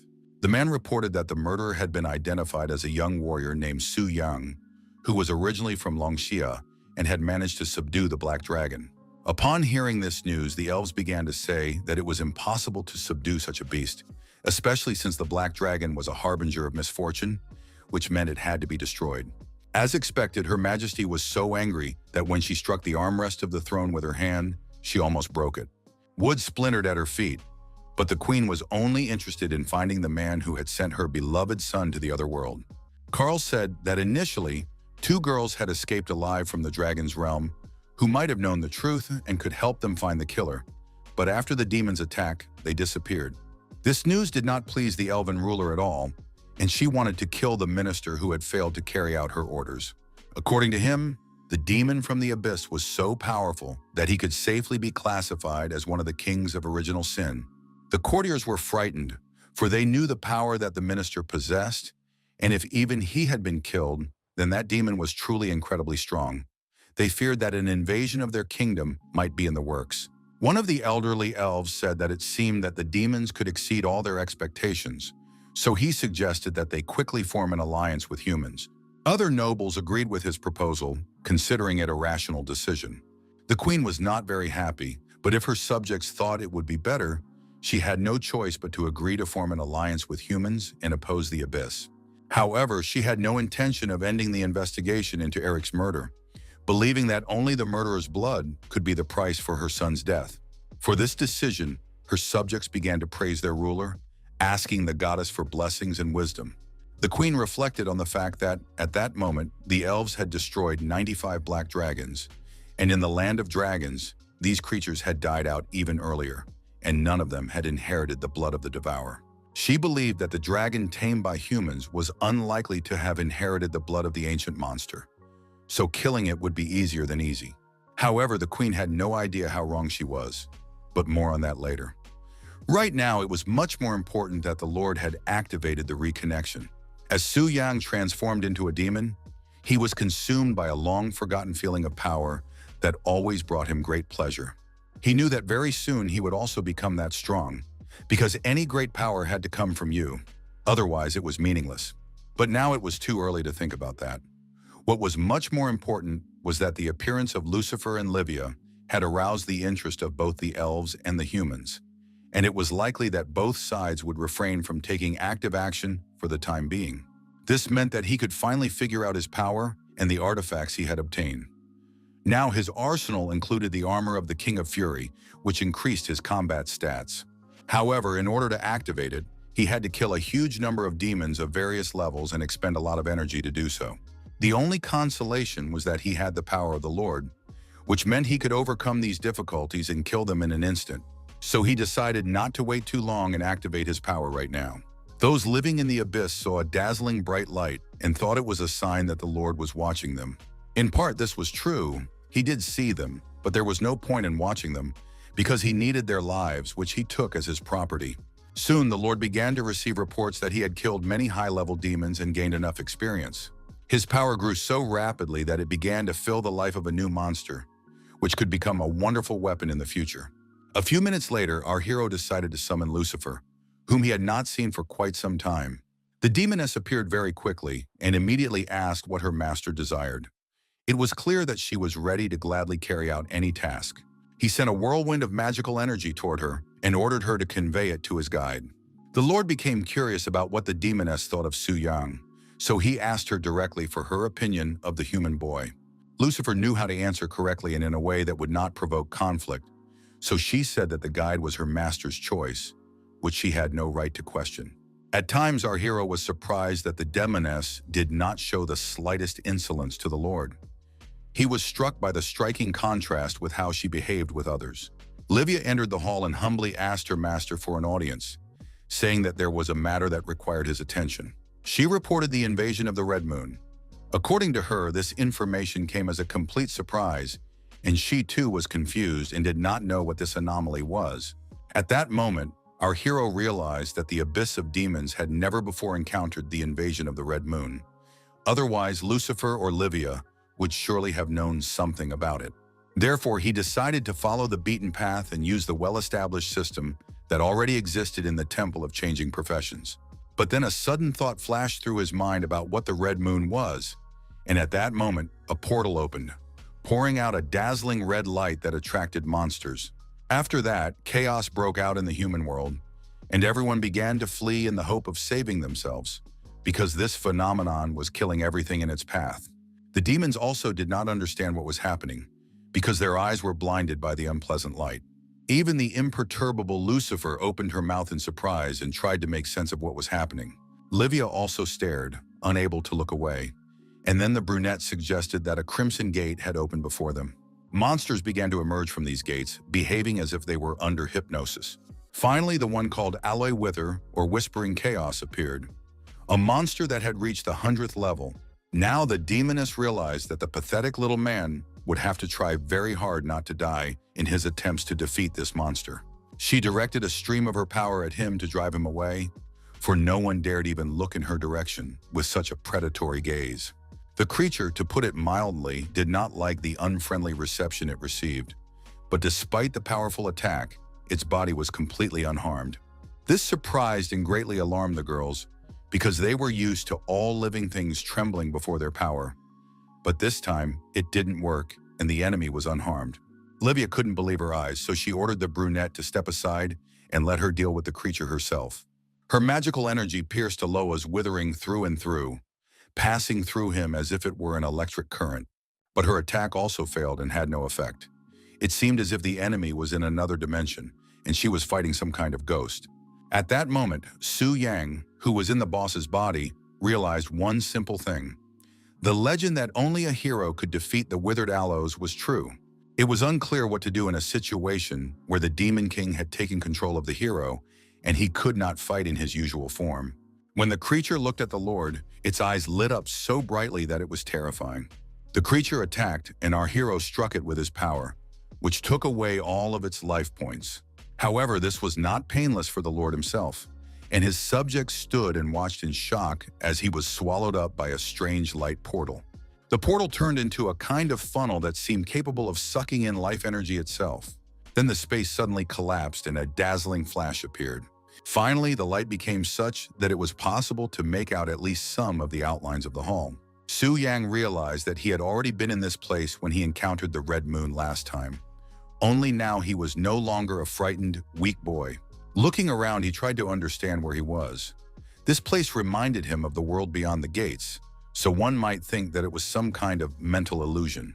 More than anything else in the world, our hero hated moments when he didn't understand something and couldn't come up with a plan of action because of it. In addition, there was a tremendous pressure in this space, and even the Lord could feel a slight heartbeat. When he came closer to the eye that was hanging above him the whole time, it suddenly lit up and increased in size. This caused the pressure to force Vladika to his knees, which surprised him greatly, because few could completely overwhelm him. Despite the onslaught of force, he wanted to make this despicable mental illusion disappear, and he succeeded in doing so. Finally, his body returned to full control, and it was all over, leaving only an unexpected discovery. Our hero could not have imagined that there was someone in this world who was much stronger than the Lord of Original Sin. Perhaps that was why the temple feared the red moon so much. While he was thinking about what other secrets this world held, the demons suddenly began to say that they had noticed strange changes in his soul.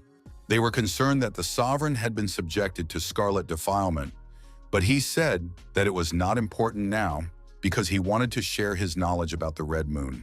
While he was telling his story, torches were lit in the palace, for it was already very late.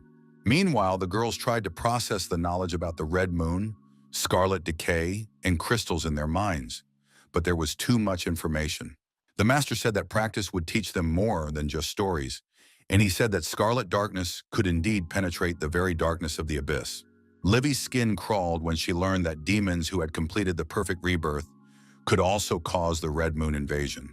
Since the red-haired beast was the high priestess of the temple, the Lord ordered her to spread the word about the red moon, and if the scarlet gates appeared, she had to kill those who came out of them. And to those who brought him 1,000 red moon crystals, the Lord promised to grant a thread of primal power. Our hero could not have imagined that the world was so vast, and that this was not the limit of his power. While there was commotion in the temple, he believed that one day he would be able to surpass that scarlet creature and become the strongest in the entire universe. Euphemia was confused because less than half a month had passed since the red moon appeared, and now it had reappeared. And there was also the abyss with its world bosses and the world of elves with a bunch of problems. She asked God to answer her and tell her when the one who would help them would appear, the savior who would lead them out of their hopeless future. Meanwhile, Su Yang finally returned to his mansion, looking tired, which was not surprising considering everything he had been through. The elf princess immediately threw herself into his arms, which was so unexpected that the guy almost lost his balance. The girl was in tears, her body trembling, but she managed to say that she had had a nightmare in which Su Yang was swallowed by the red moon, and she was very afraid of it. Stroking her head, the young man asked if she really didn't believe in him at all, and said it would have been better if she had dreamed that he destroyed the red moon with a single blow. Meanwhile, Lucifer sensed with her powers that the guide was busy, but her business was urgent. So she appeared in the room, greatly embarrassing Su Yang and his elven princess. Lilith hid behind him while he reproachfully told the demoness that he was indeed busy and she should speak as quickly as possible. Giving him the purple sphere, Lucifer informed him that it had been sent by the Lord, which meant he should value this gift highly. Su Yang realized that he had not made a very good impression on the demoness because she gave him the sphere and didn't even look back. Meanwhile, exciting events were taking place in the depths of the abyss, where someone was killing high-ranking monsters. They were drowned in lava and literally fell apart due to the high temperature. In this way, the demons collected red moon crystals to exchange them for the primordial power of the Lord and rise to the level of a god. But often such ambitious creatures became the #1 target for those who were a little stronger. This time, the monster was killed by Lucifer, who was outraged that someone dared to challenge her king. Holding the captured crystal in her hands, she wondered why the Lord had chosen such a weak boy as his conduit, one who was powerless against the elf's charms. However, at the moment, she was most interested in the crystals, because for every 1,000, she could receive a reward in the form of a thread of primal power. She was happy that she was getting closer to her goal, when suddenly a strange portal opened behind her, shining too brightly. It became clear that a real massacre was about to begin, and this could not but please the demoness, who loved this more than anything else. The portal was getting bigger and more powerful, as if it was trying to pull her into its depths. But Lucifer stood firm and waited for those who would provide her with the thread of primal power to emerge from it. The one who came out began to say that pride should be immediately sacrificed to the red moon.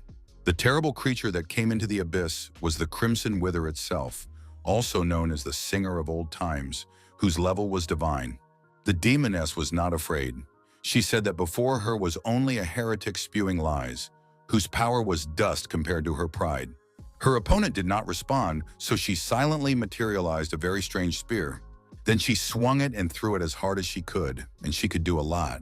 When the spear pierced the chest of the Scarlet Wither, the creature screamed loudly, its cries shaking the entire space. But then the monster effortlessly pulled out the spear, which had pierced an impressive hole in its bone. After that, it easily broke Pride's weapon, saying that her power was just a pathetic illusion that didn't deserve attention, so the Red Moon would spare no one. He summoned a power called the Tide of Blood of Destruction, which began to pull the poor demoness into its depths. For the first time in a long time, and perhaps even for the first time in her life, Lucifer was truly afraid, for the power emanating from her opponent was mighty and knew no bounds. Laughing loudly, the creature said that this was how those who dared to oppose him ended up. After all, he possessed such power that it was impossible to even estimate. In order to at least try to save herself from this monster, Pride decided to activate a protective barrier. It worked because the enemy roared and could not believe that a spatial barrier had been created. It did not understand where such power came from. But the only response he received was loud laughter from the demoness, who called him an ant and promised him a painful end. Piercing him with her pride, she promised that he would feel true horror, and that is exactly what happened. Now they had switched roles. Thin but long cracks began to appear in the barrier from which the monster had emerged. It took only a few minutes for it to completely disintegrate into large fragments. However, Pride also suffered greatly. She had expended so much strength and energy that she was now coughing up blood. She realized that the Lord had predicted everything correctly, because the level of the enemies was indeed synchronized with the level of the target, which meant that the monsters could harm her. For killing the divine-level Singer of Old Times, the system awarded the demoness 8,000 red moon crystals. A smile spread across the girl's face, because she knew that this amount would be enough to get 8 threads of power. She couldn't wait for the moment when the power would finally fill her body, and she would feel it with every cell of her being. There was just one problem. The scarlet corruption had managed to entwine her, and she didn't know how to get rid of it now. Meanwhile, Suyana decided to focus on his level and complete the job change quest. The statue immediately responded to his call and surrounded him with its gloomy red glow. A notification came that the task had been completed, and now a nice reward in the form of new abilities awaited him. Our hero didn't even notice that he had accumulated so much experience. It was clear that he would soon be able to reach the maximum level. His progress was complete, and the level limit was raised to 150, not to mention the enormous amount of experience he had gained. Looking at his stats, the guy realized that they significantly exceeded the requirements of the Forbidden Spellbook. But this had its advantages. One attack could be enough to kill enemies. In addition, he received a notification about a hidden quest, which was also completed, and this contributed to the beginning of the merger. Suddenly, a force enveloped the guy and lifted him up, making him nervous because he lost his footing. But otherwise, the fusion went surprisingly smoothly, not nearly as painful as last time during the blood blessing ritual. The guy was surprised that he was now overwhelmed by a surge of evil, which most likely came from himself. All the demons around him sensed such a powerful aura that they assumed the Lord of Original Sin had decided to appear before them, and they all began to bow and praise him. Then the young man's power subsided, and the aura that had been over the city gradually faded away. The girl staying in the abyss also felt the incredibly strong aura, and they immediately began to look around, trying to understand where to expect the enemy to arrive. Soon they realized that it was coming from their temple of demons, and this power frightened them greatly. And when the warriors noticed that the demons bowed in reverence, they were almost speechless, not understanding who, other than the Lord, was capable of such a thing. Even Velia fell to her knees. And when Genshi asked her what was wrong, she replied that they had to use long-distance vision magic immediately. The chills spread faster and faster across the blonde's skin, and she said she would try to do what her friend had told her to do. Her eyes widened to the limit, and she saw something she considered completely unreal. This aura did not belong to the Lord of Darkness, but to Su Yan, who was the supreme force of darkness that suppressed everything and everyone around him. His reward for the secret mission was a new form of Mana Reaper. Now he could deprive or endow kings with the power of original sins. It was simply amazing, an ability that could only be accessed after killing the Lord, now revealed even if it was only available for 5 minutes. Behind Su Yang, someone suddenly appeared and asked in a stern voice how the conductor dared to do such a thing. Lucifer cautiously asked how he dared to accept the Lord's power, forcing the children of the abyss to kneel before him. They thought he was just a puppet, but now the guy decided it was finally time to correct their perception of him. So it was decided to let his servants feel all his strength, power, and might with their whole bodies. The demonesses saw the spheres of magical power flying at them and were amazed at how inexplicable this energy was. Their bodies trembled as they tried to get to their feet. The attack had seriously angered them, so they declared that today Su Yang had crossed all boundaries when he used the Lord's powers. They wanted to teach the conductor a lesson, but Lucifer suddenly discovered that her power over pride had disappeared, and Livy's powers had also left her body. Su Yang approached them and said in a haughty voice that the conductor was not one who served, but one who carried out the Lord's will. Then the demons noticed that their souls were trembling as if it was not the conductor standing before them, but the Lord himself. Trying to calm the trembling in her body, the brunette kept telling herself that this was impossible, because the Lord could not have chosen some fragile elf as his chosen one. Then the demoness said that she recognized the strength of the guy standing in front of her, but she emphasized that he must remember his place, because usurping power was unacceptable. When the guy said that even without his power he was stronger, she involuntarily stepped back, acknowledging that he was right. As they left, the girls turned around and looked threateningly at Su Yang, saying that they really wanted to believe that the guy was worthy of the power he had been given. Lucifer promised to keep an eye on the guide, to which he replied with a smirk that the more arrogant she became, the more he enjoyed it. He added that no one could resist such a powerful, beautiful, and loyal servant. Returning to the statue, he realized that he had enough energy for 3 more uses of the fallen form. It was difficult for him to control his new power now, but he hoped that the 6th transformation would change that. Now he wanted to finally see what kind of 5-star task he had to complete in order to pass the 6th transformation task. The system informed him that he had to destroy the boss of the Shining Moon level, whose name was Lovik, the Lord of Demons. Su Yang realized that this task would be impossible for others, but not for him. He was already used to the statue's antics. Playing with his power, the boy wondered what would happen if he absorbed the new enemy with the power of gluttony. Perhaps his characteristics would improve even more. With these thoughts, he moved to the 90th level of the abyss. The dragon flew very fast, but our hero managed to notice that this place was even darker than anything he had seen before. Aphon landed where there were some steps that did not lead anywhere in particular. Lovik was already waiting for him there, and said that according to the latest laws promulgated by Livia, every 100 levels of the abyss, 10 levels would be given to the nobility for development. The demon demanded to know who was standing before him, but the guy just said thoughtfully that Livia was quite ambitious, since she had decided to expand the demon factions. This empty chatter infuriated the monster, and he shouted that it didn't matter whose subordinate the boy was, because only the strongest survived here. Su Yang stood and waited for the enemy to get close enough so that he would have an advantageous position to attack. When the time was right, he transformed, his appearance now resembling that of a demon, as if the Lord himself was in his body. After that, the demon boy said that Lovik had spoken very wisely, but did he understand that it was he who should prepare for death? Our hero decided to use Lucifer's power, which meant that anyone who was considered weak could not harm him. This demonstration of power made the demon realize that he was facing a guide, and he began to beg for mercy, saying that he had been blind not to recognize the Lord's representative. Su Yang was relentless, saying that the monster should not resist, as his plans included testing his new powers on him. The demon said he would do whatever he was told, even at the cost of his life, to which the master replied that he had tested the power of pride, and now it was time to try greed. The system informed him that this power allowed him to sacrifice his own item in order to take possession of one of the enemy's items that was of a similar level. Then our hero asked Lovick if he had any star-level equipment, and he nodded affirmatively and said that he would give all of his numerous shining moon-level equipment. But Suyan wasn't interested in that because his star-level dagger was a bit outdated, so he decided to test it in battle. Concentrating all his strength, the young man summoned the power of the great sin of greed to see what it was capable of. Energy began to swirl around him in a violent stream, allowing him to materialize a weapon in his hands. Soon a star-level shield appeared, which made the guy immune to any kind of control and reduced damage by half.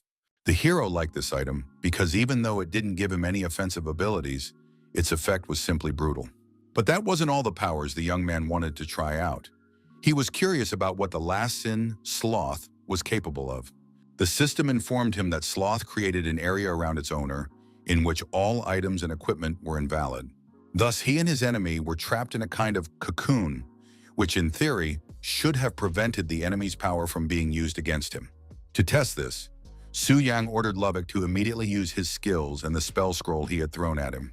When the monster realized that he had a forbidden spell in his hands, he asked the guide to be careful because the power was astonishing. The young man did not even blink. He was not afraid of any scrolls because he knew that he had a power within him that could not be compared to anything else. His theory proved to be correct. The energy of the scroll almost reached his body, then suddenly stopped and began to disintegrate into particles, causing no harm whatsoever. Seeing this, Lovick didn't even know how to react. He literally froze in place when he realized that the scroll's powerful force had simply disappeared. Su Yang was delighted that he now had such a weapon in his arsenal, one that made him literally invulnerable. There was only one drawback: the monstrous consumption of mana. In a second, he almost lost all his magical energy, so even in Reaper mode, this power would last a maximum of 3 minutes. Of all his powers, the young man had not yet tried lust, but this time he decided not to take advantage of the opportunity. He was distracted from these thoughts by the uncertain voice of the monster, who asked if the conductor was satisfied with his work. Su Yang said that his subordinate had done a good job, but that he had to give something else. And when the monster waited for his instructions, he demanded that Lovick give him his head. With a swing of his sword, the creature, considered one of the strongest Dark Lords, met his end. Meanwhile, peace and tranquility reigned in the kingdom of the elves, but it was only an image that was carefully maintained. The queen's wrath could be no less destructive than the abilities of demons, especially when she learned that her daughter Lilith was in Su Yang's hands. According to a report provided by informants in the human world, they had personally seen Princess Lilith entering and leaving Su Yang's residence, but she had recently disappeared. Now the woman knew that this boy had not only tamed the Black Dragon, considered a harbinger of disaster, but had also killed her son and now kidnapped her daughter. So she passed her sentence, and for these 3 sins, in the name of the holy goddess of nature and the royal family of elves, the order was given to kill Su Yang. In addition, she ordered the destruction of all witnesses, and her decision was strongly supported by the court elves, who wanted retribution. Looking at the kneeling minister, the queen ordered him to return to the human world, discuss matters of alliance, and choose a day to begin the march to the abyss. This time, she would give him an artifact. This sacred object was supposed to terrify humans and destroy the kings of the sins of the abyss if they appeared. Carl gratefully accepted this gift. After giving her orders, the ruler announced that the meeting was over and asked the minister to follow her. They walked into one of the beautiful halls, in the middle of which was a fountain, and leaves floated peacefully in the pool. The queen approached one of the plants and dripped her magical power onto it, after which a ball filled with energy appeared among the branches. After that, the woman whispered words about how blood, like a thread, must be used to find the way to the cursed princess, although she regretted wasting her royal blood on such a trifle. The hall was illuminated by a dazzlingly bright light, its rays pointing in different directions. The lady said that those who were not members of the royal family could not use the artifact, so she had already activated it, and now Carl could unlock its potential. Dripping her golden blood onto it, the ruler said that by following the instructions of the original blood, he would surely be able to find Lilith. When Carl finally left him, the queen turned abruptly and addressed a certain Merida, asking why she was so obsessed with bringing back her cursed daughter. Merida Severa was the high priestess of the elves, and she said that her sister would soon understand everything herself, that it was the will of the goddess who had to preserve their court. Well, only time would tell if the palace walls would remain as beautiful and intact as they were. Meanwhile, the guard had already reported to Lord Carl that the order to kill Su Yang had been given, and they could begin at any time. Su Yang watched them closely as he listened to the minister's speech about how this was their chance to make amends after a long string of failures. Our hero was not at all surprised by the order to kill him, for elves were never known for their mercy, and he began to wonder if it was possible to remove the demigod with a scarlet blade. However, he understood that they had not mentioned Lilith for no reason, so suspicions began to creep into his mind that they knew where she was. The guy assumed that the elves had some way of tracking down the girl, and he wondered how they would react when they found out her location. Remembering all his friends who trusted him, he wondered if they would consider him a traitor for making a deal with the demons of the abyss. But he decided not to think about it, because everyone knew that history only remembers those who won. So he mounted his dragon and flew to the palace where the elven princess was waiting for him. The young man knew that as soon as he killed the Lord, all suspicions would be dispelled. Soon he was standing next to the statue that was checking the 6th transformation task, and it was deemed complete. So now his maximum level was raised to 200, and his current experience pool exceeded 8 billion. All his stats had skyrocketed and were almost like those of the king of gluttony. So our hero felt more and more like a real boss. However, there were some things that continued to bother him and give him no peace. He was annoyed by the fact that someone was stubbornly trying to follow him, so he ordered Livia to stop spying immediately and tell him what had happened. The demoness felt like a scolded child when she replied that nothing serious had happened. She did not understand how the strength of an ordinary person could grow so quickly. Now he was completely unlike the insignificant worm he had been before. Su Yang realized that each time he managed to surprise his subordinates more and more, he had the feeling that they finally began to respect him. It was a good discovery which prompted him to move on to the next stage. So he decided to summon the next demon, who immediately responded to his call and asked for instructions. Before him stood a beautiful blonde demoness, the king of original sin, Sloth or Belphegor. When she activated her power, she created a field where the enemy's skills and items lost their effectiveness. The Lord was very impressed by her characteristics, but this was to be expected from the first boss at level 600. The demoness was an order of magnitude stronger than Fury in all respects. After looking closely at his subordinate, the Lord said that he would take her life when they met and grant her a mortal sleep until the next summoning. The blonde woman did not object, saying that Lenya embodied stability and that death was the highest form of peace, so she was ready to give her life. But if you look closely, you could see that she was forcing the words out of herself and obeying the king's will. However, this did not interest the Lord at all, for he raised his clawed paw and directed the dark sphere of his energy at Lenya. Finally, he said that her loyalty would not be forgotten, so she should await her next rebirth. Kneeling submissively, the woman accepted her fate and waited for the Lord's power to drain the life from her. Soon, a system notification appeared stating that the demigod had been killed and that our hero had received more than 18 billion experience points for this. In addition, he gained immunity to the effects of the abyss, physical and magical protection, the silver body of Lord Lenny, and forbidden magic of a demigod level.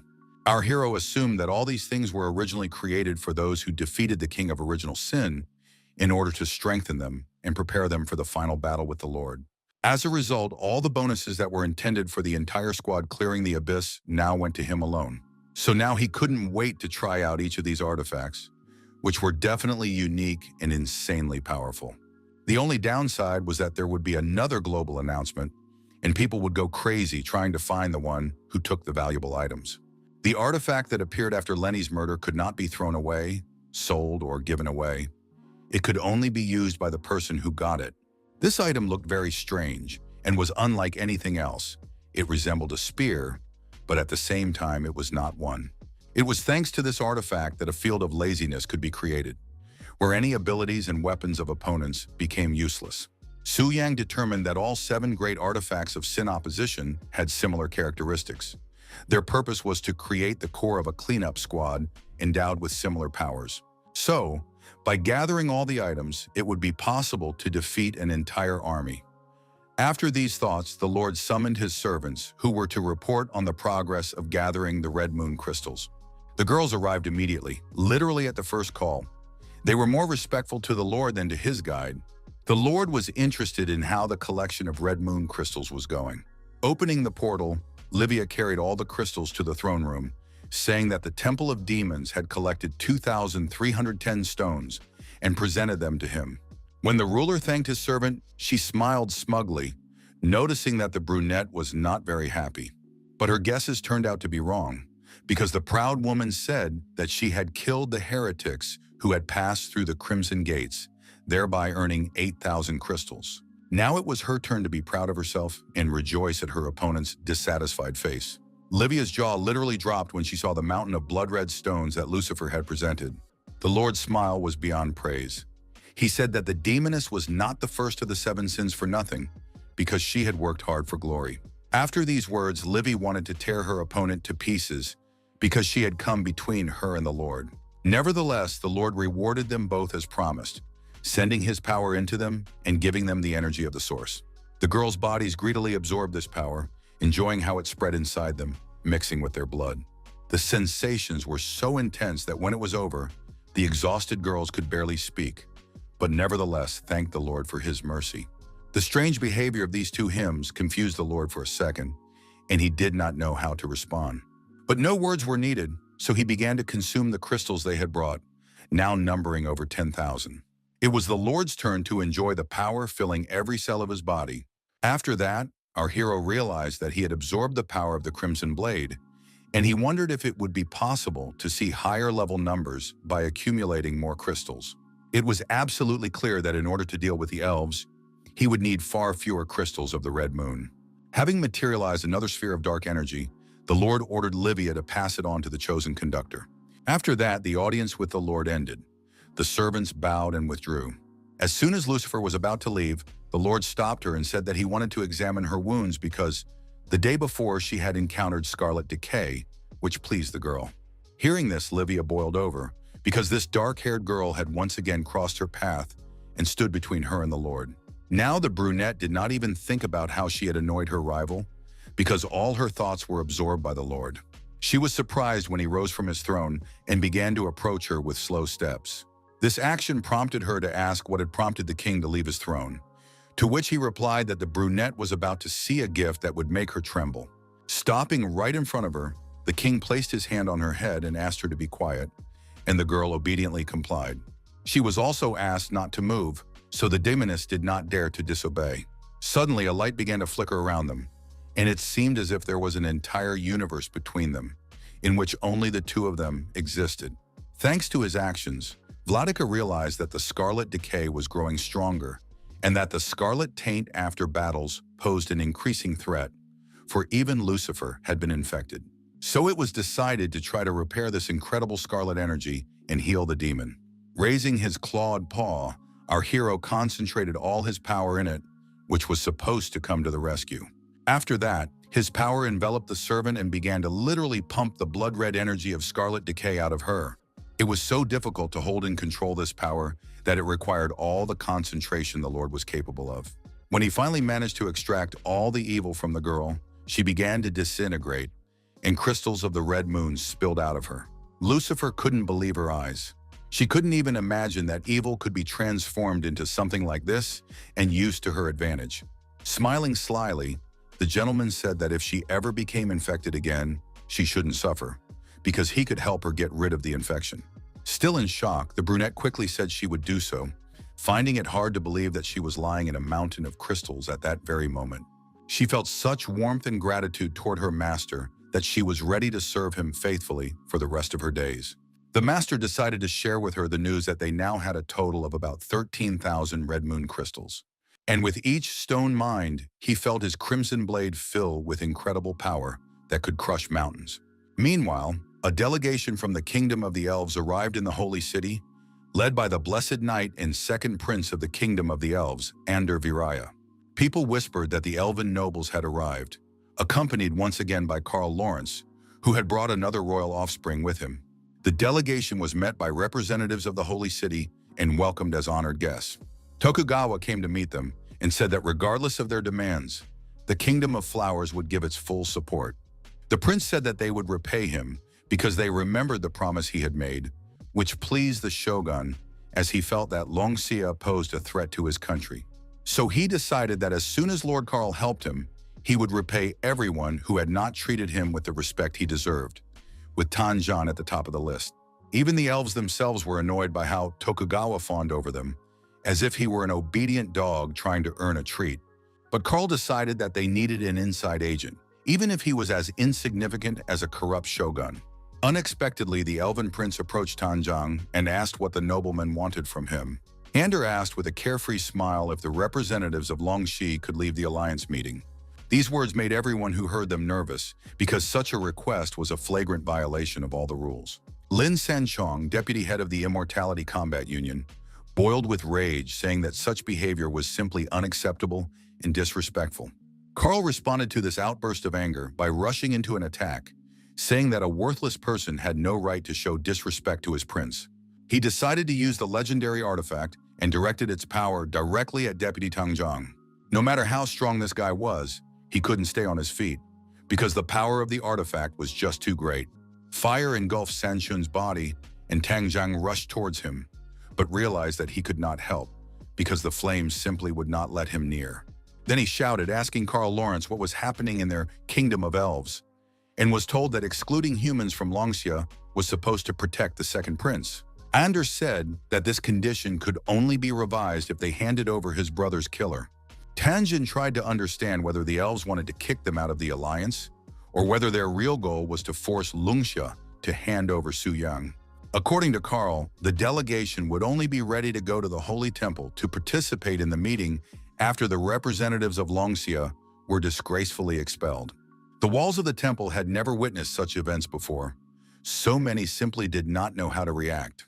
At that time, the priestess Yufei was standing near the statue, hoping that it would help her gather her strength before the important negotiations. The events unfolding around her left her stunned and doubting her own abilities, so she did not always know how to act. Noticing what was happening in the courtyard, she pointed her spear at the injured man and used her holy healing skill. This helped Lin Sanshun come to his senses. Getting to his feet, he bowed respectfully and thanked the high priestess for her help. But someone else deserved not a blessing, but a fiery arrow that could burn the body to ashes. Of course, Karl Lawrence did not expect anything like this, but he had the most powerful artifact in his hands, which made him ready for any attack. So now the two forces were about to clash right above the sacred city. It was like a collision of two elements, which led to a powerful explosion. Despite the powerful burst of energy, Karl was safe and sound, and even standing on his feet. The only thing bothering him was a slight cough from the dust that had been stirred up. Heading towards the temple, he heard the priestess say that politeness requires reciprocity, so he must watch his words and behavior. The minister diplomatically replied that he had been rash, but in reality he was thinking that the Temple of Rebirth should not be underestimated, since the priestess had been able to withstand the blow of the artifact. But despite his apparent obedience, Karl still asked the high priestess to deal with the problems that had arisen. Otherwise, the upset second prince would not be able to sign the alliance treaty. First, Yufei decided to discuss the elves' demands at a round table with the humans. She was interested in what Mr. Tang Zhan thought. His face became very gloomy and his voice harsh when he said that he believed the problem lay with Su Yang. According to him, the elves had too high an opinion of this guy, who had not even achieved any kind of major transformation. But for some reason, their potential allies were so fixated on him that it was even confusing. The warrior was sure that the death of the elven prince alone would not have caused such a violent reaction, so he began to wonder if there was something more to it. After thinking for a moment, the priestess said that she had had similar thoughts, and that she also had certain suspicions about this mysterious young warrior. Just as she was about to speak, a global announcement came in, stating that the third artifact of opposition to sin had been obtained. Tanjung's nerves were already frayed, and he jumped up from his seat and slammed his hand on the table, asking who they were dealing with. It was then that the priestess voiced her assumption that this mysterious warrior was the very same Su Yang who had driven the elves crazy. Activating her magic, the woman began to reproduce memories to support her theory with facts. She urged the man to consider that they were dealing with mysterious mind control, the sudden appearance of the King of Sin, and 2 girls who had miraculously survived. Initially, they suspected Atara Hazan of everything, but after his imprisonment, events continued to spiral out of control, so it was possible to clearly trace Su Yang's shadow. Among other things, after the battle in the Dragon Spirit Sanctuary, there was no news of this guy, and now Valia and Zhen Shi had mysteriously disappeared.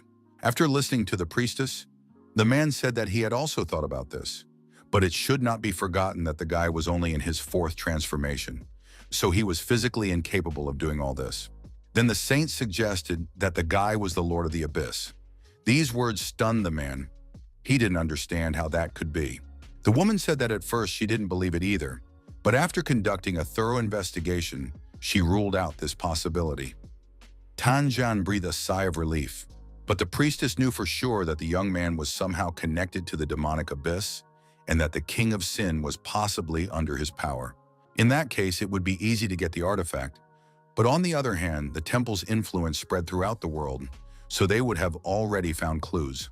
3 artifacts of sin resistance had already appeared, and they had no clue who could have obtained them. Then another thought occurred to her. What if those who had obtained the artifacts were in the abyss? Now the warrior understood why the priestess had concluded that all 3 artifacts had fallen into Su Yan's hands, but he couldn't wrap his head around how the guy managed to command the kings of sin. Lowering her head, the priestess said that these were only her guesses. There was no evidence, but the attitude of the Elven Kingdom spoke volumes. It was pointless to argue with these words, and all these thoughts gave the man a headache because he did not know what to do. Tan Zhan considered the possibility that the young man knew something that interested the demons, which was why they cared so much about him. Then he suddenly remembered that Su Yan knew the Black Dragon's lair in great detail because he had tamed the ancient monster. Nodding her head, the priestess said that it all started there. After receiving the legacy in the lair, the young man connected with the abyss and gained a high status. Now the attack on Tokugawa and the others seemed logical, as did the rescue of the girls. But Tan Zhan did not understand why the young man had not discussed it with them. Shrugging her shoulders, the priestess said that he probably had his reasons, but she still hoped to meet him in person and discuss everything. Right now, advancing the world quest remained the top priority, because to conquer the abyss, the forces of the Elven Kingdom were simply indispensable. Tan Zhan understood this perfectly well, so he decided that his city would withdraw from the Purification Alliance, but that did not mean that they were giving up on conquering the abyss. According to him, they would no longer need outside help and would rely solely on their own strength to kill the King of Sin and obtain the artifacts. He and all the other residents of Longxia unanimously declared that they would never give up and would stubbornly pursue their goal. After that, they left the hall where the round table meeting was held. These people were strong, not only physically but also spiritually. The priestess understood this and could only wish them victory. At that moment, Tokugawa, the shogun, approached her unnoticed. Turning sharply to him, the woman asked why, since the representatives of Longxia had already left the hall, the shogun had not yet notified the elves. A few minutes later, the elven representatives were already seated at the round table, praising the priestess for her good work. Euphemia wanted to start discussing the items on the agenda, but Prince Ander interrupted her, saying that formalities were unnecessary and that they should simply listen to his terms. Everyone was surprised by these bold and blunt words. Even Karl didn't like it. He noticed that as soon as the queen was gone, her offspring immediately showed his true colors. The prince's terms were that the spoils would be divided 60-40, since it was the people who had asked for help. Unfortunately, the saint had to agree to this. In addition, he wanted to take 3 of the remaining 4 artifacts, which was an incredibly high price. Everyone present at the round table meeting froze, unable to believe their ears. Carolina was the first to jump up, unable to contain herself, and shouted that this arrogance had crossed all boundaries. But the prince asked them not to forget that the humans already had 3 artifacts, and after completing the task, they would have 4, so he believed that everyone was ahead. Carolina's anger was growing, and Orgus intervened in the conversation, trying to explain to the elven nobleman that they did not know where the 3 artifacts were. Shrugging his shoulders, Ander said that it was not his problem, because whoever got them, they still belonged to the people. Now anger boiled inside every member of the round table, and they wanted to tear this insolent royal offspring apart with their bare hands. People in the hall began to shout that they could not conquer the abyss on their own, and if they refused now, the elven people would not help them. So, the human side ultimately agreed to the elves' demands, and the alliance was officially established. But now events have taken us to Luncia. A portal had already been opened there, through which the warriors passed. The elves looked around and asked if this was really the capital of Luncia, as it was so lively that it was downright annoying. People gathered around the portal to look at the guests from another world, and small children were delighted to see creatures from fairy tales. One girl was in such a good mood because of this that she ran up to the elves to say hello. Looking at the little girl, who was smiling broadly, the elf prince felt his heart tighten with anger and hatred toward the human race. He decided to teach the girl a lesson, so he activated his power and created an explosion that threw the poor girl several meters back. Her mother ran up to her daughter and asked what the guests from another world were doing. Carl said that people should remember their manners and that commoners could not even look at the second prince. Although they were allies, the elves did not feel the slightest affection even for human children. They wanted to destroy everything and everyone, but they were simply hiding it for now. Approaching his mother, who was sitting next to her frightened daughter, the prince said that it was time for the servants to kneel before him. Su Yang watched all this chaos unfold, boiling with rage inside. He understood that the real demons did not live in the abyss, but hid within the walls of beautiful palaces. His face darkened with anger. Then he turned to Lucifer and said that they must set off on their journey. Materializing his crimson sword, our hero said that right now they would visit the city of Longsha to deal with the parasites that had arrived there. Hearing the order to kneel, the people rebelled, saying that such a custom belonged in the distant past and no one would force them to humiliate themselves in this way. The elves did not like the fact that the people were so freedom-loving, as this would complicate their plan to subjugate the human lands. Smiling, one of the royal warriors said that right now he would show the daredevil who decided he had the right to his own opinion the difference in their strength. Activating his magical energy, he attacked the man, who had done nothing wrong except disobey the orders of someone who was not his superior. Enjoying himself, the elven warrior said that this fate would befall anyone who decided to put themselves on the same level as them. Looking at the motionless body of the man, the woman hugged her crying daughter and begged him not to kill them. Closing her eyes in fear, the mother continued to say that her daughter did not yet have the 5th level and would not be able to resurrect. She was so nervous that she was literally shaking, which only brought her closer to hysteria. Suddenly, a strange flash appeared in the sky, followed by a voice saying that no one could treat people that way. After that, there was a powerful explosion, but the mother and daughter were safe because a protective dome had formed around them. Seizing the moment, one of the elderly warriors ordered the immediate evacuation of all civilians to avoid further provocation. This was all the doing of Ru Tanzheng, who looked at the elves with a mad gaze and asked if they dared to attack his people. Staring stubbornly at the god of war, the royal guard boldly said that there was nothing wrong with that, because commoners meant nothing. These words angered the man so much that without further ado, he decided to use his fist of doom against this scoundrel. All the elf saw after that was a red whirlpool of power that was inexorably approaching his body. After that, Tanzhan directed a stream of fire magic at the aggressor to burn out all the stupidity in him, which was already too much. The elven prince was so frightened that he couldn't even defend himself, so Carl covered him with his body and ordered him to be careful. The man's energy was so strong that even the ground beneath their feet burned. Only the place where Carl and the prince stood remained unharmed, all thanks to the artifact that the queen had given to the mage. When the fiery stream disappeared, Ander shouted loudly, asking if this was how they welcomed dear guests in Luncia. The man answered with a question, asking if the elven people had behaved respectfully toward the local population. Ander calmly replied that etiquette was invented for communication between aristocrats, and those guys were commoners who were not worth worrying about. Narrowing his eyes maliciously, the man growled that everyone in his city was equal, and there was no division between commoners and aristocrats. Tanzhang asked why the elves had come to his city, and Carl kindly reminded him that it was their citizen Su Yang who had been accused of committing 3 crimes. First, he had tamed a black dragon. Second, he had killed Prince Eric. And third, he had kidnapped Princess Lilith, so their queen had issued an order to kill him. The city's consul boiled with rage, asking since when did one need to ask the elf queen's permission to tame a dragon. The minister declared that black dragons were recognized as evil creatures, and that such individuals should be executed immediately. In general, he was shocked that the insolent man had dared to speak to him.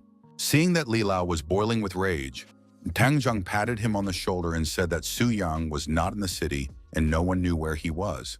To which Karl replied that they did not need human help in this matter. They should simply allow them to move freely around the city. But the townspeople were against it, because they thought it was wrong to give such permission to outsiders. Such an act was an insult to the state. However, the elves were not interested in the opinion of humans. Activating his power, the minister asked if a commoner really thought he had the strength to stop him. "Now you are no longer Tan Zhang." Un said that everything has its limits and the uninvited guests had crossed them, so now he wanted to fight the minister. The god of war decided to show his best abilities, so he used a skill called the Fist of Destruction of the dragon deity of the way. Hiding the prince behind his back, Karl activated the magical power of the gifted artifact to create an impenetrable barrier. He said that after using this technique, the enemy would have many weak spots. After that, he aimed his spear at the restless man and used a skill called Retribution of the Holy Tree. Tan Zhangyu had a rough time, as the magical branches were aimed directly at his body, which was now pierced through and through. The pain was so overwhelming that the man could not even breathe, only indistinct wheezes escaping from his throat. When Karl finally withdrew his power, the mighty warrior collapsed to the ground and lay completely still, numb with agony. The minister said that the power of the divine artifact was beyond the comprehension of mere mortals, so they should stop resisting. However, his impassioned speech was interrupted immediately after black feathers began to fall from the sky. This seemed like a bad omen to the elf, so he looked up to see where they were coming from and who had decided to disturb their peace. At that very moment, a huge portal opened in the sky, from which a winged demoness appeared, accompanied by a strange guy in a cloak. Everyone immediately realized that it was Pride, the king of original sin. The elven prince immediately hid behind the minister, who said that with the artifact, he had nothing to fear. The man knew that as soon as the king of sin entered the mortal world, his power would fall from divine to semi-divine, which meant they could defeat him. The people were also frightened, wondering why the demoness had appeared at this particular moment, while others were interested in whether she had come for their souls or for the elves. But Tan Zhang was most interested in the identity of the man hovering next to her, because he had some very interesting theories about it. Our hero watched the elves closely as they prepared for battle and discussed that her attack range was about 1 meter. Turning to his dark accomplice, the guy told her to drag the members of the elven kingdom into the domain and leave the second prince to him. Lucifer, without asking any unnecessary questions, created an extension of the domain and began to carry out her master's order. Thus, Prince Ander was left alone, looking around in confusion, trying to understand where everyone had gone. At that moment, a mysterious guy in a cloak came down to him and advised the nobleman not to waste his strength, because now his subordinates were fighting Pride. The beloved son of his royal mother activated the divine shield, which could completely block all attacks below the 8th transformation. But when something like this stopped our hero, he activated his magical power and rushed into the attack. So, in the next second, poor Ander was spitting blood, and the enemy's fist hit his face painfully. The force of the blow was so powerful that it threw the elven prince several meters back. But that wasn't enough for Su Yan. He approached him, grabbed him by his long hair, and stared intently into his eyes. Then he punched Ander in the solar plexus, knocking all the air out of his lungs and making the guy wheeze in pain. Now the arrogance of the royal personage had disappeared somewhere. Ander silently stared at the sky and lay among the debris, which was so unsuitable for his status. Soon his arrogance reared its head again, for the prince said that the enemy could kill him, but then he would simply be resurrected in the temple of the elves, and his army would destroy the abyss. Raising his trembling hand, he began to threaten the people of Luncia as well, saying that he would tell the queen everything. These words prompted Su Yang to act. Raising his crimson sword, he said that the king's son would not have a chance to speak to his mother. Looking at the unrealistically powerful sword hanging over him, the elf listened to the words that he would die just like his brother Eric, after which the prince was erased from the world and banished into eternal oblivion. People saw the one who had brought so much misery disappear, but they did not understand why there was not even a trace of him left. Lin Sanchong was completely confused, because while he was distracted by the king of original sin, someone appeared who was capable of killing without the possibility of rebirth. He looked closely at the young man, who possessed a power that could belong to the ruler of the abyss, and was surprised to find that Lucifer's barrier was beginning to dissipate. At that moment, everyone agreed that the outcome was predetermined. Meanwhile, for some reason, the demoness behaved extremely cautiously, her face and body revealing that she was extremely exhausted. Nearby, Carl gloated, asking if this was really all the power of the greatest king of sins. He was comforted by the thought that, thanks to the divine artifact, he could stand up to anyone, so Prince Ander could rest easy. Only at that moment did he notice that he could not sense his master's presence at all, which made his heart sink with fear. Su Yang appeared just in time and, as if reading the old man's thoughts, said that he had finished off his nobleman so the minister could prepare to be next. These words made Carl Lorenz laugh nervously, because this guy had no idea that he had a divine artifact. His eyes narrowed, hinting that right now the elderly mage was thinking about a plan of action that would help him win. He held the trump card in his hands, so his confidence only grew. Directing magical energy straight into his subordinate elves, he pierced their bodies to use them for his own purposes. Gradually, the young men began to wither away before his eyes, turning into living dead, who seemed to have crawled out of the abyss itself.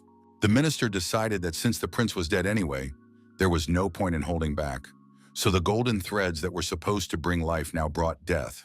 This was the retribution of the sacred tree, which befell the elves themselves, who did not expect this from the minister, who was supposed to protect them.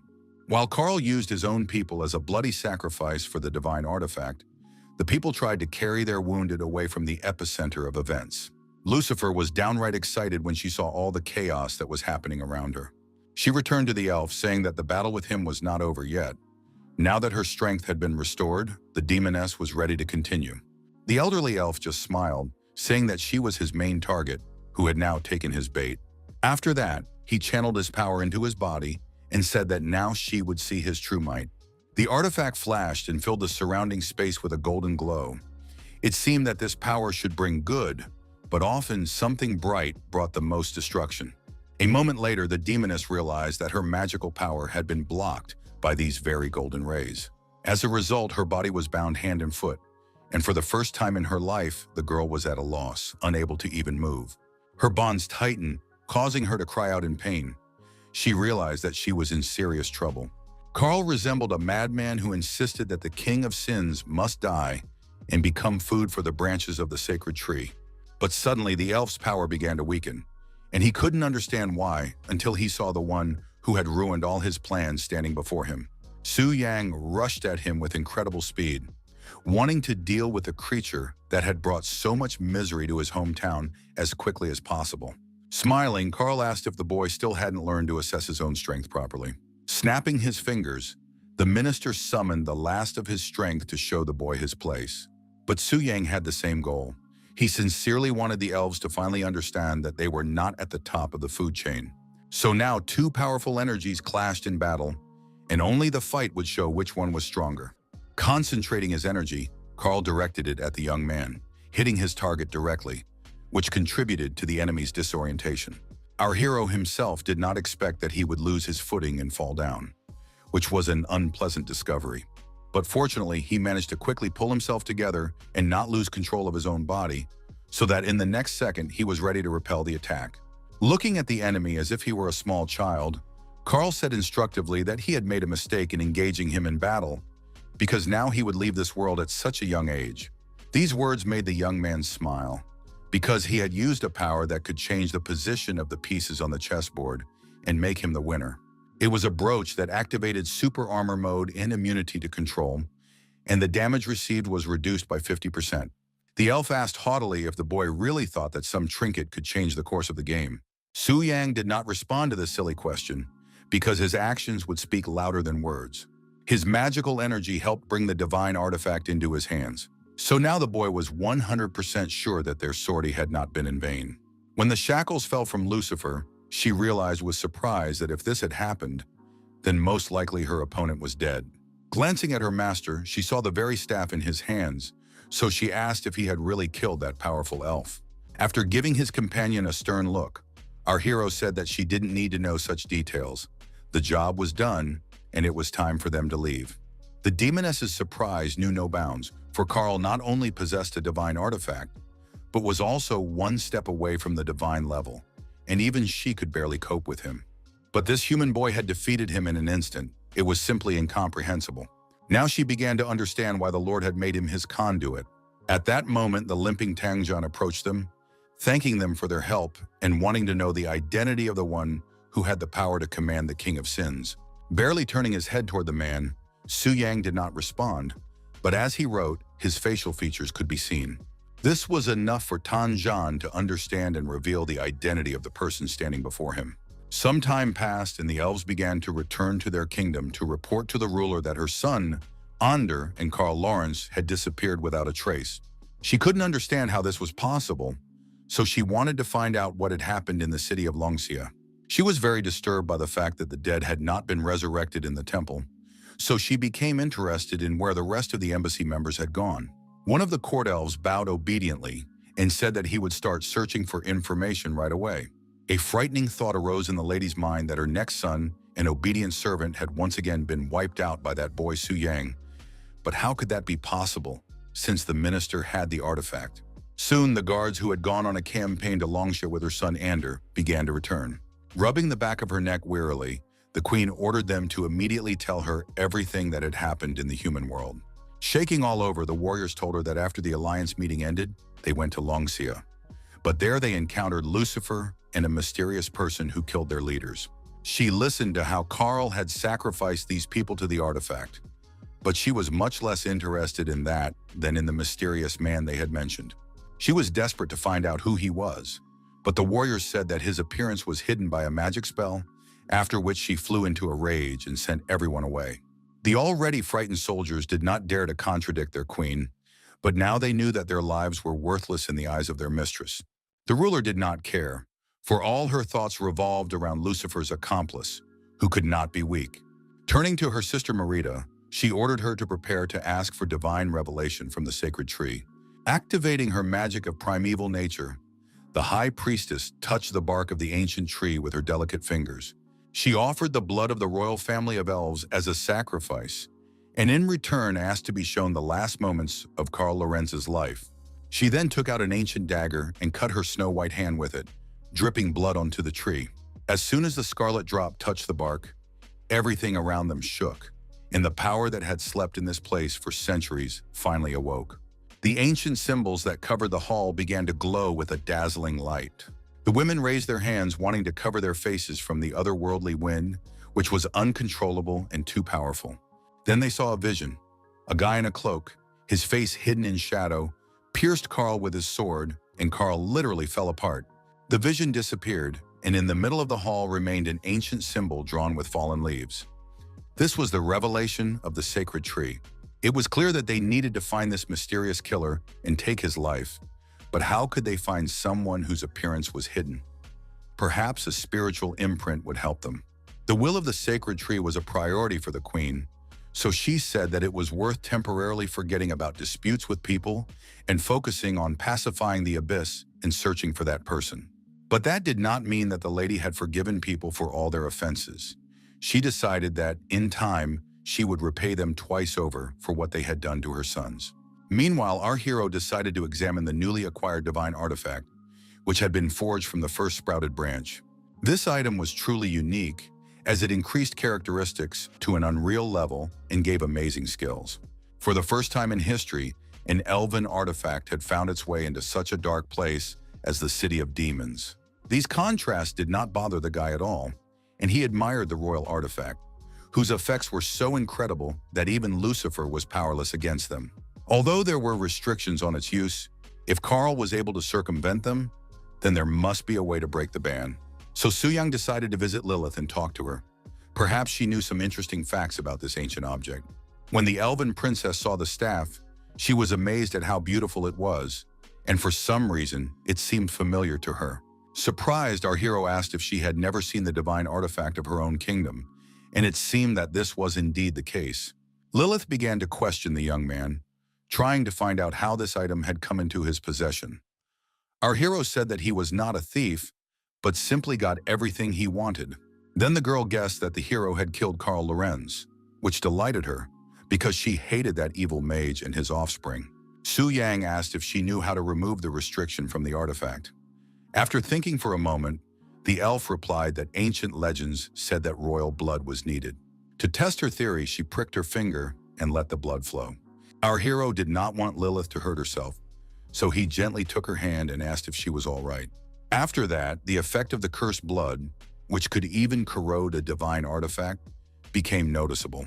In addition, he noticed that the item's attributes had dropped by about 10%. Poor Lilith realized what she had done, so she looked down in fear and said in an embarrassed voice that she didn't mean to do anything bad. Patting the girl on the head, our hero reassured her, saying that even without the divine artifact, he would protect her. As for how to get around the restrictions, the young man decided that he would make the elves tell him about it themselves on the day he conquered their kingdom. Meanwhile, on the 99th level of the abyss, things were extremely turbulent. Huge, toothy monsters growled and tried to run away from something that was much more terrifying than they were. Outwardly, Su Yang was more likable, but his strength made even creatures like them tremble with fear.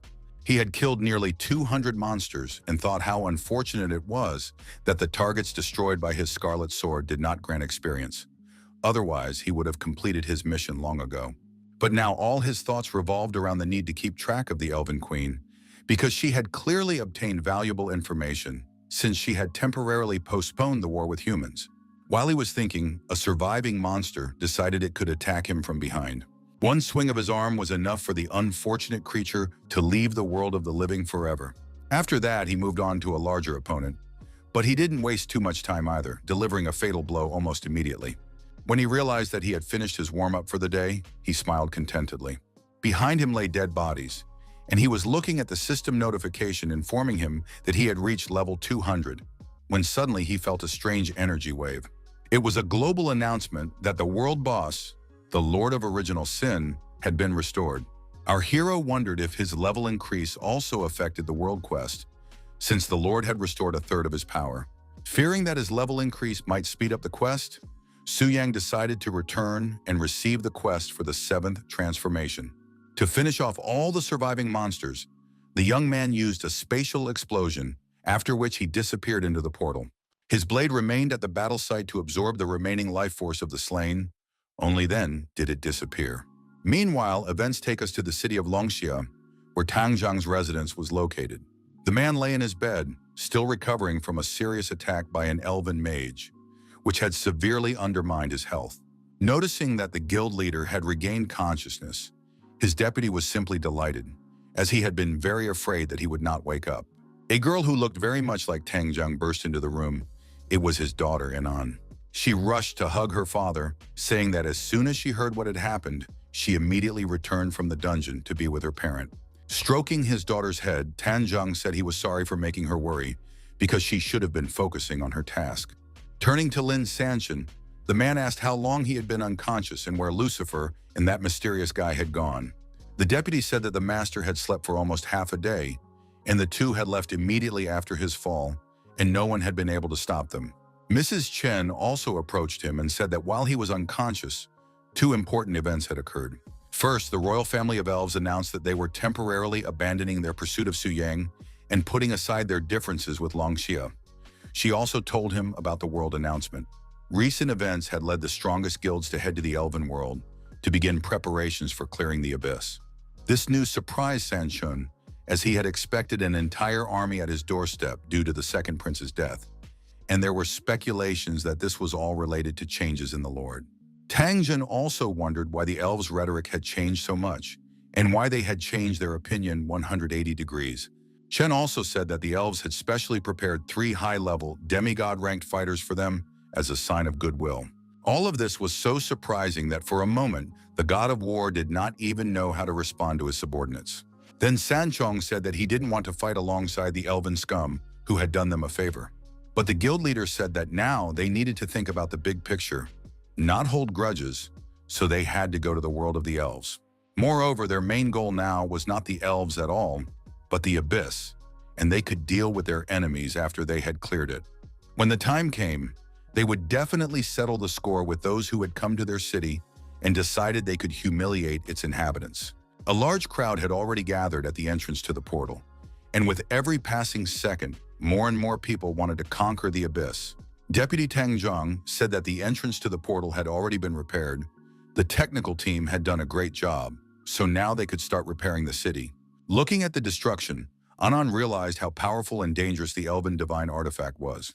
Turning his head to his daughter, Tang Zhang said that he had wanted her to meet Su Yang before, but who would have thought that the guy would manage to do so much and then disappear? Despite all this, the man still believed that the boy was only defending himself, and his daughter noticed that he was defending him too much. Shrugging his shoulders, Tang Zhang said that maybe this guy could help them get rid of the annoying elves who like to put themselves above others. Meanwhile, our hero stood by the dark statue, waiting for his rebirth quest, which was to kill a dragon and take its heart. He understood that the task could help him unlock the absorbing blade made from dragon bone, but without Bai Ling, it was unlikely that he would find a dragon in the human world, so he had no choice but to go to the Dragonlands. The only problem was that the only gate leading there was in the kingdom of the elves, but to get there, he first had to pass through a portal in the human world. After thinking it over, Su Yang realized that the guards in the elven kingdom were no threat, as they were only at the 7th transformation level at most. Moreover, he planned to enslave the world of the elves in the future anyway, so it would be wise to go there in advance for reconnaissance. Initially, the young man wanted to take Aphon with him, but the dragon was too conspicuous, and if someone recognized him, there would be problems. It was clear that the beast was upset, so our hero gently stroked his muzzle to comfort his winged friend a little. Suddenly, Aphon roared, and the space around him began to sparkle and glow strangely with magical power. The light seemed to turn into some kind of liquid substance and began to flow down the body of the huge dragon. A similar glow enveloped Su Yang's hand, after which a dragon symbol appeared on it, its outline resembling Aphon. Our hero was a little angry with his friend for not telling him earlier that he could transform in this way. After transforming into a lord, the guy immediately noticed how his stats had skyrocketed. This made him so happy that he decided that with a little more time, he would be able to get used to the gloomy appearance of his throne room. It was surprising that a simple restoration of 1/3 of his strength had increased his stats so much. Now his power was simply unimaginable. But more important was that there were no longer any time restrictions, and he could resurrect the kings of sin whenever he wanted. So it was decided to bring back to life the King of Wrath, Samael, with whom a treaty had previously been concluded. A bright light lit up around one of the thrones, summoning the one to whom it belonged. Finally, a demon resembling a huge wolf appeared, and Samael said that he would serve his gracious master until his death. The Lord ordered him to follow his messenger Su Yang, obey his commands, and help in the battle against the kingdom of the elves. In the elven kingdom, wars were gathering near the gates that led to the human world. When Tokugawa passed through the portal, he was stopped and asked to report who he was and why he had come. The shogun said that they were representatives of the Land of Flowers, invited by Lord Karl to train in the Elven Kingdom, and the guards began to verify this information. At this time, the man wondered why the elves had suddenly put aside their differences with the Lunsa and allowed them to join the alliance. It seemed that the verification had not gone very well, because the elven warriors pointed their spears at the shogun, forcing him to remind them that he was a guest of Karl Lorenz. But the warriors were not interested in him, but in the one standing behind him. The man cautiously turned his head to look at the mysterious guest. It was Su Yang, his identity hidden by a hood. Walking beside him was Samael in his human form, who, it must be admitted, was quite impressive.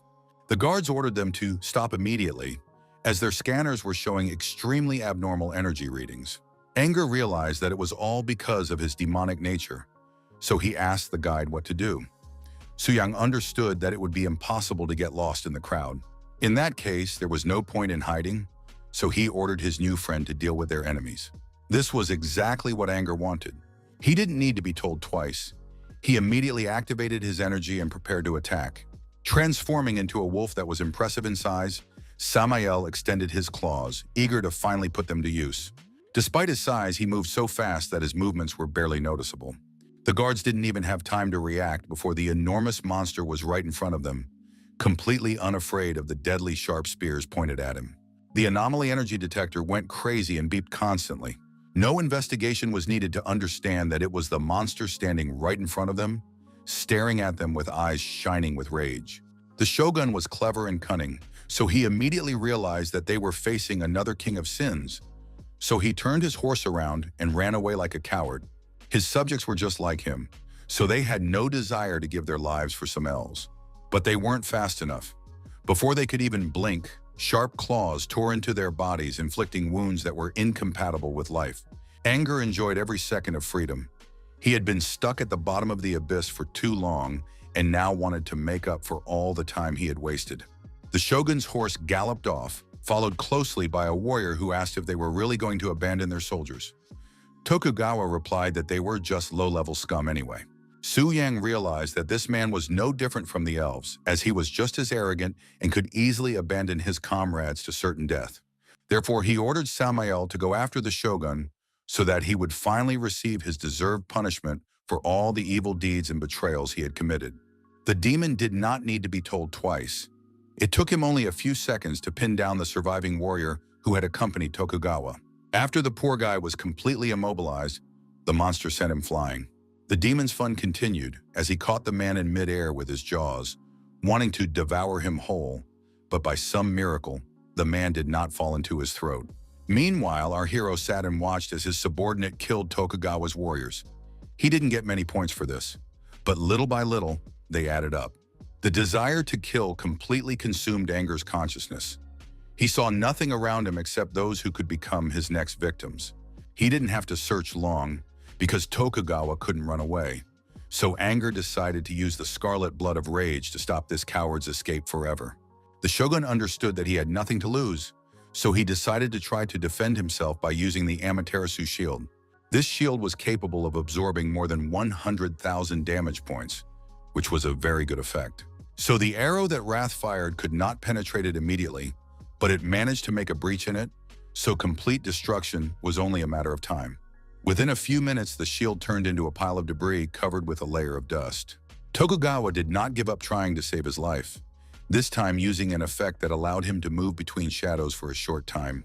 Seizing the opportunity, he drew a blade called Sakura Moon from its sheath, intending to kill the demon with it. He failed to kill it, but he managed to seriously wound the monster, which made Tokugawa smile with satisfaction. However, he did not take into account that the wounded predator was the most dangerous creature on the planet, willing to take any risk to save its life. The creature roared so loudly that everything inside the shogun contracted with fear, for he realized that the battle was now far more dangerous than he had anticipated. Grabbing the man with an iron grip, Samael decided that this time he would not rush to kill him, but would first torment his enemy to his heart's content. Slowly squeezing the man's body, he enjoyed the sound of his bones breaking and the spurting of blood, while the man's pupils clouded over with unbearable pain.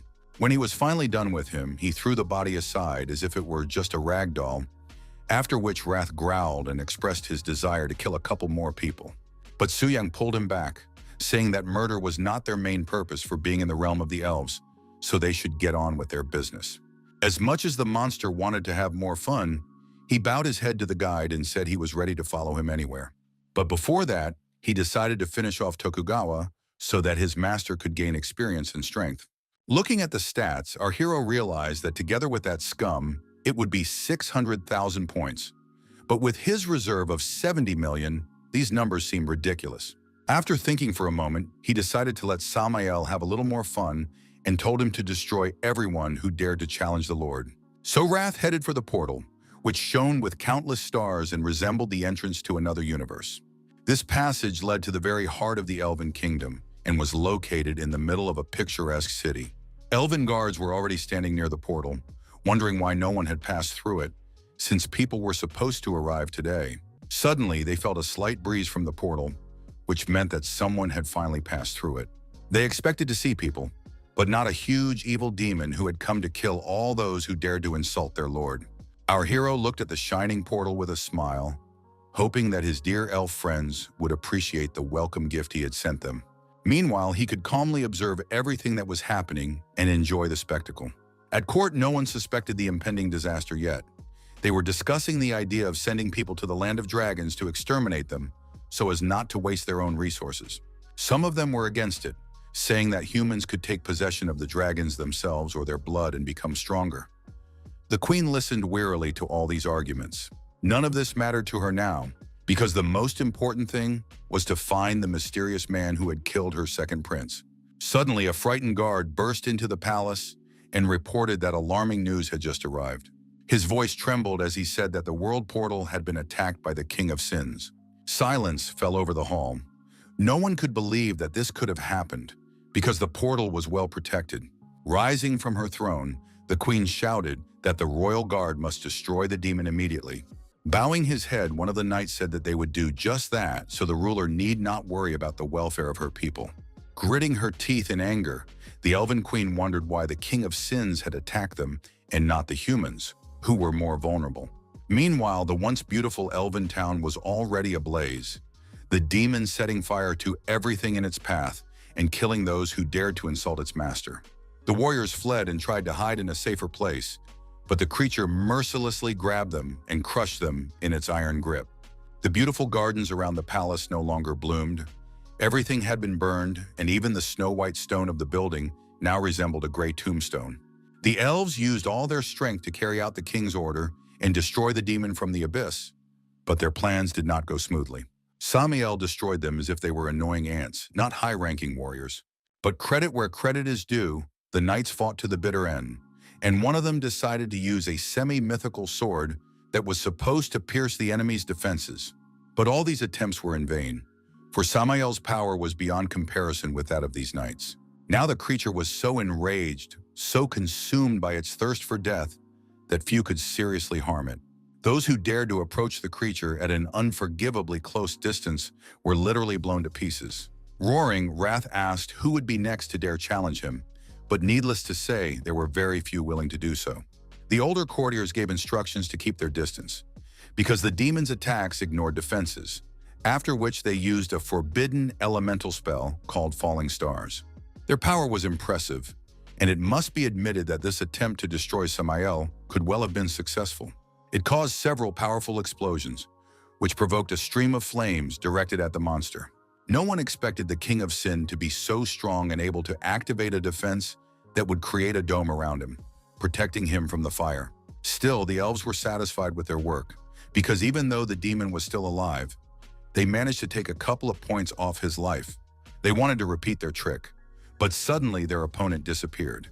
It happened so quickly that they didn't immediately understand where he had gone.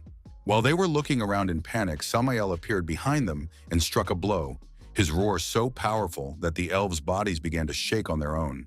Blinded by his thirst for murder, the demon did something very strange.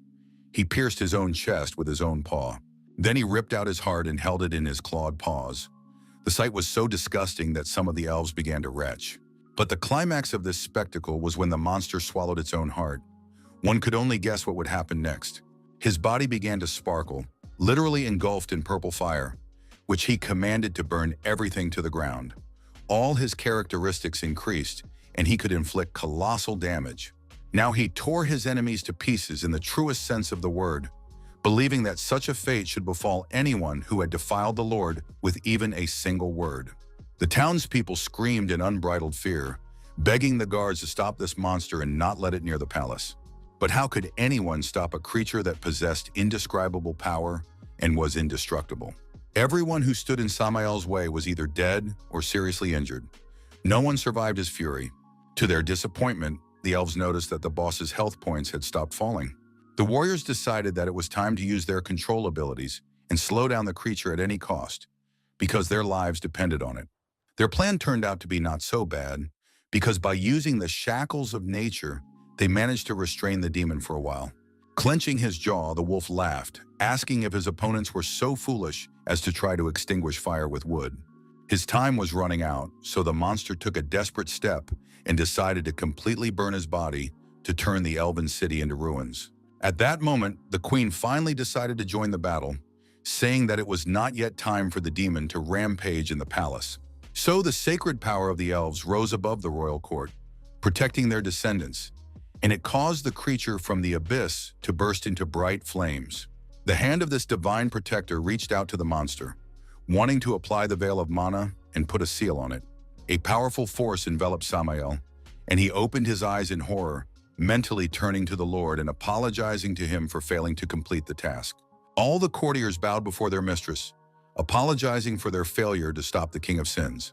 She said that it was not their fault, and ordered them to deal with the aftermath. So now the elves carried their wounded to the infirmaries and tried to assess the damage that had been done to their city. There was only one question on their minds. What did the King of Sins mean when he said that they were defiling his Lord, since their kingdom had never been associated with the abyss? Well, there was no point in thinking about it now. The first thing to do was to put the city in order. And while the poor were busy doing that, the nobles sat in their mansions and rejoiced that their part of the city had not suffered thanks to the queen. One of the courtiers believed that it was all the fault of the incompetent guards who did nothing but loaf around and eat. He was only glad that only the weak commoners had suffered, for whom it was a great honor to die defending the capital. It was only a pity that property had been damaged. Over wine, they discussed the emergence of a new cult, which was considered sinful, whose members worshiped the Lord, so they would soon have to be destroyed. The elf who served in this mansion could barely contain her anger. She was tired of listening to the chatter of these brainless, rich people.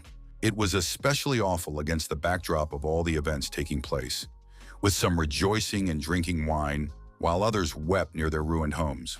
The poor also considered the nobles to be disgusting creatures who did not value them at all. They struggled every day to survive while the nobles enjoyed life. The maid agreed with every word that came out of the mouths of the simple workers who had been left homeless. When everyone turned their attention to her, the girl said that the nobles were worse than the 7 deadly sins because they thought the gods would protect them, so they allowed themselves to be tyrannical. She took off her wig, and instead of chestnut hair, silver strands fell onto her shoulders. Her eyes also changed color, turning from brown to blood red. Her figure took on strange contours, and the girl walked and talked about how if the gods protect evil people, then they are no better than these rich people.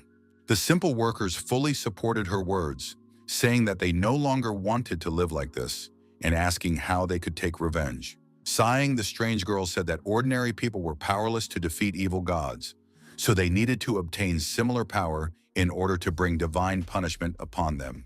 According to her, only one being had this power: the Lord of the Abyss, who ruled over all sins. The elves became alarmed, reminding the girl that it was the King of Sins who had destroyed their homes, and that the Lord was pure evil who would bring nothing good.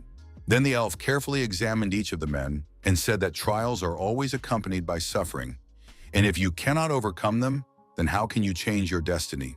Pricking her finger, she said that the Lord was a kind God who took all sins upon himself, and that recent events were a test. The elves began to support her, saying that all royal blood would be redeemed by sin, and the Lord would punish all those guilty of their misfortunes. Having sown seeds of doubt in these inhabitants about the queen and her courtiers, the girl began to leave, hoping that she had fulfilled her role. She closed her eyes and began to address the Lord, saying that he had given her a purpose in life. As she walked forward, her shadow took on strange shapes that resembled a demon emerging from the depths of the abyss. Looking at the portal, whose columns were now destroyed, our hero realized that despite the damage caused, the protection was still strong. He counted several scouts hiding in the shadows. They were 6 transformations, so fighting them one-on-one was dangerous. It became clear that it was better to do without tricks and quickly kill the guards. So our hero transformed into his demonic form. To distract them, he sent a smokescreen, and when everyone was confused, he struck a blow that allowed him to destroy all his opponents at once. Now Su Yang understood how anger felt, because such power was addictive due to the quick pleasure it brought. Walking calmly into the portal, the guy thought that he did not feel sorry for the guards at all, because he had attacked them in such a way that they could be reborn. But this particular moment would not remain in their memory. Soon he found himself in the legendary land of dragons, whose sights were impossible not to admire. This place was so beautiful and majestic that he wanted to just stand and silently watch everything that was happening here. When Su Yang's dragon smelled the scent of his homeland, he squealed with joy, as if he were not a fierce beast, but a little kitten. To give his pet even more joy, our hero allowed him to get out and fly in the places he loved with all his heart. Aphon happily flapped his wings, while his owner decided to see if there were any lucky ones nearby who could add to his experience. Oh, there were quite a few of them, but this time, luck was not on the side of the red dragon, who would soon cease to exist. As our hero approached him, the creature did not even move, lying peacefully on the sand, knowing that nothing threatened him on his territory. But things were not quite so simple. Activating his energy, Su Yang summoned the bone dragon so that Aphon would not have to kill his own kind. A flash of light, an earthquake, dust rising into the air, and the majestic animal was sent to the other world. The killing caused the young man to be struck by an electric shock so powerful that his whole body went numb and his hairstyle was irrevocably ruined. Another dragon flew into the area, also black, and roared, asking what the man was doing on their territory. Jumping forward, the young man said that he had no personal motives. He was just doing his job. Then Afin entered the battle, immediately putting his huge clawed paws to use. The dragons fought a fierce battle, which was breathtaking to watch. It was a pity that one of these powerful animals might die. Trying to escape from the epicenter of the battle, the guy said that the dragon race adhered to the principle of the strong eating the weak, so everything was fair. While Aphon distracted the enemy, Su Yang was able to get closer and stab his enemy with his crimson blade. The dragon fell exhausted to the ground, kicking up dust and stones as its weight crushed everything around it. Turning his head to his friend Afin, with whom they had worked well together, our hero suggested that they eat together. So while the black dragon devoured the flesh of its kin, Su Yang extracted the organs he needed from it. It was all very tiring, and the guy felt that his connection to the element of lightning had grown a lot. Just a little more, and he could learn the forbidden spell. The attributes of the dragon bone sword had reached their limit, and in order to continue growing, he needed to kill an 8th transformation dragon, which was beyond his current capabilities. The system notified him that a hidden quest was available, which was to kill the fallen sacred dragon Solarium. Our hero became nervous, because he could not even imagine that a sacred dragon existed, since even the World Association of Tamers had no information about it. From his training, Su Yang remembered that ordinary great dragons were at the diamond level. Even Afon was still at the star level in the early stages of growth, and the limit was the sun level. Noticing the admiration in his master's eyes, the black dragon became a little jealous, which amused Su Yang. The guy stroked his muzzle and said that he shouldn't worry, because he wasn't going to trade old friends for new ones, and besides, the task required them to kill the enemy together. Stroking Afin, the guy thought that the sacred dragon must have swallowed something strange, perhaps another piece of rotten flesh. There was no point in guessing. They had to fly and search for the enemy, so they decided to start combing through the ancient lands. When they finally landed, our hero noticed some oddities in this place. Even the grass didn't grow there, as if afraid of entering a forbidden zone. Hearing a strange sound coming from the depths of the earth, Su Yang realized that the enemy knew of their presence, which was not exactly good news. Aphon also tensed up and began to growl menacingly, which was supposed to scare off any ill-wishers. Su Yang saw his pet like this for the first time. He understood that fighting a sun-level dragon was dangerous, and perhaps even Aphon's help would not be enough. But there was no choice. The task had to be completed, so our hero activated his power and moved forward, toward danger. Soon, a desecrated sacred dragon emerged from the fog, whose characteristics were so impressive that it sent shivers down the spine. It was impossible not to notice that this creature was twice the size of Aphon, and its characteristics were almost on par with gluttony. At first, the guy felt a slight uncertainty, but then a power awakened within him that told him that he was the boss here. Feeling a surge of confidence within himself, Su Yang reminded himself that despite his strength, he needed to remain cautious. So he activated the Reaper stage, which increased his stats by 20%, because such an enemy had to be dealt with thoroughly. Sensing the approaching danger, the ancient defiled dragon opened its golden eyes wide. It was clear that he was nervous, as his body began to dart rapidly from side to side, hinting that he was looking for the best angle to attack. Soon a tail strike was used, but Su Yan managed to stop this attack with his bare hands, which was impressive. Just like the fact that he was able to throw the dragon back with the strength of his own hands, it looked as if the guy was a real titan. The creature crawled away, hissing viciously at its opponent. It was clear that it was extremely confused and was thinking about how to defeat such a strong enemy. Apparently, a suitable idea came to the dragon's mind, because it activated its magical power and decided to use its imprisonment skill. But it wasn't just him who had magical power. Su Yang released a forbidden second transformation spell to create a prison of azure flame. The monster roared when it realized that it was indeed trapped by the enemy, who had enveloped it with his magical power, depriving it of mobility. Taking advantage of the moment when the enemy was at its most confused, our hero attacked it, targeting its head.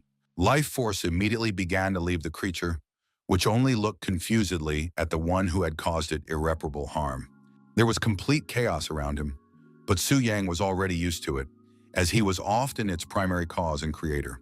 The boss of the defiled sacred dragon of the solar level was instantly killed by him, and the guy himself understood that his power was beyond all limits. Now, the only thing he wanted to do was use the power of gluttony to devour his enemy. Unfortunately, the dragon was still alive, so Su Yang had to do the dirty work and finish off the creature. He thought it would be a piece of cake, but he didn't expect to encounter something so terrifying that it would make his blood run cold. The dragon transformed into a nascent defiled creation, whose level, race, and characteristics would be unknown. After a few seconds, the creature's appearance became even worse than before, and all data was blocked, so the guy didn't know how to behave. This unknown creature swallowed greedily when it saw the man, as if it could already taste him in its mouth. So, without thinking twice, it directed its powers toward our hero, wanting to devour him as soon as possible. Fortunately, Su Yang was quick and agile enough to jump out of the way in time, and at the moment of impact, he was no longer at the center of the nightmare. Unwilling to admit defeat, the creature attacked again. This time, strange tentacles began to rise from the ground, creeping closer and closer to the young man. It became more and more difficult to dodge each time, but the young man was lucky, and none of the monster's limbs caught his body or harmed him.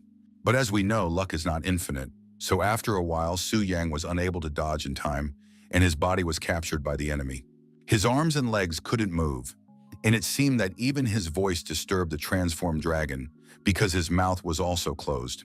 However, the creature did not expect that it was dealing not just with a human, but with a demonic lord who could transform at any moment. This allowed our hero to break free from captivity, but the dragon had no intention of letting him go, so it attacked, sending a strange green flame that resembled acid. It was so toxic that it literally burned the ground beneath his feet, turning it into a lifeless desert. Smiling, Su Yang asked if that was all the legendary monster was capable of, and now it was his turn to show what he could do. The guy used his final move, called the ninefold instant death strike. The attack struck the beast right in the heart, causing it to roar in pain so loudly that everything around began to shake as if from an earthquake. Su Yang, in his demonic form, decided to use the Azure Flame Prison once again. This time it worked as intended and completely engulfed the enemy, surrounding it with a wall of flame. But even that did not kill the creature, whose level was still hidden by the system. All his combined attack could do was take away a quarter of its health, which had no effect on the monster's attacking skills. The creature began to scream so loudly that it seemed as if its head was about to burst. Perhaps it was some kind of special skill that drove the enemy mad. Suddenly, the guy received a message that a special attack had been received, and his strength, spirit, and agility had been reduced by 10%. While he was wondering how this was possible, and whether he was facing a mutated dragon associated with Cthulhu, the creature attacked and knocked him off his feet. When he came to, the young man realized that he couldn't drag out this fight. He wasn't worried about his stats, but the side effect of his stats dropping scared him.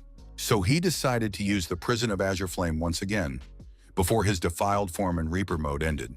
The fiery confinement once again brought the dragon unbearable pain, causing him to scream so loudly that it seemed as if his eardrums were about to burst. His kinship with the element of thunder was almost at its peak, so he decided to teach his opponent, who refused to die, a lesson. A forbidden spell called Azure Thunder Destroying Explosion was activated. Su Yang activated it at full power, so now he was sure that the dragon would finally go to the other world, and he would finish his ill-fated task. The energy surged and gained power, seeming like a living organism, strong and unbridled. It pierced the dragon in various places, restoring it to its original form and causing its body to crumble into pieces. Soon his legs began to buckle, at which point our hero decided to take matters into his own hands and ran up to attack with his sword. At that moment, the defiled form and Reaper mode were deactivated, so his human appearance slowly returned. The system window reported that the level of the defiled creation was still unknown, but its health level was only 15%. It seemed that the monster's screams could be heard on the other side of the dragon country. But now the guy wasn't scared. He calmly figured out that the creature was going to finish him off with one hit. So now he summoned Aphon to unleash the power of evil and help him defeat the enemy. While the dead dragons fought the creature, Su Yang watched their every move closely, catching his breath after the fierce battle. There were so many dead creatures that it was mind-boggling, especially when each of them released a sphere of their magical power. Their blows were so powerful that even the ground beneath their feet could not withstand them and literally burned and crumbled. The defiled dragon was no longer as strong and had no energy or health left to withstand the attacks. So soon it was all over. Turning his back on the creature, our hero drank a mana restoration potion, which instantly restored half of his strength. After that, he felt much better, and the surge of strength made him move on quickly. His attacks became faster, more active, and more intense, so that his opponent simply had no chance of survival. Soon, a system notification appeared stating that the defiled creature had been defeated, and the young man had gained over 15 million experience points. While Su Yang was rejoicing at the end of such a difficult battle, he almost missed the appearance of a strange piece of meat that was also glowing. The rotten flesh he had fed to Aphon last time was difficult to forget, so now the guy wondered what the difference was between this one and the one he had encountered then. It seemed to him that the piece of flesh was exactly the same, but then it suddenly flashed and caught fire.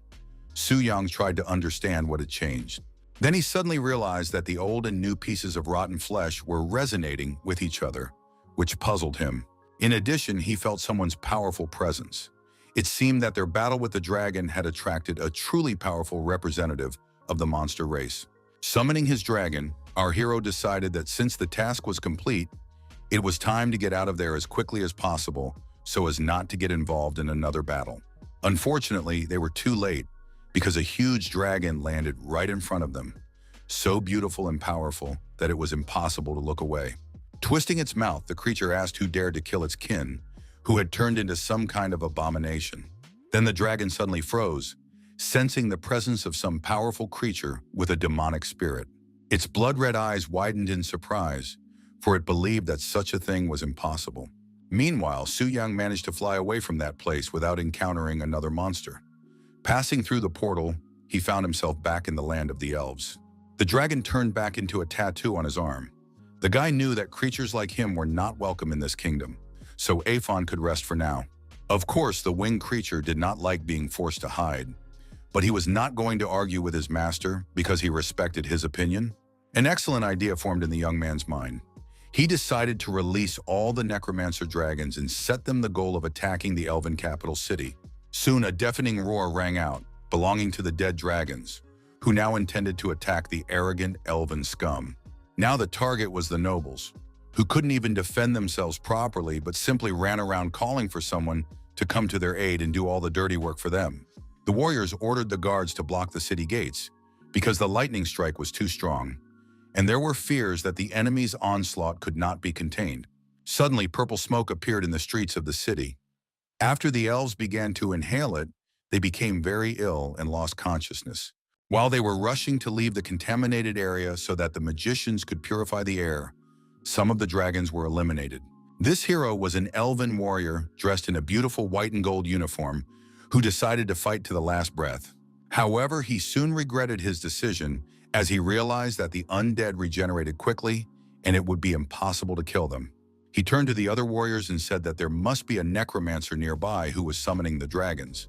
So he sent a reconnaissance squad to search the surrounding area. Su Yang watched all this closely, expecting such a quick reaction, because he was facing the elite of the royal family of elves. Looking at his hand, the guy realized that the glow of the dragon mark was gradually fading, which meant that Aphon's powers were running out, so it was worth stopping the summoning of new undead. Looking at the half-ruined city, Su Yang was not entirely satisfied with his work, so he decided that next time he would not leave so easily. He was about to leave when he suddenly noticed someone standing behind him. It was surprising that he hadn't noticed this presence before. Turning his head, he saw an elf who told him not to be nervous, as she would not harm him. While our hero was wondering why he hadn't sensed her presence, the stranger asked him if he had come straight from the demonic abyss. Su Yang was in no mood to make anything up, so he decided to answer her question with a question, asking what she would do if her assumption turned out to be correct. Activating her magic, the strange girl materialized an object in her hand that glowed with a greenish light, then asked if he could do her a favor.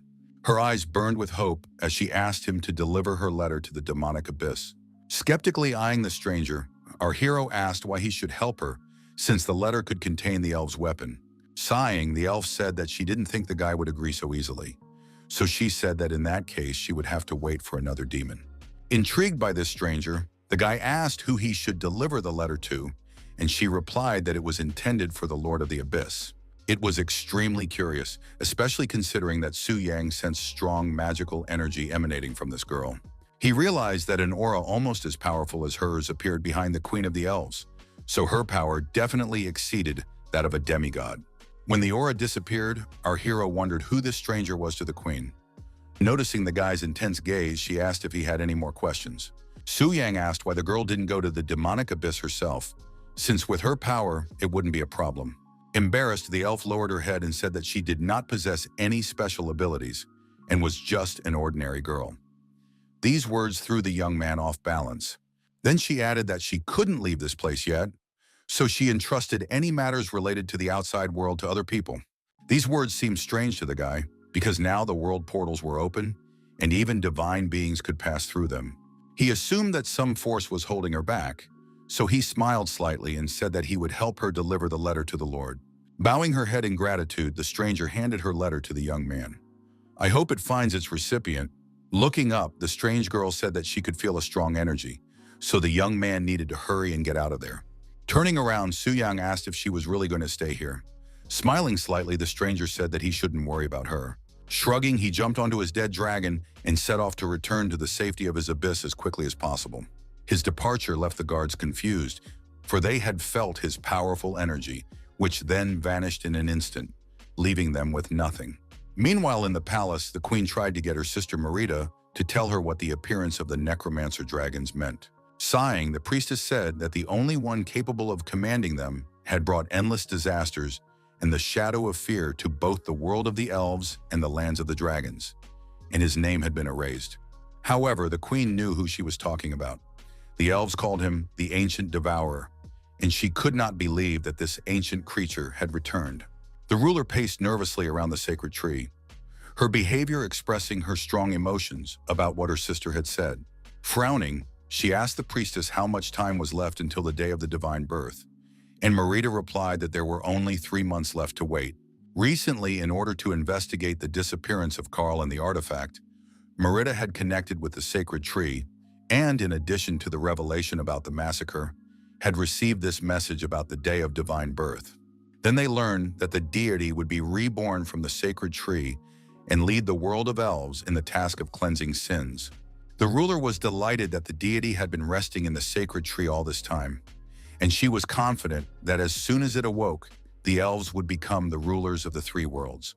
Concerned, Merida asked what exactly Her Majesty meant by the concept of cleansing sins. Squinting, the lady said that they both knew that the deity would help destroy the creature that was terrorizing the sacred tree and had stolen Carl. She was sure that humans couldn't defeat the Lord of Sins, and even less so that a divine being would come down to them. So, in her opinion, in 3 months, the demonic abyss in the human world, along with the ancient devourer, would all tremble before their divine radiance. While Su Yang had no intention of trembling before anyone, he ran purposefully toward the portal to finally transport himself away from the kingdom of the elves. He was surprised by the absence of guards because last time they had been closely watching anyone who walked near the passage. Perhaps this was the work of his new acquaintance. It didn't seem like a trap, so the guy decided to trust his intuition and just go ahead. Once he entered the portal, he found himself in a glowing space that made him feel a little nauseous. But even while he was there, he couldn't stop thinking about the mysterious stranger who, for some reason, had decided to side with the Lord of the Abyss. Once in the human world, the guy saw defensive lines, but they were only good for observation because they couldn't stop the demons. He understood that if he did not constantly restrain the kings of sin, the human world would have fallen long ago. Passing through all these buildings, our hero silently reached the entrance to the demonic abyss. Activating his magical power, he directed it straight into the center of the passage to open the portal. Along with the magical power, a letter slipped out of his hand. The young man did not understand why it was moving on its own, but now he decided not to think about it and focus on the task at hand. He came to the statue to complete the 7th transformation task, and the system calculated that the 5-star quest had been completed. The young man's level of life was raised, and his basic characteristics increased by 50%. In addition, he received new points. Wearily running his hand through his hair, the guy realized that reaching the maximum level this time would take him a long time, but he had already risen to the 7th transformation in less than a month.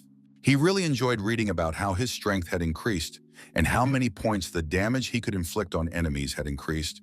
After reviewing the characteristics, the guy realized that even without equipment, his abilities exceeded the solar level. And with equipment, he could completely defeat an enemy of the 8th transformation. Soon, he received a notification that a class upgrade called Sacrilegious Desecrator had been opened. He also gained a new ability that helped him control unknown rotten flesh, turning it into a weapon. And in his arsenal was the Desecration Blade, which caused enemies to lose health and possessed a powerful ability of mental infection. All these powerful abilities made his weapons even more deadly, so now his strength was to be reckoned with. Our hero realized that given his current explosive damage potential, he was capable of instantly killing 95% of his targets. There was only one problem, namely the loss of spirit power, because if it was reduced to 0, the guy would turn into a mad maniac. He wanted to try out his new blade so badly that he had to find some poor soul to serve as his training target.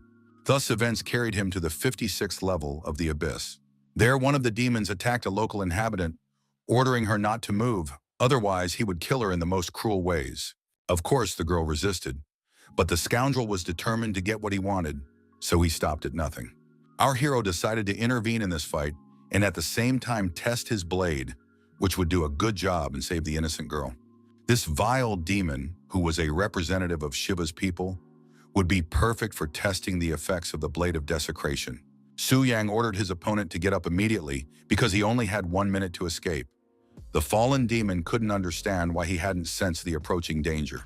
He understood that this mysterious guy was too strong, and fighting him was dangerous, so he had to try to escape. However, as he ran, he discovered that his health and spirit continued to decline. He began to search his pockets, trying to find a healing potion. His head began to ache so badly that the demon cried out without restraint, as if his body was not obeying him. A few seconds later, he fell, and a strange growth resembling tentacles appeared on his body. Soon, this parasite consumed its victim's entire body, and the sight was extremely disgusting. A couple of minutes passed, and something unexpected happened. The slain demon got to its feet and began to move strangely, its movements and behavior resembling those of a zombie. Come closer, Su Yang realized that his guesses were correct. In addition to losing one's mind and going insane, it was also possible to mutate into such a monster. It was disgusting, so he decided to put even such a scoundrel out of his misery. With a swing of his sword, the guy took his life. The unfortunate man's body disintegrated into dust, then became covered in a sticky slime that dripped down his clothes. Su Yang looked at this in bewilderment, not understanding what was happening, because the demon was supposed to be reborn at the demonic idol after death, but that did not happen. In this game world, death was not the end of life. After death, professionals moved to the Temple of Profession Change for resurrection at the cost of losing experience points and levels. As for true death, our hero had faced it 3 times when he burned 2 people with dragonfire and then killed Ander, who did not return to life. After leaving the Black Dragon's citadel, he sealed Aphan's technique, not only to prevent enemies from dying so easily, but also because the guy simply did not want unnecessary problems. Flying on his dragon, he thought about how the power of the Oath Sword changed the structure of life through a mental curse. This forced the target to no longer belong to any professional faction, which made them capable of being truly killed. Although this effect was not so simple, there were enemies that could not be eliminated by ordinary combat, and then rough methods were used. Finally, he returned to his mansion, where he was greeted with hot tea, which was strange for the Abyss. Lilith Severa immediately rushed into his arms, happy to see him back and curiously asking where he had been this time. When she learned that the guy had been in her kingdom, she said with concern that it was too dangerous. But Su Yang reassured her, saying that he had been careful. Our hero decided to find out how many elves had silver hair. After thinking for a moment, the girl replied that she couldn't remember any. And when the conversation turned to bright green eyes, she said that only members of the royal family had them, and the stronger the blood in you, the brighter their color. The guy froze, remembering that the elven stranger had indeed behaved very nobly, which could be explained by her royal blood. Her manners were unmistakable. Even Lilith's posture was impeccable, even when drinking tea at the bottom of the Abyss. Just as he thought that the girl deserved a 10 out of 10 for elegance, she suddenly coughed and hot tea spilled from her mouth in a most unroyal manner. Laughing, our hero left the room, saying that he would give her 9 out of 10 for her manners. After that, he decided to take a walk around his estate. He never had time to just stroll around the mansion. When he reached a secluded spot, he put up a barrier that prohibited entry to anyone whose aura was lower than his. This was done in order to safely connect to the Lord of the Abyss. A moment later, he was already in the body of an ancient monster that ruled all the dark forces. The first thing that interested him was the letter. It was time to find out what secrets it held. As soon as he touched it, the silhouette of a girl materialized in front of him, standing a few inches away. He realized that it was the silhouette of the very same stranger who now spoke and greeted the great lord. Looking at the girl with interest, our hero said that he knew about her arrival, so now he wanted to know her name and the purpose of her visit. The silhouette said that her name was Chloris Severa, that she was a world goddess who ruled nature in the world of elves, which was connected to the human world. Now, our hero was absolutely sure that he was standing before a member of the royal family, as her name and surname indicated.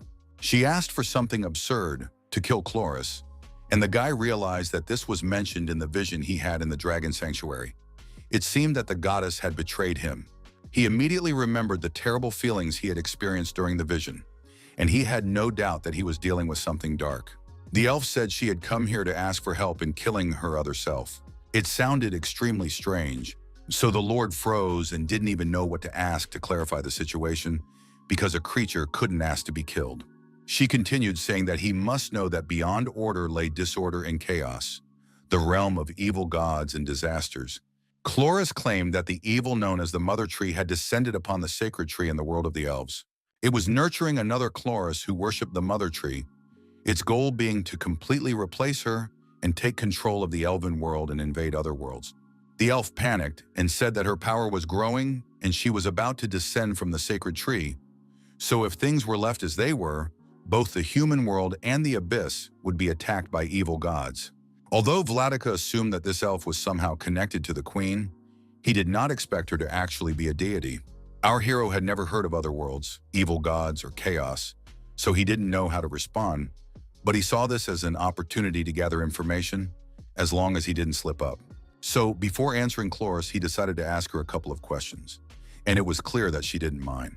The first thing he was interested in was whether she had ever encountered a creature called the Corrector. This question not only stunned the goddess, it literally took away her gift of speech and made her eyes widen in fear.